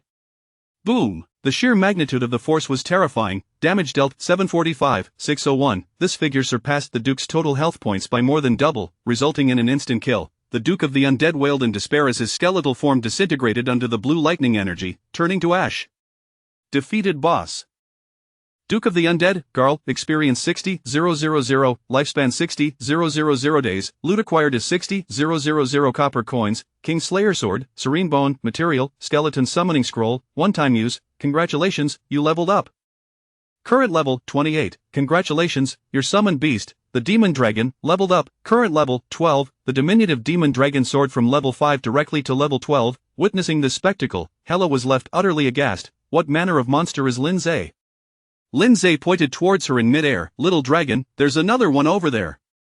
Hela hesitated, only to see a massive shadow hurtling towards her.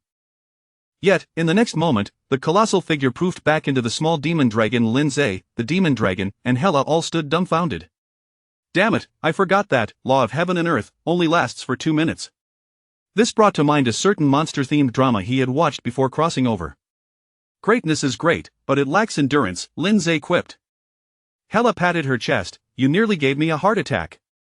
However, we can no longer linger. We must hasten to the basement to retrieve the heart of our king. That is our utmost priority. With that, her form. As Hela fled, Lindsay did not pursue immediately but turned to the 10 hellhound demons, inquiring, "Have you marked her?" Woof, the hellhounds affirmed. It turned out, just moments prior, Lindsay had instructed the hellhounds to utilize their newly acquired skill to mark Hela with a prey mark, but while Hela could not detect it herself, Lindsay could see the mark, which would last for 10 days. Now, employing the clairvoyance skill, Lindsay clearly observed Hela as she appeared on the ground. Follow. In an instant, the 10 hellhounds dove into the shadows, burrowing underground. Meanwhile, in the corridor of the basement, numerous human soldiers lay lifeless upon the ground. At the end of the corridor, the treasure vault was in disarray, with equipment and items strewn about. Several white-masked figures were rummaging through the chaos. Whoosh! A shadow spiraled out, transforming into a pale woman clad in a gothic gown. My Lady Lich, the white-masked figures knelt in unison. Rise, have you found it? Hela's tone was laced with urgency. Report to you, Lady Hela, please see this. A white-masked figure presented a locked wooden box. The box appeared unremarkable, yet a rhythmic thump, thump, thump emanated from within, suggesting it contained something alive. Hela's face lit up with joy. This is it.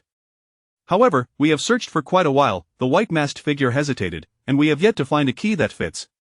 No need to search further, Hela replied. This box is a cursed artifact.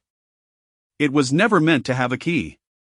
As for how to open it, Hela's face transformed into a sinister smile. She uttered a brief incantation, and in the next moment, ethereal threads of energy. Then, several strands converged at the lock of the wooden box. The white-masked figures felt their bodies grow weaker. Lady Hela, what have you done to us? To unlock this box, there is but one method. To absorb souls. Hela smiled. This is your final contribution towards resurrecting our king. You should feel honored. Hela, you wretch. It was only in their final moments that the white-masked figures realized they had been deceived. In less than a minute, all lay lifeless upon the ground, utterly still. Click, a crisp sound echoed as the wooden box sprang open inside. A grayish-blue heart pulsed rhythmically. Chapter 57I. Here you are immortal?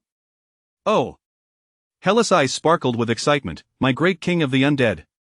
She discarded the box, cradling the pulsating, ashen heart in her hands.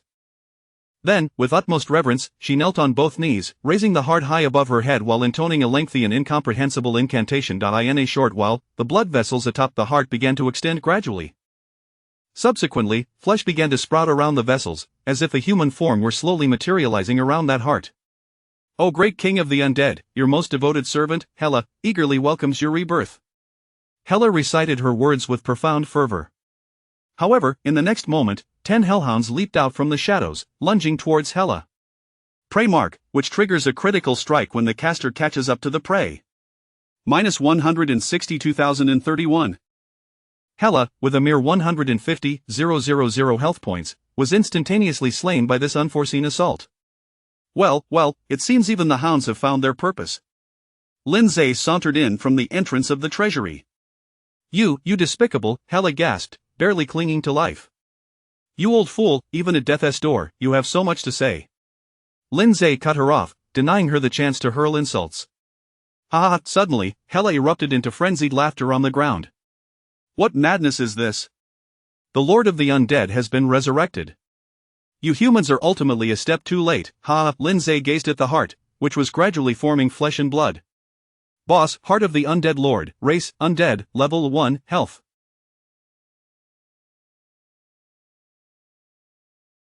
100, skills none, is this it? Lindsay scoffed, destroying it will be a matter of moments.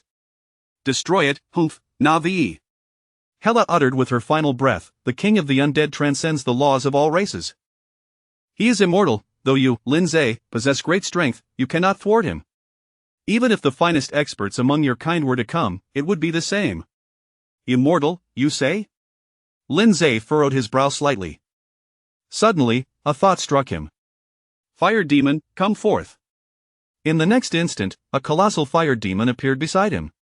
I have a new tool for you to test. Lindsay commanded. Yes, my lord. The fire demon brandished a hammer, which had undergone some transformation. The flames atop it now glowed a brilliant gold eternal flame seed, manipulated by the will of its user, incinerates all, never extinguishing. The fire demon then swung the hammer directly at the heart. The golden flames enveloped the heart in an instant. Humph, I already stated that my king is immortal, what of using fire elements against him? Hela retorted, even if reduced to ashes, he can instantly regenerate flesh. Annoying, isn't it? Villains tend to perish from their own verbosity, you know? Lindsay coldly remarked, yet, the golden flames gradually consumed the flesh that had just sprouted around the heart, and soon the heart itself began to shrink amidst the flames.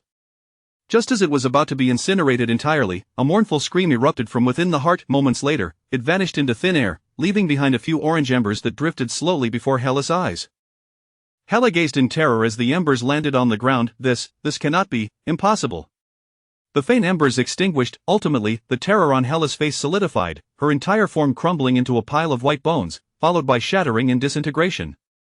Defeated boss. Undead Lich Hela, experience 60,000, lifespan 60,000 days, loot acquired as 60,000 copper coins. Great Lich's skirt, defeated boss, Heart of the Undead Lord, experience 20,000, lifespan 20,000 days, loot acquired. Agony Gem earrings, congratulations, you have leveled up to level 29, beep.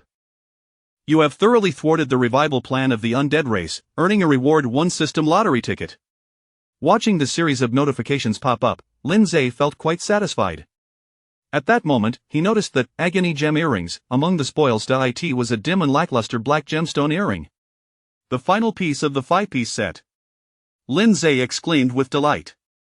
Just as he was about to inspect its attributes, he heard a flurry of footsteps approaching from outside. Leading the group was Lei Jinyu, followed closely by Han Chi and a contingent of soldiers. The 10-minute mark had passed, and they had successfully dispelled the abyssal curse. Did that rogue find the heart of the undead lord? Lei Jinyu rushed in, visibly agitated. Before Lindsay could respond, he spotted the open wooden box on the ground. A chill ran down Lei Jinyu's spine, and he became frantic. Oh no, the heart has already been released. Was it taken by that rogue? Damn it, it's all my fault for carelessly falling into a trap. He punctuated his frustration by punching a nearby concrete pillar, leaving a sizable dent. Lord Lei, I understand your urgency, but please, remain calm. Lindsay replied, somewhat exasperated. I have slain the undead lich, and I have also extinguished the heart of the undead lord. What? Upon hearing this, Lei Jinyu's excitement escalated beyond his previous fervor, tinged with disbelief. The undead lord is immortal. How did you accomplish this? Had it been anyone else, he would have dismissed such claims entirely. However, today he had witnessed numerous miracles wrought by Lindsay, and it was clear this was not a moment for jest. Thus, he had no choice but to believe. Lindsay scratched the back of his head, contemplating, should I reveal the eternal flame seed I acquired on the 7th layer? Lei Zhenyu understood and addressed the soldiers behind him. The crisis has been averted. You all may take a brief rest. In a moment, send someone to thoroughly check the entire building. Soon, only Linzei, Lei Zhenyu, and Han Qi remained in the room. Han Qi is one of us, your subordinate. You can trust her, Lei Zhenyu advised. Linzei nodded and recounted everything that had transpired on the 7th layer. After listening, Lei Zhenyu pondered briefly. So there was such an extraordinary encounter, no wonder the scene suddenly cut off. We thought the dungeon had been tainted again. It seems the designers of this dungeon intended it that way. Let us not dwell on that. Lei Zhenyu clapped Linzei on the shoulder. Major Linzei, you have once again achieved a remarkable feat. Our Tianyu city, nay, our great Xia, has produced a rising star. Lei Zhenyu declared with uncontainable joy. My apologies, I got a bit carried away. He reined in his exuberance. Now, there is still one matter at hand. Linzei's heart, which had just begun to relax, tensed once more. The award ceremony for the star competition should still be underway. You ought to return and claim your prize. Ah, is that all?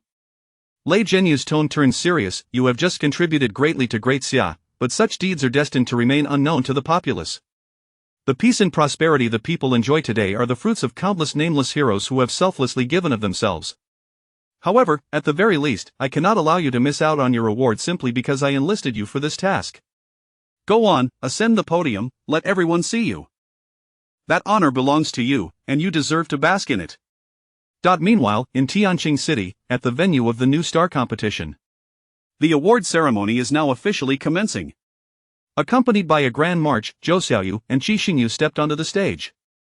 The announcer's voice resonated through the speakers. Let us congratulate the third-place winner of this competition, Qi Xingyu. The audience erupted into applause and cheers. Next, let us congratulate the runner-up, Zhou Xiaoyu. Though many did not recognize her, they still offered their applause and well wishes.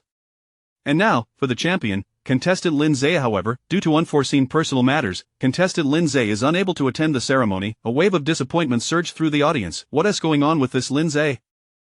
To miss such a prestigious annual competition after winning the championship, what is this all about? Off to the side, Feng Yuan shook his head in exasperation at the scene. Yet, before the announcer could finish, a temporary portal suddenly materialized at the center of the podium. The crowd gasped, and an immediate silence fell over the hall. A dashing young man clad in black light armor stepped confidently through the portal. Ah, I made it just in time. Linzei, the announcer, quick to react, proclaimed, it seems contestant Linzei has resolved his matters. He truly surprises us each time. Now, let us congratulate the champion of this new star competition, Linzei. The audience erupted into a frenzy. Chapter 58, The 5 Artifacts of the Undead and the System's New Feature. The award ceremony concluded amidst a chorus of cheers. Linzei descended from the podium, clutching a grand golden trophy and a plaque inscribed with the words 1 million prize. Click. Click. The flashes of cameras erupted, and Linzei was immediately besieged by a throng of journalists. Linzei, how do you feel right now? Linzei, could you share the secret to your newfound strength with everyone? Linzei, which university do you plan to attend? Ultimately, it was the security personnel who intervened to extricate him. However, he was soon encircled once more, this time by the directors of various university admissions offices. Linzei, allow us to introduce you to Eastern Biological University, the finest institution in the nation for summoning studies. We are prepared to offer you a single dormitory, and during your 4 years here, all dungeon fees will be reimbursed, along with a selection of various equipment and weapons for you to choose from. Linzei, have you heard of Qingbei University? We are the premier comprehensive university in the country. Our facilities are state-of-the-art, and we maintain close collaborations with the cutting-edge technologies of the United States. Join us at South Sea University. We offer all the same benefits, plus our campus is full of beautiful girls, and we can arrange for you to study alongside charming senior sisters. Is this how you intend to entice him? Remarked other directors, casting sidelong glances. Linzei, I represent the Western War Academy, the nation's foremost institution for cultivating combat talent. Our benefits are equally impressive, and conveniently, the school is located in Tianyu City. Is that truly an advantage? Retorted other directors immediately. Linzei remained silent, for in his heart, he had already arrived at a decision. Just moments before the undead invasion of the Lord's Manor, he had yet to determine which university he would attend. Perhaps he would choose the illustrious Qingbei University. However, after the recent events, he realized that since his arrival in Tianyu City at the age of 8, he had developed a profound attachment to this place. Though he was an orphan, he had friends, mentors, and a lord here. Should Tianyu City face another crisis, he yearned to be the first to protect it. A man's ambitions may extend far and wide, yet he must also safeguard his homeland. Thus, he resolved to select the Western War Academy. Without hesitation, he accepted the business card from one of the directors, stating, "Then, I shall contact you later." The director was momentarily taken aback, clearly not expecting such a swift agreement from Lindsay, and nodded vigorously, "All right, I await your message." Upon hearing this, the other directors grew anxious, urging, "Lindsay, don't be so hasty in your decision. Please consider it further." Lindsay quickly slipped away, disappearing into the crowd. Upon returning home to Tianyu City, the night had grown quite late. Lindsay reclined on the sofa, utterly exhausted. Reflecting on the day's events, from competing in the tournament to resolving the undead crisis, he felt as though the day had been interminably long. He opened the news and saw that the headlines featured the victory in the competition, complete with his photograph. He couldn't muster the energy to delve into the details and simply ignored it. However, one article caught his attention. Prominent pharmaceutical executive Qin Dongjun, I demand justice for my deceased son. This Qin Dongjun was none other than the father of Qin Feng, who was frequently mentioned. The article stated that Qin Dongjun claimed his son had perished during the competition, allegedly the victim of foul play by another contestant. The organizers had already approached him for negotiations, but no agreement had been reached. Lindsay scoffed, thinking to himself that with such a son, this father was likely no saint either. It was entirely possible that he would soon find himself in the crosshairs. Turning off the news, Lindsay began to review the spoils of the day. Aside from items that could be directly placed on the exchange, the most significant find was the Pain gemstone earrings.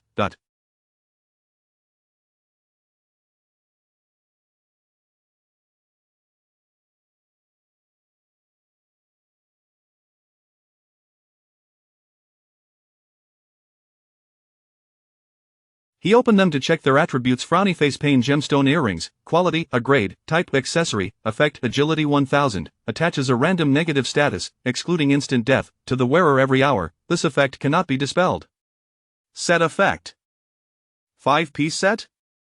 Without a moment's hesitation, Lindsay placed it directly into his equipment slot. Immediately, the 5 accessories radiated different hues of light. The final question mark on each accessory was finally unveiled. Set effect. All attributes increased by an additional 1000, the negative status effects of each accessory are amplified by 100, grants the skill, Summon Undead Elite. Skill, Summon Undead Elite. A temporary summoning skill that randomly calls upon one of the following: Undead Grandmaster Tardis, Undead Duke Gaul, or Undead Lich Hela, to fight for you. The negative effects can be disregarded. An additional 1000 to all attributes, along with this skill, is quite satisfactory. Next came the moment he had eagerly anticipated. The lottery draw. However, just as he opened the system page and prepared to draw, a message popped up. Frowny face detected that you have completed over 10 tasks. Would you like to consume one lottery opportunity to unlock a new system feature? Yes, no, Lindsay's eyes lit up. The system has a new feature? Chapter 59. Ya Quantum Leap, the cancer of all races. Consuming one lottery opportunity to acquire a new function should not be a loss. Lindsay contemplated, promptly selecting yes. System loading. Successfully activated new function. Prize upgrade. All prizes obtained through this system's lottery can be upgraded by consuming lifespan. A sudden brilliance illuminated Lindsay's mind. System, what is my current total lifespan? Current remaining total lifespan: 1,374 years and 123 days. Congratulations, you have become a 1,000-year-old immortal turtle. Does this system also resort to insults? Lindsay's lips twitched. Yet, it's only been a day, and I've accumulated so much lifespan? He recalled the numerous formidable bosses he had defeated that day, which seemed reasonable. System, display the list of upgradable items. In the next moment, the system presented an extensive list of names, all talents and skills he had previously drawn. Talent category, Soul Link, S level. Upgrade progress 1-3, current lifespan required for upgrade 5,000 years, Master of Time Management, S level. Upgrade progress 1-2, current lifespan required for upgrade 5,000 years, Infinite Devour, S level. Upgrade progress 1-3, current lifespan required for upgrade 5,000 years, Copy Summon, S level. Upgrade progress 1-2, current lifespan required for upgrade 2,000 years, Fortune Reversal, S level. Upgrade progress 1-3, current lifespan required for upgrade 1,000 years, skill category, Viral Epidemiology, S level. Upgrade progress 1-3, current lifespan required for upgrade of 500 years, law of heaven and earth, S-level upgrade progress 1-3, current lifespan required for upgrade of 500 years, clarity of vision, A-level upgrade progress 1-3, current lifespan required for upgrade 200 years, elemental fury, A-level upgrade progress 1-3, current lifespan required for upgrade 200 years, shadow assault, A-level upgrade progress 1-3, current lifespan required for upgrade 200 years, wheel of fate, A-level upgrade progress 1-3, current lifespan required for upgrade 200 years. At a glance, all the upgrades demanded hundreds to thousands of years, with the highest reaching an astonishing 5,000 years. Talents were generally more expensive than skills, particularly those related to rule-based abilities, which were exorbitantly priced. Well, I suddenly feel that my lifespan is not so affluent after all. Lindsay scrutinized the options, calculating meticulously, and decided to first upgrade the fortune reversal talent. After all, this talent had proven quite useful, contributing to several of his recent victories. Moreover, the other skills seemed sufficient for the time being.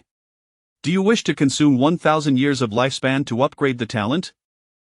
Fortune reversal, yes no. Without hesitation, he selected yes. Talent fortune reversal immune to all negative effects. Talent fortune reversal immune to all negative effects and converts them into positive effects. Current upgrade progress 2-3, continued upgrade lifespan required 5,000 years, wow. Lindsay's eyes sparkled, is it truly this invincible? In the next instant, he felt a surge of clarity and strength welling within him. Opening his equipment panel, he discovered that all the negative effects from his 5-piece undead gemstone set had transformed into positive ones. Cursed gem necklace, 50 chance of target error attack increases critical hit rate by 50, corrupted gem ring reduces attribute values by 10 levels increases attribute values by 10 levels, blood gem medallion. Causes a major bleed every 10 seconds, bleeding 10 of health automatically heals 10 of health every 10 seconds, chaos gem belt more prone to losing rationality maintains mental clarity, torment gem earrings.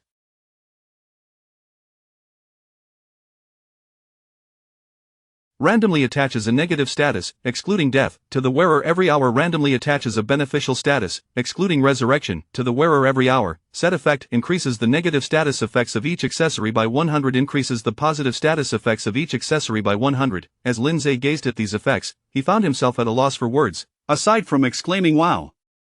This feels utterly like cheating. A quantum leap in power. He noticed two beneficial effects on his status panel: increased speed and enhanced stamina. This was likely due to the random beneficial state from the torment gem earrings, which, under the set effect, was multiplied by 2, resulting in 2 states. Looking at his dwindling lifespan of just over 300 years, Lindsay mused, it seems I must not cease my practice of the turtle breathing technique daily, and I should also seek to replenish my lifespan more frequently. At that moment, his communication device chimed, revealing Huweidong. After pondering for a few seconds, he retrieved a business card from his pocket and recalled that Huweidong was the admissions director of the Western War Academy. Lindsay answered the call. Hello, is this Lindsay? Yes, Director Hu, good day. Lindsay, congratulations once again on securing first place in the recent competition. It is an honor that you have chosen our school. I was wondering, do you have some time in the coming days? I would like to show you around our school and take care of your enrollment procedures. Is it really that urgent? Lindsay found it somewhat bewildering. He hadn't even graduated high school yet, and they were already pushing for college enrollment? Came an awkward chuckle from the other end. It's better to get it done early so we can arrange your accommodation and all. Of course, your accommodation will be the most luxurious single room on our campus. Lindsay discerned that the urgency stemmed from the multitude of schools vying for his attention, prompting them to hasten his enrollment. A knowing smile crept across Lindsay's face as he chose not to confront this. All right then, how about the day after tomorrow? Since he was already determined to attend, he decided to acquiesce to their request. Perfect. Not a problem at all. The enthusiasm from the other end was palpable. I will send you the detailed address shortly. If you have any questions, feel free to reach out. I won't disturb your rest any longer today. Goodbye. After hanging up, Lindsay glanced at his messaging app. As expected, a flurry of messages awaited him. Wang Hao sent a voice message, my son Lindsay, or rather, my foster son Lindsay, well done on winning the championship. Remember, if you achieve wealth and honor, do not forget your origins. Chu Yuyu messaged, I saw the news of your victory, congratulations. Let us plan a dinner soon. By the way, did something happen between you and Meng Li? She seems rather withdrawn now. Even Qi Yueying left a message, congratulations. By the way, my brother, he didn't say anything strange, did he? As Lindsay scrolled through the messages, he unknowingly drifted off to sleep on the sofa. Meanwhile, at the city lord's mansion of Tianyu City, due to extensive damage to the attic, Lei Zhenyu's office had been temporarily relocated to the underground emergency shelter. It was now deep into the night, yet he was still engaged in an online meeting. Moreover, it was a high-level conference of the 12 city lords of the Great Xia. He sat alone at a large round table, with the other 11 seats unoccupied, yet each illuminated by a shimmering screen displaying the names of cities in 4 directions. Western Tianyu, Tianjin, Nanyang, Northern Baidu, Luodu, Heilong, Eastern Donghai, Dao, Linshan, Southern Nanhai, Qianhua, Longtian. These represented the 12 major cities of the Great Xia. At that moment, a steady voice emanated from the Donghai city screen. So, the crisis of the undead resurgence has been entirely resolved? Indeed, Lei Zhenyu replied. However, there may still be remnants of traitors. We are currently eliminating them. This group had established a stronghold in a suburban villa, which we have also dismantled. Lei Laogo remains as ruthless as ever, remarked Yun Tianxiang, the lord of Nanyun City. Ha, Lei Zhenyu said, somewhat smugly. The main credit goes to a newly emerged genius from Tianyu. By the way, he also clinched the championship in the recent Western Rising Star competition. I've heard some whispers, came a solemn female voice from the Luodu city screen. I watched the evening news. His name is Lindsay, correct? Indeed, Lei Zhenyu affirmed. This young man is destined to be a pillar of our Great Xia. I say, young Lei, an elderly voice resonated from the Nanhai city screen. Taking large strides can lead to missteps. It might be best to temper your enthusiasm. In the parlance of the youth, this is what you call toxic praise. Exactly, chimed in the lord of Dahu City in a high-pitched tone. Which city hasn't birthed a few extraordinary talents? It's not particularly remarkable. Oh? Lei Zhenyu crossed his legs confidently. But has any of you seen a talent who could defeat several level 70 experts while still being in their 20s? What? The other city lords were taken aback for a few seconds, cursing. You're just bragging. I wouldn't believe you if you said the sky was blue. Feng Yuan interjected, though I'm reluctant to admit it. What Lei Laogo said is indeed true. At this, the other city lords fell silent. Ha ha, thank you, Feng Laoyan. Lei Zhenyu chuckled. Yet, a few moments later, he regained his serious demeanor. All right, enough of that, there's a pressing matter to discuss. Today, during our encounter with the undead, we were afflicted by a negative status known as the Abyssal Curse. Lei Zhenyu's expression grew increasingly grave. That affliction should not belong to the undead. I fear, this abyss, is that very entity. Abyss? Feng Yuan exclaimed in surprise. Are you referring to the cancer of all races, the Abyssal Tribe? Chapter 60. Let the confrontation begin, summoned beasts. Upon hearing these words, the other city lords were taken aback. The Abyssal Clan, inquired the female lord of Qianhua City. That is a unique race found in the legends of certain species. If we were to liken races to a field of crops, the abyss is akin to locusts, devastating everything in its path. Thus, it is also referred to as the cancer of all races. Feng Yuan interjected. However, humanity has existed for a century without ever encountering this race. They have only been mentioned in the myths and legends of a select few races. Indeed, remarked the female lord of Luodu City. Lord Lei, could it be that you are being overly sensitive? Perhaps that negative status merely fortuitously contains the word abyss? Lei Zhenyu responded, I too hope that is the case, but what curse could possibly reduce all attributes by 90? In my entire life, I have never heard of such a thing. The other city lords fell into a contemplative silence. I believe we should report this to General Huaiyue, Feng Yuan suggested. Even if it turns out to be unfounded, it is prudent to have a record. That seems to be the only course, Lei Zhenyu replied gravely. 2 days later, on a clear morning, Lindsay sprang from his bed with enthusiasm, for today was the day he would finalize his enrollment at the Western War Academy. The university was not far from his home. A half-hour bus ride would suffice. As he alighted from the bus, a magnificent entrance to the academy loomed before him, with a plaque inscribed with 6 bold characters, Western War Academy. Before the entrance stood several statues of illustrious practitioners, each exuding an imposing aura. The overall architecture imparted a sense of solemnity and grandeur, resembling more of a military installation than an educational institution. Director Hu Weidong of the admissions office was already waiting at the gate. Upon spotting Lindsay, he approached with a beaming smile. Noticing Lindsay's rapt attention to the entrance's design, Hu Weidong remarked, "What do you think? Quite impressive, isn't it? The school was originally a military stronghold, hence it inherited this iron-willed style. These sculptures represent our outstanding alumni, many of whom have gone on to achieve great military successes. Come, let us enter." Upon stepping through the gate, Lindsay observed a contrast to the imposing exterior. The buildings within were predominantly modern, surrounded by expansive green spaces, with numerous students traversing the paths, all appearing spirited and vibrant. A sense of longing welled within Lindsay, reflecting on his previous life, where he had attended an unremarkable third-tier institution. He felt as though he had fulfilled his dream of attending a prestigious university in this life. Hu Weidong assisted him with various formalities. Once completed, Hu Weidong seemed to exhale a sigh of relief, his smile radiating even more brightly. He then guided Lindsay to the dormitory that had been specifically prepared for him. Contrary to his expectations of a cramped room with bunk beds, this accommodation featured a one-bedroom layout, complete with a private kitchen and bathroom, feeling even more luxurious than Lindsay's own home, which genuinely stirred his heart. Hu Weidong seemed to read his thoughts. You are welcome to move in at any time, but no later than 1 month from now, when the first year officially commences. After leaving the dormitory, Hu Weidong took him on a tour of the lecture halls, cafeteria, physical training center, and the combat hall, among other facilities. However, as they were about to visit the sports arena, they noticed a considerable crowd streaming through the entrance. Is there a significant event today? Lindsay inquired. Oh, I nearly forgot. Hu Weidong exclaimed, slapping his forehead. Today marks the academic exchange conference between our summoning department and the Eastern Biological University, held right here. How fortuitous, as you are also a practitioner of the summoning profession. I shall take you to observe and introduce you to Director Ma of the summoning department. Lindsay thought to himself, Eastern Biological University, it is said to be the finest institution for summoning in the nation. Nodding, he replied, all right, let us go take a look. By the time they reached the sports arena, the stands were already filled with spectators.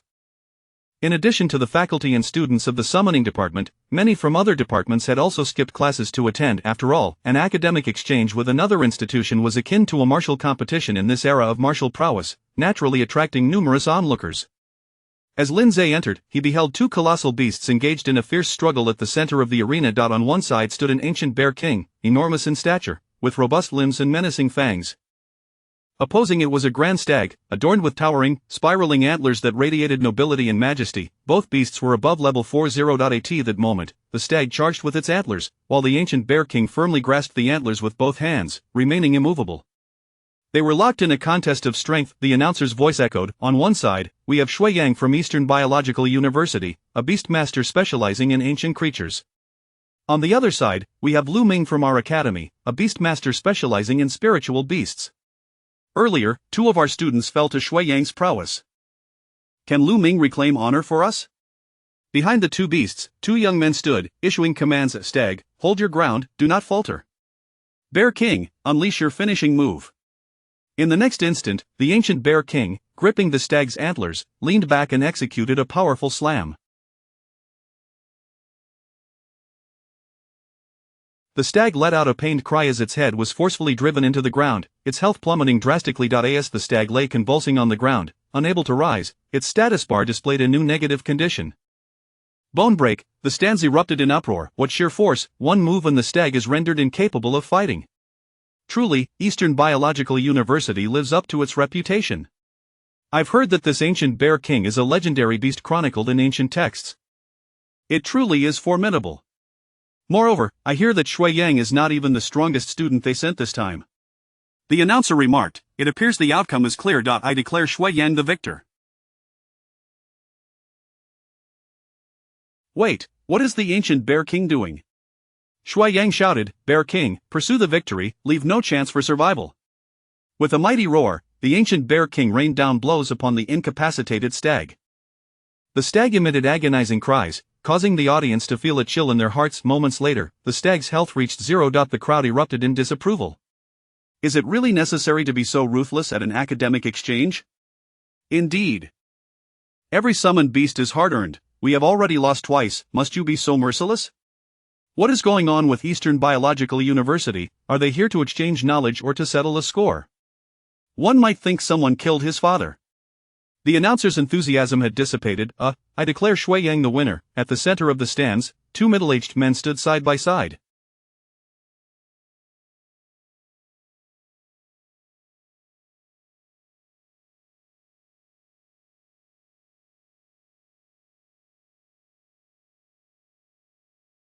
One, with a scruffy beard, laughed triumphantly. Ha ha ha, it seems your summoning department in the West still has much room for improvement.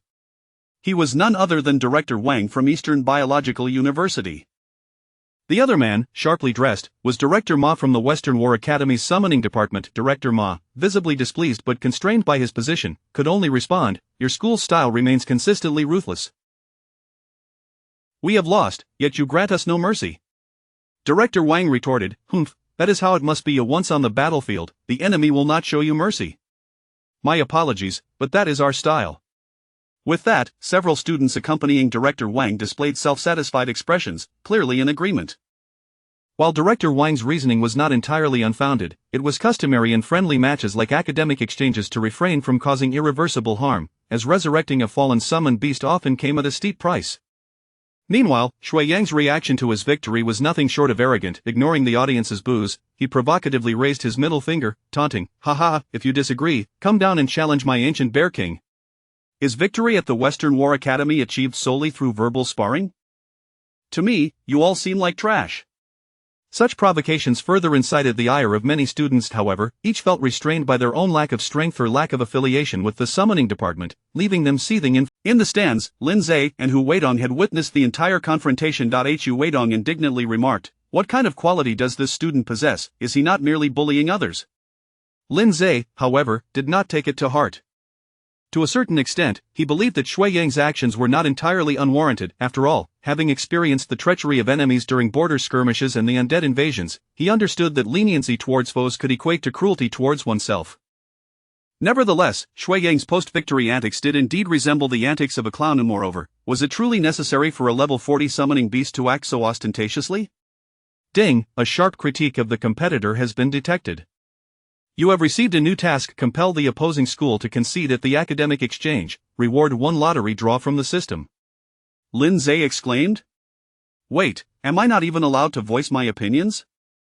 Chapter 61. Could it be that Lin Zhe has been sent by the opposing team to set me up? I observed Shui Yang continuing to circle the playground, defiantly offering the middle finger to the spectators in the stands, provoking increasing discontent among the onlookers. Director Ma from the Western War Academy expressed his dissatisfaction, stating, "Director Wang, your student is exceedingly rude." However, Director Wang remained unfazed, chuckling, "Ah, youth, a little arrogance is quite commendable, in my opinion." Director Ma realized that they claimed to be here for academic exchange, but their true intent was to flaunt their prowess. At that moment, Hu Weidong approached with Lin Zhe by his side. "Director Ma, allow me to introduce a new student. This is Lin Zhe, who officially enrolled this September. He is also in your summoner profession." Director Ma felt a swell of frustration and had little interest. He merely glanced at Lin Zhe and offered a perfunctory greeting. "Oh, understood." Yet, Lin Zhe took the initiative to speak. "Hello, may I participate in the competition?" Director Ma paused, surveying Lin Zhe with a critical eye. "This is an academic exchange, where anyone is free to compete, but aren't you still a freshman yet to start your first year?" Lin Zhe thought to himself.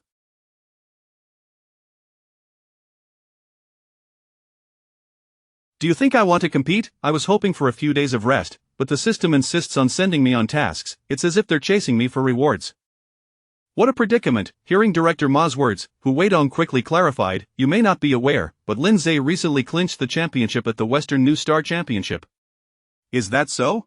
"Here, we have outstanding students who have been in university for several years. If they were to compete in the New Star Championship now, each one would possess the strength of a champion." At this juncture, the scruffy Director Wang interjected, "Director Ma, this is where you are mistaken. Why are you obstructing him? Let us all witness the champion's strength. My students are rather inexperienced, and they have yet to face a champion." Although he spoke lightly, everyone understood his underlying sarcasm.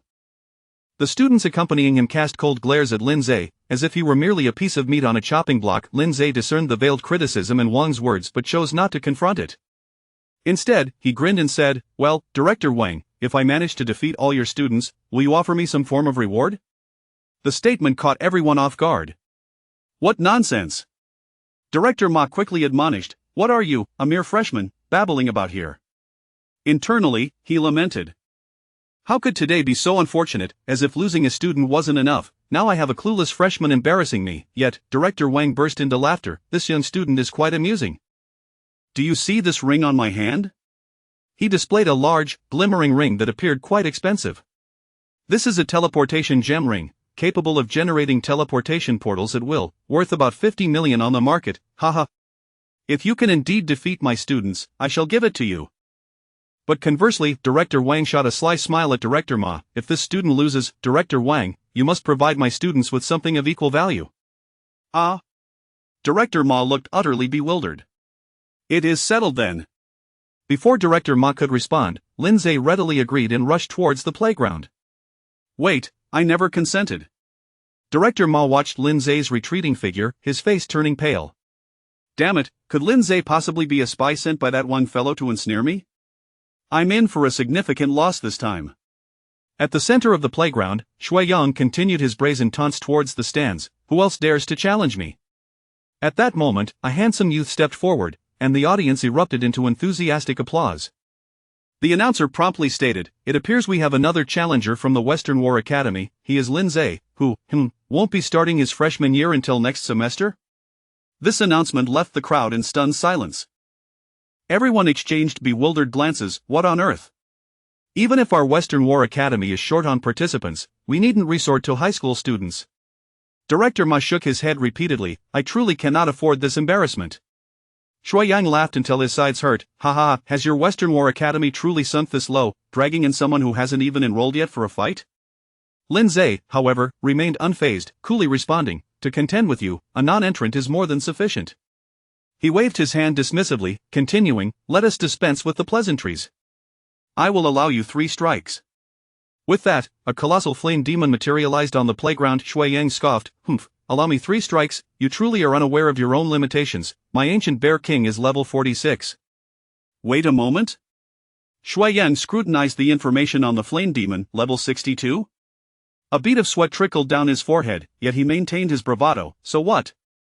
My ancient bear king possesses enhancements from ancient ferocious beasts, its attributes are hardly inferior to those of a level 60.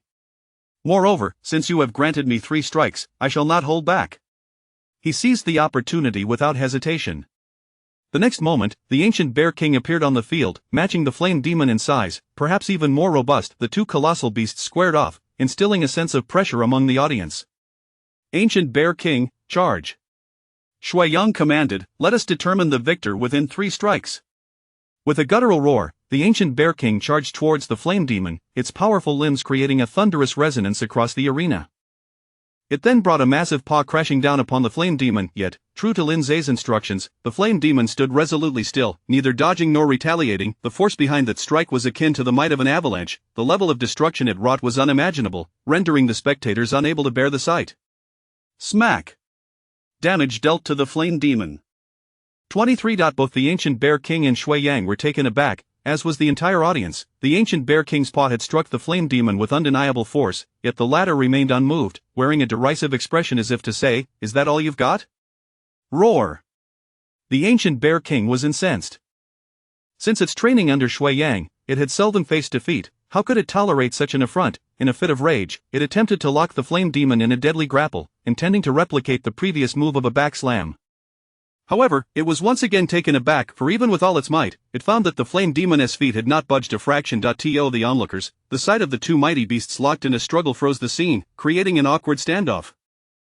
Lindsay shielded his eyes, utterly unable to bear the sight. The flame demon, feeling harassed, bellowed, Master, I can no longer endure this. In the next instant, an intense blaze erupted from its form, engulfing the ancient bear king that clung to it. Roar! The ancient bear king shrieked in agony, rolling on the ground in torment as its health rapidly dwindled. Lindsay remarked nonchalantly, oh, my apologies, my summoned beast couldn't withstand the 3 strikes before retaliating. Shui Yang panicked, hurry, stop, I concede. Stop? Lindsay scoffed, your Director Wang just taught us not to leave enemies any chance to survive. I have thoroughly absorbed that lesson. The ancient bear king continued to writhe in the flames until its life force was extinguished. Lindsay received the notification frowny face ancient bear king slain, experience 20,000, lifespan 20,000 days. Shui Yang collapsed, as if his spirit had left him, kneeling on the ground. The primary reason was that the ancient bear king was a rare breed. Reviving it would require at least 100 million copper coins. Shui Yang would likely be unable to summon it for many years to come. Simultaneously, the stands erupted in cheers. Having been suppressed for far too long, they finally witnessed a spectacular turnaround. Director Ma from the Western War Academy wore a look of astonishment. This Lindsay possesses considerable talent. Only Director Wang and the accompanying students wore expressions of deepening gloom. Director Wang glanced at the ring in his hand, a flicker of concern crossing his mind. However, he quickly regained his confident smile and turned to a cold-faced boy with a Korean-style fringe. "Luo Shang, it's your turn now." He then leaned in to whisper, "Send in the one I gifted you." The boy nodded slightly, a chilling smile gracing his lips. "Rest assured, Director, I will handle him." Chapter 62. Who says I am joining the summoning department? On the arena, Lindsay stood quietly in place, absorbing the applause and cheers that resonated throughout the venue. At that moment, a boy with an air of aloofness slowly approached. His features were chiseled and expressionless, exuding an undeniable aura of strength. The crowd gradually quieted, murmuring amongst themselves. "Ah, it's Luo Shang from the Eastern Biological University. I've heard he is the most formidable student among this delegation." Indeed, he is only in his third year and has already reached level 50. Moreover, Luo Shang is the eldest son of the powerful Luo family in Donghai City. He cannot be underestimated. It seems our Western faction is destined to lose this time. No matter how strong that high schooler is, he cannot possibly rival Luo Shang. At that moment, the hostess' voice echoed through the broadcast. Now entering the arena is Luo Shang. His profession is that of an S-rank dragon shepherd. I wonder if Lindsay can maintain his earlier momentum. Let us wait and see. The host concluded, his own confidence wavering. Upon hearing this, Lindsay felt a flicker of interest. A dragon shepherd? Isn't that the profession of Chu Yuyu? Luo Shang calmly walked to the designated spot and waved his right hand. In an instant, the air around the arena chilled dramatically. Despite the bright sunshine, goosebumps erupted on everyone's skin. Then, a fissure opened in the space above Luo Shang's head, from which emerged a majestic dragon covered in ice crystals. Summoned Beast Ice Dragon Lord, Race at Dragon, A rank, level 69, health 300, 000, squawk. The ice dragon let out a long, piercing cry, captivating the attention of the entire audience. Gasps of astonishment escaped the lips of many, awed by the noble and powerful visage of the summoned beast. The hostess' voice returned, Luo Shang has summoned a 69-level Ice Dragon Lord.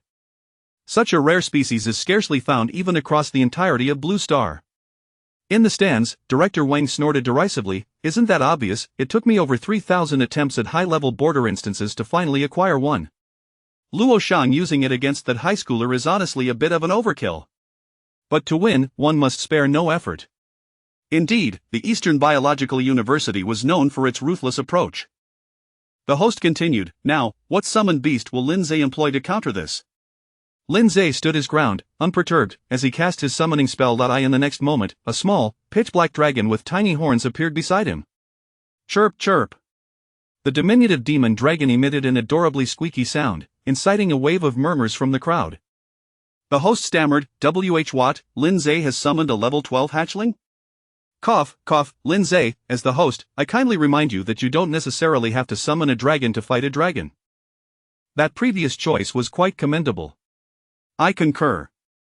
Luo Shang interjected coldly, "You there, your little dragon must have cost quite a bit. You hardly seem like a wealthy individual. I doubt you can afford to resurrect it. So I advise you to switch to a more ordinary beast and settle for mediocrity. The outcome is inevitable, you will certainly lose." Lindsay mused to himself, "How considerate of you." "It's fine, this one will suffice," Lindsay replied calmly. "Ha, then don't blame me for not warning you later." Luo Shang's gaze grew increasingly frigid. "Go forth, Ice Dragon Lord." Squawk. The ice dragon issued another sharp cry. Its crystalline wings began to flap violently, unleashing a torrent of frigid winds laced with countless ice shards towards the demon dragon. The spectators watched in trepidation, realizing that even they would be doomed against such an onslaught, let alone that little dragon. Crackle, crackle. Countless ice crystals rained down upon the ground before Lindsay, and after a prolonged moment, the icy mist gradually dissipated. Within the fog, the demon dragon had seemingly vanished. Was the little dragon obliterated without a trace? Some in the stands expressed concern, others lamented, while some sighed in regret for having foreseen this outcome. Then, just as all attention was fixated on the location of the hatchling, the ice dragon let out a harrowing shriek. The crowd was stunned into silence. To their astonishment, a demon dragon, now magnified 100-fold, materialized behind the ice dragon, seizing it as if it were a mere toy. It then unleashed a thunderbolt directly at the ice dragon's elegant neck. Damage dealt 1,093, 891. Having leveled up to 12 and utilizing the talent, Infinite Devour, the hatchling's attributes had significantly increased, reaching strength in 1952, agility in 1965, stamina 2048, intelligence 2191, spirit 2236. Additionally, augmented by heavenly law, its attributes were magnified. It perished instantaneously, devoid of even a hint of suffering.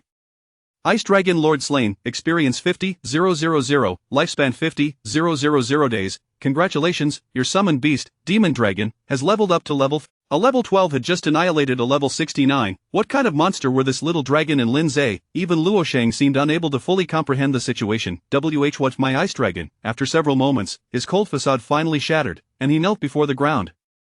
That was an Ice Dragon Lord, one of the rarest creatures in all of Blue Star, and he cried out in a fit of desperation.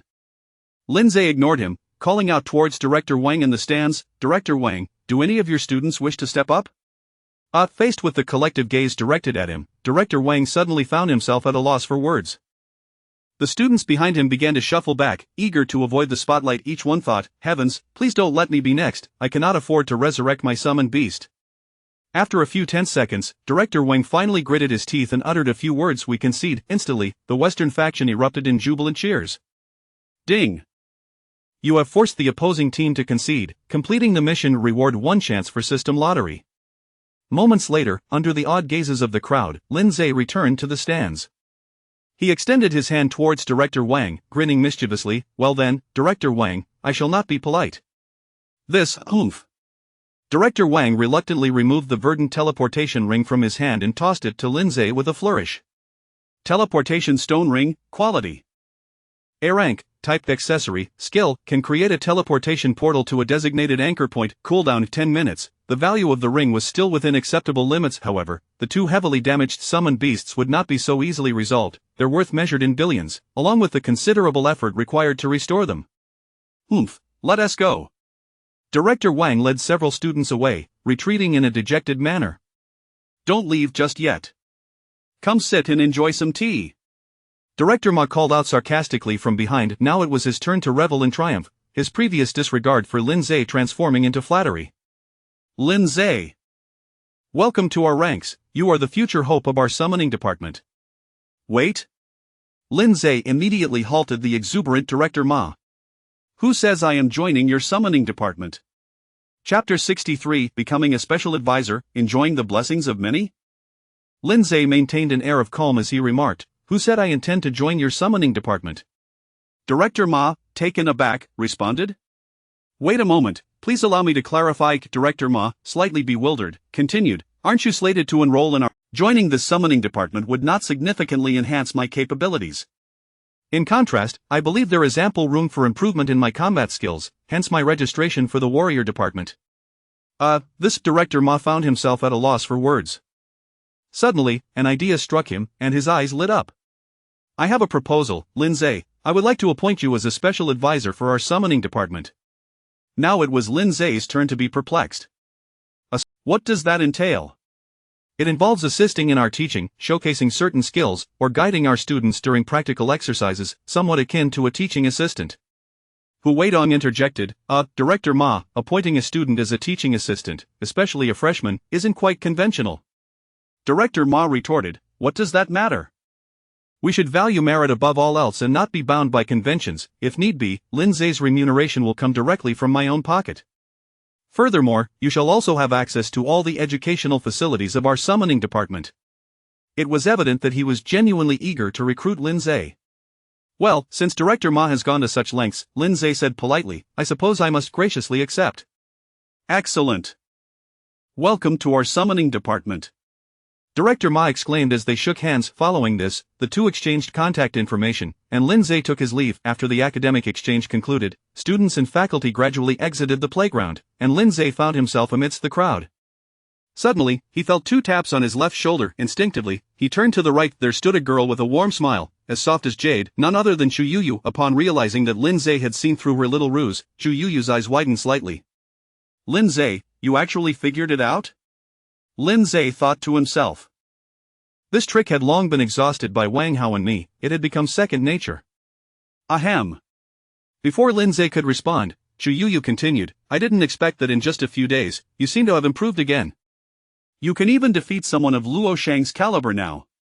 It turned out that Chu Yuyu had been present throughout the match, and she was pleasantly surprised to see Lindsay take the stage. By the way, what was that dragon you summoned earlier? I didn't see you use it when we were in the dungeon together. Wait a moment, Chu Yuyu seemed to recall something. That dragon isn't the one you asked me about hatching last time, is it? Have you already found a method? Keep in mind that many dragon eggs take years to hatch. Lindsay chuckled. Well, it's a long story, I have my ways. He thought to himself, of course, I invested 12 years of lifespan into it. How could it not hatch quickly? Chu Yuyu continued. By the way, congratulations on officially joining our Western Warfare Academy. I didn't expect that after just a few days, you would become my junior. Quick, call me senior. Lindsay rolled his eyes. No chance. Neither the door nor the window. As the two chatted while walking through the crowd, Lindsay remained oblivious to the envious glances cast upon him by those around him, particularly from the boys. Look, isn't that my goddess, Chu Yuyu? How does that Lindsay seem to know her? Back off, you loser. Chu Yuyu is the daughter of the Dragon Subduing Guild. There are countless suitors for her. This Lindsay probably just wants to pursue her. You're mistaken. Didn't you see the news from a few days ago? It is said that Lindsay has officially announced his relationship with Chu Yuyu. What? That can't be right. Isn't he still a freshman? Has he even matured yet? What kind of background does Lindsay have? I cannot accept this.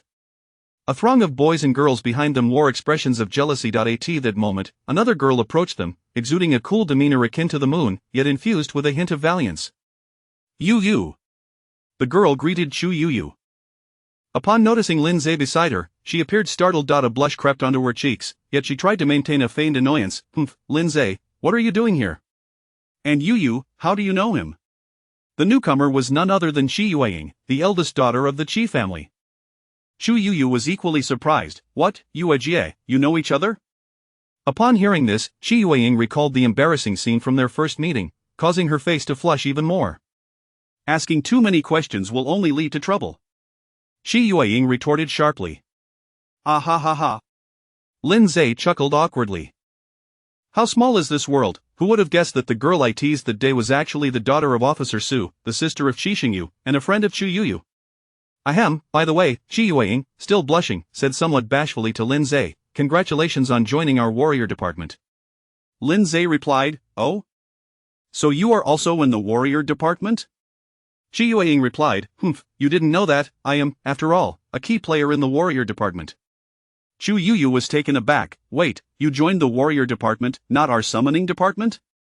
The conversation among the three soon attracted even more intense discussions from onlookers. What's the deal with Lindsay? How does he know even the third-year senior of the warrior department, Shi Yueying, the daughter of the sword-asking guild? Plus, Shi Yueying usually presents herself as a fierce heroine. Why does she seem so bashful in front of Lindsay? Look, he has one on his left and one on his right. What is the relationship among these three? Lindsay must be enjoying the legendary blessings of many. What a relic of feudalism. I feel so jealous. No, I must report this. I can't take it anymore, my brain is about to explode. Everyone cast resentful glances at Lindsay. Chapter 64. A Thunderbolt Technique. New talent. Unbeknownst to the three, they engaged in conversation amidst a sea of envious glances. At that moment, Lindsay turned to Shi Yueying and said, by the way, Senior Qi, the turtle breathing technique you gave me has proven quite effective, thank you. I wonder if there are any other ancient martial arts available for me to learn. Since he had joined the warrior department, it was imperative to lay a solid foundation for himself. Moreover, he had accumulated quite a bit of unused lifespan. Oh? Shi Yueying was taken aback by his inquiry and immediately became intrigued, her beautiful eyes sparkling. So, to what level have you practiced the turtle breathing technique? Chu Yuyu chimed in, Senior Yu is truly a martial arts enthusiast. She perks up instantly at the mention of training. And you? Chu Yuyu glanced at Lindsay, why can you call Senior Yu so casually, yet not me? Lindsay chuckled, perhaps it's because you're not as skilled? You. Chu Yuyu stamped her foot in frustration, I can't be bothered to talk to you. Put. Shi Yueying couldn't help but laugh at the exchange. This scene further fueled the surrounding onlookers' envy, as if they had just bitten into a lemon, their faces contorting in bitterness that Lindsay actually managed to irritate Lady Chu? And even made the usually stern Senior Shi Yueying laugh? Heavens, please strike this fool down with lightning. Meanwhile, Qi Yueying adopted a serious tone. Now, on a more serious note, to what level have you progressed? Lindsay scratched his head. I'm not very knowledgeable about your ancient martial arts. How many levels are there? Qi Yueying began to explain earnestly. Generally speaking, ancient martial arts are divided into 5 levels of beginner, minor accomplishment, major accomplishment, mastery, and grandmaster. By the way, some martial arts have a level beyond grandmaster, known as the transcendent realm, but that can usually be disregarded as it is not attainable within a normal human lifespan and exists only in ancient legends. So, has your turtle breathing technique reached the beginner level? Perhaps I've already attained the grandmaster level, Lindsay replied nonchalantly. He recalled that the last time the system utilized the time management master talent, it indeed mentioned the term grandmaster. Humph, do you take me for a fool? Qi Yueying expressed her displeasure. How long have you been practicing? My grandfather has been training for over 30 years since acquiring that book and has only just reached the major accomplishment level.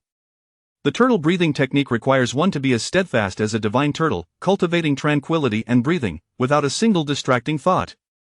How could one as impatient as you possibly master it? Upon reaching the highest level, one's breath flows from the ears, known as turtle breathing, which grants great longevity. Unbeknownst to her, Qi Yueying began to lecture. Lindsay found himself at a loss for words. After all, he couldn't reveal his secret of consuming lifespan to learn. Noticing Lindsay's awkward expression, Shu Yu gleefully teased, you just had to run your mouth, and now you've made Senior Yu angry, haven't you? Senior Yu, since you're speaking, why not elaborate on him a bit more? This only amused Qi Yueying further. Alright, it seems the turtle breathing technique, with its slow-paced nature, isn't particularly suited for you. You can take this book instead. She promptly initiated a trade request. Lindsay saw a new ancient text appear in the window. Thunderbolt technique? Lindsay read aloud. Indeed, Qi Yueying confirmed, in the realm of martial arts, speed is paramount. This thunderbolt technique emphasizes swiftness, which should align well with your impatient disposition. Qi Yueying continued, however, diligent practice and gradual progress are still essential. Mastery cannot be achieved in an instant. Thank you, Senior, Lindsay replied as he accepted the thunderbolt technique with a smile. Yet, he thought to himself, goodness, do I really come across as impatient in your eyes? Accepting help certainly comes with its own burdens. I shall endure. Chu Yu interjected, I never imagined you would have an interest in practicing ancient martial arts, Lindsay. Is it truly effective? Qi Yueying promptly responded, of course, ancient martial arts and the great Xia are invaluable. With the onset of the era of occupational awakening, while people can directly learn skills from skill books, attribute points can only be enhanced through equipment and leveling up. Although the practice of ancient martial arts may be slow, it remains the most cost-effective means of attribute enhancement, making it accessible even without immense wealth. This is significantly beneficial for the overall combat prowess of the great Xia populace, which is why you two should follow me soon. With that, Qi Yueying seemed to have opened the floodgates, launching into an enthusiastic explanation for the two. Lindsay and Shu Yu exchanged helpless glances. Lindsay whispered, why did you ask her such questions if you had no intention of pursuing it? Shu Yu lightly pinched her own cheek, you called me chatty. The three then enjoyed a lavish lunch at a high-end restaurant, with Chu Yu footing the bill. During the meal, Qi Yueying reminded Lindsay to practice the thunderbolt technique diligently, so that he could provide her with material for her Douyin account. Lindsay could only laugh awkwardly in response.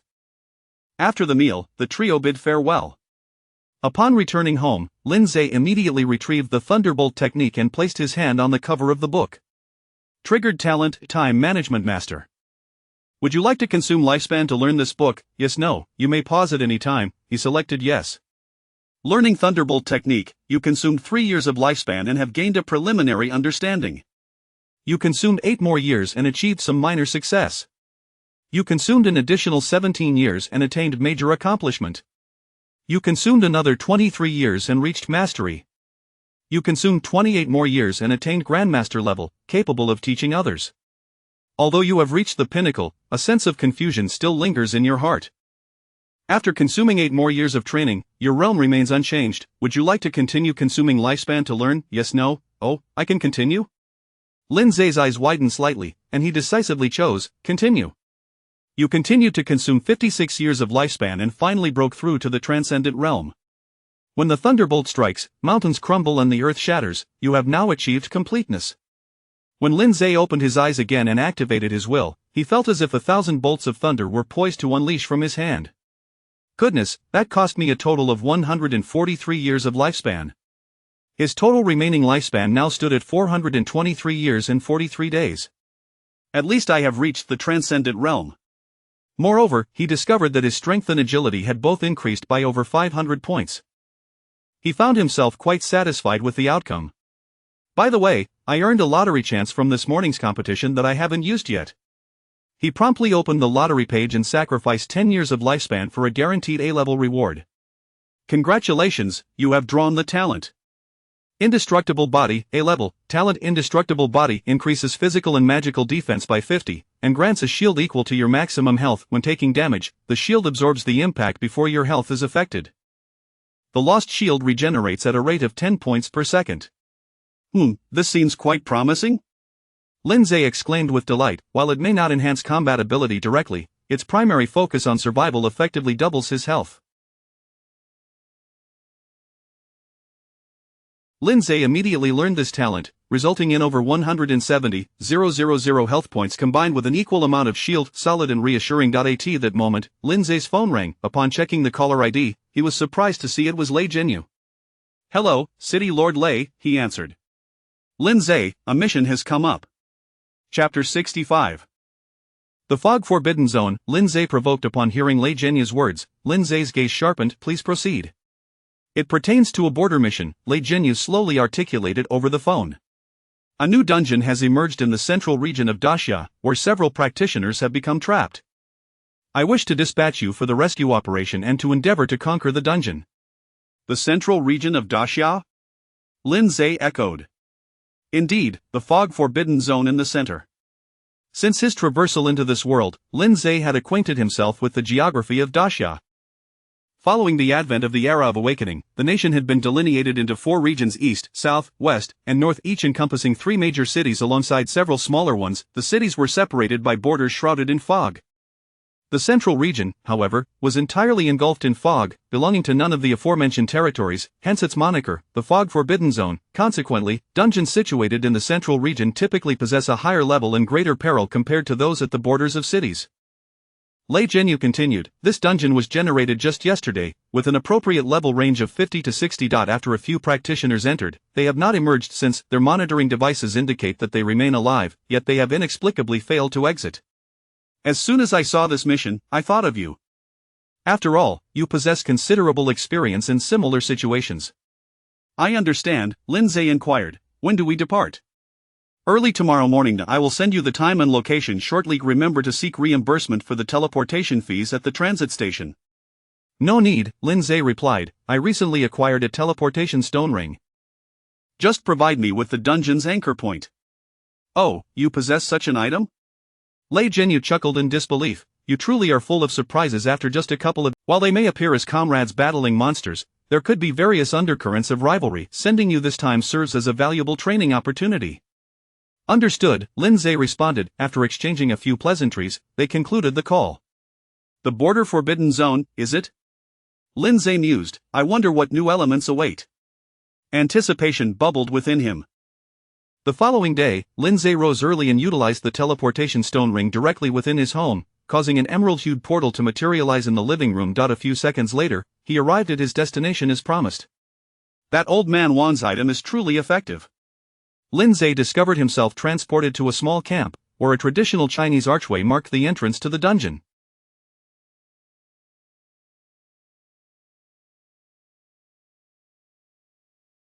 Several soldiers from the Border Legion were on patrol, and beneath the arch, a group of practitioners engaged in conversation. Upon inspecting the individuals, Lindsay noted that they were all above level 50.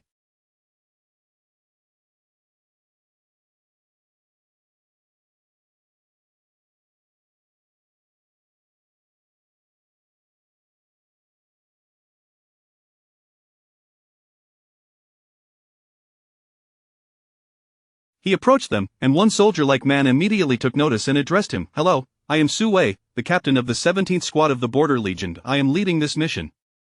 And you are? I am Lindsay from Tianyu City. Tianyu City, Lindsay, oh, I recall now, Su Wei remarked. You are the youngest in both age and level for this mission, correct? As soon as he spoke, the other practitioners turned their attention to Lindsay. Upon checking his level, they noted it was merely 29. It is worth mentioning that this dungeon is meant for levels 50 to 60. Doubts began to cloud their gazes. Sue, however, defended him. Do not be misled by this young brother's low level.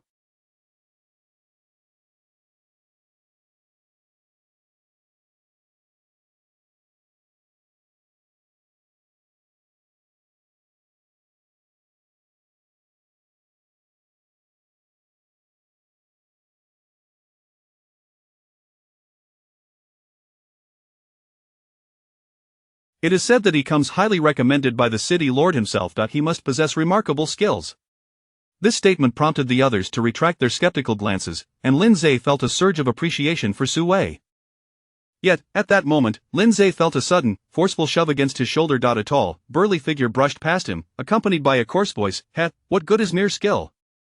When tackling border dungeons, experience is paramount. The man strode directly towards Sue, having intentionally collided with Lindsay without a glance back. Lindsay finally caught a clear view of his visage.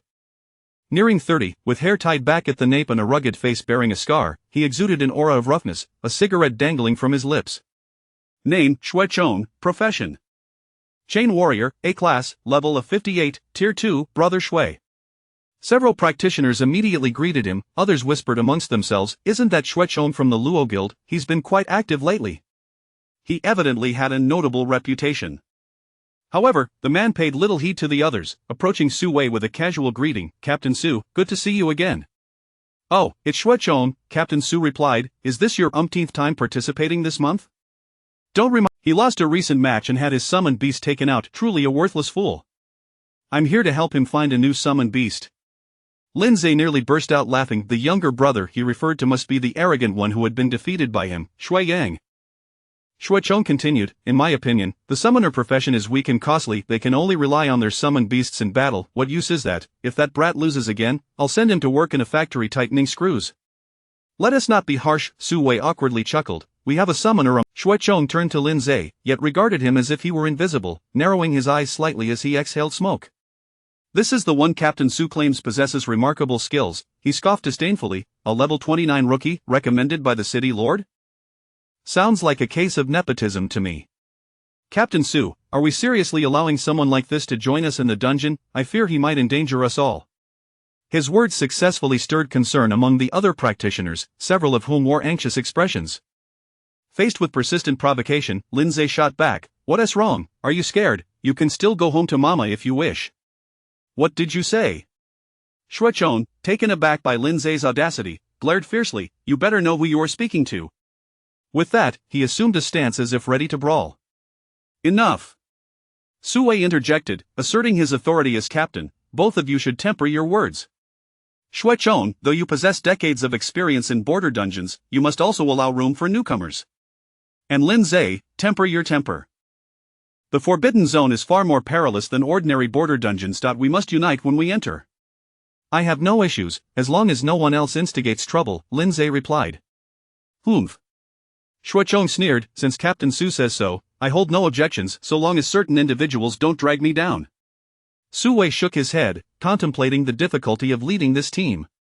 Next, Sue began to account for the number of practitioners present, totaling 12 including himself. He approached the group once more, reiterating, our mission involves not only conquering the dungeon but also a rescue operation, which presents considerable difficulty. We must remain united. Then, they began to advance toward the fog gate. After a brief moment of temporal transition, the 8 individuals found themselves within the dungeon. Corrupted Fairy Forest, level restriction. 60, difficulty in nightmare mode, mission description, please assist the indigenous people in purifying the tainted spring water. Simultaneously, Lindsay's system emitted a notification frowny face ding, you have a new mission, successfully clear this dungeon. Reward 1 system lottery draw. Chapter 66 Those who ignore warnings meet their demise. As soon as they entered the instance, a putrid scent assailed their nostrils. Instead of the lush greenery one would expect in a forest, the surroundings were rife with decay and desolation. The grass beneath their feet was a dull, lifeless gray-yellow gazing into the distance. Even the horizon was tinged with an ominous shade of gray-purple. Witnessing this dismal scene, everyone instinctively furrowed their brows. What on earth is happening here? A female adventurer inquired uneasily. It appears that the entire forest has been tainted by some malevolent force, Sue replied. He cast a serious glance at everyone and cautioned, for the time being, refrain from acting recklessly and do not stray from the group. The others nodded in agreement and followed closely behind him as they pressed onward.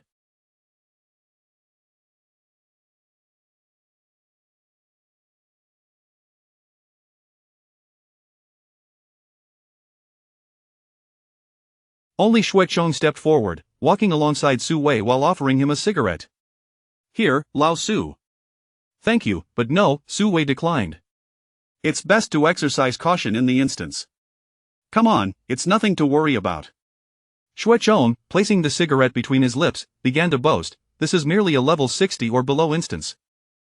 I'm already level 58, practically at the ceiling level for this dungeon.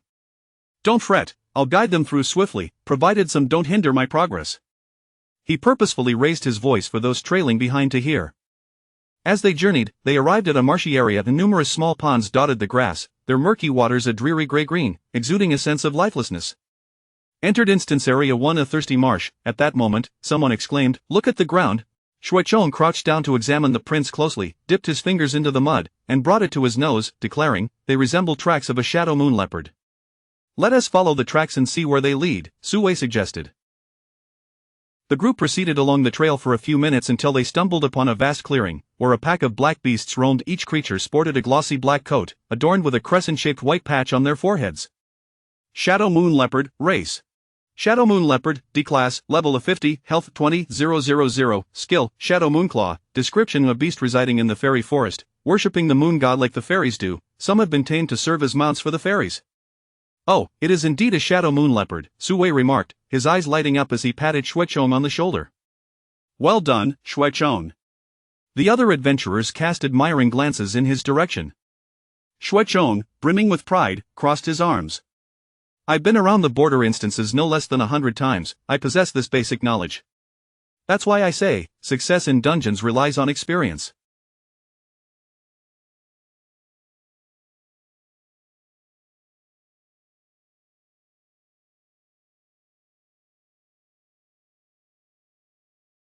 Not everyone can handle it.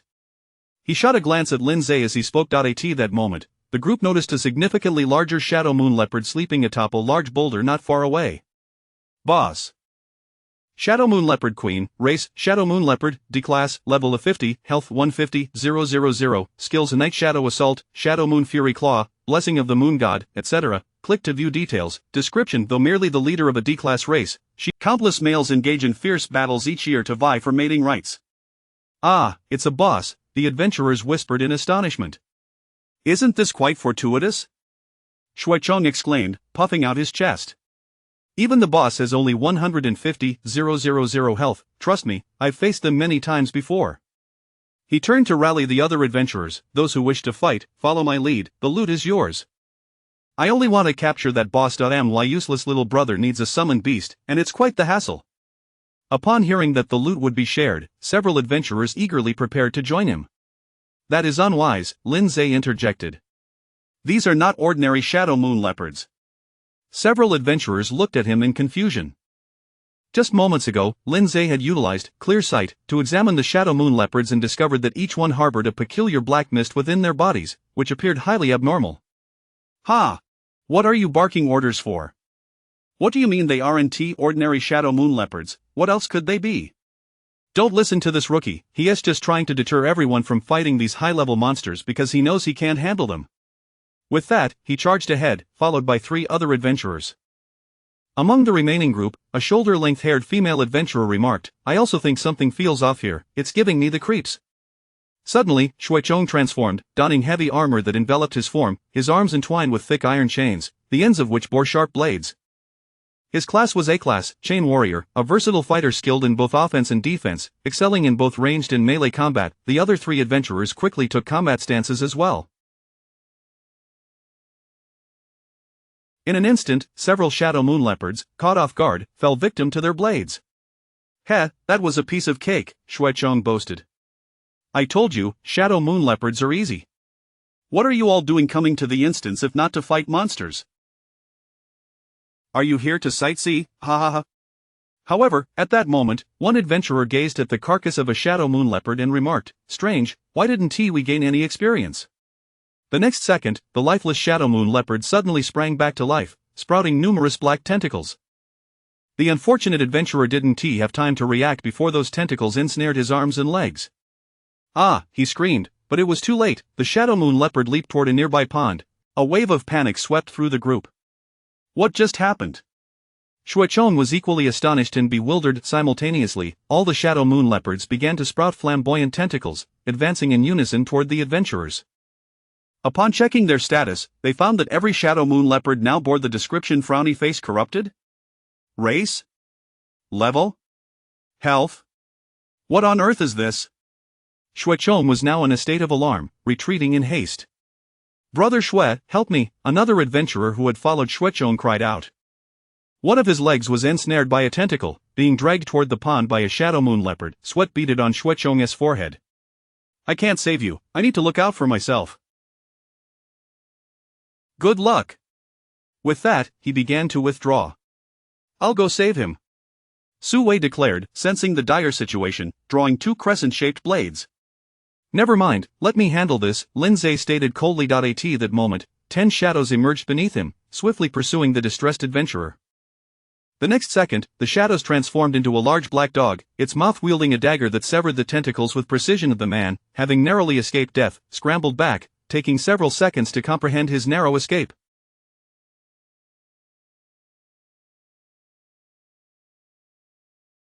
Meanwhile, a colossal crimson demon materialized before the group, presenting them with a formidable silhouette. It then slammed a massive hammer into the ground, unleashing golden flames that engulfed the tentacled shadow moon leopards. Screech! Lin Zhe received a notification of experience gain. Frowny face killed corrupted, experience 1, lifespan 1 day, kill corrupted, experience 1, lifespan 1 day. What, oh, is this some sort of joke?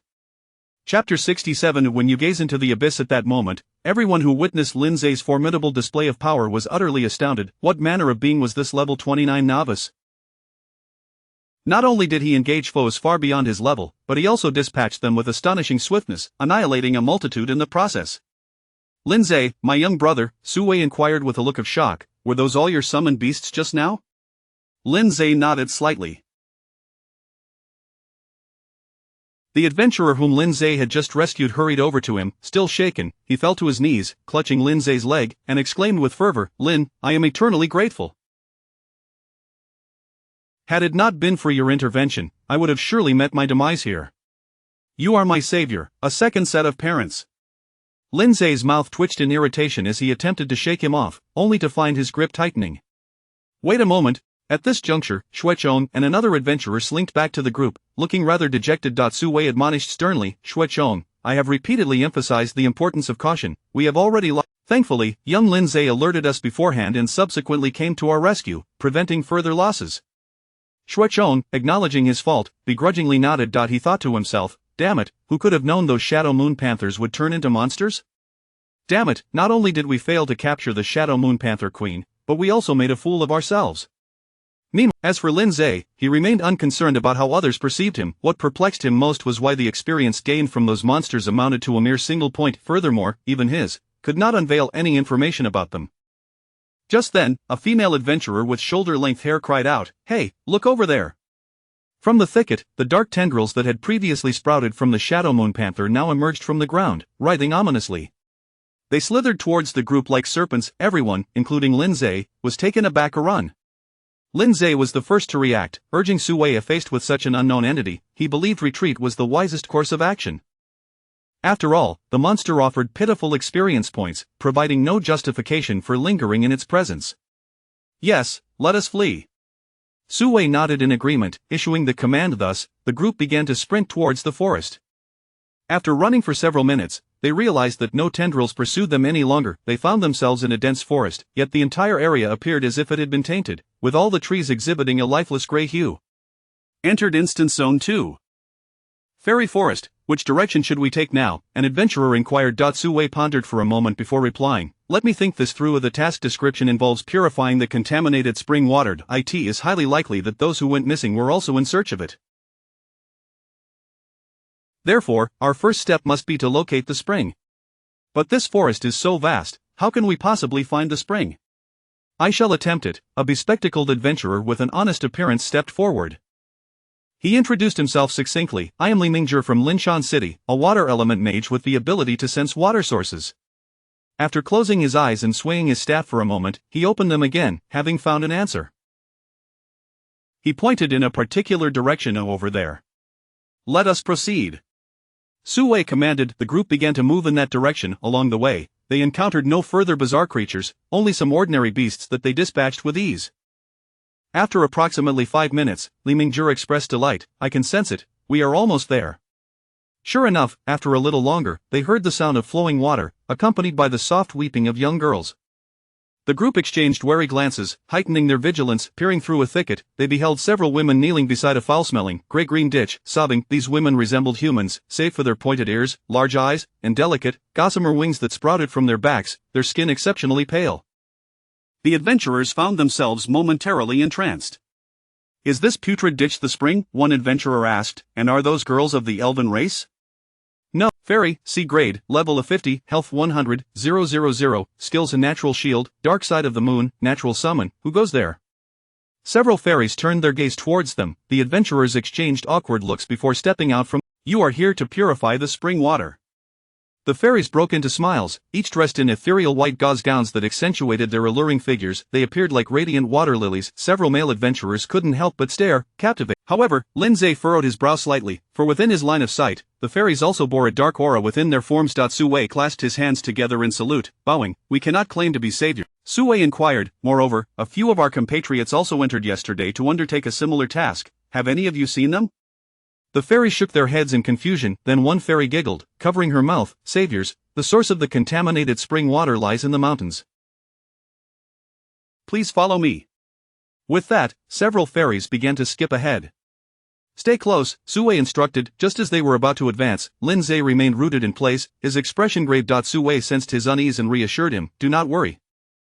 I too sense something amiss. However, we can follow them for now. We might uncover some clues. Everyone, heed my command. At the first sign of trouble, act immediately.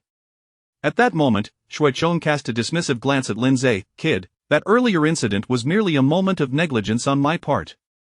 Every one of us can see that these fairies harbor secrets. In terms of experience in dungeon raids, you do not even rank among us. With that, he swaggered ahead. Lindsay watched the retreating figures of the group and murmured to himself, no, you all know nothing. For at that moment, his system displayed a warning frowny face. Beep, alert, you have entered the observation range of the abyss. When you gaze into the abyss gazes back at you. Lindsay, equally perplexed, thought, abyss, what could that possibly be? Chapter 68, The Source. This was the first time the system had ever presented. What exactly is the abyss? Having traversed this world for a decade, he had never once heard of it. The individuals ahead appeared oblivious to the matter, continuing to flit about the forest alongside a few fairies. Lindsay pondered for a moment, deciding it was best to withhold this information for now. Sharing it would likely be futile. The group continued their journey, the terrain gradually steepening as they ascended the mountain. The higher they climbed, the more the others sensed something was amiss. The trees surrounding them transitioned from dense to sparse, each appearing malnourished, with dead branches and wilted leaves. Su Wei initiated a conversation with the fairies, inquiring, what on earth has befallen your forest? How has it become so polluted? A fairy replied in a soft voice, over 50 years ago, a worm invaded our woods, burrowing into our spring. We fairies were powerless against it. The worm carries a Su Wei pressed on, so, to purify the spring, we must vanquish this worm? The fairy nodded. Indeed, our high priest foretold that a group of humans would soon arrive to help us eradicate the great worm and cleanse the spring. Unbelievably, today we have finally awaited your arrival. Oh, saviors, you must assist us. The fairy's voice quivered with emotion, yet the other adventurers exchanged skeptical glances, unconvinced by her words. As they conversed, the group reached the mouth of a cave, from which the sound of trickling water emanated. This is our spring, one fairy stated, gesturing invitingly towards the cave entrance. However, the adventurers hesitated at the threshold. The cave was shrouded in darkness, evoking a sense of danger. Who could say whether it was a trap? Are you all worried about potential dangers within? The fairy inquired. Shuichong retorted, who knows whether your words hold any truth? The fairy, seemingly unfazed, allowed her innocent demeanor to shift to one of flippancy. You all are quite cautious. Then, her expression morphed into one. Level? Health? The information of each fairy transformed into a series of question marks. In the next moment, thousands of tendrils surged from the cave's entrance, a dark mass. Shuicheng was taken aback and quickly retreated. The tendrils ensnared Su Wei, who stood at the front, while two others were also caught. Lindsay swiftly activated lava domain, igniting the tendrils in a state of continuous combustion, impeding their advance. However, in that brief moment, Su Wei and the other two were dragged into the cave, their screams echoing before gradually fading. This sudden turn of events left everyone aghast. Among the 11, 3 had vanished in an instant, including their captain. Alongside Su Wei, the captives included the water element mage, Li Mingzhi, and a long-haired female adventurer. What should we do now? One adventurer trembled. Damn it! Shuicheng cursed, I'm done playing, I'm getting out of here. He then produced a teleportation scroll. Yet in the next moment, he froze in place. Teleportation failed? What? The others were equally astonished. This meant that even if they wished to flee, escape was impossible. Lindsay mused, this must be related to that thing called the Abyss. If it weren't for trying to capture a summoned beast for him, I wouldn't be here today. So, do we still need to rescue Captain Su and the others? An adventurer stammered. Rescue them?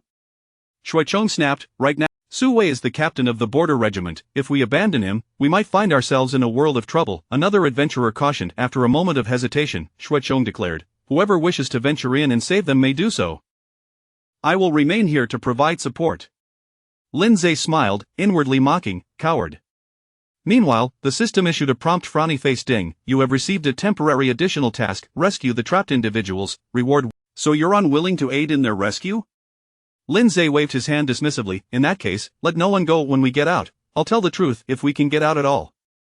At this moment, other adventurers chimed in. Brother Shui, just lend it to him. In times like this, we should all unite. Rescuing Captain Su will benefit us all. Hoof.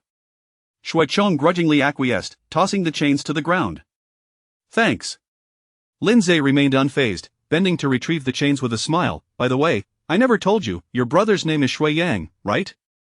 His giant bear was slain by me. You can only blame your bad luck for encountering me today. With that, Lindsay turned and strode into the cave, leaving Shuicheng to roar furiously outside. Damn. Upon entering the cave, Lindsay summoned the hellhounds. The wriggling cavern. At that moment, he felt a debuff afflict him. Abyssal gaze. You have been marked by the abyss. Your mental value permanently decreases by 10 points per minute. Once your mental value reaches 0, you will be completely corrupted by the abyss. Permanently decreasing? What a potent debuff. However, thanks to the advanced talent, Fortune from Misfortune, the decrement transformed into an increment. A smile crept across Lindsay's face, even as his mental value began to rise the deeper he ventured. Before long, it had escalated to an increase of 50 points per minute. While this is advantageous for me, Captain Su and the others may not last much longer, Lindsay thought, quickening his pace. After a while, he arrived in a relatively spacious cavern. The first thing that caught his eye was a pool of murky green water occupying half the cave, emanating a foul stench. This must be the spring the fairies had spoken of. The cavern's ceiling and walls were festooned with black tendrils, densely packed, and dozens of fairies hung suspended among them, akin to puppets on strings. Alongside them were Su Wei and 2 other team members. At that moment, one fairy addressed the spring in a chilling tone, starkly contrasting her previous gentleness. Lord Worm, we have brought the human adventurers for your enjoyment. Barely had she finished speaking when the entire cavern began to tremble violently. Subsequently, the gray-green liquid in the pool surged, threatening to engulf the 3 captives. Lindsay sensed something amiss and immediately employed clarity of vision to survey his surroundings. While no other creatures were detected, a prompt appeared. Boss Abyssal Giant Worm, Race? Level 100, health of 10 million, what the hell is this thing? Chapter 69. The level 100 boss is a mere 2 strikes away. A level 100 boss with 10 million health points? Although Lindsay had faced numerous bosses beyond his level, this information still took him by surprise. Surely, the cavern, along with the continuously rising gray-green liquid, bore an uncanny resemblance to a stomach and its gastric juices. No wonder there were no visible monsters. It turned out he was ensconced within the belly of a colossal beast. Goodness, so the worms the fairies spoke of were indeed such massive creatures, and those black tendrils were likely the predatory appendages of this giant monstrosity. This revelation clarified why the Shadowmoon leopards encountered earlier yielded no experience. They had long since become part of this immense creature, akin to bait designed to lure unsuspecting prey. It dawned on Lindsay that the entire forest lay within the hunting grounds of this gigantic worm. This was the true reason for the forest's corruption. The thought of being inside another creature's body caused Lindsay to feel a wave of nausea. He promptly commanded the hellhound, first, go rescue the others. Instantly, 10 large black dogs transformed into shadows, scurrying along the cave walls. They soon leaped to where the three captives were bound, using thorny daggers to sever the tendrils ensnaring them, thereby liberating the trio. At this moment, the three were barely conscious, and Lindsay swiftly bound them to the hellhound with chains, then ordered, "Take them out first." Woof! The black dogs carried the individuals, sprinting back the way they had come. Meanwhile, the entire cavern continued to tremble, the quakes intensifying as if enraged. Dozens of fairies seemed to awaken simultaneously, emitting eerie shrieks as they charged towards Lindsay, accompanied by countless black tendrils. The grey green gastric fluid surged forth in unending torrents. Lindsay calmly declared, "I apologize, but I have no interest in you, as the experience you offer is simply too paltry." Prioritizing the capture of the giant worm, his target was clear. In the next instant, a massive fire demon stood before him. "Destroy the cave. At once, my lord." The fire demon raised its hammer and brought it crashing down upon the ground. Damage dealt.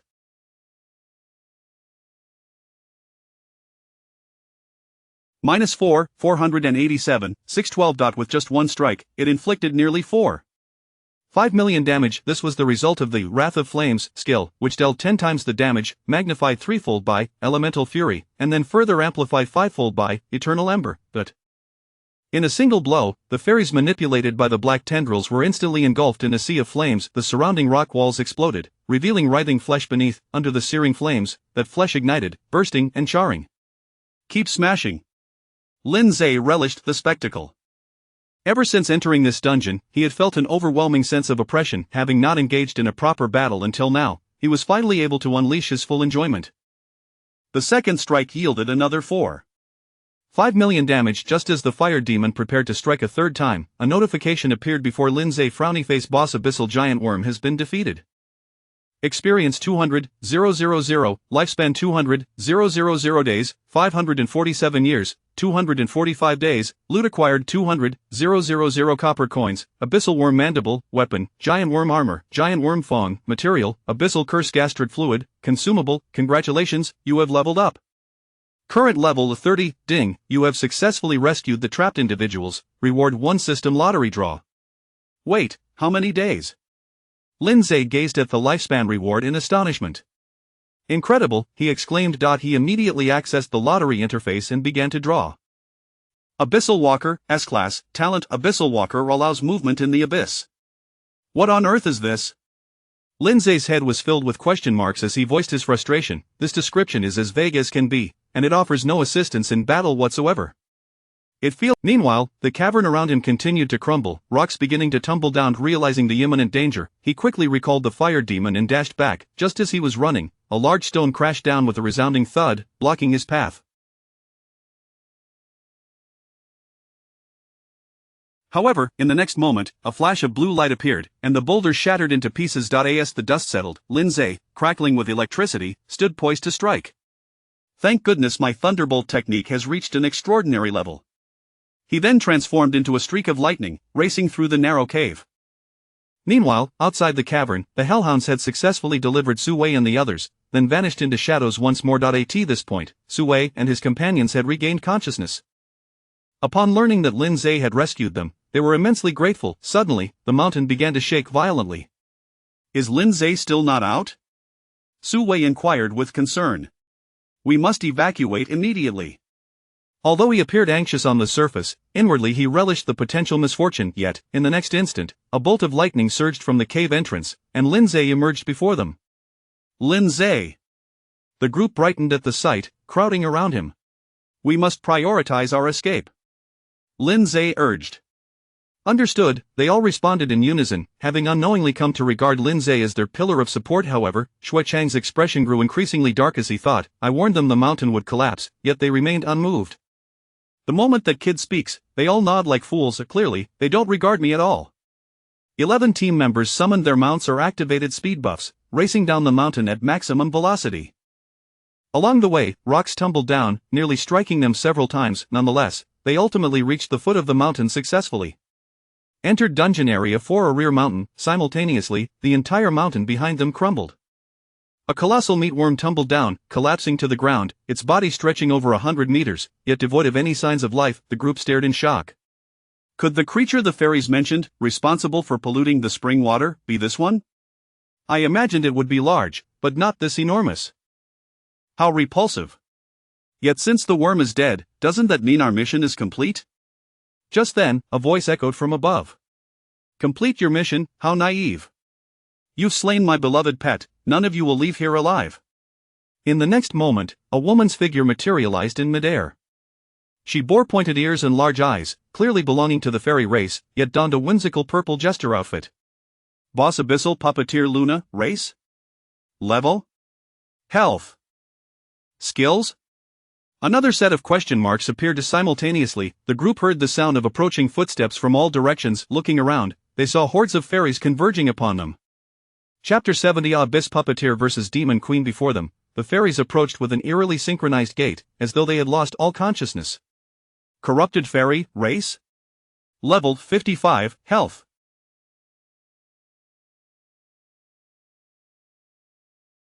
50,000, skills, nature summoning, corrupted, dark side of the moon, corrupted, natural protection, corrupted, etc. Click to view details. Have these fairies also been corrupted?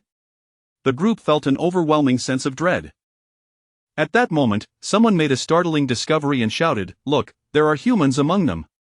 The crowd turned to follow his gaze, and indeed, a few figures resembling humans walked among the fairies. They are. Su Wei's eyes widened as he quickly pulled up several portraits from the interface. No doubt about it. They are the missing adventurers. The group was taken aback, having searched for so long only to find them amidst the enemy ranks. They appear to be brainwashed, one adventurer speculated. Through Lindsay's insightful gaze, he observed that both the corrupted fairies and the few corrupted adventurers were connected by thin black threads above their heads. These countless threads converged in the hands of a fairy known as Abyss Puppeteer Luna. It appeared as though everyone was merely her marionette. No wonder she was called a puppeteer. Su Wei's expression turned grave. We must rescue them. It is already too late, Lindsay interjected, dousing their hopes with cold water. Moreover, do not entertain thoughts of rescue. Everyone, take a look at your status bars. As each person glanced at their status, they were horrified to discover that they were all afflicted by a negative status called Abyss Stare. Abyss Stare. You have been targeted by the Abyss. Your mental points permanently decrease by 100 every minute. Once your mental points reach 0, you will be utterly corrupted by the Abyss. The deduction was alarming. The reduction had already reached 100 points. Lindsay surmised that the originator of this state was none other than Puppeteer Luna. The closer one drew to her, the more potent the effect became. Fear gripped everyone's faces. What is this? If it reaches 0, we will be completely corrupted by the Abyss? One finally connected the dots. Those fairies, along with the missing adventurers, their mental points, could they have already dropped to 0? It seems you are not entirely dull. Now, make your choice, either be slowly drained to death, or bow down to me this very instant. Ah, and your fellow countrymen, she gestured toward the few missing adventurers, have all chosen to surrender. Luna cupped her face with her fingers, peering through the gaps with a look of amusement. So, what will you choose? Sweat trickled down everyone's foreheads. To resist meant to battle against a horde of fairies, which was clearly no easy feat. Even if they succeeded, they would still fall under the enemy's control due to depleted mental points. Were they to surrender outright, each individual found themselves ensnared in a dilemma. Humph, if you want me to surrender, dream on. Su Wei's voice rang out with unwavering resolve. I am a proud member of the great Xia human race, a captain of the Border Legion. Even in death, I will fight until the last moment, then take my own life. His declaration ignited the fervor of many. Indeed, I would rather die in battle than surrender to foreign foes. Brothers, let us charge together. Lindsay, standing amidst the crowd, smiled at their response. Seemingly, the people braced themselves for battle. However, at that moment, a more alluring voice resonated from behind Luna. This little sister seems to know how to have fun. Who? Luna was taken aback and spun around. Before her stood Lilith, the Demon Queen, clad in a revealing black high-slit bikini. Her expression was one of playful intrigue, exuding even more allure than Luna. In her presence, Luna appeared almost childlike. Su Wei and the others gaped in astonishment. From where did this enchantress emerge? Lilith wielded a barbed whip, striking directly at Luna. Whoosh!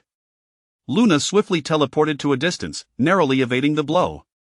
Hee, your reflexes are rather quick. Luna's gaze sharpened. I haven't the time to indulge in your games. With a wave of her hands, several black threads shot toward Lilith, yet, in the next instant, Luna's movements froze. Congratulations, little sister, you've won petrification. Lilith clapped joyfully. What have you done to me? Compared to Luna, she seemed more like an evil villain. Lilith, do not waste time, end this quickly. Lindsay urged her. Master disapproves. Lilith pouted slightly, I wanted to play a little longer. At her words, everyone around, they finally grasped to this enchantress was also one of Lindsay's summoned beasts? How many powerful summons does he possess? Moreover, this one is so beautiful and calls him master? Lilith lashed her whip against Luna, and in an instant, the stone shattered into fragments, falling. They turned in unison to Lindsay, their awe for him growing deeper. Only Xuechong, standing behind Lindsay, found his emotions growing more complex. There was defiance, envy, and resentment. He inhaled deeply, the grayness in his gaze intensifying. However, the crowd's emotions were soon interrupted once more. Suddenly, Lilith began to move mechanically, like a puppet. Oh dear, what has happened to me? Lilith feigned innocence. In Lindsay's view, several black threads connected to Lilith's back, causing his expression to darken. Simultaneously, a manic laughter echoed through the air. Haha, in the realm of control skills, I surpass you. In the next moment, at the other end of the black threads, Luna reappeared, fully restored and brimming with energy. A chill ran through everyone's hearts as they thought, this is the end. P.S. To those who have read this far, could you kindly leave a 5-star review? Additionally, please add this story to your bookshelf. The author is deeply grateful. Chapter 71 A Betrayal. Entering the hidden realm. Upon witnessing the dire circumstances shift once more, despair echoed among the group. Even Lindsay's formidable summoned beast had succumbed to the adversary's control, leaving them feeling utterly hopeless. The once boisterous declarations of valor from their ranks now faltered under the weight of uncertainty. Damn it! Xuechong seethed, his frustration palpable. Why am I cursed with such misfortune today? Had I known, I would have never ventured into this instance. There's no point in lamenting now. Look at you now, bereft of options. Enough, Xuechong, calm yourself, Sui interjected, placing a hand on his shoulder. However, Xuechong immediately shrugged it off. Don't touch me, he shouted at Sui. If it weren't for the time wasted saving you earlier, I wouldn't be surrounded like this. His words darkened Sui's expression. Yet, in the next moment, a starry-hued longsword was pressed against Xuechang's throat. Lindsay, gripping the sword, coldly uttered, if you wish for death, I can grant it immediately. You dare? Xuechang's fury surged, yet he hesitated to act rashly.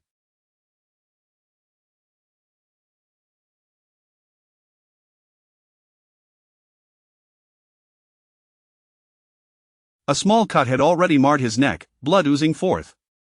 Enough, Sui admonished Lindsay, this is not the time for infighting. Lindsay retorted, I believe the presence of certain individuals hinders our unity.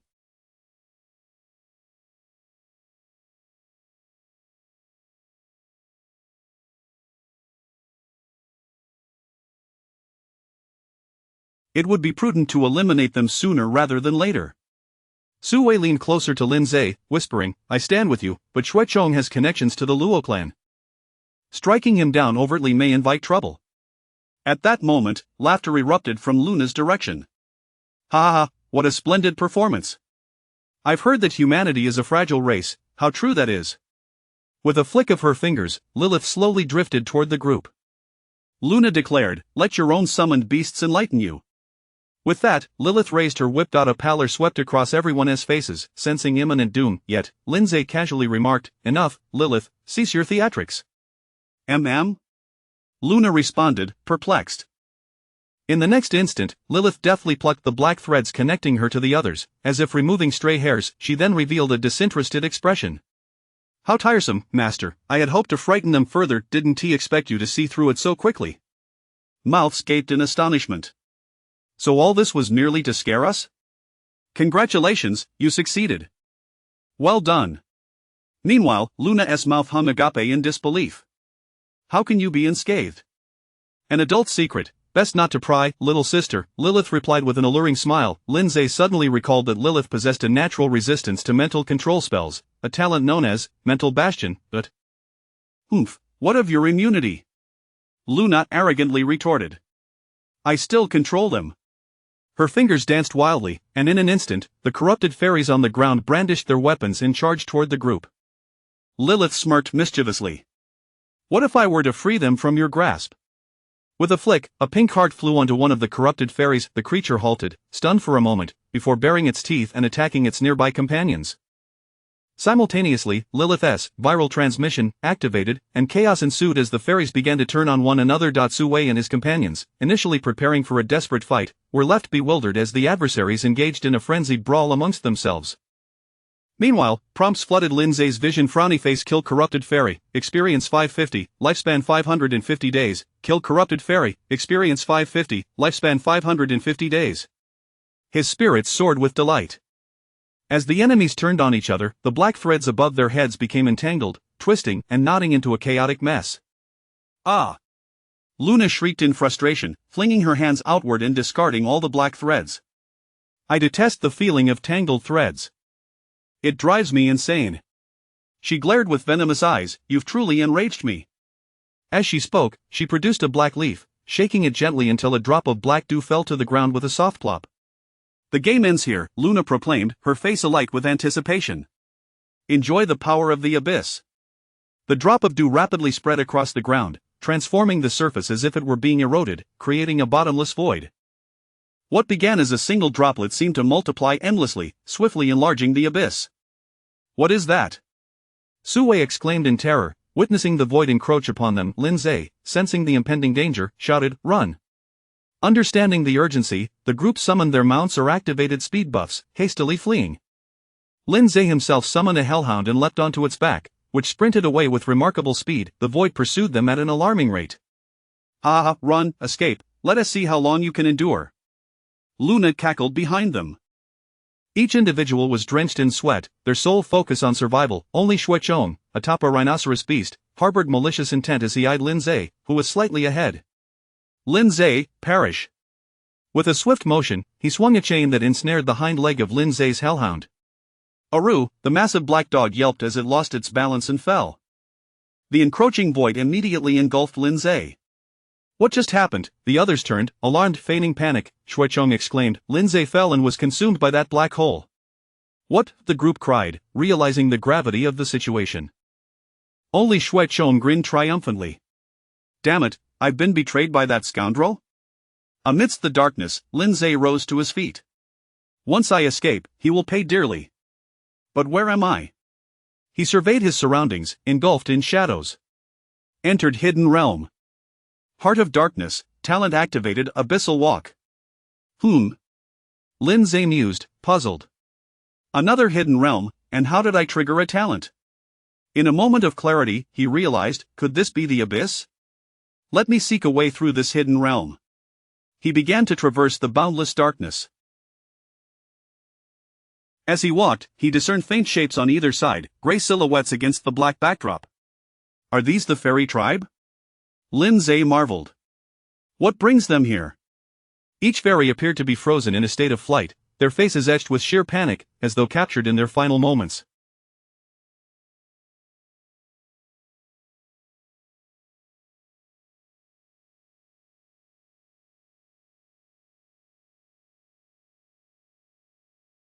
After wandering further, Lindsay spotted a flicker of light ahead. Though minuscule, it stood out vividly against the overwhelming darkness. He quickened his pace toward the light, discovering it emanated from a translucent substance hovering above the ground. It sparkled between liquid and gas, casting a soft glow. As the faint illumination illuminated a sleeping girl's visage, Lindsay felt a mix of intrigue and concern. P.S. Fear not, dear readers. Shuechong shall meet his just deserts.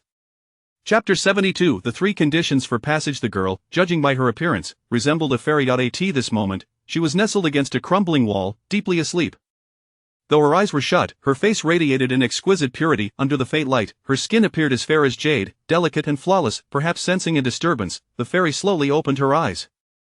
Upon seeing a person suddenly appear before her, she let out a startled cry, a ghost. Remaining seated on the ground, she flailed her legs in a panic, trying to evade the unexpected visitor. You are the ghost. Your entire family is a ghost, Lindsay retorted, his tone laced with incredulity. Wait, is that really a human? The girl rubbed her sleepy eyes and, upon recognizing Lindsay's visage, looked somewhat flustered. I didn't expect that besides myself, there would be another untainted by the abyss here, she remarked with curiosity. Lindsay was filled with questions. Who are you? My name is Liren, she introduced herself. I am the High Priestess of the Fairy Clan. High Priestess? Lindsay reiterated. He recalled that when several fairies had guided them earlier, they had indeed mentioned the title of High Priestess, claiming she had foretold the arrival of a savior to purify the spring water. However, he instinctively pictured an elderly figure, not someone so youthful in appearance. Please refrain from regarding me with such an expression, Liren said, her face betraying a hint of annoyance. I am already 149 years old. Our fairy race is inherently long-lived. Of course, in our lineage, 149 years is indeed considered young, roughly equivalent to your human adolescence, she added. Lindsay found himself at a loss. Thus, he succinctly recounted the events he had encountered since entering the instance. After listening, Liren bowed her head in silence, her eyes glistening with an unfathomable sorrow, rendering her heartbreakingly beautiful. After a while, she spoke. I never imagined that Luna would ultimately reach this point. Lindsay chose not to interrupt her, patiently awaiting her continuation. Moments later, Liren appeared to gather herself and began narrating the entire saga. Due to my exceptional spiritual prowess exhibited from a young age, I was chosen by my kin to become the High Priestess, tasked with divining our clan's future. Thus, we lived a tranquil and harmonious existence within the forest. Until over a century ago, when Luna was born. The moment she arrived, the entire forest rejoiced in song, for she was the most spiritually gifted fairy in our history.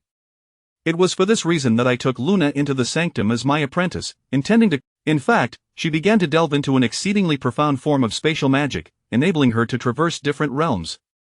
Looking back now, I realize I was far too indulgent with her, until one day, Luna successfully opened a portal to another dimension and revealed to me that she had glimpsed a dark future awaiting us, one in which our entire clan would perish in a disaster. Alas, had I heeded her warning, perhaps we would not have arrived at this dire juncture.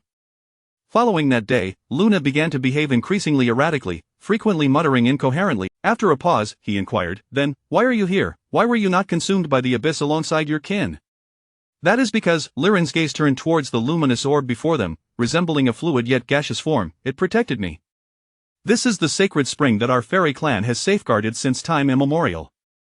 It is said to be a blessing bestowed by the divine. When Luna breached our final line of defense, I vowed to protect the spring with my life, cradling it close to my heart. When I awoke once more, I found myself here. All my kin were consumed by the abyss, yet I was spared, for I held the spring." Only then did Lindsay recall the motionless fairies he had seen along the. "This is the domain of the abyss. How could a normal person possibly survive here?"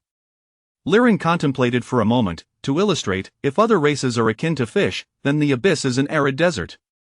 How could one possibly thrive? Is that truly the case? Lindsay finally grasped the immense utility of his Abyss Walker ability. Had it not been for that, he might have perished. It was ironic that he had initially dismissed it as a useless talent. Now, for the final question, Lindsay's expression grew serious. What must one do to clear this hidden instance? At this, Liren fell into a brief silence once more, then shook her head. "It is impossible." "There is no way out." Furrowing his brow, Lindsay replied, "Logically speaking, since this is an instance, there must be a means of passage. How can one not escape?" "Theoretically, yes, but what if the conditions for passage are exceedingly harsh?" Liren explained. "Could it be that we must defeat an exceptionally powerful boss?" Lindsay queried. Liren shook her head again. "Forget it, words alone are insufficient, follow me." With that, she rose, carefully cradling the sacred spring in her hands as she moved forward, the orb dispelling the surrounding darkness. Lindsay immediately followed in her wake. After an indeterminate period of walking, they arrived at the edge of a precipice, beneath which lay an unfathomable void. Beside the cliff stood three peculiar statues, each extending a hand as if to demand something. "Behold, these are the conditions for passage." "There are 3 in total," Liren stated. "You may examine what they seek. Once you observe, you will understand just how preposterous it is." Intrigued, Lindsay approached the first statue, and a panel materialized in the palm of its outstretched hand. "To those seeking passage, the most precious offering must be made. First offering, life force. Description: sacrifice an amount of life force equal to your maximum life value. See, the first condition is this demanding," Liren remarked. "Even consuming buffs that increase health would still count towards the maximum life value. It is utterly unfeasible." While Liren spoke, Lindsay was busy operating something. Suddenly, the statue announced, "Frowny face, first offering successfully sacrificed." Liren was taken aback. "Wait, what just happened?" Chapter 73. Is this hidden level really so simple? Lilene's eyes widened in disbelief as she immediately cast a detection spell on Lindsay. To her astonishment, his health bar remained completely full. How did you manage that?" Lilene could hardly believe her eyes. Lindsay smiled faintly just moments ago. Upon seeing the first sacrificial item, he recalled the recent acquisition of a particular talent. Talent: indestructible body. If physical and magical defenses are increased by 50, and a shield equivalent to maximum health is granted. When damage is received, the shield absorbs it before any health is lost. The lost shield regenerates at a rate of 10 points per second. According to the rules of this attribute, in order to extract health, thus, Lindsay had merely depleted a layer of protection, leaving his health bar entirely intact. As the conditions were met, the first statue lowered its outstretched hand. Lindsay slowly approached the second statue. Above the extended hand, another information panel materialized. Frowny face. To pass, one must offer the most exquisite treasure. Second treasure time. Description: sacrifice a lifespan twice that of one's race's average. He conversed with the system in his mind. System, what is my remaining lifespan? Current remaining lifespan of 1227 years and 33 days. Goodness, I've unknowingly surpassed 1000 years again. Meanwhile, Lilin was chattering beside him. If the first treasure had some loophole, the second one is utterly impossible. No buffs can extend lifespan. Moreover, this riddle is quite cunning, linking the sacrifice directly to one's race, making it impossible for even an immortal race to escape. Lilin shook her head, exclaiming in resignation, we might as well head back. Just then, the second statue announced. Second treasure successfully sacrificed. Ha! This time, Lilin did not scream but stood frozen in shock, her mind struggling to comprehend. Lindsay, however, wore an expression of amusement, seemingly unperturbed. Lilin stared at him, bewildered. Wait a minute, how are you still alive? Lindsay replied, exasperated, do you hear the nonsense you're spouting? Moments earlier, Lindsay had sacrificed 204 years of his lifespan, precisely double the average lifespan of the human race. After the universal class transition, humans indeed enjoyed a longer lifespan than in the world he had traversed from. Meanwhile, Lilin remained in a state of utter disbelief, desperately trying to convince herself with various rationales. Could it be that this person just happens to exceed their race's lifespan by double? Impossible. Or is there a glitch with this statue?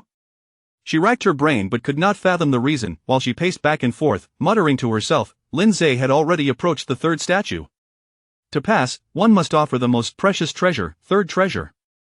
Life. Description: sacrifice 3 lives, permanently erasing the sacrifice lives, which cannot be resurrected by any means. Lindsay mused, this time it directly demands life?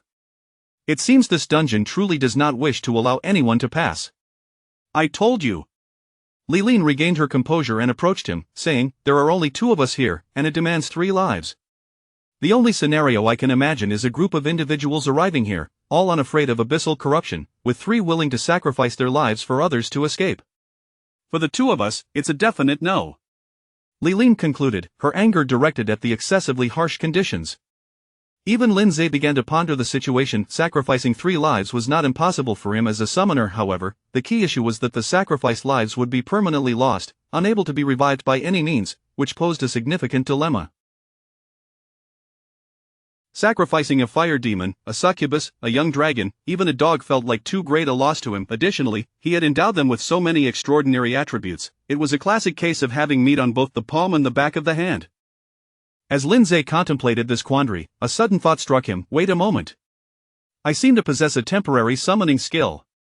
He opened his equipment panel to inspect the effects of the 5-piece set of necromancer gems. Skill: Summon Undead Elite. A temporary summoning skill that randomly summons one of the following to fight for you: Necromancer Tardis, Undead Duke Gal, or Undead Lich Hela.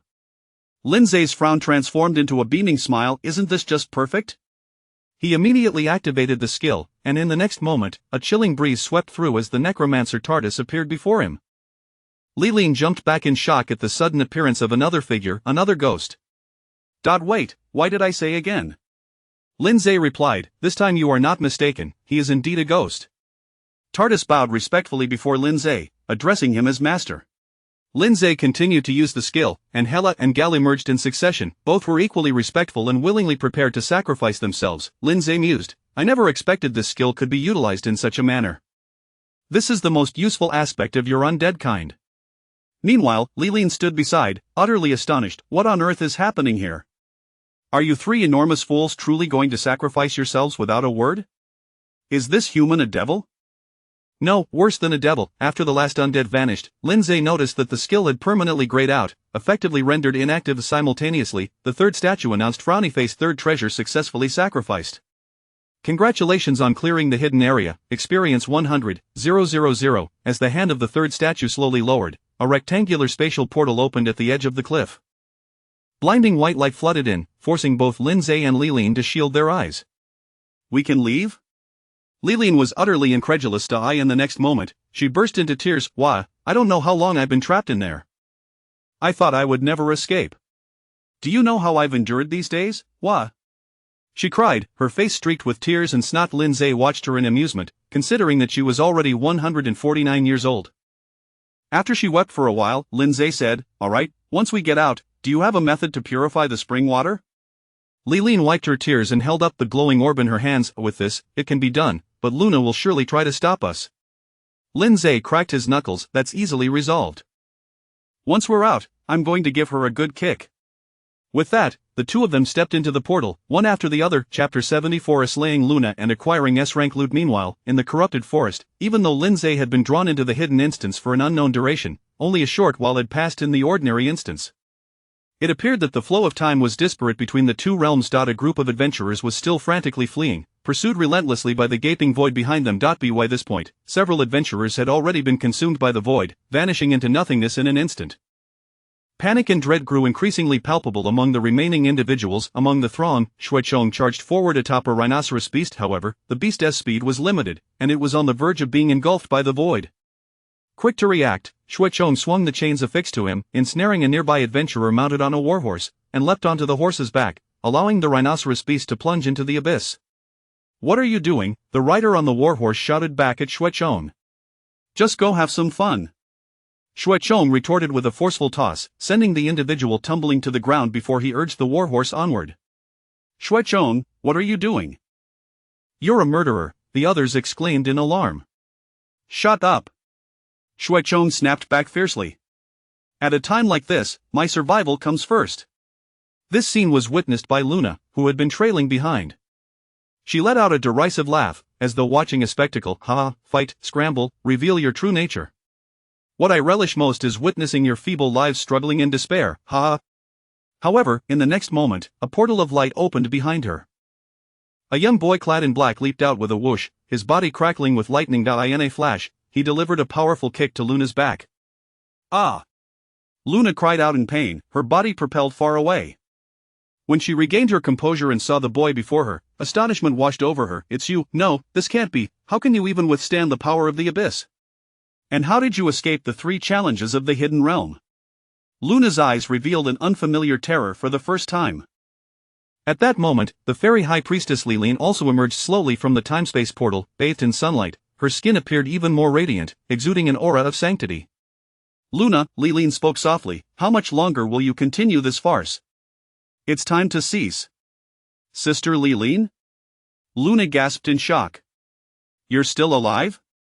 Amid her astonishment, there was a hint of barely perceptible relief. "However, here, my power is boundless." As she spoke, her hands unleashed dozens of black threads, entwining with the tainted earth. "Heh," Lindsay scoffed, "then let us see if you can withstand my onslaught." In the next instant, a fire demon, a succubus, a demon dragon, and 10 hellhounds materialized around Luna, all charging towards her. "What is this?" In the following moment, the fire demoness fist, akin to a cannonball, came crashing toward her, while the 10 hellhounds lunged to bite. Finally, a massive shadow swept across the sky as the demon dragon unleashed a colossal lightning sphere that plummeted down. Instantly, the area within several dozen meters erupted into chaos, devoid of life. "Damn it, little dragon, don't hit our allies!" Lindsay admonished. "Roar!" The demon dragon playfully cried out, its voice echoing across the heavens, leaving even Liline momentarily stunned. Yet, to everyone's astonishment, despite enduring continuous attacks, Luna remained alive, her black threads continuously siphoning energy from the surroundings. Although her appearance was charred and disheveled, she wore a defiant grin. "Ha ha ha ha!" Luna laughed defiantly. "As long as there is even a blade of grass or a single tree corrupted here, I shall not perish." "Luna, enough!" Liline's voice resonated from behind. "It was my indulgence that allowed you to commit such grave mistakes." Liline's tone was authoritative yet tinged with sorrow. "Now, it is time to put an end to this charade." With that, she waved her hand gently, and the glowing source floated down to the ground, merging with the soil and vanishing from sight. The previously grey and decayed land began to rejuvenate with vitality. What? Luna gasped in horror. The source I searched for so long was in your possession. Thanks to it, I have survived in that boundless abyss for so long, Liline said, her gaze lowered. It seems that everything is but a twist of fate. As more land regained its vitality, Luna's strength gradually waned. The panel that had been filled with question marks now revealed some of its true information. Frowny face boss Abyss puppeteer Luna, race Abyss, level 60, health 100, 000, skill a dark puppetry, oh? Lindsay remarked as he glanced at her information, I didn't expect her true form to be so weak. In the next moment, Lindsay activated Thunderstrike, propelling himself towards Luna like a bolt of lightning, delivering a decisive punch to her heart, personally ending her life.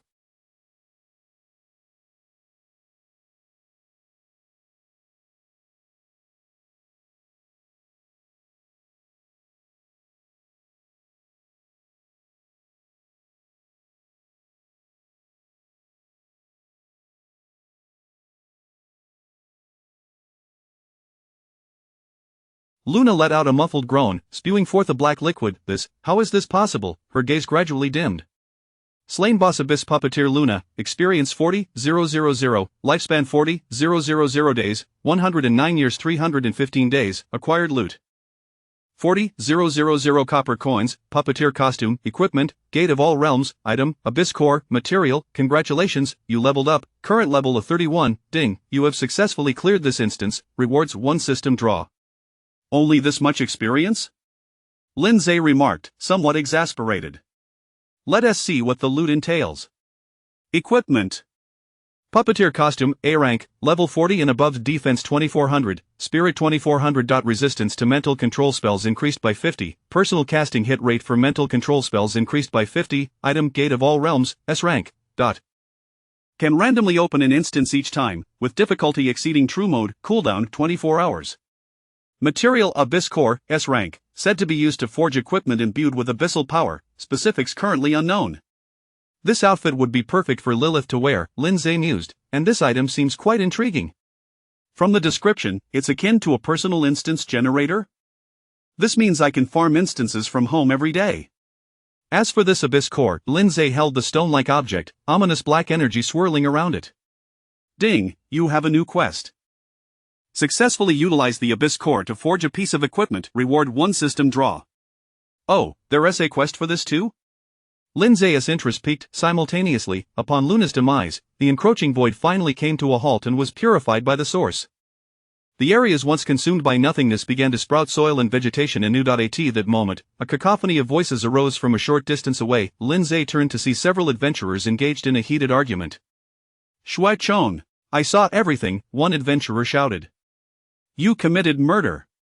Yes, I saw it too, you pushed someone down to steal their mount. What if I did?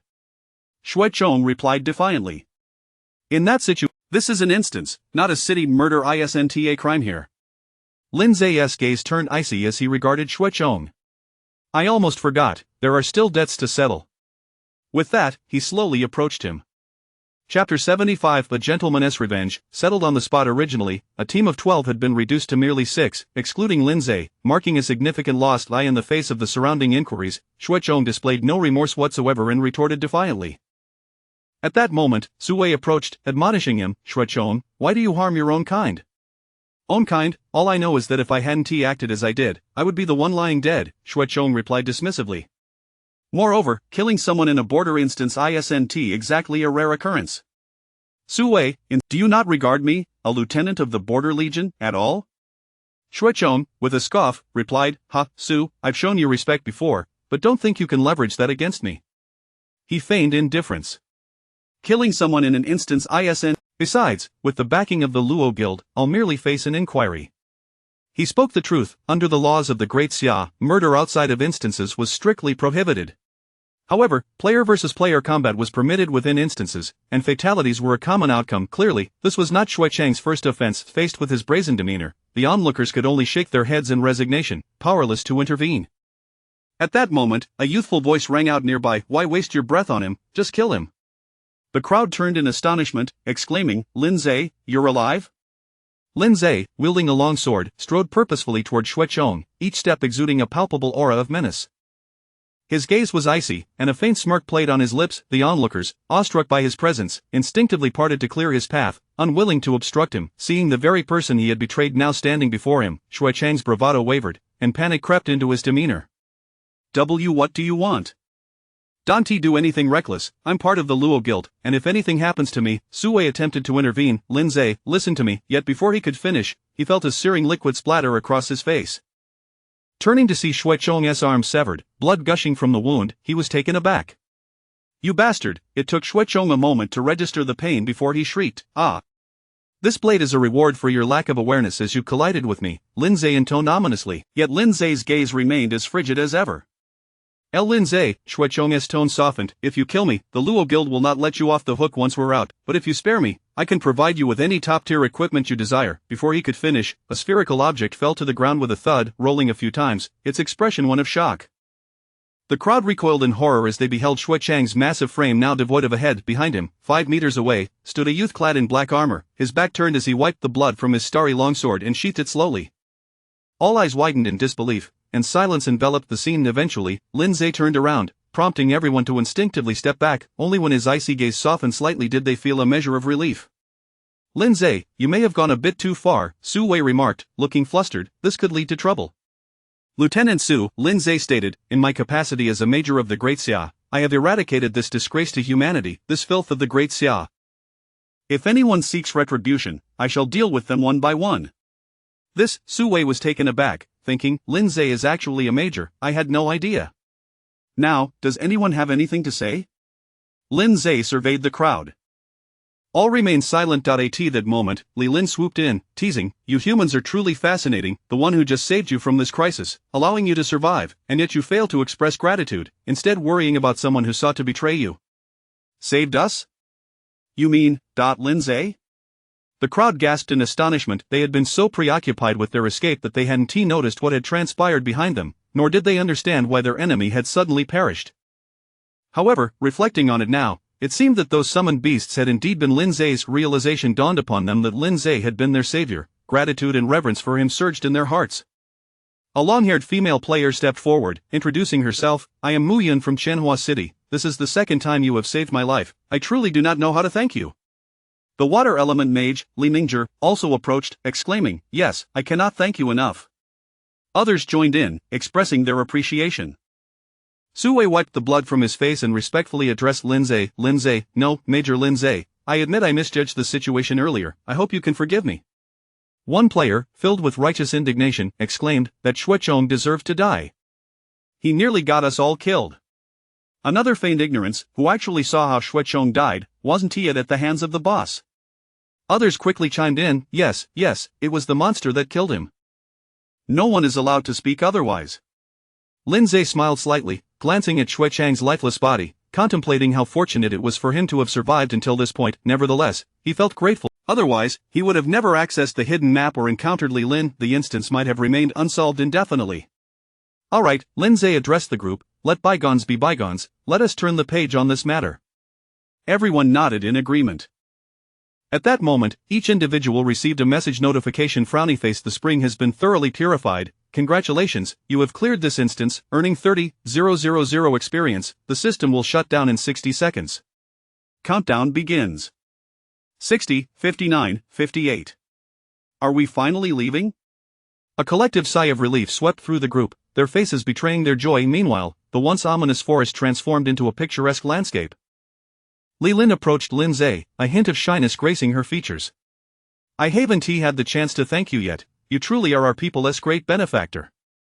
By the way, here is something for you. Li Lin handed Lindsay an item.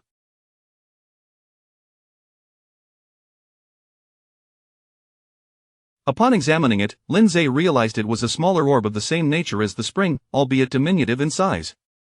Item: miniature spring, mythical grade, capable of purifying all dark entities. Mythical grade? Lindsay's eyes gleamed, on par with the eternal flame seed? Li Lin smiled as she explained, I extracted this from the spring. You are the hero who vanquished the abyss, but the abyss may very well come after you, so you might need it more than I.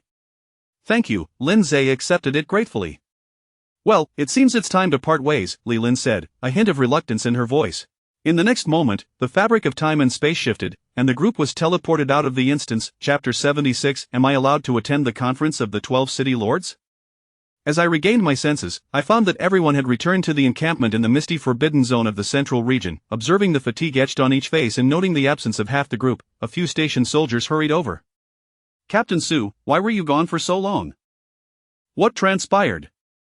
It was then that everyone realized that night had fallen outside. It's a long story. Su Wei sighed deeply. Prepare to return to the city immediately. Yes, sir. After Su Wei spoke, he approached Lin Ju and said, Major Lin, we must part ways here for today. Should you require anything, please feel free to contact me. Lin Ju returned the gesture with a bow. The other practitioners quickly gathered around, showering him with flattery. Brother Lin, what are your plans for later? Might I have the honor of treating you to a meal? Come visit us in Xianhua City. The scenery is truly splendid. But I was here first. Each person was eager to curry favor. Lin Ju waved his hand dismissively and replied lightly, Thank you, but I have pressing matters to attend to today. Farewell. With that, he activated the teleportation stone ring in his hand. In the next instant, an emerald-hued portal materialized before him. Without a backward glance, Lin Ju stepped through, vanishing into thin air, leaving those in the encampment momentarily stunned. Was that a teleportation stone ring? That item. Meanwhile, in the Lord's Manor of Tianyu City, the remnants of the recently destroyed building were still under repair. Lei Zhenyu had just finished his day's work and stretched his limbs, exclaiming, since today is relatively. The two returned to the office, and after a quarter of an hour, Lin Ju recounted the day's events to Lei Zhenyu. Naturally, he omitted any details related to the system. Following Lin Ju's narrative, Lei Zhenyu's expression grew increasingly grave. Lin Ju inquired, What exactly is this abyss? Lei Zhenyu's brow furrowed. The abyss is a race that transcends the confines of other species, often referred to as the cancer of all races. Wherever they go, destruction follows. The corrupted fairy forest you mentioned is a prime example. However, tales of the abyss have only ever existed in the legends of certain foreign races. I never imagined such a terrifying entity had emerged within our border instance. Lei Zhenyu sighed deeply. It was my oversight. I should not have sent you to partake in such a perilous mission. Yet, it could be argued that had you not gone today, the instance might have infiltrated reality, with far graver consequences. In any case, this matter is exceedingly serious. I must immediately convene a conference of the 12 city lords.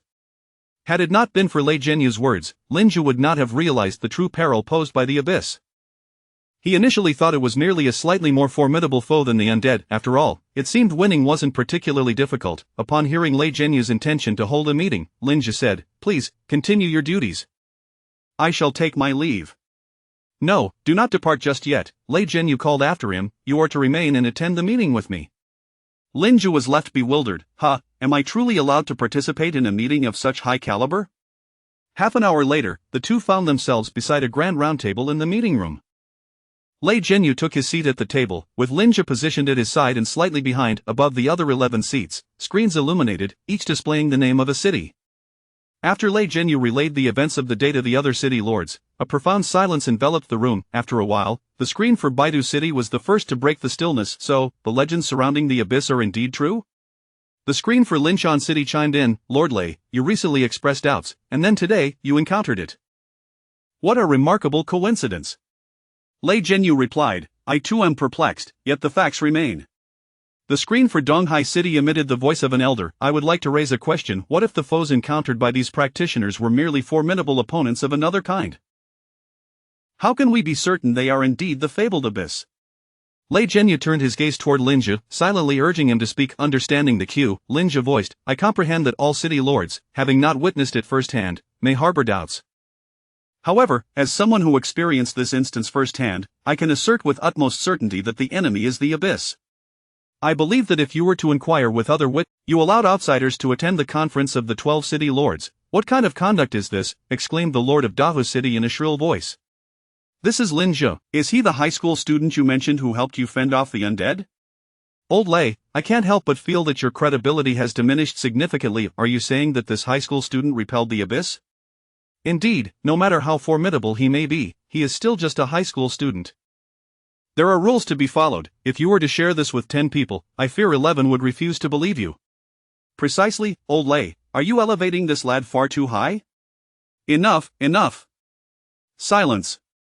Lei Zhenyu scolded, if you refuse to believe me, then open your eyes wide and see for yourselves.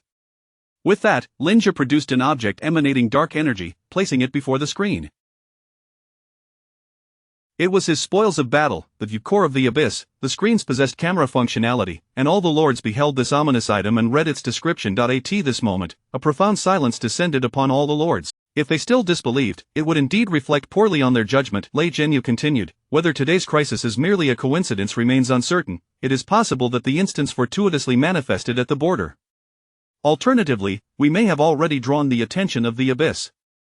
If it is the latter, then this could very well become the greatest crisis our great Xia, and perhaps all of humanity, has ever faced. Chapter 77. The assassin. The resounding voice of Lei Zhenyu echoed throughout the room, sending a tremor through the hearts of all present. It had been a century since the collective awakening of professions, and only in the last few years had humanity managed to attain a semblance of peace. Was this tranquility now to be shattered? Alright, let's adjourn today's meeting, Lei Zhenyu declared. The course of action moving forward requires further discussion, which we will relay to the general. Lin Zhe inquired, Lord Lei, is there anything you require of me moving forward? Taking a long breath, Lei Zhenyu replied, to be honest, this situation is quite unusual, and I am uncertain about what comes next. However, you need not overly concern yourself, go about your business as usual and continue your studies. I will assign you tasks as necessary. Understood. Afterward, Lin Zhe departed from the Lord's residence and he sought out a modest eatery to dine while contemplating Lei Zhenyu's remarks regarding the abyss. It seems I must hasten to elevate my level. I should aim to break through to the second tier soon. After finishing his meal, Lin Zhe walked home along a dimly lit path. The old street he inhabited, worn by time, was shrouded in darkness, the narrow road barely illuminated, the trash bins along the way were poorly maintained, overflowing with refuse and emitting a foul stench. Lin Zhe mused to himself, perhaps I should move into the dormitory in a couple of days. As he traversed a pitch-black alley, he sensed a faint disturbance behind him. Turning around, he promptly activated the skill, Clear Sight. The area was deserted, save for a pool of shadow on the ground, conspicuously marked in red. The information displayed before him revealed frowny face name, Qin Xuan, profession Shadow Strike, A-class, level 61, tier 3, is this person stalking me? Lin Zhe pondered. He feigned nonchalance, walking another 20 meters before glancing back, only to discover that the shadow had drawn closer. At that moment, a message arrived on his communicator, Han Qi Major Lin, I have detected someone following you. The individual is 15 levels above me, but I am undaunted and will fight to the death. Lin Zhe responded, that is unnecessary, you need not intervene. After sending the message, Lin Zhe boldly called out, Qin Xuan, come out. The shadowy figure, identified as Qin Xuan, was taken aback. How had he been discovered in such obscurity? Moreover, despite using a concealment talisman, how was his name revealed? It was a humiliating experience for a professional assassin to be named while lying in ambush. With that thought, the shadow surged forward toward Lin Zhe. Shadow bind. In the next instant, numerous tape-like shadows erupted from the ground, ensnaring Lin Zhe's body like a mummy. Easy enough, Qin Xuan smirked from within the shadows. What does it matter if you've spotted me? According to my intel, you're merely a level 27 novice. No, wait, now you're 31? Very well, even at level 31, what does that matter, since I became a professional? 193. Qin Xuan? Die. Qin Xuan darted around Lin Zhe, relentlessly stabbing at his vital points with the dagger. The damage numbers appeared to 201, 194, 392. It's my turn now. In the next moment, crackling with electric energy, he shattered the bindings of shadow that held him. Just as Qin Xuan was still in shock, a fist imbued with lightning surged forward. Moments later, Qin Xuan was sent flying several meters through the air, crashing into a foul-smelling trash bin with a resounding thud. Ugh! Qin Xuan spat out a mouthful of blood, feeling as if his ribs had shattered. What kind of power does this? Do you want me to pursue and finish them off? He is likely hired by someone else, Lin Zhe replied, a calm smile on his lips. Follow him and uncover who is behind this. Understood. In the next instant, Han Qi vanished, cloaked in invisibility. Lin Zhe stretched his limbs, pondering whom he might have offended in recent days. The Abyssal clan, surely they wouldn't act so swiftly. Furthermore, they wouldn't be so weak as to hire a human assassin for an assassination.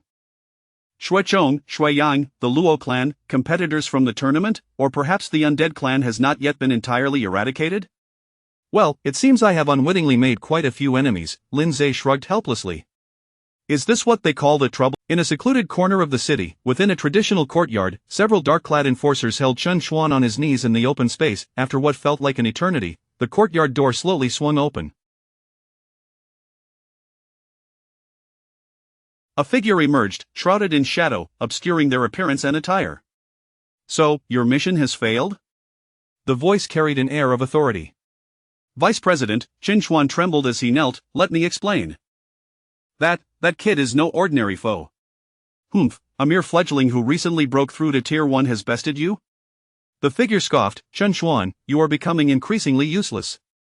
This bounty was purchased at a high price by our client. How could you mishandle it? Ignoring his injuries, Qin Xuan began to frantically bow his head on the ground.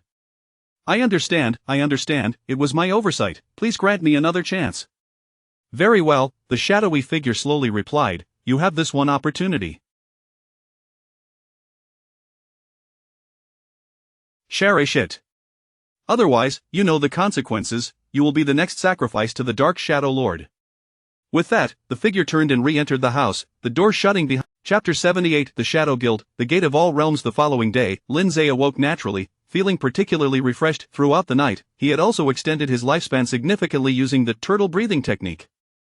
Holy moly, Lindsay exclaimed, taken aback. As a boy in the household, he felt the need to protect himself. As he focused, he realized it was Han Shi. She appeared particularly drowsy at that moment, squinting her eyes and nodding off, as if she were on the verge of sleep. Hearing Lindsay's reaction, she finally opened her eyes and mustered her energy, saying, Major Lin, you're awake. Her expression remained as impassive as ever, yet the dark circles under her eyes were quite pronounced, lending her an amusing appearance. Lindsay began, what are you doing here? Didn't you ask me to track that person last night? I wanted to report to you once you woke up, she replied, her tone devoid of inflection.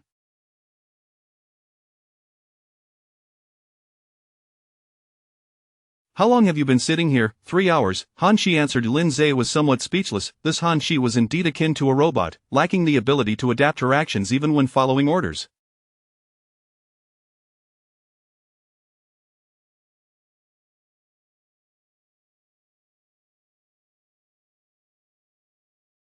There is no need to be this rigid in the future, it's perfectly fine to report a bit later, Lindsay stated. Alright, tell me what you've discovered. Understood, Han Shi responded. That individual belongs to a highly renowned yet mysterious assassin organization known as the Shadow Guild. The Shadow Guild, such a dark underground organization, still exists in our Great Xia? Lindsay inquired.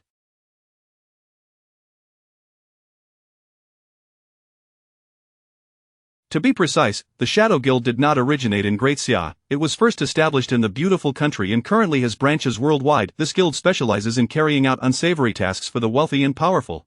As long as the price is right, they are capable of executing assassinations, arson, kidnappings, and theft. Even the most perilous missions. Our Great Xia has long been troubled by them, but their movements are exceedingly elusive, resulting in a persistently low case resolution rate. Is that so? Lindsay pondered. Where did you manage to track them yesterday? I detected their gathering place at a courtyard, but in the blink of an eye, it transformed into a derelict building.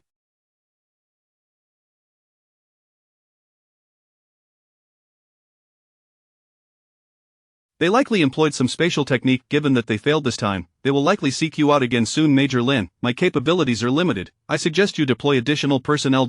You are quite frank, Lindsay waved his hand dismissively. But that won't be necessary. If they come, I'll be ready to face them at any moment. Understood. My report is complete. I shall take my leave. Han Shi bowed and immediately prepared to vanish into thin air. Wait, Lindsay suddenly recalled something. Haven't you entered my home silently a few times now? Han Shi tilted her head in confusion. I've been here every day to protect you. Lindsay was at a loss for words. Were it not for his understanding of Han Shi's character, he would truly suspect her intentions were deliberate. Remember, do not enter my home without my permission in the future. Received. After Han Shi departed, Lindsay suddenly remembered that he had an unused lottery chance from yesterday. He promptly opened the lottery page and spun the wheel. Congratulations, you have drawn the talent. Thunderous Return, a grade, talent. Thunderous Return, upgrade. Progress 1-3, amplifies lightning elemental damage by 200, expands skill range by 200. Lindsay was elated. This seems quite promising, it's suitable for Little Dragon. He immediately equipped the skill book onto Little Dragon. Now, there is still one crucial matter. Lindsay turned his attention to the S-grade item he obtained by defeating Luna Frowny Face. The Gate of All Realms.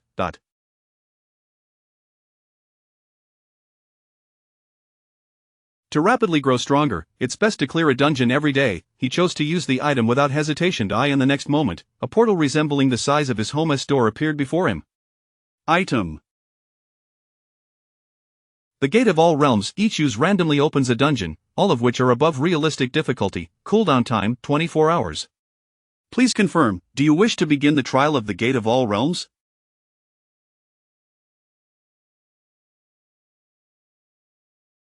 Yes, no, friendly reminder dungeon difficulty is high, and you have only one life, please choose wisely. Lindsay thought there shouldn't be any problems. Just as he was about to select yes, a prompt from his dedicated system appeared.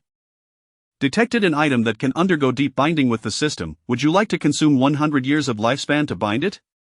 What is this? Lindsay exclaimed in astonishment. After binding, the item will gain multiple new functionalities.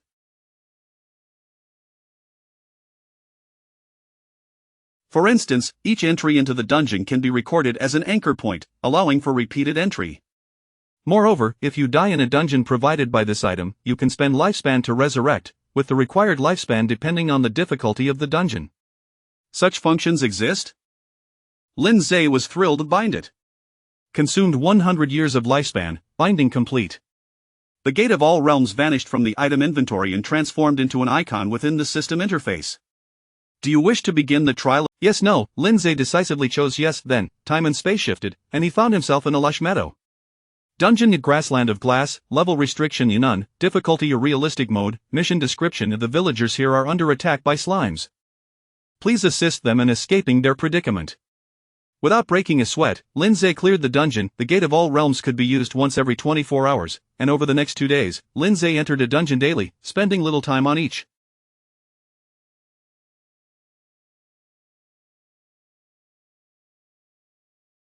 However, the challenges were relatively simple, and he eventually reached level 32 after a few days. On the third day, Lindsay entered the dungeon once more. As time and space shifted, he found himself in a desolate area, littered with ominous white bones.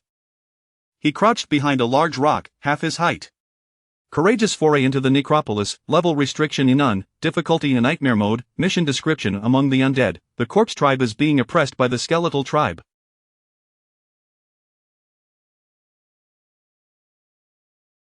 Please assist them in escaping their plight and overthrowing the skeletal tribe's rule.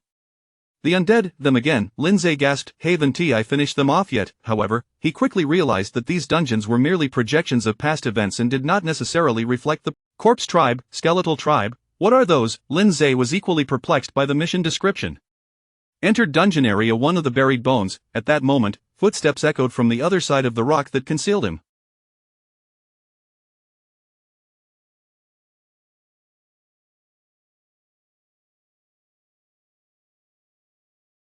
He peeked out and discovered a group passing by not far off. Leading them was a formidable skeleton soldier, wielding a massive cleaver on one shoulder while holding several chains in the other, which were connected to a group of captives trailing behind.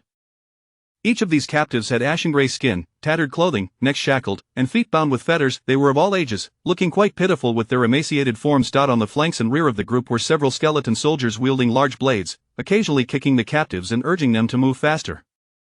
Lindsay casually checked the information on one of the captives. Frowny face, commoner of the corpse tribe, race, undead, level of 14, health of 5800, skill, bite, description: a weak and orderly zombie belonging to the corpse tribe of the undead. Lindsay then glanced at the skeleton soldiers. Undead, level 46, health of 40,000, skills annihilation / corpse poison technique, etc. Description: a powerful warrior of the skeletal tribe among the undead. Goodness, the level disparity is so vast. No wonder those zombies can only be captives, Lindsay muttered to himself. However, according to the mission description, it seems I'm supposed to be on the side of the zombies. After contemplating for a moment, Lindsay prepared to rise from behind the rock and take action.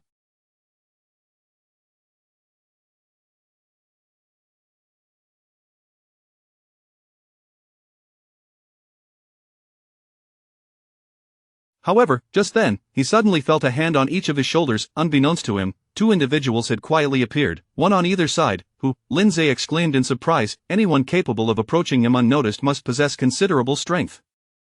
Shh, don't make a sound, one of them whispered urgently. A little brother, what brings you here? Another voice inquired. Lindsay turned his head and finally saw the 2 individuals clearly. They both appeared to be in their 20s, not much older than Lindsay. One wore glasses, his facial features sharp and defined, exuding an air of scholarly elegance yet subtly hinting at a fierce demeanor. The other was completely unkempt, scruffy, and had disheveled hair, presenting a carefree demeanor. How strange, why do these two look so familiar? Lin Zhe was taken aback. Wait a moment, aren't these the younger versions of Feng Yuan and Lei Zhenyu? P. S.To those reading up to this point, may I kindly request a 5-star rating? If you haven't added this to your bookshelf yet, please do so. Wishing everyone great fortune. Chapter 79.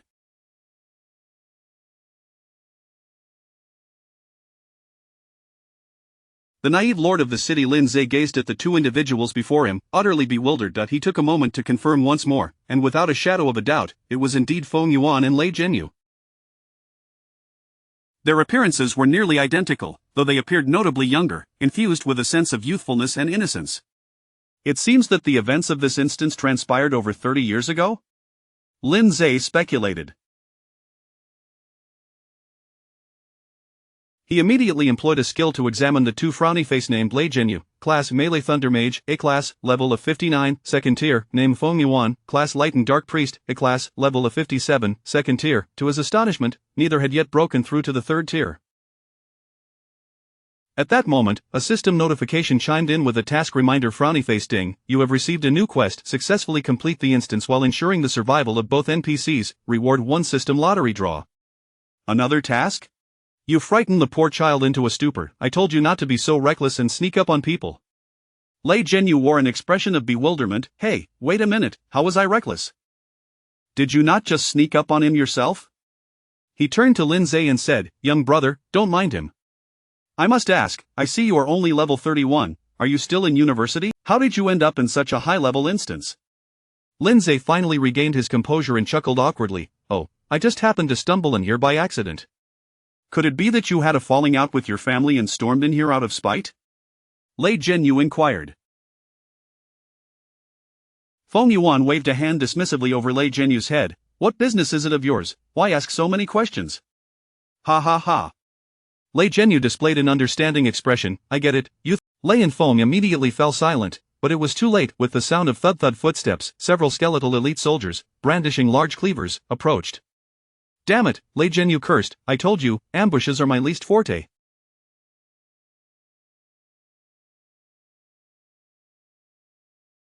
If we're going to fight, let us do it head-on. Saying this, he stood up, his hands adorned with claw-like gauntlets, crackling with arcs of lightning. Feng Yuan shook his head in resignation. Every time I team up with you, it's always like this. He too rose, a hefty tome appearing in his grasp. Ha, so there are two humans, one of the But at that moment, several other skeletal soldiers lunged forward with their blades drawn. Light cascade. Feng Yuan's voice rang out from behind to eye in the next. This holy light inherently countered the undead, causing the soldiers to lose their strength, their bones collapsing to the ground. Thanks, Lei Zhenyu called back to Feng Yuan with a casual wave.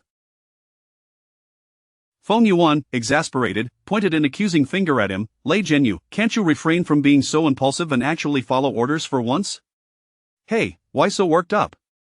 Lei Zhenyu shrugged it off. As long as we win, that. Are you humans truly so arrogant? Then, a cacophony of crackling sounds erupted from all directions. The shattered bones that had just fallen began to reassemble. Moreover, the heaps of bones strewn across the field seemed to come to life, forming into humanoid shapes. In an instant, dozens, if not hundreds, of skeletal soldiers surrounded them. This is getting a bit tricky. Lei Zhenyu scratched the back of his head. How dare you say that? Feng Yuan scolded. You might get caught in the crossfire.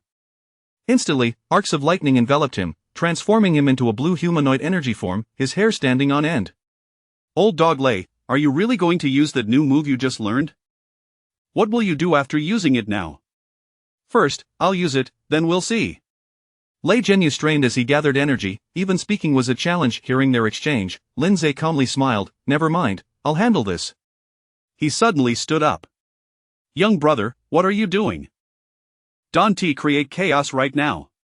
Feng Yuan nearly lost his composure. One Lei Zhenyu was already enough for him, now another disobedient one had appeared. Yet, in the next moment, amidst the skeletal soldiers, a thunderous crash reverberated as a massive demonic dragon materialized. With a single thud, it crushed a multitude of skeletal soldiers beneath it. Both Lei Zhenyu and Feng Yuan were startled, instinctively adopting defensive stances, thinking a formidable boss had arrived. Then, the demonic dragon unleashed the skill, Electric Circle, creating a lightning ring that radiated outward from its body. Under the enhancement of Heaven and Earth, the damage multiplied by 100-fold. Coupled with the newly comprehended talent, Thunder's return, the damage and range doubled once more. Enemies caught in the wake of the lightning ring were met with damage numbers of approximately 2 million, obliterated to nothingness. Skeleton elite soldier slain, experience 17. Then, to the astonishment of Lei Zhenyu and Feng Yuan, the gigantic demonic dragon shrank back down to a small size and flew towards Lin Zhe, chirping adorably. Well done. Lin Zhe After a moment, they approached Lin Zhe, their demeanor far more respectful than before. Lei Zhenyu clasped his hands, bowing deeply. I sincerely thank this young brother for his timely rescue. One cannot judge a book by its cover. True heroes emerge from youth. Allow me to formally introduce. I am Lei Zhenyu, and this is Feng Laoxia. Get away from me. Feng Yuan shoved him aside, adjusting his glasses in irritation. This man never speaks seriously. Hello, I am Feng Yuan. I'm Lin Zhe. Lin Zhe introduced himself, somewhat awkwardly.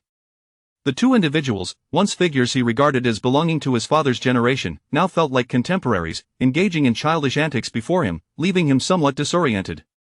By the way, Lord Lei, what brings you to this? The next moment, he realized that his address might have been inappropriate, but it was too late. Wait a moment, what did you just call me? Lei Zhenyu's eyes widened in disbelief. Chapter 80. Lin Zhe, how tragically you have met your end. You just called me, City Lord? Lei Zhenyu inquired, pressing for clarification.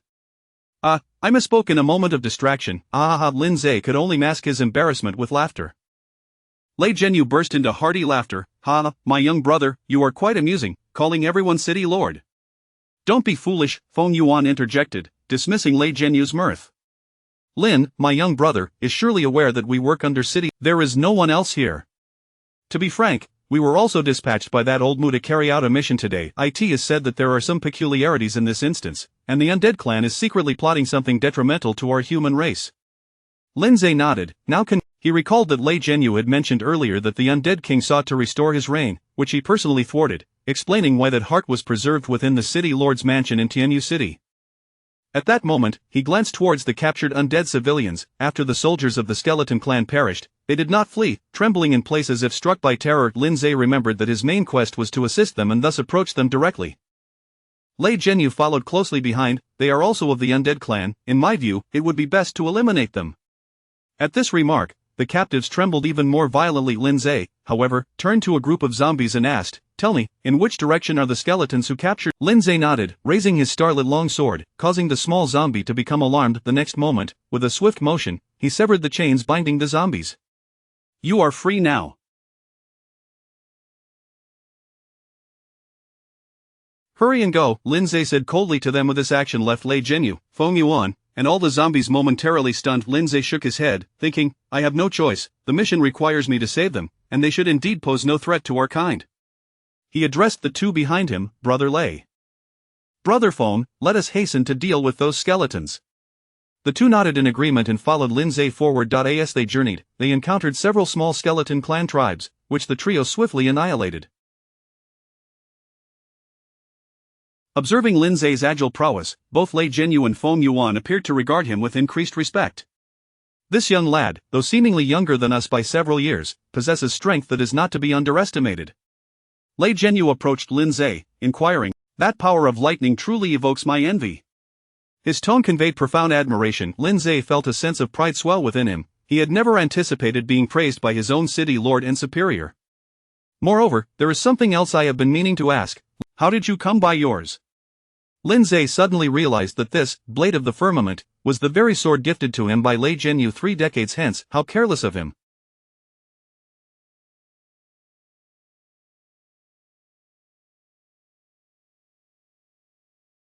Had he known, he would have refrained from drawing it?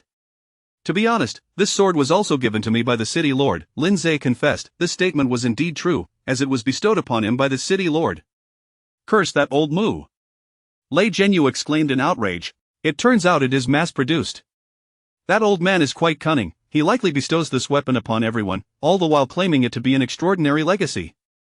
My young brother Lin, we have all been deceived by that old Mu, he declared, filled with righteous indignation. Lin Zhe's lips twitched at the side. Thank goodness he is merely an NPC, otherwise, the misunderstanding could have escalated significantly. Unbeknownst to them, the trio had arrived at the edge of a cliff.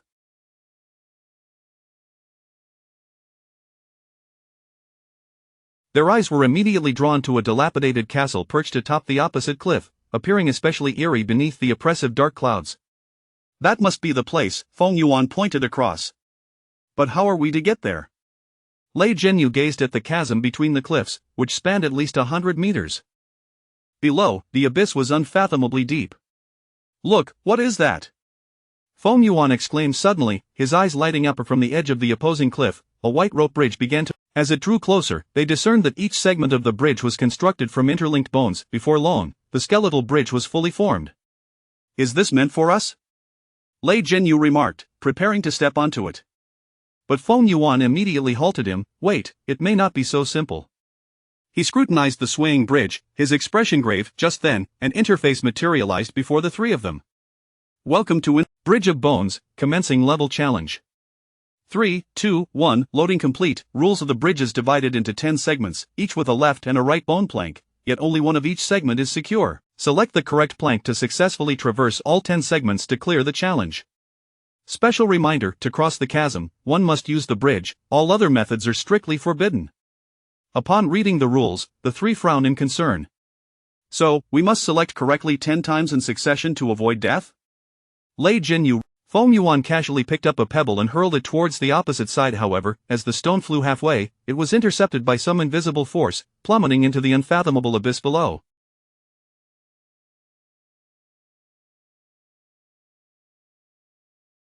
Lindsay understood Feng Yuan's intentions and remarked, such rule-based challenges likely cannot be circumvented, attempting to fly or similar tactics will undoubtedly fail. Lindsay summoned his large black dog to test the bridge, but it too was thwarted by an invisible barrier. Indeed, even summoned beasts cannot traverse. Lindsay shook his head. Yet this is a realistic mode. Dying here means true death, Feng Yuan lamented. We find ourselves in a dire predicament. Damn! Lei Zhenyu struck the ground with his fist, creating a deep crater. I detest instances that do not involve combat. Lindsay pondered, they are NPCs. Their deaths are inconsequential, but the system has a mission that requires their survival. After contemplating for a while, he declared, let me handle this. Lin, my young brother, what do you intend to do? Feng Yuan asked anxiously, seeking to dissuade him. Regardless, this is no task for someone of your youth. If I fall, do not rush after me, remain where you are, understood? Lei Zhenyu and Feng Yuan were taken aback by his resolve. Though unclear of his intentions, they nodded in a semblance of comprehension. They appeared almost like two subordinates to Lindsay. Now, I shall begin. Lindsay approached the first segment of the bridge, hesitated briefly, then boldly chose the left plank and stepped forward. Crack! The bone plank. The next moment, he found himself plummeting into the endless chasm. Lindsay! Lei Zhenyu and Feng Yuan gasped in shock, rushing to the cliff's edge to peer down, yet there was no trace of him to be seen. How could this happen? I told him not to act rashly. Feng Yuan paced anxiously. Lindsay! Lei Zhenyu sank to the ground, weeping profusely. You met a truly tragic fate. P.S. Dear readers, please continue to leave 5-star reviews. Why not just dismantle the castle? Lindsay opened his eyes and found himself engulfed in chaos. Recalling the recent events, he cursed loudly. What the hell? I just took one step and I'm dead. What kind of luck is this? At that moment, a notification from the system appeared. Frowny face detected that you have died in the trial of all realms. Do you wish to consume lifespan to resurrect?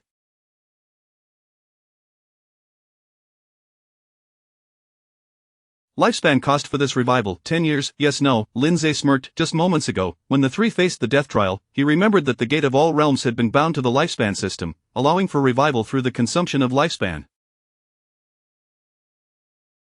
Regardless of the difficulty of the dungeon, as long as there was enough lifespan, one could continuously resurrect, which is why he dared to step onto that rickety bridge. However, he still didn't anticipate dying with just the first step.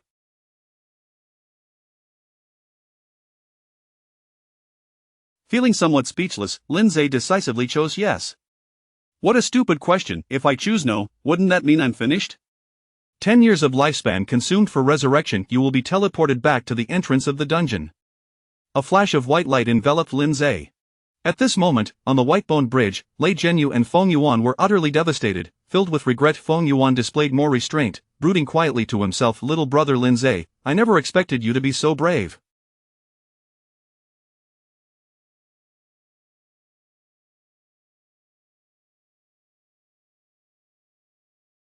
If I manage to return alive, I will definitely report to Lord Mu, declaring you a martyr, and let the entire city know of your heroic deeds.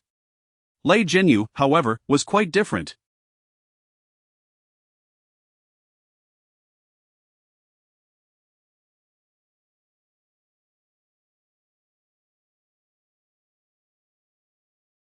He pounded his chest in despair. Little brother Lindsay, how impulsive you were. If anyone should die, it should be us older brothers first. Though we haven't known each other long, in the next life, I shall be your junior. Just then, a voice called out from behind them, Lei brother, Feng brother, what are you two doing? They both paused, turning to see a handsome youth clad in black armor standing before them.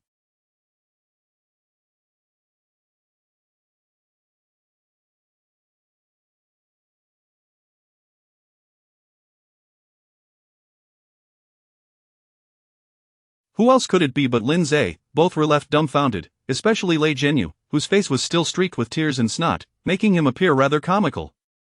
Little brother Lindsay? How are you not dead? Lei Jinyu's eyes widened, seemingly unable to believe his own sight. When did I ever say I would die? Lindsay replied with a relaxed smile, did I not tell you both to wait for me here? With that, he confidently strode toward the rickety bridge once more. Remember, if I go wrong, just wait for me. The two nodded but wore rather dim-witted expressions. Lindsay took a handsome second step. Suddenly, with a crack, the white-boned plank broke again. Aminos. Lindsay cursed as he plummeted. Lei Jinyu and Feng Yuan exchanged bewildered glances, utterly dumbfounded. What is happening? After a moment, Lindsay appeared before them once more. Then came the third, fourth, and fifth times that Lei Jinyu and Feng Yuan could only watch in stunned silence as he walked over, fell, until they finally became numb to it all. Do you think little brother Lindsay will choose correctly this time?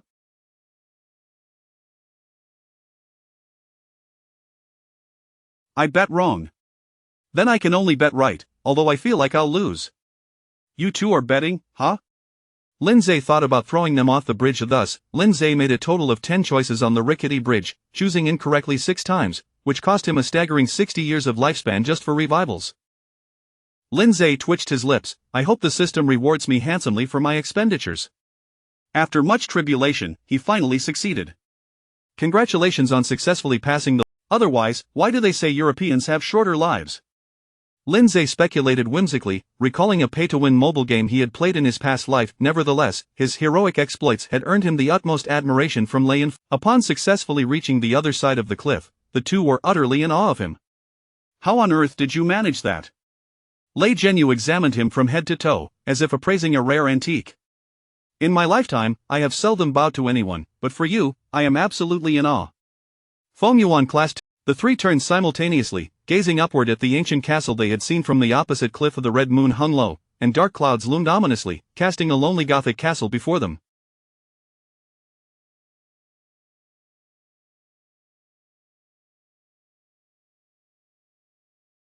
The outer walls of the castle were weathered by time, with vines crawling over the mottled stone. The iron gate, rusted and worn, appeared as if it had not been visited in years. The entire structure exuded an aura of danger. Welcome to Dungeon Area 3 of the Cursed Castle. This must be the enemy's lair, Lei Jinyu said solemnly. I heard the undead king resides within? Feng Yuan adjusted his glasses. This castle looks ominous. We have no idea what traps lie within. Who cares about the traps? Lei Jinyu said nonchalantly, let us just charge in and take them down. Feng Yuan shook his head vigorously. We can't afford to be careless. No. Lindsay interjected, this time, I actually agree with Lei brother. It's true there are traps, but if we try to decipher them based on the enemy's logic, it will only waste time. Thus, my choice is, before he could finish, a fiery explosion erupted. Lindsay continued, so my choice is to dismantle it directly. The next moment, to the astonishment of Lei and Feng, the fire demon raised its massive hammer and struck the outer. With a resounding boom, the crumbling wall collapsed, engulfing half the castle in flames. Meanwhile, deep within the castle, in the royal hall. On a lofty throne, a 9-foot-tall skeletal king lounged lazily, exuding an air of authority.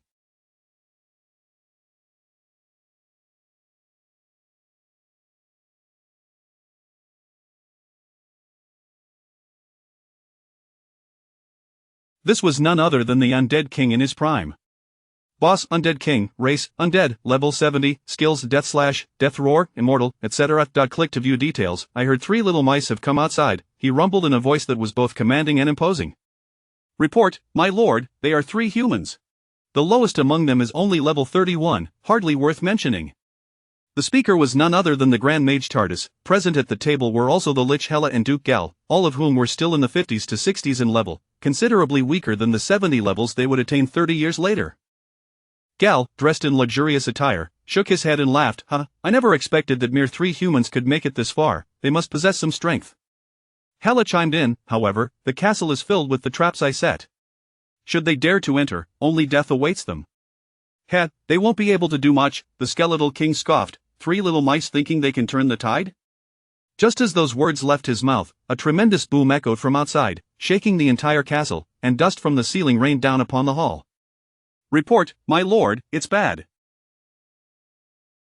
It's bad, a skeleton soldier rushed in, panicking. The castle is being dismantled by the enemy. Chapter 82. Why did I incite him? He is the demon lord. At the entrance of the castle, after the inferno demon struck down with a hammer, golden flame. Accompanying the flames were the cacophonous cries emanating from various corners of the castle. Suddenly, an array of experience notifications sprang up before Lin Zai's frowny face. Defeated elite skeleton soldier, experience 460, lifespan 460 days, defeated elite skeleton shield guard, experience 500, lifespan 500 days, defeated pure skeleton maid. In the next moment, he promptly invoked a summoning spell. The inferno demon, succubus queen, and hellhound materialized before him, standing in a row. You have 30 seconds to reach the battlefield, Lin Zai commanded. All troops, advance. Yes. Then, a multitude of demons showcased their formidable abilities. Lei Zhenyu and Feng Yuan were once again left dumbfounded. Aside from that dragon earlier, what in the world are these summoned creatures? Are they also cataclysmic? Meanwhile, in the King's hall. What? The undead king, seething with rage, smashed a nearby table into splinters with a The entire wall collapsed, scattering innumerable undead soldiers across the ground. Standing atop the corpses of the soldiers was a colossal crimson demon, a captivating succubus, and 10 half-human, 3-eyed. The undead within the hall were left bewildered. Why are there only demons? Not a single one is capable. The inferno demon held several corpses of undead generals aloft, surveying everyone in the hall with a haughty gaze. I wonder if any of you possess even a modicum of strength. Preposterous. The undead Duke Garl smashed a wine goblet to the ground, his fury palpable. How dare you insult my undead kin? Allow me to engage you. With that, he brandished a long sword and charged at the inferno demon. Oh, is this not one of my previous subordinates? The inferno demon regarded him with disdain. The inferno demon paid him no mind. In the next instant, a heavy hammer came crashing down upon him. Garl was taken aback and immediately raised his sword to defend, yet he and his weapon were sent flying, reduced to a mere pile of. The temperature in the hall plummeted, and countless ice spikes materialized in the air. However, the next moment, Tardis stood frozen in place. What are you gazing at? A beguiling voice echoed from behind him. Tardis's gaze became hazy. Consider carefully who your true enemy is. Understood, Tardis replied. And the next instant, he directed all the ice spikes toward the undead king seated upon his throne. Infuriated, the undead king drew forth a 2-meter-long colossal sword and swung it toward Tardis. A ghostly green sword light instantly cleaved Tardis in two. Ha! What a splendid performance! The succubus queen clapped her hands in delight before vanishing from sight.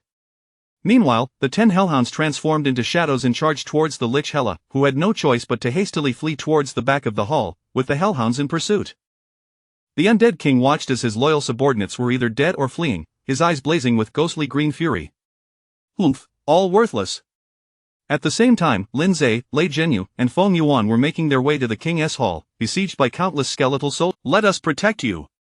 Lei Zhenyu shouted, and immediately several pillars of lightning emerged, swirling around Lin Zai and obliterating the skeletal soldiers caught within. Meanwhile, Feng Yuan conjured a bow of light in his hands, firing it into the sky, as countless holy arrows rained down upon the.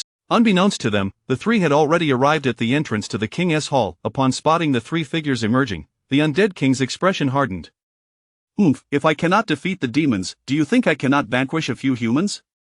In the next instant, a ghostly damage inflicted to 1389. And it was his shield that took the brunt of the impact. Lei Zhenyu, Feng Yuan, and the undead king were all left bewildered. What, wasn't it you who said he was frail?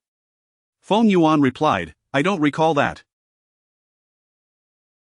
Did that actually happen? While they conversed, Lin Zai gripped the blade of the firmament, transforming into a streak of lightning as he charged directly at the undead king. Clang! The undead king displayed impressive reflexes, immediately parrying with his colossal sword. However, in the next moment, a small, jet-black dragon appeared behind him. Before he could react, a bolt of lightning struck the back of his head. The undead king felt a wave of dizziness wash over him, and his vision blurred. He inwardly cried out in alarm, but it was too late. His opponent would not grant him a moment's respite. In an instant, Lindsay's blade fell, and the undead king found himself severed in two. It was only then that the undead king realized, so he is the true leader of the demons. Why did I provoke him? However, he did not perish immediately. His head lay on the ground, speaking, "Humph, even if I have been defeated this time, what of it? My body is undying and imperishable. One day enough, I already know this. Spare me the monologue." Lindsay interrupted him. In the next moment, the Inferno Demoness golden flames enveloped him entirely. 50,000 copper coins, Undead King's greatsword, equipment, Undead King's spine, material. The hall fell silent once more. The entire battle had lasted a mere 5 minutes. Lei Zhenyu and Feng Yuan stood in a daze. Is this really over? Has the undead clan been eradicated? Might I inquire what the purpose of our visit to this dungeon was? I feel as though we are even more superfluous than these skeletal soldiers. Meanwhile, however, he soon sensed something amiss. The system did not prompt a task completion notification. Furthermore, the Hellhounds had clearly chased after Hela but had yet to return. He activated his special vision, clear as day, to survey the surroundings and discovered a prominent black stripe hanging in the air beyond the back of the hall. It appeared akin to a dark scar. Hidden quest triggered or black scar. P.S. Winter has recently arrived. How cold is it where you are? Do remember to keep warm. Chapter 83. In truth, I have little interest in becoming the city lord. Another hidden level? Lindsay immediately followed the direction indicated by, exiting through the back door of the hall. He traversed a winding corridor, and a spacious courtyard came into view. 10 large black dogs were gathered at the entrance of the courtyard, barking menacingly, yet they dared not step further, as if something ominous lay upon the ground within. Or upon closer inspection, Lindsay noticed a gaping rift, resembling a scar, suspended in the center of the courtyard.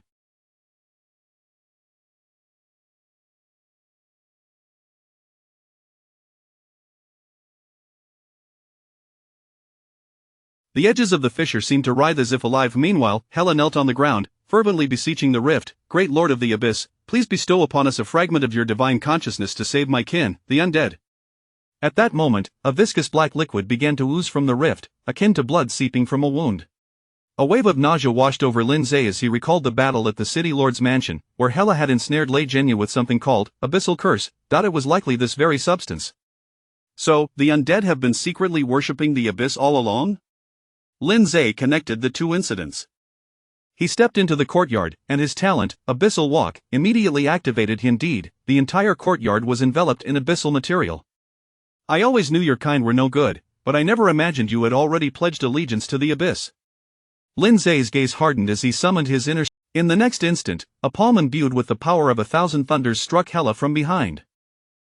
How could you possibly step into a Hela? Gasped in shock, collapsing to the ground, breathless.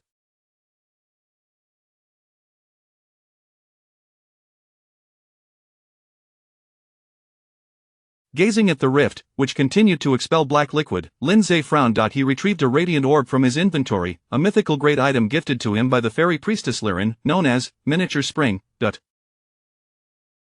To his surprise, Liren had been correct. It proved to be of great use. He dripped a drop of the luminous spring water onto the ground. Instantly, light spread across the courtyard, gradually enveloping it entirely, and the writhing rift began to mend, ultimately vanishing. Black Scar, experience 50,000. Congratulations, you have leveled up. Current level of 33. Congratulations, your summoned beast, Fire Demon, has leveled up. Current level 63. Congratulations, your summoned beast, Succubus Queen, has leveled up. Current level 66. Congratulations, your summoned beast, Hellhound, has leveled up. Current level 41. Congratulations, your summoned beast, Demon Dragon, has leveled up. Current level 19. Goodness, they all leveled up? Lindsay chuckled. This battle was certainly worth it. Beep. You have successfully completed the dungeon without any NPCs dying, earning a reward 1 system lottery draw. Beep. You have unlocked a long-term quest, Purify Abyssal Rift 10 times. Current progress. 110, quest rewards, successfully purifying 3 times grants 1 system lottery draw with a guaranteed A-grade reward, successfully purifying 6 times grants 1 system lottery draw with a guaranteed S-grade reward. Successfully purifying 10 times grants a reward? A new long-term quest? Lindsay's eyes sparkled with anticipation. I wonder what the final reward will be. However, he soon realized a grave issue. Does this mean there is more than one abyssal rift existing across? Weapon Undead King S Greatsword level restriction above level 60. Strength 3800, Spirit 1000, Defense 2000. Critical hit rate -20, critical damage 40. Material A spine of the Undead Sovereign can be used to forge weapons. At that moment, Lindsay noticed that the spine and the abyssal core he had acquired earlier both glowed. To forge an item using the abyssal core. But who should I approach for the forging? In this world, forging typically required the expertise of someone awakened to the blacksmithing profession, yet, equipment associated with the abyssal core clearly could not be entrusted to just anyone. Well, I shall deal with it after I exit. Just then, the clearance summary screen finally appeared. All undead have been eliminated. Congratulations on clearing this dungeon, earning experience 30,000. The system will shut down in 180 seconds. Lindsay retracted the screen and returned to the King's Hall. Lei Zhenyu and Feng Yuan promptly approached him. Feng Yuan clasped his hands together in respect and bowed. Young brother Lindsay, we owe you our gratitude. We were unable to offer much assistance, and it truly shames us. Lei Zhenyu dismissed formalities, stating, why call you young brother? I believe we can simply call you Lin Gu. He then threw an arm around Lindsay's shoulder. What do you say, Lin Gu? Ah, Lady, Lindsay responded without hesitation, feeling a surge of delight within. Who would have thought that one day he would be addressed as brother by the City Lord of Thunder? This trip was undoubtedly worthwhile. By the way, Lin Gu, where do you reside?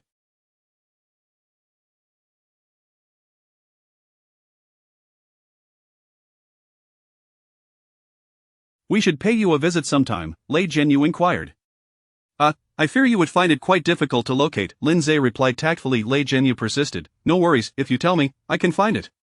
Feng Yuan lightly tapped his head. Enough, don't pry into his privacy. Then, turning to Lindsay, he said, how about this, Lin brother, to show our appreciation, please accept this.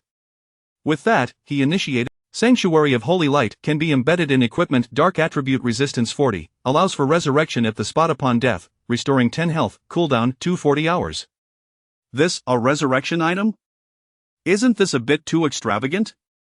Lindsay felt somewhat embarrassed. Feng Yuan patted his shoulder. It's a mere trifle. A gift for a young talent like you, Lin brother, is well deserved. Pfft, you Feng Loxi are just taking advantage of your wealth to play the good Samaritan? Lei Zhenyu interjected hastily. Acting City Lord's badge, all attributes 10, defense 10. Description: a badge personally issued by the City Lord, allowing the bearer to exercise certain rights on behalf of the City Lord. If you have nothing to offer, don't try to put on a brave face. Lei Zhenyu waved his hand dismissively. Alright, it's not a big deal. I have no use for this, so I might as well give it to Lin Gu as a keepsake. Lindsay's lips twitched. The former City Lord of Thunder certainly lacks reliability. Just then, Lei Zhenyu continued, that old moo is always barking at me, dragging me around like a beast of burden, claiming it's for my own good, that he sees potential in me to become the future City Lord. I don't believe a word of it.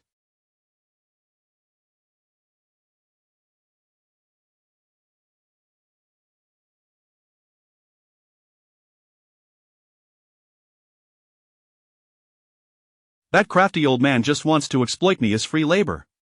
To be honest, I have little interest in becoming the City Lord. Upon hearing this, Feng Yuan shook his head in disappointment, sighing, how should I express my...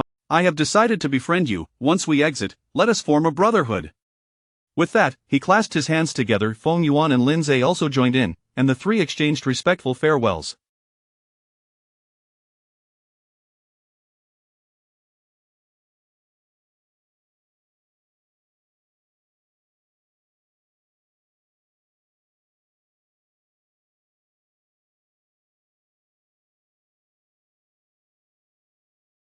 Subsequently, the countdown for the dungeon's teleportation reached its final seconds. Lin brother, we shall reconnect once we exit. Both young city lords waved at him simultaneously. Indeed, we will be able to reconnect, though you two will not be the same as you are now, Lindsay thought, a twinge of regret surfacing in his heart. In the next moment, the fabric of time and space shifted, and Lindsay found himself back home. Chapter 84. S-Class Talent. Demon Master Lindsay reclined on the sofa, reflecting on the amusing moment when Lei Zhenyu and Feng Yuan had jovially referred to him as a brother.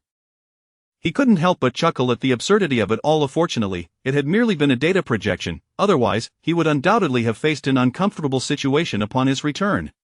Let us proceed with the prize draw. He promptly accessed the lottery page and initiated. You have drawn the profession-exclusive Talent Demon Master S-Class, Talent Demon Master 1-2, Effect 1. It's decided, all attributes of the demons you summon in battle are enhanced by 20. Effect 2.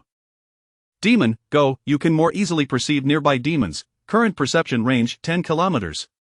Effect 3. Amass Demon Gathering, non-contracted demons are more likely to develop affinity and loyalty towards you. Ah! Lindsay smirked. It seems my investment of 60 years of lifespan in the dungeon was not in vain. However, the names of these skills seem rather unoriginal, he remarked. Lei Jinyu, what could this be about? Could he have learned about the dungeon's contents? Logically, he should remain oblivious to the specifics of my dungeon experience. Lindsay analyzed the situation internally, feeling a twinge of guilt akin to that of a thief caught red-handed. Nevertheless, he answered the call. Hello, Lady. No. Having nearly uttered brother, he quickly corrected himself. Lord Lei, how may I assist you? Why the sudden? Oh, is that all? Lindsay exhaled a sigh of relief. What, did you expect me to say something else? Lei Jinyu probed. Oh, no, I merely thought it might be something of greater significance, Lindsay hastily deflected. Don't take it too lightly. While I am aware of your capabilities, the Shadow Demon Guild is the most formidable assassination organization in the world, headquartered in the United States. They even have several fifth-tier experts.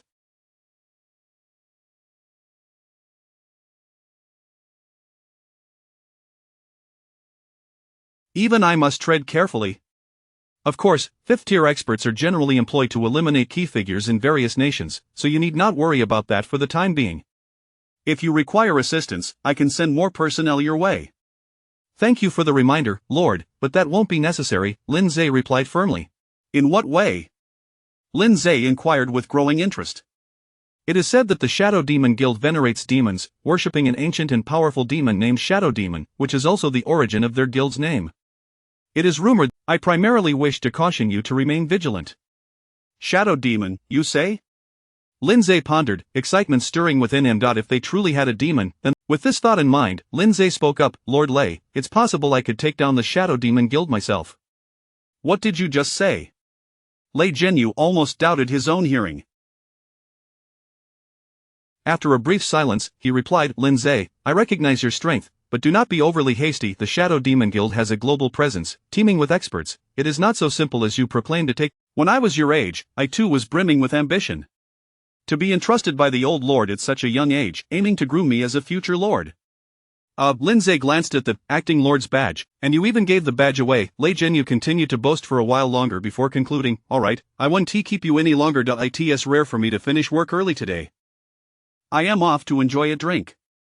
With that, he hung up. Lindsay shook his head, feeling somewhat bemused. In a way, this person had not changed much at all. After turning off the communicator and noting the hour was not too late, he prepared for bed.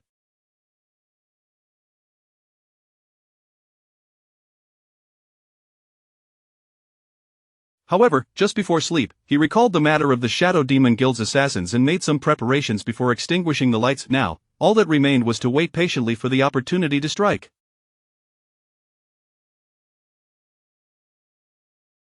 Meanwhile, under the cover of night, three mysterious figures were agilely darting between the rooftops of the buildings. Dressed in black, they resembled three nimble panthers. One notably tall and slender man remarked, Chen Xuan, is your target truly that formidable? You summoned us two who are on the verge of breaking through to the fourth tier to assist you. You wouldn't be playing us for fools, would you? A curvaceous woman chimed in, if you dare to deceive us, you know the consequences.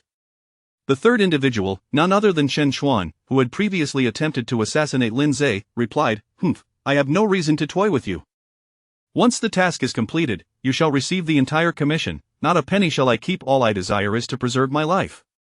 In mere moments, the trio arrived at the rooftop of an old residential building. This is where the target resides, the tall man questioned, skepticism evident in his tone.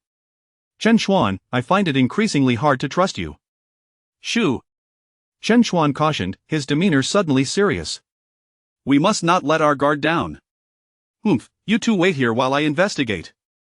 The lithe woman approached the edge of the rooftop, leaping effortlessly over the railing, her form vanishing into thin air.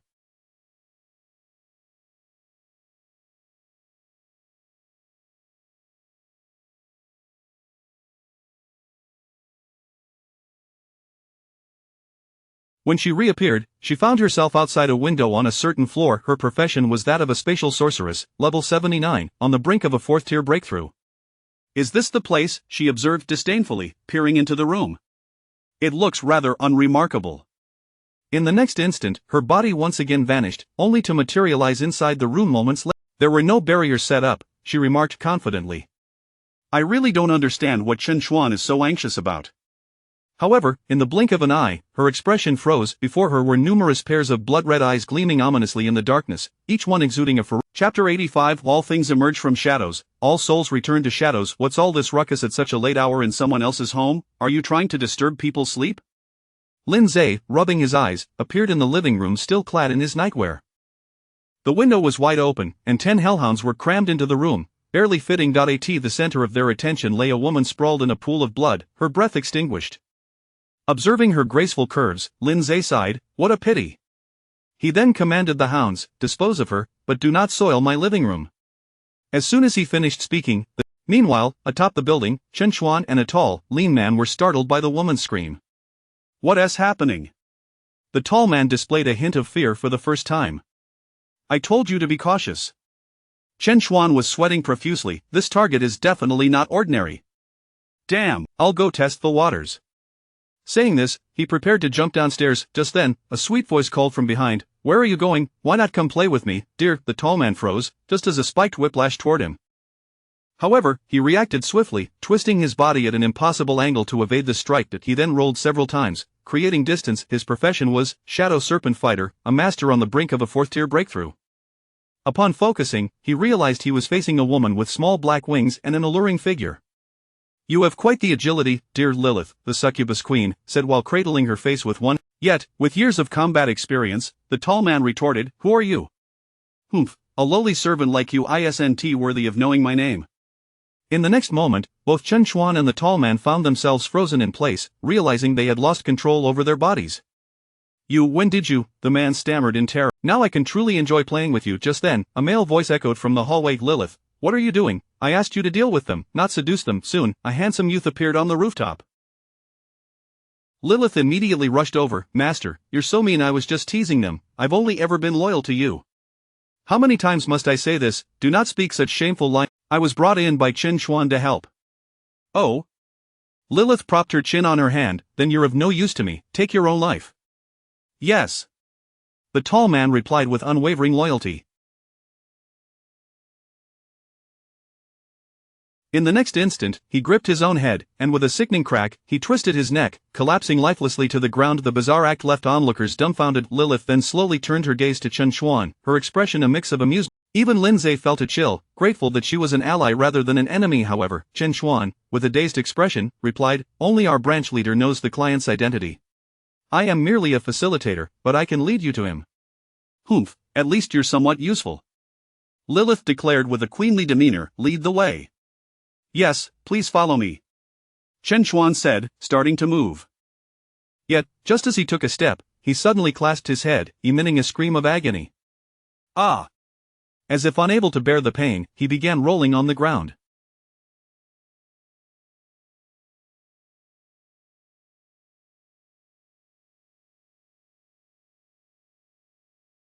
Lilith and Lin Zhe were taken aback, having not anticipated such a reaction. Then, with a loud explosion, Chen Xuan's body detonated. The scene was utterly shocking. Lilith pondered for a moment before stating, it appears he had some sort of program implanted.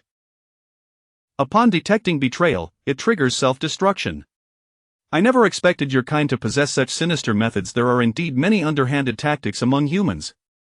A strange glint flashed. Meanwhile, in a secluded corner of the city within a courtyard, several men in black tactical gear were patrolling back and forth inside the residence. A figure cloaked in shadows suddenly felt a disturbance, as if sensing something amiss. That useless Chen Xuan has already, he clenched his fists, this will be difficult to report back to headquarters. Just then, his communicator rang, displaying a number from the beautiful nation. He dared not delay, promptly answering the call. An infuriated voice erupted from the other end. Gu branch leader of Daxia, what kind of operation are you running? You couldn't even handle a first-tier rookie above level 30 and lost 3 members. Moreover, Lord Shadow, I will immediately dispatch more personnel. Enough. Chairman William interrupted, I no longer trust Daxia's capabilities. I will send our elite from the beautiful nation instead. Gu branch leader slumped into his chair, fuming. Damn it, it's all the fault of those three useless idiots. Our Dacia branch was never valued by the beautiful nation headquarters, and now it seems will be even more marginalized. At that moment, a voice whispered in his ear, as a Dacia native, you've grown fond of being a dog for the beautiful nation? Who?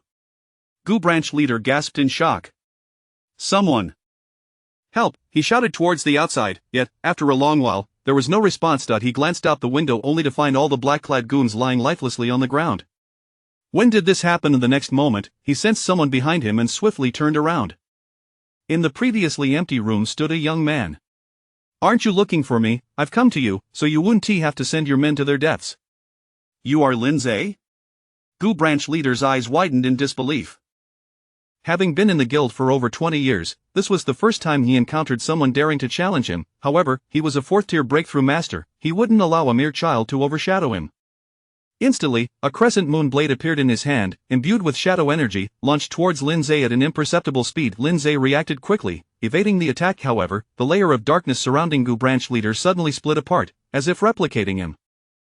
A black blade materialized in the shadow's hand, striking out with equal speed. The unexpected maneuver caught Lindsay off guard, forcing him to activate Thunderbolt technique to dodge. Gu Feng, profession. Shadow Soul Warrior, A-Class, level 89, 4th tier, truly worthy of a 4th-tier master. You possess some skill. Lindsay smiled. It seems I underestimated your guild. Now, Lindsay faced not just one enemy, but two. Gu Feng and his shadow doppelganger. Quite the bravado. The opponent scoffed. Don't blame me for using two against a 1st-tier like you. Lindsay chuckled. Is that how you measure strength? Then, a loud crash echoed as the outer wall of the residence collapsed. The fire demon peered inside, hammer in hand. Master, why didn't you call me for the fight? Now, it was Gu Feng's turn to be dumbfounded. How do you have so many summoned beasts? We still have questions to ask. He then stepped out of the room. Just then, a voice called out from within, Lord Shadow Demon, assist me. A chilling wind swept through the courtyard as a dark energy erupted from Gu Feng, casting a foreboding pressure over the area.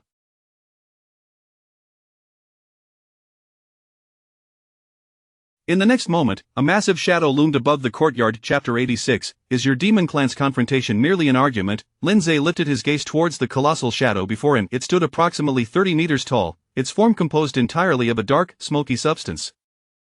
Its physique resembled an inverted triangle, boasting two powerful arms, yet tapering into a wisp of black smoke below, devoid of feet. Its head was also shrouded in that inky haze, with only its blood-red eyes and mouth emanating a sinister glow, exuding an aura of formidable malevolence.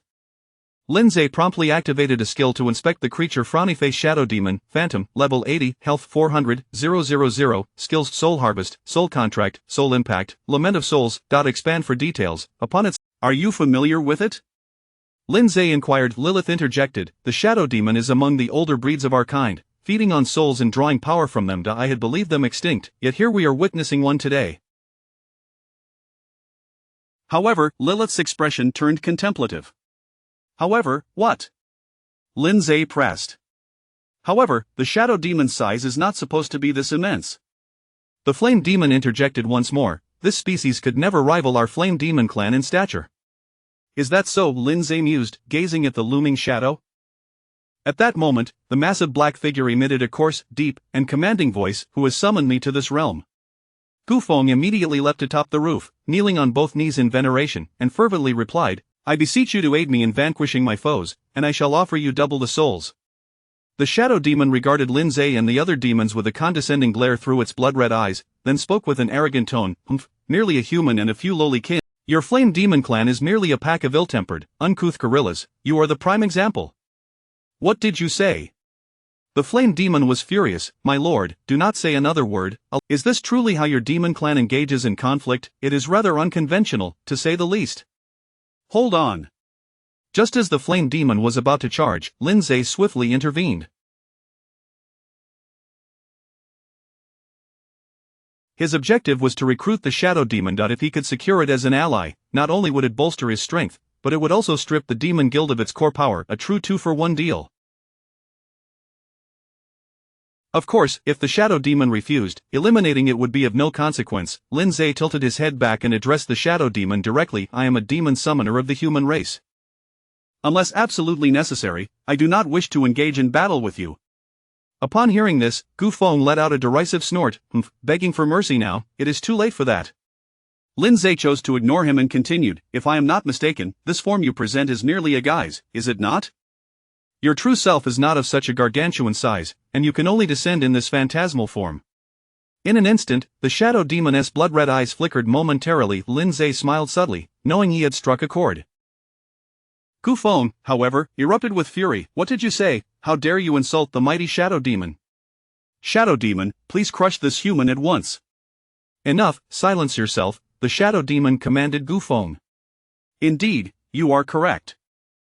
You should. In the next moment, Gu Feng appeared bewildered. Wait, were you speaking to me? The shadow demon disregarded him and scrutinized Lindsay. I did not expect that humans could possess such cunning intellect.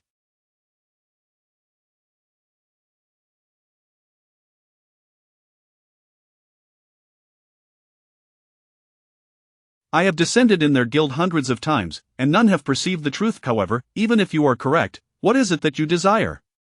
Lindsay cut to the chase. It is simple. Sign a contract with me and become my ally in battle. In return, I can offer you an abundance of souls. A mere human, yet you have lofty ambitions, the shadow demon mused, intrigued. I concede that your proposition is enticing, but what if I refuse? Lindsay smiled. From the very beginning, you have had no other choice. The shadow demon did not grasp the implication of his words when a sudden, ear-splitting cry echoed from behind it. Turning around, it beheld a demon dragon, several times larger than itself, drooling as it prepared to devour it. The shadow demon froze. This human has already forged contracts with several demons? And each one is so powerful? After a moment of contemplation, it spoke again. Very well, it seems I am left with no alternative. However, my true form does not reside in this world. To sign a contract with me, you must come to my location. The ritual tool to open the portal is on him. It gestured towards Gu Feng. In the next moment, the shadow demoness phantom dissipated into a wisp of black smoke, vanishing from sight. Wait, how could the shadow demon have appeared, exchanged a few words, and then departed? Moreover, it seemed to have reached some form of accord with Lindsay. What then was his role here?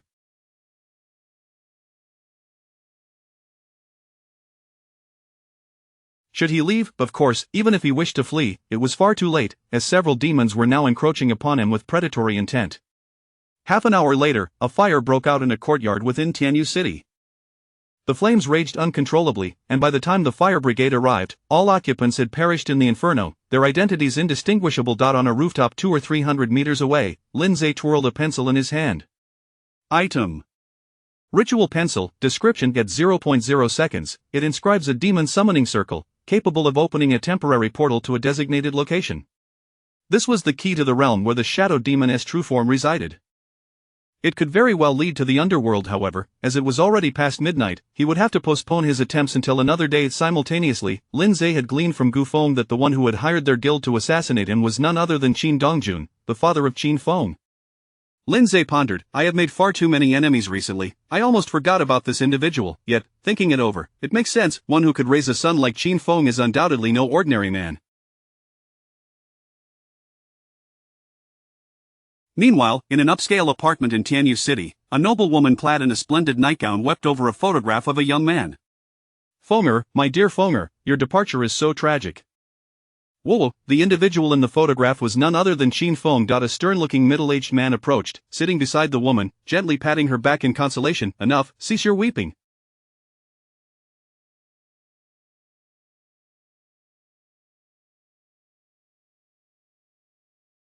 I have already invested a fortune to eliminate the one responsible for my son's demise. My Fenger has always excelled in both character and academics. It is all due to that Lindsay that everything was destroyed. Regardless of the cost, I shall ensure he pays for my Fenger's life. Chapter 87. Grandpa Nyo, what kind of respectable person can summon demons? The following day, Lindsay rose from slumber close to noon. There was no way around it. Days free from school were such a delightful indulgence. Upon awakening, he drafted a list of matters to attend to. First, he needed to sign a contract with the shadow demon, which could only be accomplished at the stroke of midnight when the portal would open.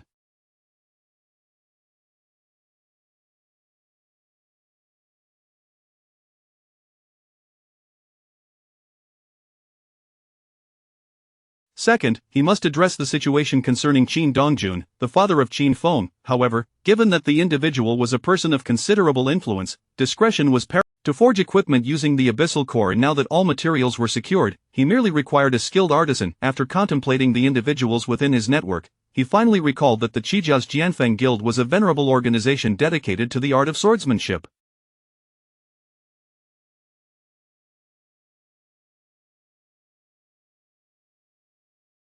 Surely, they would know a craftsman. Currently, he was acquainted with 3 members of the Qijia, Su Jianqin, Qi Yueying, and Qi Xingyu. I might as well inquire with that Qi Xingyu fellow, he decided. Thus, he sent a message to Qi Xingyu. To his surprise, a prompt response arrived, laden with exuberance. It has been many days since we last met, and I am utterly delighted to receive a message from Brother Lin. I hope you have been well. By the way, upon hearing that you were recommended to the combat division of the Western Warfare Academy, I too resolutely chose to join. I eagerly anticipate following in your footsteps over the next 4 years and making substantial progress. Merely contemplating it fills me with excitement. The only drawback is that the combat division also includes my sister, that incessantly nagging woman. I fear she will compel me to practice daily. It truly makes me feel quite sour. However, fortunately, she will graduate in a year, so Lin Zhe sighed. Damn it, I regret asking you. Qi Xingyu, undeterred, sent another message, finally addressing the crux of the matter. I have located the finest artisan in our Jianfeng Guild, Grandpa Niu. However, I must forewarn you that Grandpa Niu has a rather peculiar temperament. He insists on meeting you in person before deciding whether to assist in forging your equipment. I wonder if you are available this afternoon. Lin Zhe promptly replied, no problem. Qi Xingyu responded, great, then, Brother Lin, see you this afternoon. By afternoon, upon emerging, he found himself at the entrance of the Jianfeng Guild. In stark contrast to the bustling urban landscape of Tianyu City, this place was nestled in a serene mountainous region, shrouded in mist and filled with the harmonious sounds of birdsong, bringing a sense of inner tranquility. After walking a short distance, he spotted Qi Xingyu waiting, accompanied by a butler and a maid. Qi Xingyu immediately approached with a bow, exclaiming, Brother Lin, it has been a long time. He then began to engage in small talk, inquiring about various matters, leaving Lin Zhe exasperated and wishing to dismiss the fellow. Subsequently, the butler, attired in a formal suit, led them through the guild's grand entrance, while the maid, clad in black stockings, trailed behind, holding a sunshade over the two. Goodness, is this the life of a young master? Lin Zhe marveled.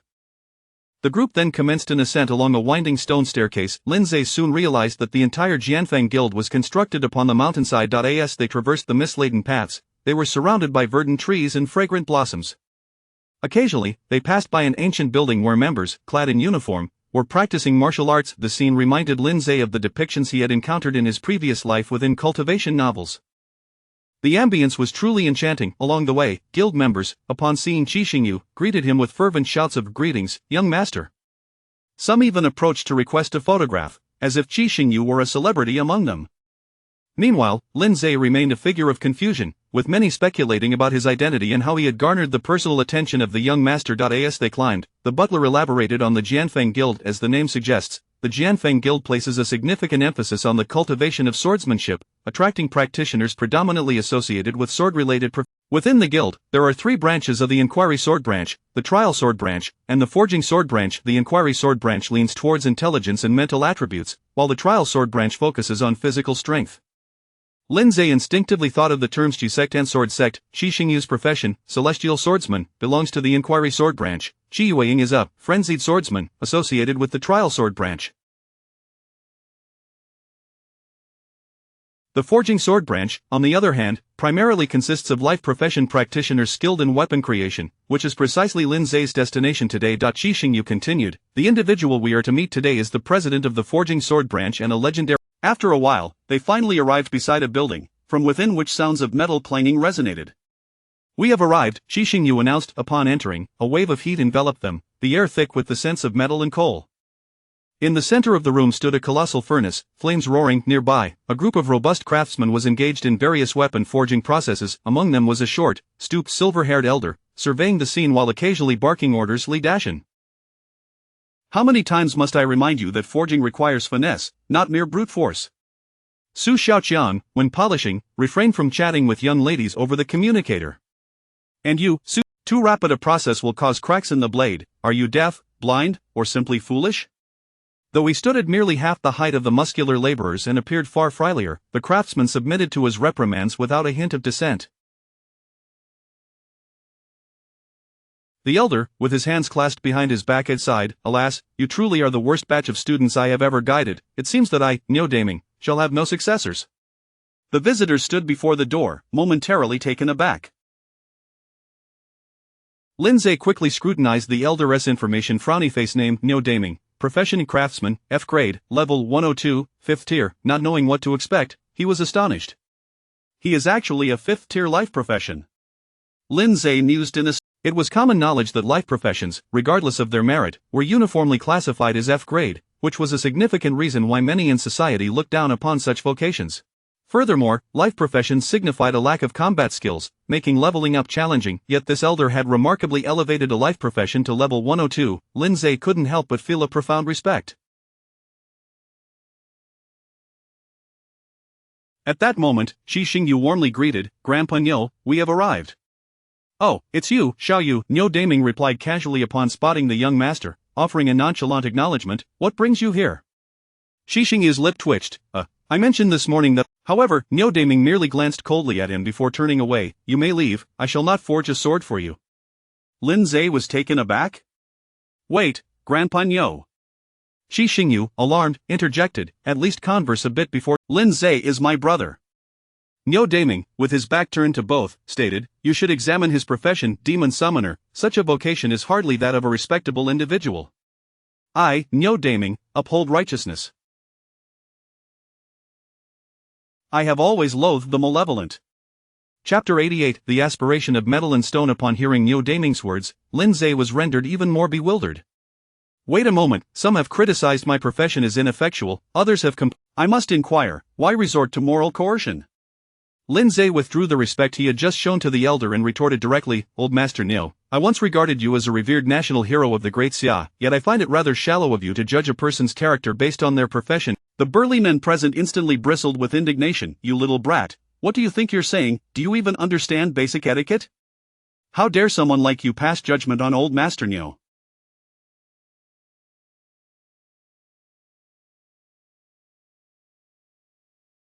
You lack all sense of propriety. Indeed, how could you dare to speak so brazenly to my beloved teacher? Shi Xingyu quickly stepped in to diffuse the tension, saying, "Gentlemen, it's all a misunderstanding, a mere misunderstanding. Let us all refrain from further comments." Hearing Lindsay's words, Daming slowly turned around, his gaze piercing and inscrutable. Lindsay, undeterred, met his stare without flinching. For several tense moments, they maintained eye contact until Daming finally broke the silence. "Chuck, if you wish for me to forge a weapon for you, you must first pass my test." Shi Xingyu's expression darkened immediately.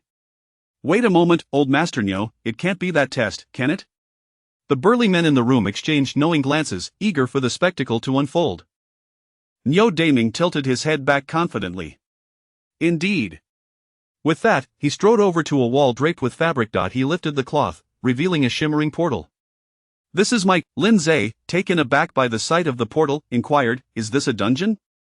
"Indeed," Daming replied, crossing his arms with a proud demeanor. "This is the crown jewel of our swordsmith association, crafted by my own hands." The burly, "Otherwise, it will be deemed cheating, and your qualification for the test will be revoked." Shi Xingyu stepped back, looking quite dejected. However, Lindsay remained unfazed, responding nonchalantly, "No problem, I accept the challenge."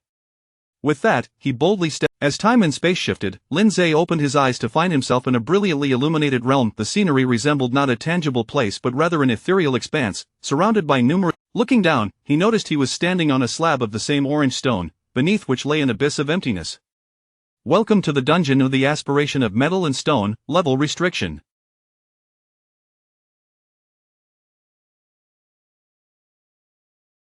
None, difficulty in nightmare level, task description, the use of all items and tools is prohibited in this dungeon, please explore on your own. Not if I give you a hint, consider it my loss." This description, Lindsay muttered, shaking his head in disbelief. What a stubborn old man.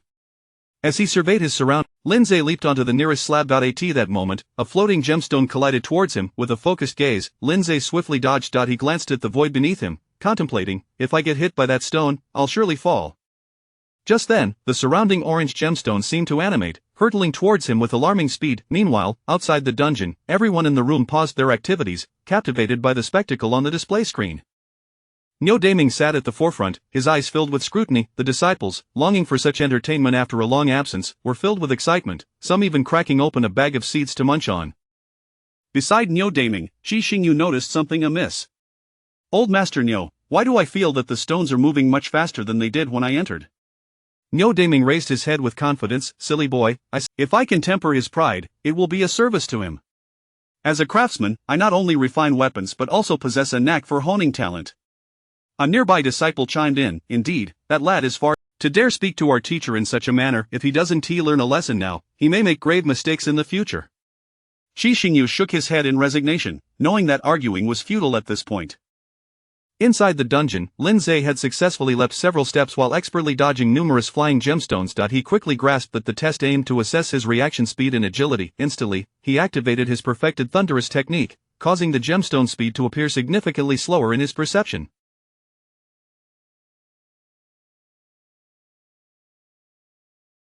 With fluid ease, Lin Zhe ascended over a dozen steps, effortlessly avoiding the incoming projectiles. Just as he reached a particular step, stones came hurtling at him from all directions, compelling Lin Zhe to leap to a higher step. However, at that moment, the step itself began to shift. Just as Lin Zhe prepared to land, the step slid away from his grasp. "Are you kidding me?" Lin Zhe muttered under his breath, and as the ground beneath him vanished, he plummeted downward. At the screen, Nyo Daming crossed his legs, awaiting a resolution. "All right, that's enough." The disciples erupted in gleeful exclamations. "Oh ho!" Only Qi Xingyu shook his head. It seems Brother Lin's efforts were in vain. "I suppose I should think of another craftsman to approach," Nyo Daming instructed a nearby disciple. "Go, forcibly teleport him out." Just as the disciple was about to rise, the scene on the screen shifted dramatically. A massive shadow emerged from the lower part of the display, soaring upward. Upon closer inspection, it revealed itself to be a colossal black dragon, with Lin Zhe perched upon its back. In that moment, as Lin Zhe fell, he had summoned the little demon dragon and utilized the law of heaven and earth skill to mount it. Now, the little demon dragon soared swiftly in the direction indicated by the steps, while the flying gemstones continued their assault, yet they merely bounced off the dragon's scales like harmless mosquitoes. Within 2 minutes, the little dragon reached the height of the final step, and Lin Zhe leapt off, recalling his companion. The disciples watching were left in stunned silence. One disciple stood up, protesting, "Wait a moment, isn't that cheating? That shouldn't count." Qi Xingyu quietly interjected, "Brother, that's where you are mistaken. This dungeon does not prohibit the summoning of beasts, and flying is certainly a valid tactic." "Little Yu is correct." Nyo Daming shot a glare at the protesting disciple. "Do you think I'm unaware of the dungeon I designed? Sit down and avoid embarrassing yourself." The disciple fell silent, begrudgingly taking his seat. Nyo Daming stroked his white beard. "I must admit, that lad has some skill. However, my design has its flaws.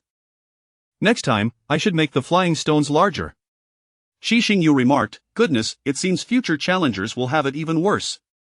At that moment, the screen displayed Lin Zhe ascending slowly upon the final step. Nyo Daming's eyes sharpened. The first challenge was merely a warm-up, the next will truly reveal his capabilities. The entire room settled in anticipation, eyes glistening with excitement. Qi Xingyu, however, felt a heaviness in his heart, a faint expression of distress crossing his face as if recalling some painful memories.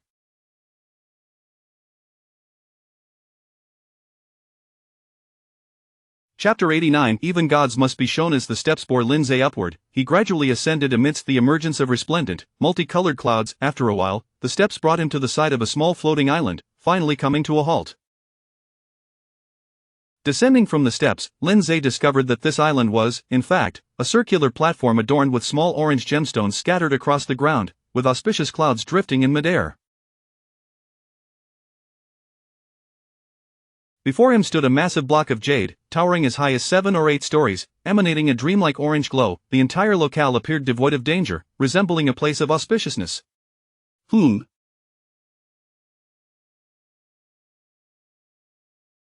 What trial awaits this time? Lin Zhe pondered, somewhat perplexed. However, as the orange light penetrated his vision, he suddenly felt a wave of dizziness wash over him. Meanwhile, outside at the entrance of the room, the maid and butler brought by Qi Xingyu were also watching the screen. The maid, clad in black stockings, inquired with confusion, "Why are they so delighted?" You've come to the right person with that question. I was the one who brought the young master to this instance the last time he participated, the butler elucidated. The crux of this instance lies in the fact that the stone can generate an illusion, presenting the challenger with their most formidable adversary encountered in the past. The attributes of this adversary will be exponentially stronger than that of a real foe, rendering this instance not a test of whether one can clear it, since no one can possibly defeat it, but rather a test. When we saw that scene, we were all astounded. You were merely 11 years old then, being chased all around by a gigantic Aang. It was so hilarious that we nearly doubled. I, Nyo Daming, shall never forge equipment for those of weak resolve. Upon hearing this, the surrounding disciples appeared to bask in a glow of validation, their faces beaming with. Inside the instance, after a bout of dizziness, Lindsay endeavored to regain his composure, rubbing his eyes. He realized that nothing seemed to have changed around him. No dangerous entities emerged, nor were there any cerebral challenges. The entire space was enveloped in an atmosphere of tranquility, almost inviting him to slumber amidst the orange radiance. What on earth is happening? Lindsay mused, feeling rather befuddled. He then activated his skill, Clear Sight, to observe his surroundings. To his surprise, nothing seemed amiss. However, as his gaze fell upon the enormous, intact jade wall before him, a piece of information materialized. Amber Stone Father, race, Stone Golem, level of 50, health.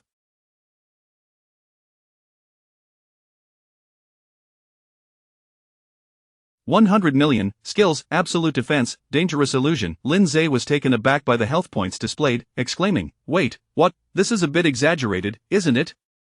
Is this the nature of the trial?" Without hesitation, he summoned the Infernal Demon and commanded, "Infernal Demon, strike it down." Damage of 301,908. Only 300,000 damage? Lindsay recalled the last time the Infernal Demon struck the Abyssal Behemoth, delivering a whopping 4. "I've used everything," the Infernal Demon replied, sounding somewhat aggrieved. Lindsay pondered, "It seems that the wall possesses extraordinarily high defense. Never mind, keep smashing, hit it harder, smash with all your might." Why hasn't anything appeared, and what on earth is this kid doing, smashing a stone? Qi Xingyu inquired. Could it be that the amber stone's function is malfunctioning? Impossible, Nyo Daming replied calmly. He shot an arrow, only to discover it was merely a stone, with his arrow embedded deeply within. Such stones are precisely the amber stones. And the instance I crafted, the aspiration of gold and stone, utilizes. Thus, it is impossible for it to malfunction. However, Nyo Daming stroked his white beard, expressing his own confusion. Why isn't this amber stone creating an illusion for that kid? Meanwhile, within the instance, amidst the sounds of ding-dong, the Infernal Demon was tirelessly hammering away at the stone.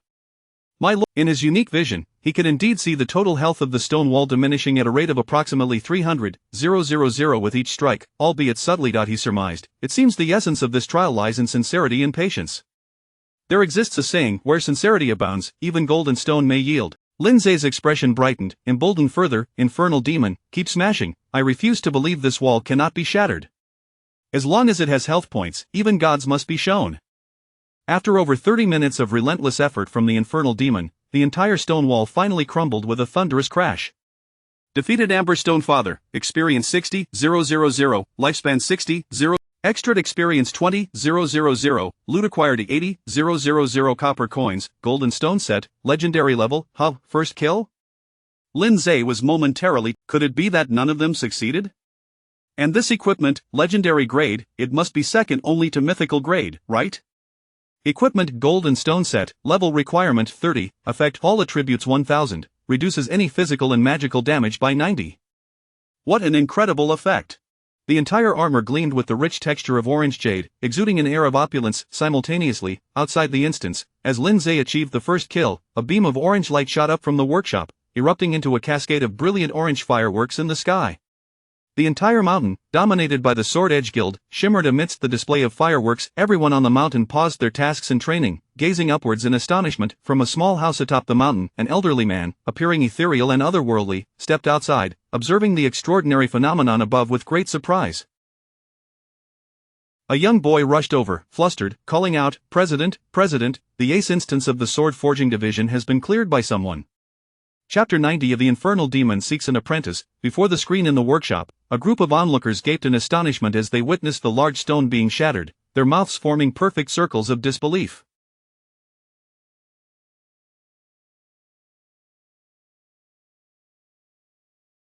Even Nyo Daming was no exception. After a prolonged moment of shock, he finally reacted, exclaiming, "The orange amber stone I crafted with my own hands has been destroyed?" Wait a moment, it suddenly dawned on me that I acted. Nyo Laoshi, what has happened to you? His disciples hurried over to support him. At that moment, Lin Ziyue nonchalantly emerged from the teleportation portal. He immediately called out, "Old man, I've cleared the level, am I qualified now?" However, Lin Ziyue was utterly bewildered. What in the world has transpired here? Seeing him emerge, one disciple immediately berated him, "This is all your fault, look at what has become of Nyo Laoshi, qualified, I think it would be best if you took your leave." Meanwhile, outside, the sound of footsteps echoed like a torrential. No wonder the beautiful fireworks were displayed. Let me see who it is that possesses such audacity. It turned out that the entire mountain, witnessing the spectacle, had rushed over to see the commotion, completely surrounding the workshop. The disciples were at a loss. What should we do now? After a while, Nyo Daming finally regained his composure. He stood up, sighed, "Well, if the dungeon is gone, it's gone, at worst, I can craft another one later." Then he turned to Lin Ziyue, "I've never encountered someone like you before. The orange amber stone could not manifest an illusion in your presence." Lin Ziyue looked perplexed. "Illusion? What illusion? Isn't this dungeon supposed to test patience?" Cough, cough, Nyo Daming nearly fainted. "Throughout your life, have you never faced a formidable opponent or someone you feared?" Lin Ziyue frowned slightly, pondering for a moment, then shook his head in confusion. "No, not really." People inside and outside the room exchanged glances.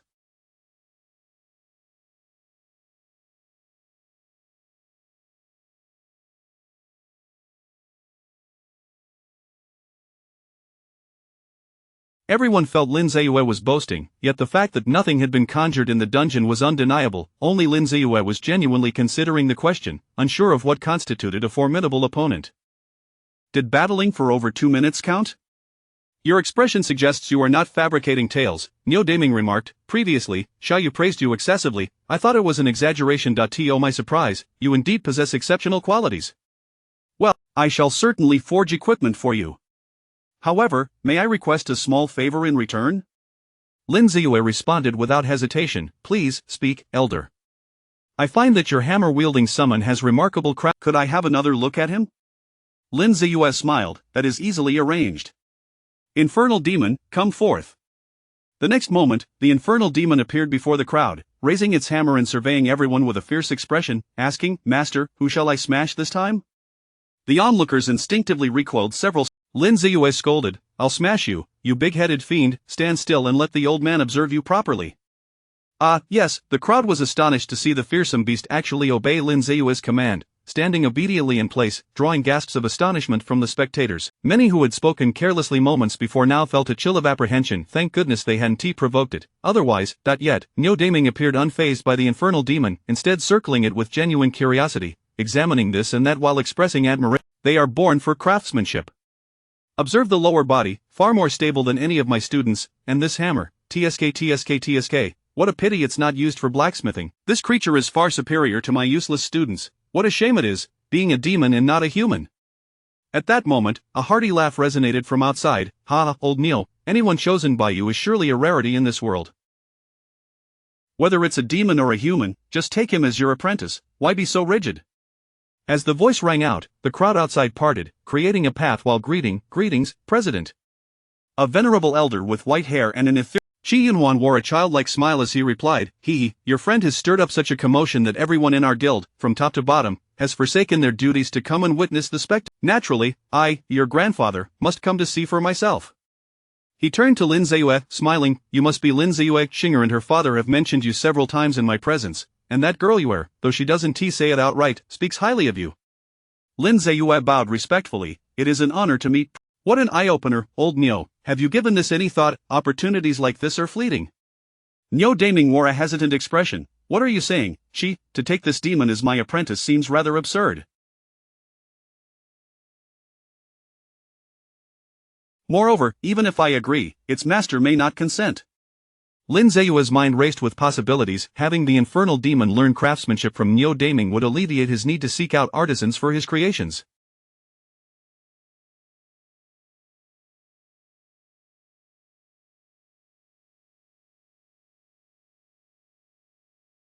However, he wondered how long such training would take. With this thought in mind, he spoke, "Old Neo, allowing the infernal demon to apprentice under you is certainly agreeable, however, we cannot linger here for long. Might you possess any texts we could take back for our own study?" Upon hearing this, Neo Daming and Qi Yunhuan exchanged knowing glances before bursting into laughter. "You rascal, you are laying your calculations bare." Neo Daming chuckled, stroking his beard. The title read Essentials of Forging by Neo Daming. "This is a culmination of my years of effort, I hope you will study it diligently." Neo Daming urged. Lin Ziyue was overjoyed, promptly clasping his hands in gratitude and bowing deeply. "Thank you, old Neo." "Infernal demon, do you not kneel to greet your master?" The infernal demon was somewhat bewildered, wondering how it had become an apprentice without uttering a single word, feeling as though it had been sold off.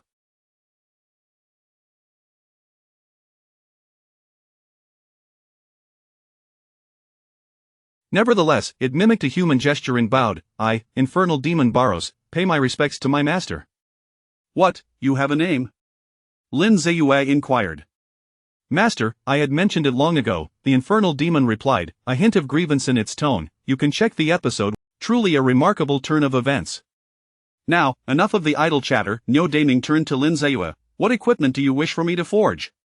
Lin Ziyue promptly presented two materials and the blueprint through the interface.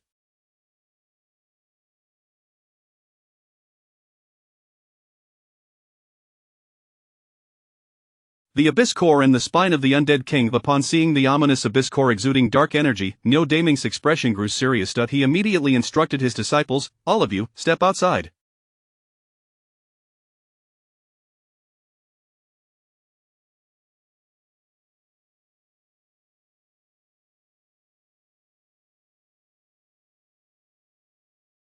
And see to it that those onlookers are sent away.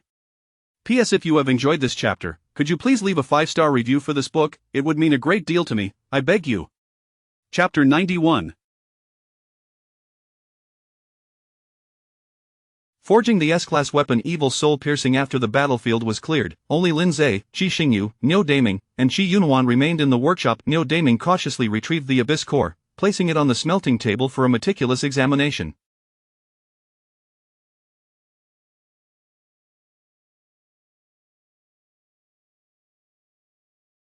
He remarked, "Having been a craftsman my entire life, I have sought out ores in various dungeons, from the blue phantom crystals of the merfolk beneath the sea to the miasma crystals in the crystal forest, and the sunstones of the Giant's Canyon, not to mention the amber stones from the previous dungeon. However, I have never encountered a stone. It appears unremarkable, yet exudes an invisible force, as if it could ensnare me at any moment." Qi Yunhuan, too, focused intently on the stone, contemplating for a long while before exclaiming, "It is that very abyss." He then recounted the events leading to their current predicament, cautioning, "I implore you all to keep this matter confidential. Should the public become aware, it may incite widespread panic." Upon hearing his tale, the two Qi Yunhuan spoke slowly. "I never would have imagined that at such a young age, you have already faced such perilous foes and emerged victorious. You have once again reshaped my perception of you."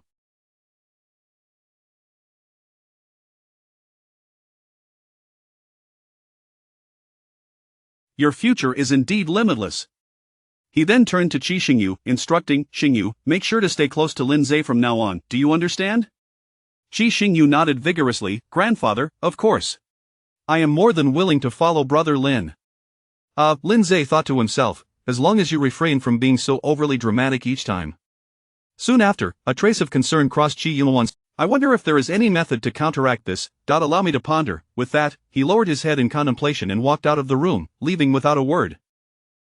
That's just how my grandfather is," Qi Xingyu remarked, somewhat exasperated. "Once he starts thinking about a problem, he becomes lost in his own world." "Don't mind that old man," Neo Daming interjected. I'll call for you when I'm done." Thus, Lin Zhe and Qi Xingyu stepped out of the workshop, awaiting the completion of the task. Several apprentices re-entered, and soon the sounds of vigorous forging filled the air, with thick black smoke billowing from the chimney above. Occasionally, Neo Daming's booming voice could be heard scolding his apprentices. "When Grandpa Daming gets to work, it's always like this," Qi Xingyu remarked, as if accustomed to the scene. Approximately 2 hours later, an apprentice emerged from the workshop and called to the two, "The weapon has been forged. Please come inside." The two immediately entered the workshop, where they beheld a long sword crafted from white bones resting upon the smelting table. The blade was slender and elongated, composed of segmented bone edges, and emanated a dark aura. The surrounding apprentices recoiled in fear, as if confronted by some malevolent entity, yet Lindsay stepped forward, grasping the long sword for closer inspection. Frowny face. Congratulations, you have acquired the weapon Evil Soul Piercing, S-Class, Evil Soul Piercing, category. Weapon, level restriction above level 60, effects Agility 2000, Spirit 2000, attack inflicts abyssal attribute damage. Skill 1 A Black Moon Heart Erosion, releases a crescent-shaped sword energy. In form shift, can switch between sword form and whip form. Within 10 seconds after each switch, critical hit rate 30, critical damage 90, attack speed doubled. Switch cooldown 60 seconds. Sword form when facing a single enemy target. When facing multiple enemy targets, the attack range of skills is doubled. It appears quite impressive. Lindsay exclaimed, his eyes shining. And it can switch forms? With the whip form, it would be perfect for Lilith, and it would also enhance her direct attack capabilities. Having labored in the mountains forging iron with little leisure time, they were utterly captivated by her beauty, their eyes wide and mouths agape, nearly drooling. Here, take it. Lindsay tossed the long sword to Lilith. Thank you for your generous gift, Master. Lilith twirled the sword in her hands, the slender blade complementing her figure splendidly. She then swung the sword horizontally, and the segments of the bone blade momentarily separated. The whip danced through the air, startling the previously entranced men, who stumbled back in fright, while Lilith laughed joyously. Alright, you may return now, Lindsay said, retracting Lilith.at. That moment, a notification chimed in the system.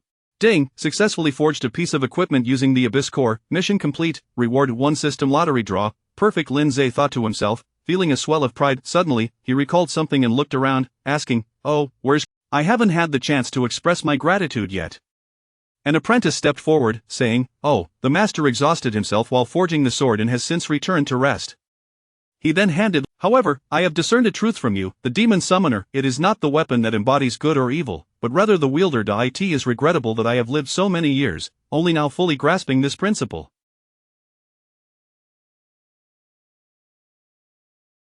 I hope this weapon, crafted by my own hands, aids you in vanquishing evil and illuminating a path for our kind. Yours, the blacksmith Neodaming. After reading the note, Lindsay tucked it away in his belongings, his heart swelling with emotion.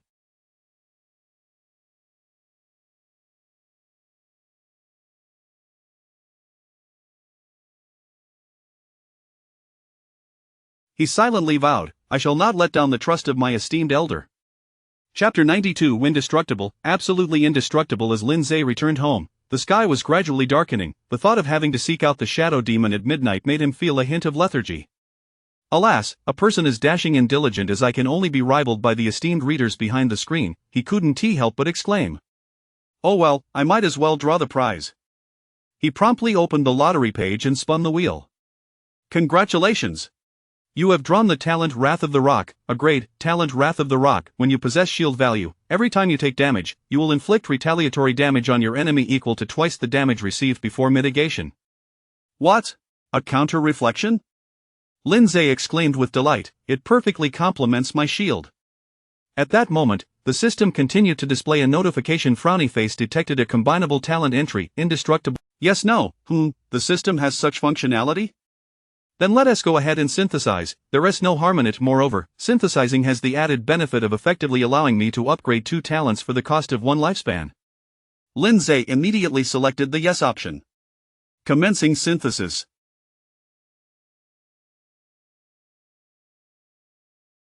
Completed. Congratulations, you have acquired the talent Immortal Body, S-grade, talent Immortal Body. Effect 1 if physical and magical defense increased by 50, and grants a shield equivalent to your maximum health. When taking damage, the shield is lost. Shield regenerates at a rate of 10 points per second.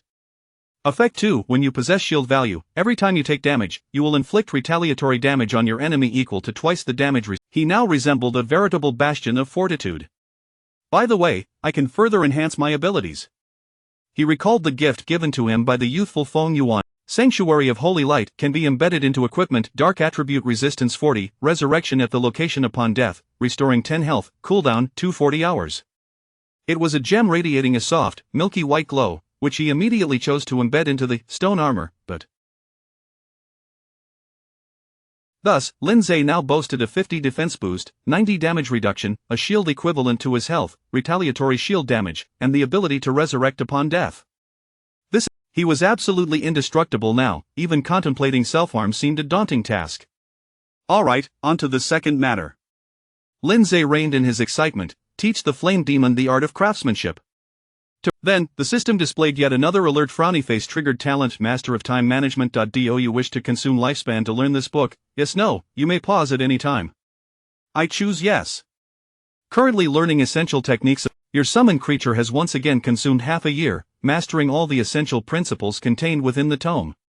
Your summoned beast has consumed 5 years of time, achieving remarkable success and becoming a legendary level craftsman. Even without the time management master, they far exceed human speed. I wonder what expression old Master Neo would have if he knew. Just the thought of it was quite delightful. Alright, it's time to return. Lindsay recalled the still exuberant fire demon back into the summoning space. Tonight, Lindsay abruptly opened his eyes, exclaiming, "Oh no, what time is it?" He found Lilith, with her alluring figure, closely pressed against him, gazing at him with enchanting eyes. Master, you look quite adorable while sleeping," Lilith teased, "but fret not, it is only 23. 50" if you request a wake-up service, rest assured, I shall not forget. Wait, that is ambiguous, Lindsay corrected, it is a wake-up service. Just moments ago, after emerging from the gate, he leaped from his bed, declaring, "Alright, it's time to prepare for departure." He retrieved the item, ritual pencil, and deftly drew a hexagram array on the living room floor. He then sat quietly, awaiting the arrival of midnight. 3, 2, 1. As the clock struck midnight, the hexagram array emitted a dim glow. Subsequently, a portal opened amidst the light. Lindsay's face lit up with excitement, and he stepped decisively through. After a brief transition through time and space, the surrounding light was dim, the sky shrouded in thick clouds, with only a sliver of light visible on the distant horizon, reminiscent of dawn yet akin to dusk. Amidst the clouds, intermittent flashes of lightning erupted, though no thunder followed. Surveying his surroundings, it appeared to be an abandoned estate. The grass lay overgrown, trees stood barren, and scattered buildings had collapsed into ruin. Just a short distance ahead, there stood a Western-style palace that seemed incongruous with the estate's overall aesthetic, somewhat akin to the medieval palaces. Lindsay, none, difficulty or realism mode, task description none, is this truly hell? Lindsay gasped in surprise. The hell he had envisioned was filled with lava, raging flames, and instruments of torture. Yet, this place bore little difference from the human realm, save for the persistent grayish hue, imparting a somewhat infernal ambience.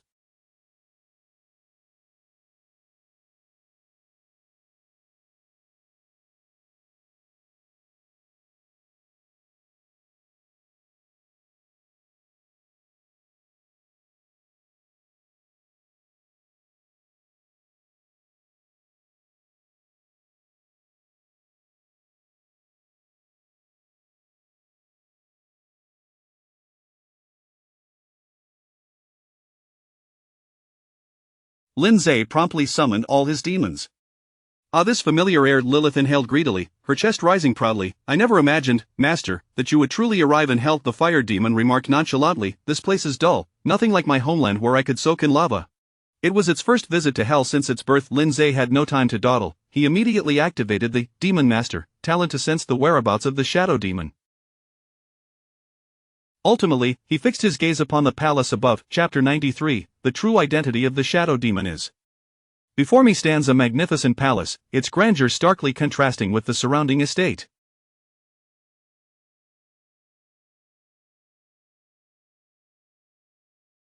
The walls of the palace appear to have endured the ravages of time, now crumbling and dilapidated. Lindsay leads a cadre of demons to the entrance of the palace, where two enormous doors loom before them. "Flame demon, open the door," Lindsay commands. The doors tower above the flame demon, adorned with intricate carvings. However, with minimal effort, the flame demon pushes the doors open. Creak, creak, the ancient doors emit a sound of neglect, sending dust cascading down.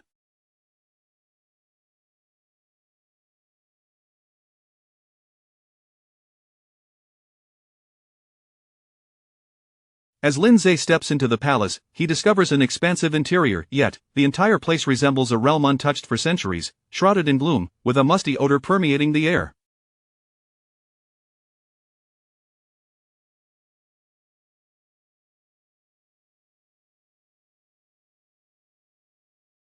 The hall is furnished with some antiquated tables and chairs, along with several statues, all cloaked in a thick layer of dust. The ambience is dim, illuminated only by faint beams of light filtering through the windows on either side. At that moment, a deep, resonant voice reverberates from ahead. Who goes there? The tone exudes both nobility and arrogance. Lindsay recognizes it as the voice of the shadow demon he encountered that. In the next instant, the colossal shadow that had previously appeared manifests once more at the far end of the palace. A pair of blood-red eyes glimmer ominously, as if they could ensnare one's very soul.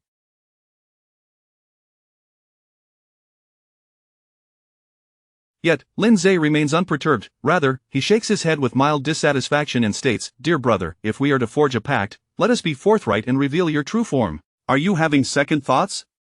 Lindsay's gaze darkens as he addresses the throng of demons behind him. Force it out. Wait. The voice seems to shrink back, hastily exclaiming, "I shall emerge."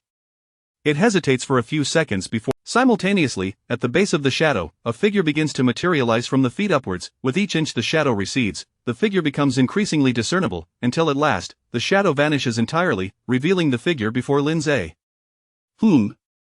Lindsay's eyes widen. The figure that comes into view is a petite girl, standing only about 4.5 feet tall. Despite her diminutive stature, she possesses a pair of large wings that nearly match her height, adorned in a purple-black Gothic gown.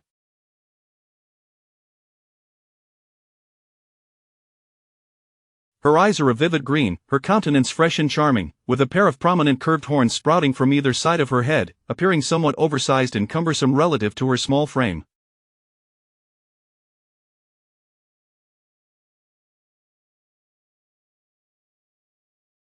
At that moment, Lindsay's gaze captures her information. Frowny face shadow demon, race demon, level 80. Upon seeing Lindsay, the little girl averts her gaze, seemingly shy, and timidly speaks, I wasn't quite prepared. Lindsay is utterly taken aback. Although he had surmised that the imposing shadow was merely a fade, he had not anticipated that the true identity of the entity would be a little girl. Moreover, in stark contrast to the grandiose image she had projected, her true form exhibits a hint of social anxiety. Who would have thought it to be such a delightful little sister? Lilith is the first to break the silence, exclaiming, "Come, let your elder sister pat your head." The flame demon bursts into laughter. "Ha ha, you uncouth, ill-mannered flame gorilla. What did you say?" The flame demon is instantly enraged, flames erupting from his body. "It seems you seek your own demise." He adopts a stance as if ready to fight. Enough of this quarrel. Lindsay smiles and appraises the little girl, saying, "Allow me to formally introduce myself. I am Lindsay, a demon summoner of the human race, and your future contractee." The little girl regains her shy demeanor and introduces herself. "I am the princess of the Shadow Demon clan." My name is Noctula, but you may call me Nola. Oh, a princess, indeed? Lindsay muses inwardly. Is this palace the abode of your shadow demon kin? He surveys the surroundings and inquires, where are the others of your clan? A hint of melancholy crosses Nola's face as she replies, "All my kin have perished." The shadow demon clan is left with but me, a powerful monster, you say? Lindsay expresses mild curiosity, yet senses that the current atmosphere is not conducive for probing further.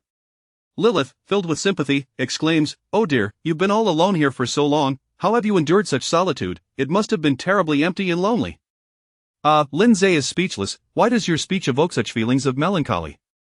Yet, Nola seems oblivious to any underlying implications, her eyes sparkling as she states, "I haven't always been alone. I am not sure when it began, but some humans have sensed my presence through a medium, and they signed a soul-borrowing contract with me. They would periodically offer sacrifices of souls, and in return, I bestowed them with strength. Their higher-ups would. A mutually beneficial relationship has been established, wherein the Shadow Guild provides Nola with souls as sustenance, and Nola grants them power. Yet, the members of the Shadow Guild remain unaware that the Shadow Demon they venerate." Lindsay slowly states, "As I mentioned that day, should you sign a contract with me, I can take you away. From henceforth, you need not maintain a pact with those individuals, and I possess me. I have a solution." She begins to explain, "Our Shadow Demon clan possesses a unique talent, allowing us to transform into shadows and attach ourselves to any object. Thus, if you possess a weapon, I can become your contract." The fifth contract demon, Shadow Demon, Sword Maiden? The author of the previous chapter has provided a conceptual illustration of the Shadow Demon's true form. Is there such a line of thought? Lindsay expressed his surprise. As for weapons, he initially drew forth his celestial. In the next moment, a colossal sword towering over 2 meters appeared on the ground, its blade heavy and dull, devoid of luster, while the hilt was adorned with several skull motifs. Dread King's greatsword, a trophy obtained from defeating. Upon seeing the sword's design, Nora was quite pleased. This will do. In the blink of an eye, she transformed into a shadow and glided towards the massive sword. Soon, the great sword was enveloped in. Then, astonishingly, the sword stood upright on its tip, the hilt raised, and a voice resembling that of a young girl exclaimed, "All right, hasten to sign a contract with me."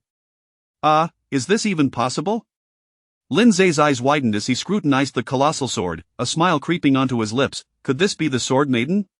Current remaining lifespan 1713 years, 315 days. Very well, let us sign the contract immediately. Simultaneously, the system generated a prompt frowny face. Please confirm. Do you wish? Yes, no, I choose yes. Contract successfully signed. In a flash of dark light, the shadowy greatsword replaced the original Dread King's greatsword, resting in his inventory. Summoned beast, shadow demon, race.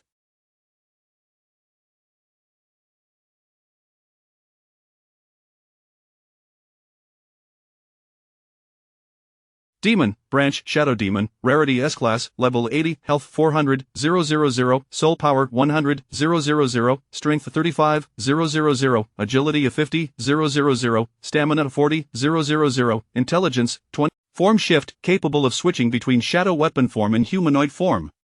Shadow weapon form skill. Lament of Souls unleashes black souls within a 50-meter radius, dealing dark attribute damage. Each black soul consumes 100 points of soul power, with no cooldown, but cannot be cast if soul power is depleted. Humanoid form skill, soul lending, consumes soul power to bestow attributes upon another. The recipient gains an all attribute boost, but their soul thereafter belongs to the shadow demon. Universal skill, shadow demon apparition, creates a massive illusion, achieving. One must admit, demons have a knack for high interest lending. After dismissing the interface, Lindsay felt a sense of satisfaction. Triggered class talent. Demon affinity, loyalty of the shadow demon automatically reaches 100. Lilith, however, appeared somewhat envious. How vexatious. Master 1T divide his affection, will he? The flame demon wore a displeased expression. Humph, a little blonde girl can also forge a contract with the master. Humph. The shadow demon stomped her little foot in displeasure, transforming again into the shadowy great sword, darting around the palace and The once quiet palace, silent for centuries, now echoed with the joyful sounds of chaos. Seeing the scene grow increasingly unruly, Lindsay felt a headache coming on and shouted, "Come back, all of you!" The shadow demon and flame demon immediately quieted, returning to stand obediently. Understood? Understood, the two demons replied in unison, feigning innocence. All right, let us depart. It's time to return, Lindsay said, stepping outside the palace. Upon exiting the palace doors, Lindsay found himself back in. He inquired of the shadow demon, Nora, by the way, how did this place come to be in such a state? The shadow demon began to explain. It was that creature which led to the annihilation of our shadow demon clan. This land was once the territory of our shadow demon tribe, until one day, that monster suddenly emerged. Only I was sheltered by my kin. Her voice trembled with emotion as she reached the end of her tale. Moreover, the creature's power not only ravaged this place but also caused temporal chaos, isolating this estate from the outside world. Thus, for over a century, I have been trapped within this confined space, a power darker and more formidable than that of demons. Lindsay contemplated her words, sensing a hint of unease.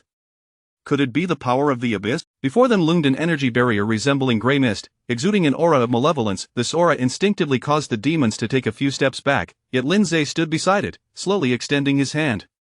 Lindsay's hand had already made contact with the energy barrier. Oh no! Nora exclaimed, yet in the next moment, she was taken aback, for Lindsay remained unharmed, showing no signs of any anomaly.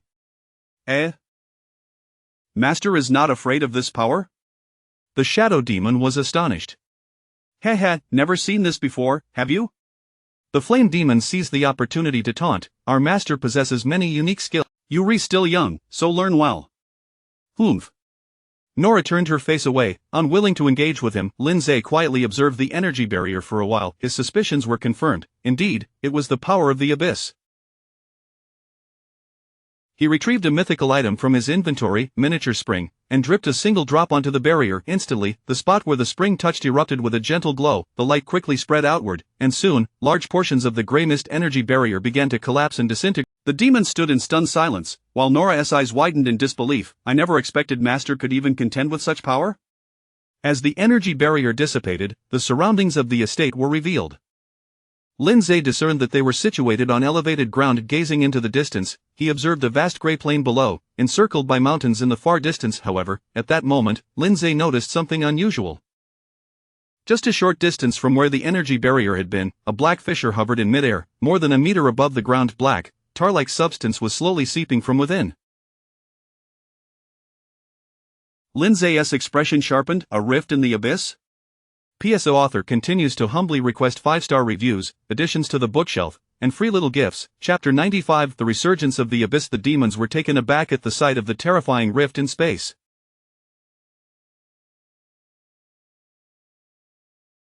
An instinctual dread warned them that this phenomenon was anything but benign, and its power was formidable. However, Lindsay's heart swelled with delight. He recalled his mission to purify 10 abyssal fissures. Just when he had been troubled over where to find one, it unexpectedly appeared before him. He quickened his pace towards the rift, retrieving the miniature source once more, ready to commence the purification. Yet, at that very moment, an unforeseen event transpired. The rift, which had been on the brink of closure, suddenly gaped wide, and several pallid hands emerged from within, each reaching out to grasp Lindsay. With less than a meter separating him from the rift, Lindsay reacted swiftly, but one of the hands grazed his face, leaving a small wound. He quickly retreated, wiping the blood from his visage.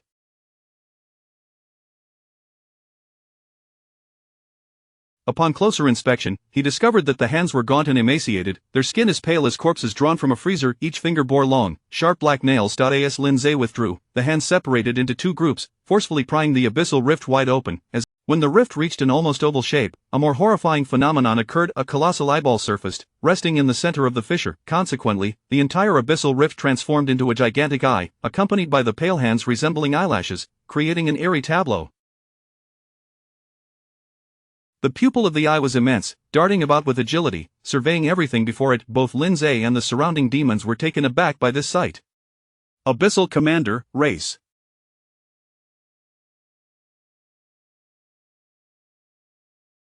Abyss, level? Health? Skills? For the first time, Lindsay's interface displayed such garbled text, as if it were experiencing interference. At that moment, the eye emitted a deep, resonant voice. Who dares to intrude upon my domain? As the voice echoed, this voice cannot be mistaken.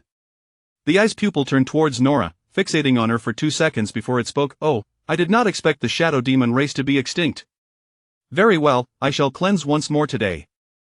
In the next moment, the pupil of the eye abruptly shrank. Lindsay then noticed the colors of the surroundings shifting unexpectedly, as everything morphed into inverted hues, like a world draped in a negative filter.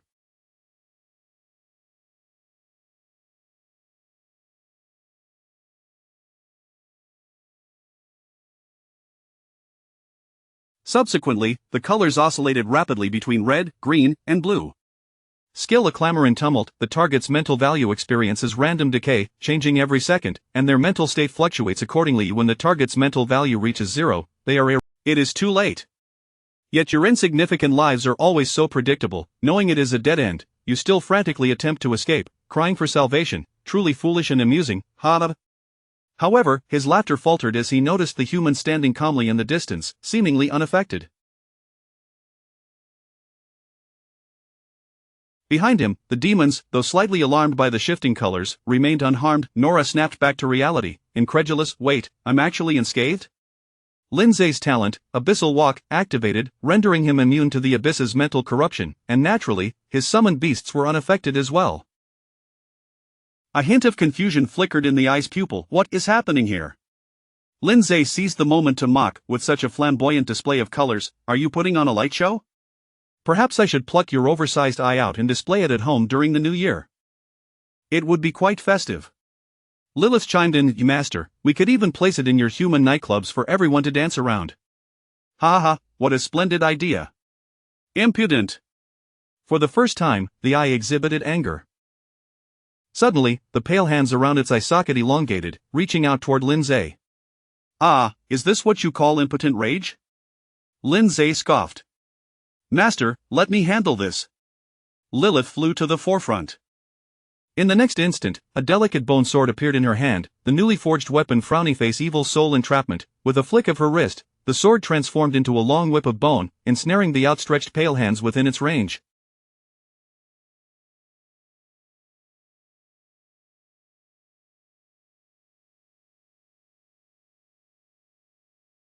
Countless black crescent-shaped energy blades erupted, severing each hand. Impossible. The Great Eye was further astonished. I can feel this weapon carries a bit. Allow me to enlighten you. In the next instant, the bone whip was poised to lash out at the Great Eye. Wait. Lindsay promptly halted Lilith. I am afraid, I understand, Lindsay replied, unfazed. That is precisely why you must kill him with your own hands. You must realize that the best way to conquer fear is to confront it head-on. Only by doing so, the Eye, overhearing their conversation, grew furious. Humph, are you speaking so brazenly without regard for my presence? You, human wretch, I will remember you, our next encounter will be your demise. With that, the edges of the rift began to close, as the Eye attempted to escape. As the saying goes, to make the loudest threats while engaging in cowardly actions is the epitome of folly. Not so fast. In the next moment, two robust crimson arms seized the upper and lower edges of the rift, preventing it from closing. The owner of those arms was the fire demon. The fire demon appeared to strain greatly, shouting to Nora, yellow-haired girl, hurry, do you still wish for revenge? I detest your indecisive, wishy-washy demeanor. Ah, I can barely hold on. Nora seemingly made up. In the next moment, the Great Eye emitted a piercing scream. Ah! Immediately, a torrent of black, tar-like substance surged outward. You monster that has brought you torturing me. The Great Eye let out a more agonizing shriek. The scene became quite graphic, prompting even Lindsay to feel discomfort. Swiftly turning his head away, after a tumultuous struggle, the Great Eye seemed to lose its vitality, and Nora finally withdrew her sword. Soon after, the rift began to shrink, sealing itself, and ultimately vanishing.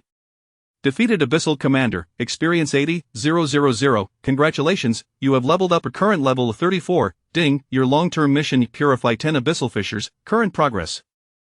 210. Purifying once more will grant you a phase reward. Is it merely a retreat? Lindsay gazed at the text on the interface, somewhat disheartened, and no longevity reward. Ding, detected your purification of the Abyss, regarded as a beneficial act for the Hell Realm, initiating long-term task. Demon Lord. Please continue to contribute towards the revitalization of the Hell Realm. Current contribution 1, what is this? Lindsay's eyes brightened. Such a task exists? After the battle concluded, the greatsword Nora flew before Lindsay, respectfully angling herself at a 45-degree angle, as if bowing. Thank you, Master, for allowing. I believe my kin can finally rest in peace. As she spoke the last words, a hint of tears crept into her voice. Lindsay patted the sword hilt, saying, you performed admirably.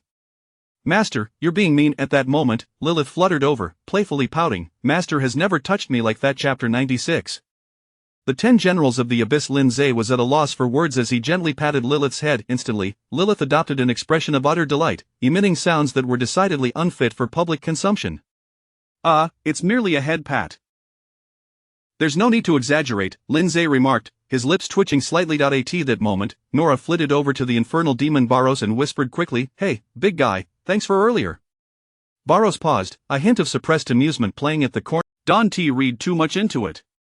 Lindsay quipped, is this what they called Sundara?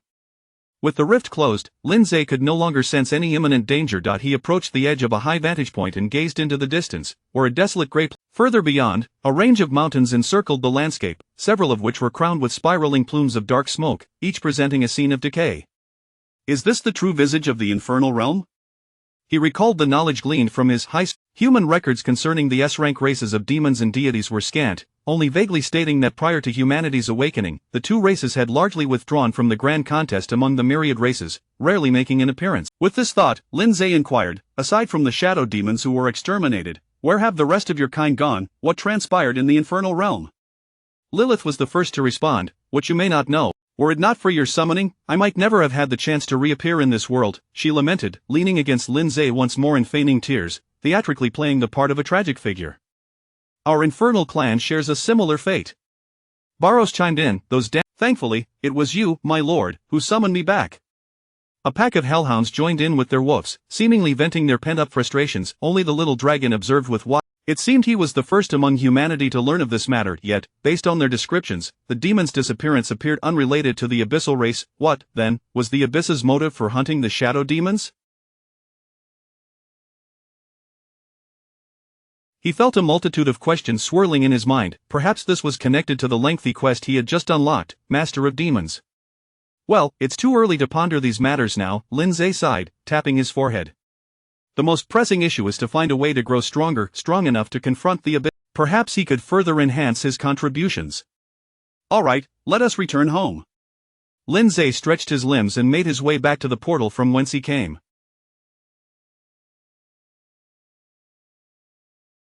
Meanwhile, in some corner of the myriad realms, chaos reigned in a void of nothingness. Amidst the swirling grey mist, an immensely colossal figure loomed, so vast it resembled a mountain.